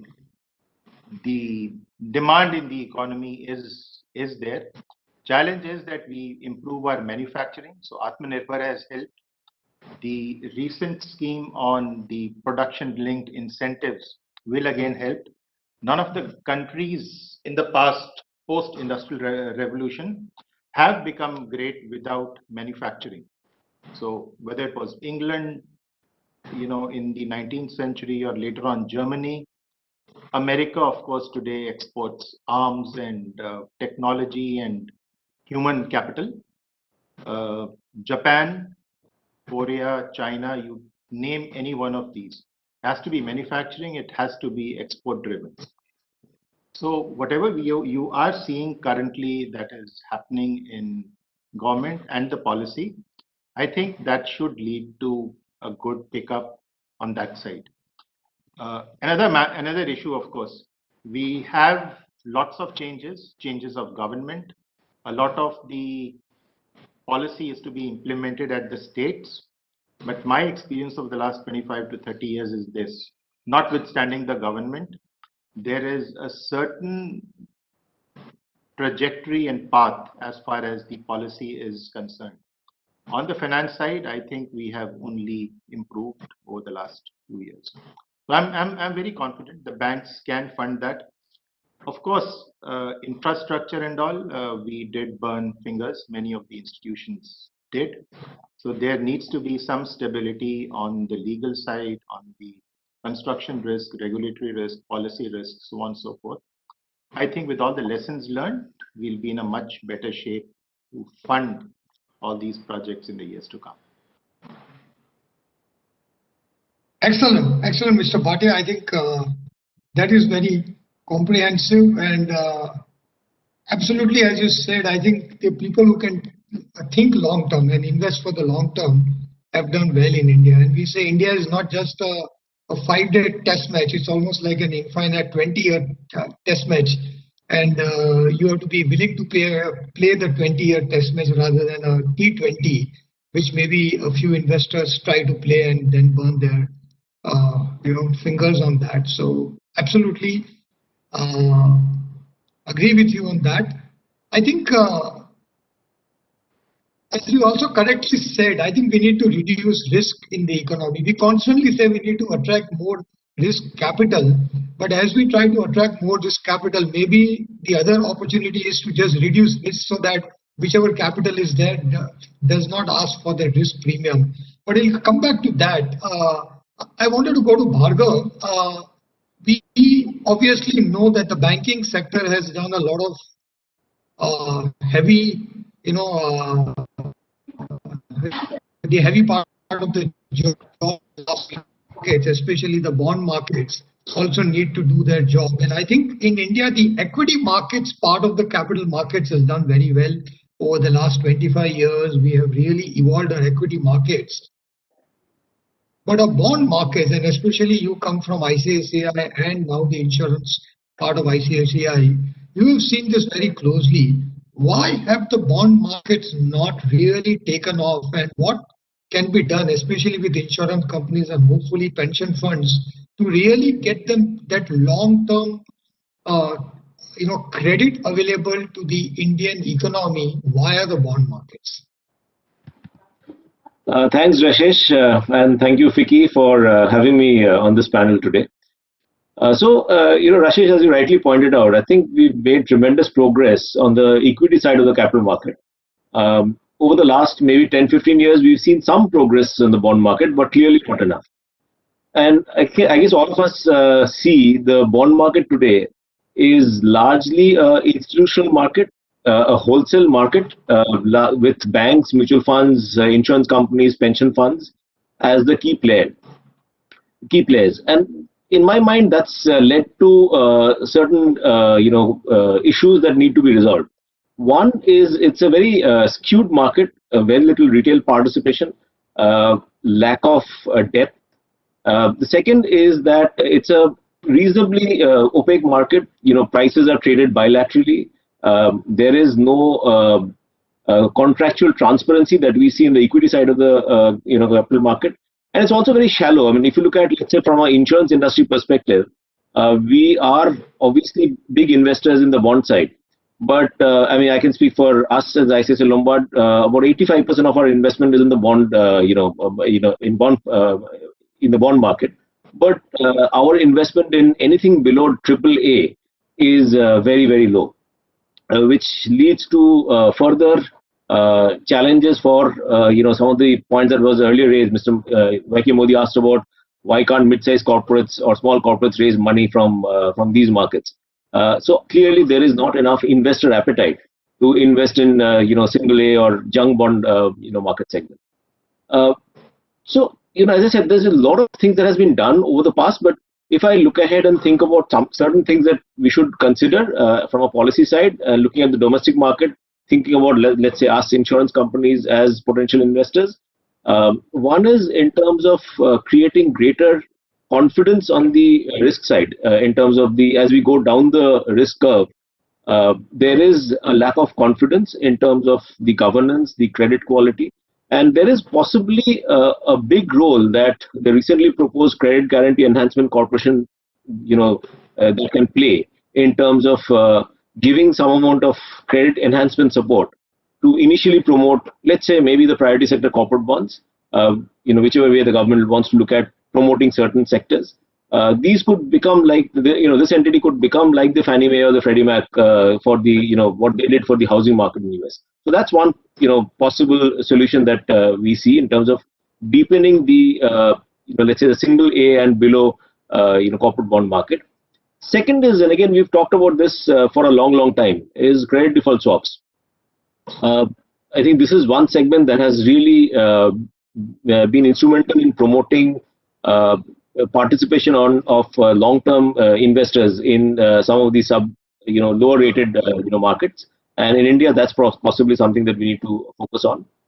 In terms of creating liquidity, one policy consideration that we could look at is creating a for RBI to consider repo and investment grade corporate bonds. It will create, there is a lot more liquidity in that segment, but it will create liquidity in the events of crisis. We've seen sudden dislocation in the bond market in whenever there is, let's say in the month of March, we saw some, very high quality AAA corporate bonds trading at extremely high, rates. Those dislocations can be addressed if there is, this window that gets opened up.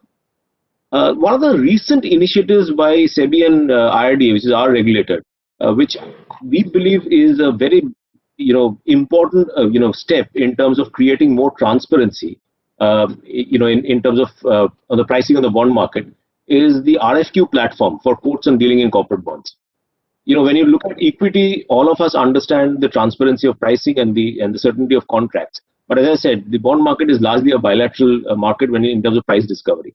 What IRD and SEBI has encouraged, which is to start with 10% of the total secondary market trades of corporate bonds through RFQ, will be a good, we believe a good start to gradually, bring in more transparency in this sector. The other point that I will make from the domestic investor side is retail participation. We all understand the retail participation today is channelized through the mutual fund, the credit funds. But there is clearly a possibility of allowing a lot more participation of the retail investors. And one of the things that could be done is, similar to tax breaks in fixed deposit that's given for fixed deposit in banks, similar amount of tax break for investment in the corporate bond market. But one of the things that clearly would need to be done before that is a lot of focus on investor awareness. I don't think retail investors really understand the nuances of the corporate bond market at the level that they need to.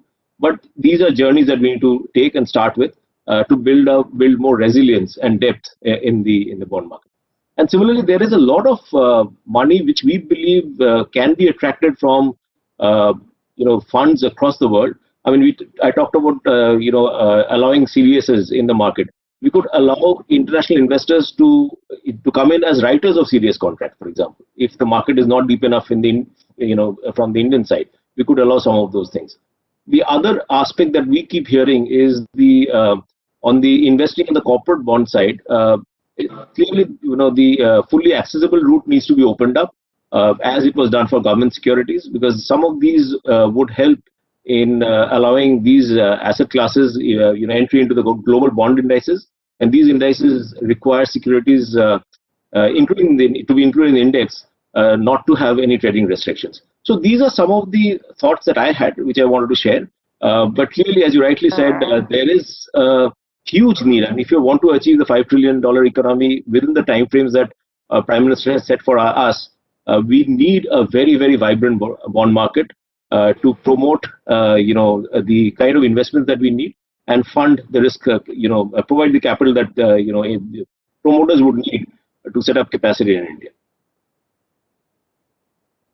Yeah, excellent, Bhargav. Thanks for this. I'm very happy you gave that example of coordination between SEBI and IRDA, because one of the aspects we have seen, equity markets got developed in India because partly it was only the purview of only one regulator, only structure and the rules for the market. But bond market will require coordination between RBI, SEBI and IRDA, because I think the bond market will impact all the players in all these three parts of the Indian financial sector. So hence the bond market requires much larger coordination. And the example that you gave is actually very encouraging. Coming to you, Sanjay, I think Sanjay, you have seen all sides of the equation. You've been a banker. You were heading Citibank in India. Now with KKR, you have done private equity. You have done private credit. You have done infrastructure. So I think we can ask some really complicated questions around this to you. As we look at India, we really need long-term capital, really long-term, patient, risk-bearing capital in India. And a lot of foreign investors are interested, though even now the numbers are not as large. India needs a lot of investments. We need approximately about $1 trillion of investment. As the president said, 34% of $3 trillion means our investment rate has to be about $1 trillion a year, which requires about 500 billion of equity and 500 billion of credit. So we are short on all sides. We are short on equity, we are short on credit. Foreigners can play a big role in especially getting long-term equity as well as credit capital to India. But unfortunately, the returns that they ask for, everybody feels the risk premium that foreigners ask when they invest either via private equity or private credit in India is too high. Because there are a lot of opportunities in India, and why shouldn't foreigners, where the global interest rates are so low and we are looking at negative interest rates, why should there not be a lot of capital available to India with returns at about 8-9% and not higher than that? Well, what are your thoughts on that? How do we bring them about? Rasesh, I have a pretty different view. I think we cannot build an economy on just foreign capital. I've been saying this for a very long time. And adding this Atmanirbhar stuff, I think you have to be absolutely clear. You've got to build local pools of capital. So my view is the foreign capital will come at a reasonable price when there is an Indian capital market alternative with your local savings. Now, I think with what Bhargav said, I think that is one very big area of development that the regulators need to sit around the table, remove the idiosyncrasies between different regulators, and get the local pools of capital that are huge in insurance, pension, savings accounts into the real sector. Now, that may or may not suit everyone because you run a very large fiscal deficit. And obviously, you use the local savings. That's why insurance companies have to have so much of AAA, because you have to finance the government bonds first. But look, at some point, the fiscal math will work out. You have to therefore develop, Rasesh, point number one, large local pools of capital to be intermediated in the local markets through a very, very robust corporate bond market. And one of the most important criteria for that is a bankruptcy code, which we have. Yes, yet to stabilize, but I think we have the basic building blocks of that. We have great platforms for settlement like the equity markets. That is priority number one. Unless you can establish the right risk reward and the right pricing, where the local capital will come in, the foreign capital can demand 18%, 16%. How does it matter, right? But the answer is not in getting foreign capital. The second thing is you've got to have a really robust non-bank finance market that is able to package loans, package mortgages, package bonds, and sell them. Again, back to the secondary bond market where there are actual buyers for different kinds of paper. Okay, balance sheets don't have to always grow. They have to underwrite, they have to warehouse, they have to sell. Nowhere in the world do you just grow on the basis of AUM and put more equity and more AUM. Third, I think the government can play an important role by having some very unique and very focused sovereign funds that can catalyze local sovereign fund, again, local money, local sovereign fund that can catalyze foreign capital to come behind it. I think NIF is a great example. A few more of those targeted towards SMEs, MSMEs, equity, debt are absolutely critical. And final, I think we have great innovations in things like REITs, INVITs, and AIF. India's done a fantastic job. Now we just got to cultivate these markets, have less and less intermediation and friction cost, and really let these three instruments grow. And you know what I mean by intermediation cost and changing regulations. Smooth flowing, take some risk, come into and let the retail these. That is when you begin to have a real robust local capital market. Equities are pretty good. I'm not saying they are very wide and deep, but they are much better. The bond markets of this kind need to get developed, and leave it to the issuers, leave it to the fund managers, and leave it to the investors. Yes, you have all kinds of disclosures and do all that the right way. But unless you develop that, Rasesh, actually your question to me actually scares me. If you just depend upon a 5 trillion economy being built by foreign capital, I would really worry about it. And more so in the debt market. Then you, in a way, are dollarizing your deficit, and that's not a great idea. So that's my short and simple answer to you. Great. I'm happy you spoke about the SME. Coming to you, Michael, I think we spoke about this. How do we fund the center part of the economy, the middle part, not the large companies, not the very small ones, but the middle part of the economy, both from an equity and from credit point of view. And of late, technology has been a big enabler, also for underwriting, for analytics, for even delivering credit to the to SMEs in India.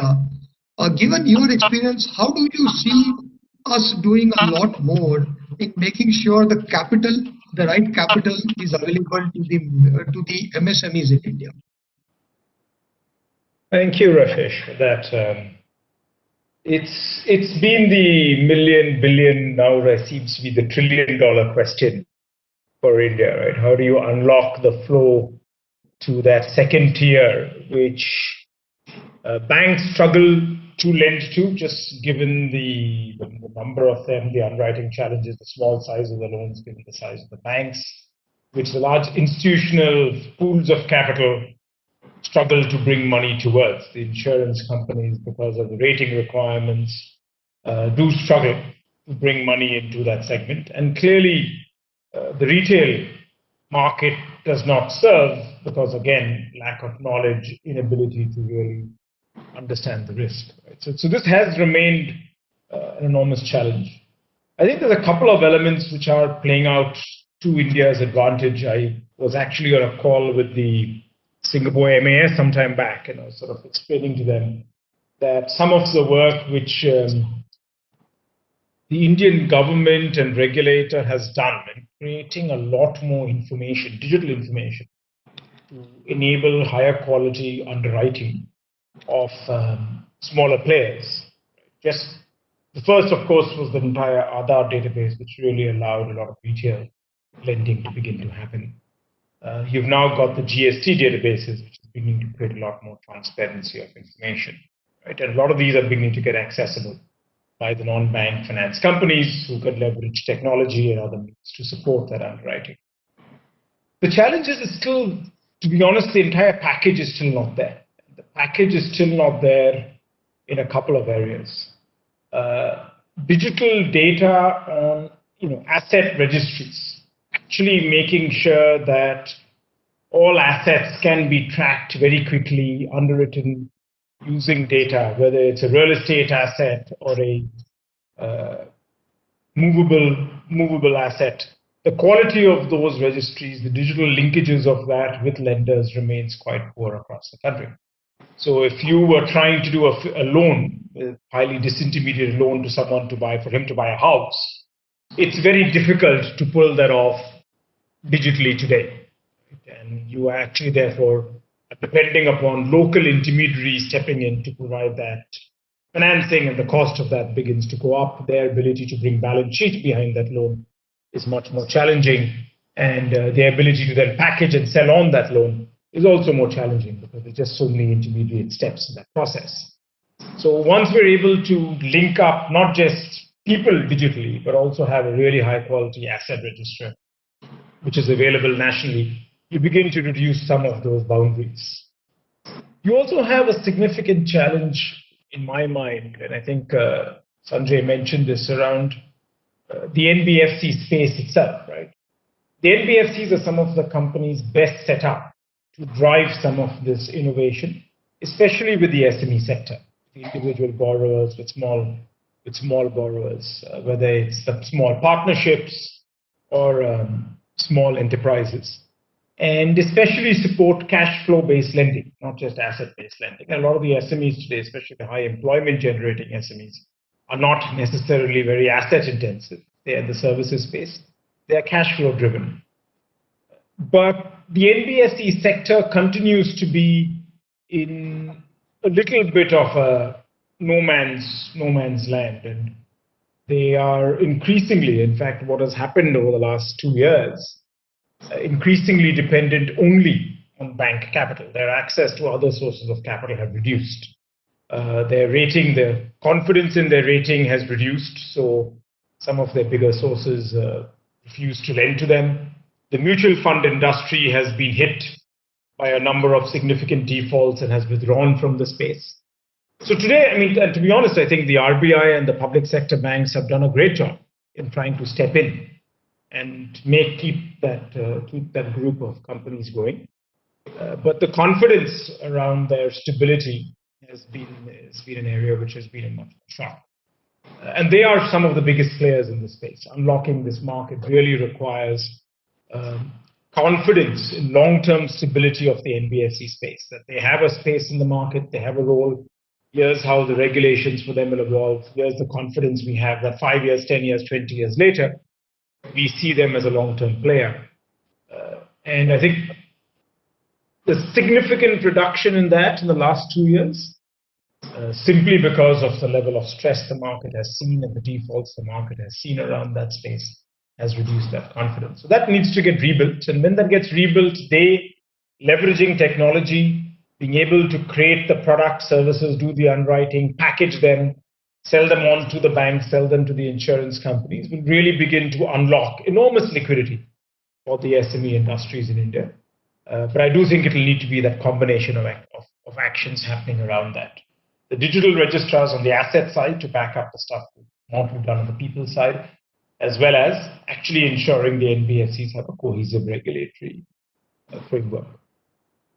So those would be, in my mind, the two big areas. I mean, the third area, which I think the government's been working on, is just increasing the amount of digitization of cash. Right? So we've moved significantly towards that. I do think in the SME space, there remains a little bit of I would nearly say, still a bit of a split personality. While they're increasingly using digital payments, they've not yet been encouraged to move nearly 100% to digital payments, right? And the impact of that is twofold. You have a lot of customers who are getting digital inflows of cash, who are then withdrawing the cash flow to work with SMEs and MSMEs. And you basically continue to have a bit of a shadow economy. And if there's an ability to create strong enough incentives, including, frankly, the credit guarantee scheme saying, we will underwrite anyone who has digital cash flow, we will guarantee their loan. So if you lend to someone who's basically taking a loan against his digital cash flow, we don't care if it's secured or unsecured, we will underwrite that. Right? So immediately it begins to raise the value of having digital cash flow for the SME and MSME sector, because they can then get working capital underwriting against that, or other such initiatives by the government. The incentive to move cashless will improve significantly in that space. And once that happens, the entire ecosystem behind that will improve. So I think the government's been doing work in that area, and that will continue to improve, I'm sure. Excellent. I think we are running out of time, but there is a little bit of time. Let me try and squeeze in a couple of last questions. To you, Mr. Bhatia, I think we have all spoken about how do we fund infrastructure, long-term project financing in India. I know it's been an ongoing issue. I started my career in ICICI 30 years ago, and it was the same issue, is how do we fund. We had ICICI development funds but they had their own liability challenges on how to get long-term liabilities.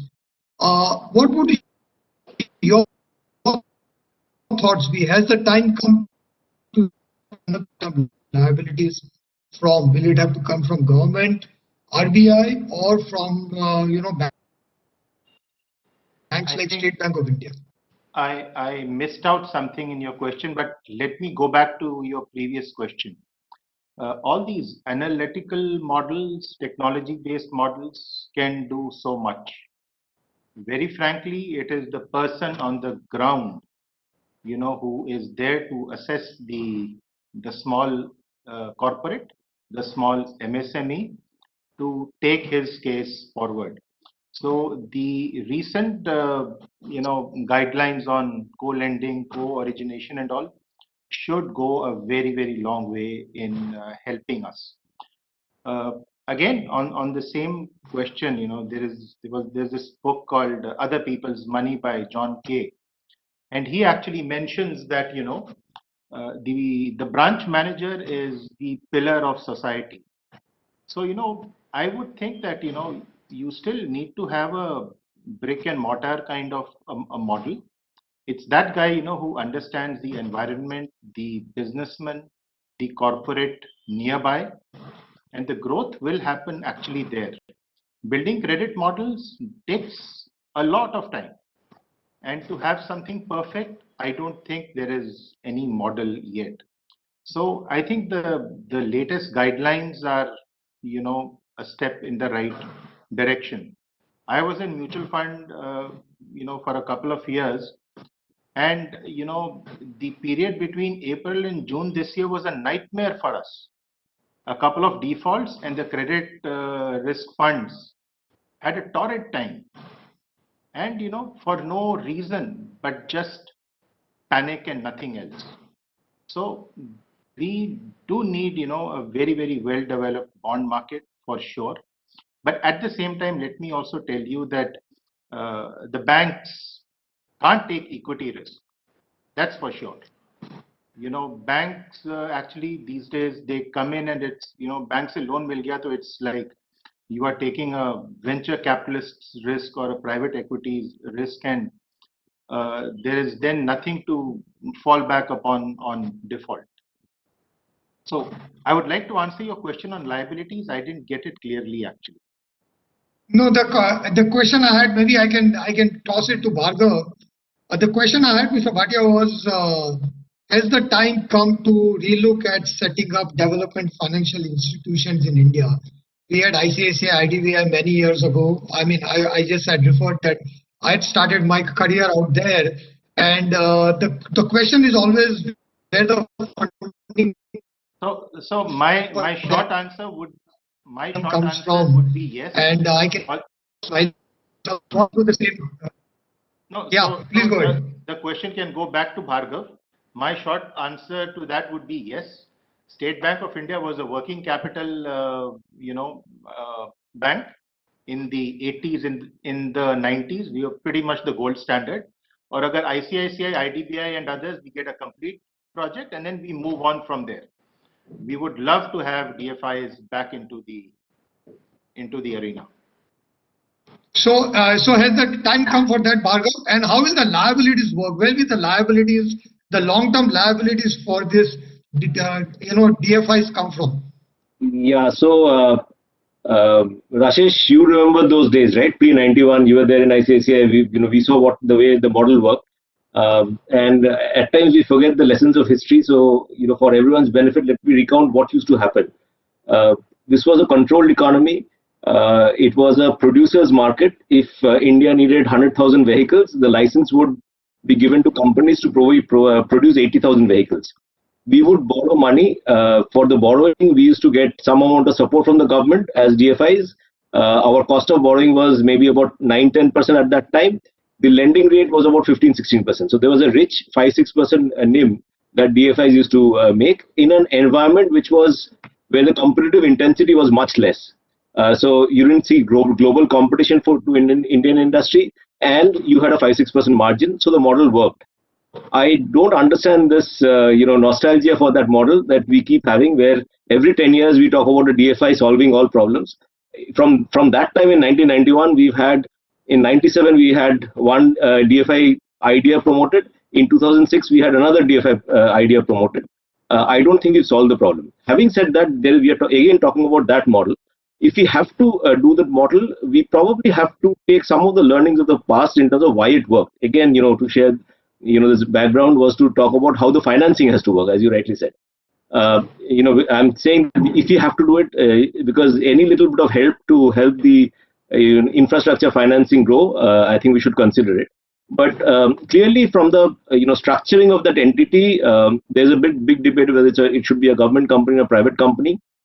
It probably could be a 49% PPP kind of company with a 49% from the government, 51 from all the institutions of repute like SBI, all various others, could chip in and participate. But the funding is key, and there you cannot build infrastructure project with the kind of cost of funding that you end up having in India for long-term, bonds, etc. So some amount of government support, maybe they have to be qualified as an SLR bond to get money at a low rate, and then only this institution can possibly provide stable, viable, lower cost money to infrastructure projects.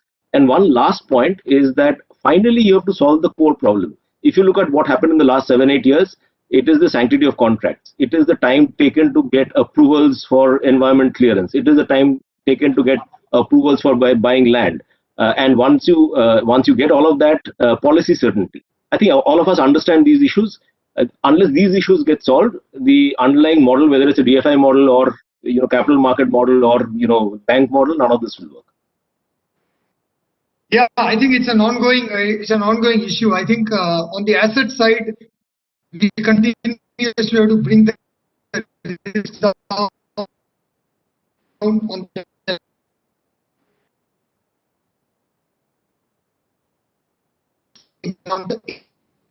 and trying to do intermediation as efficiently as we can. There's a long way to go on that. And I do believe that a lot of the challenges are not so much as a credit risk, but a lot of challenges are ALM risk, because we really need long-term stable funding that is available, and only with that can a lot of funding in India can get solved.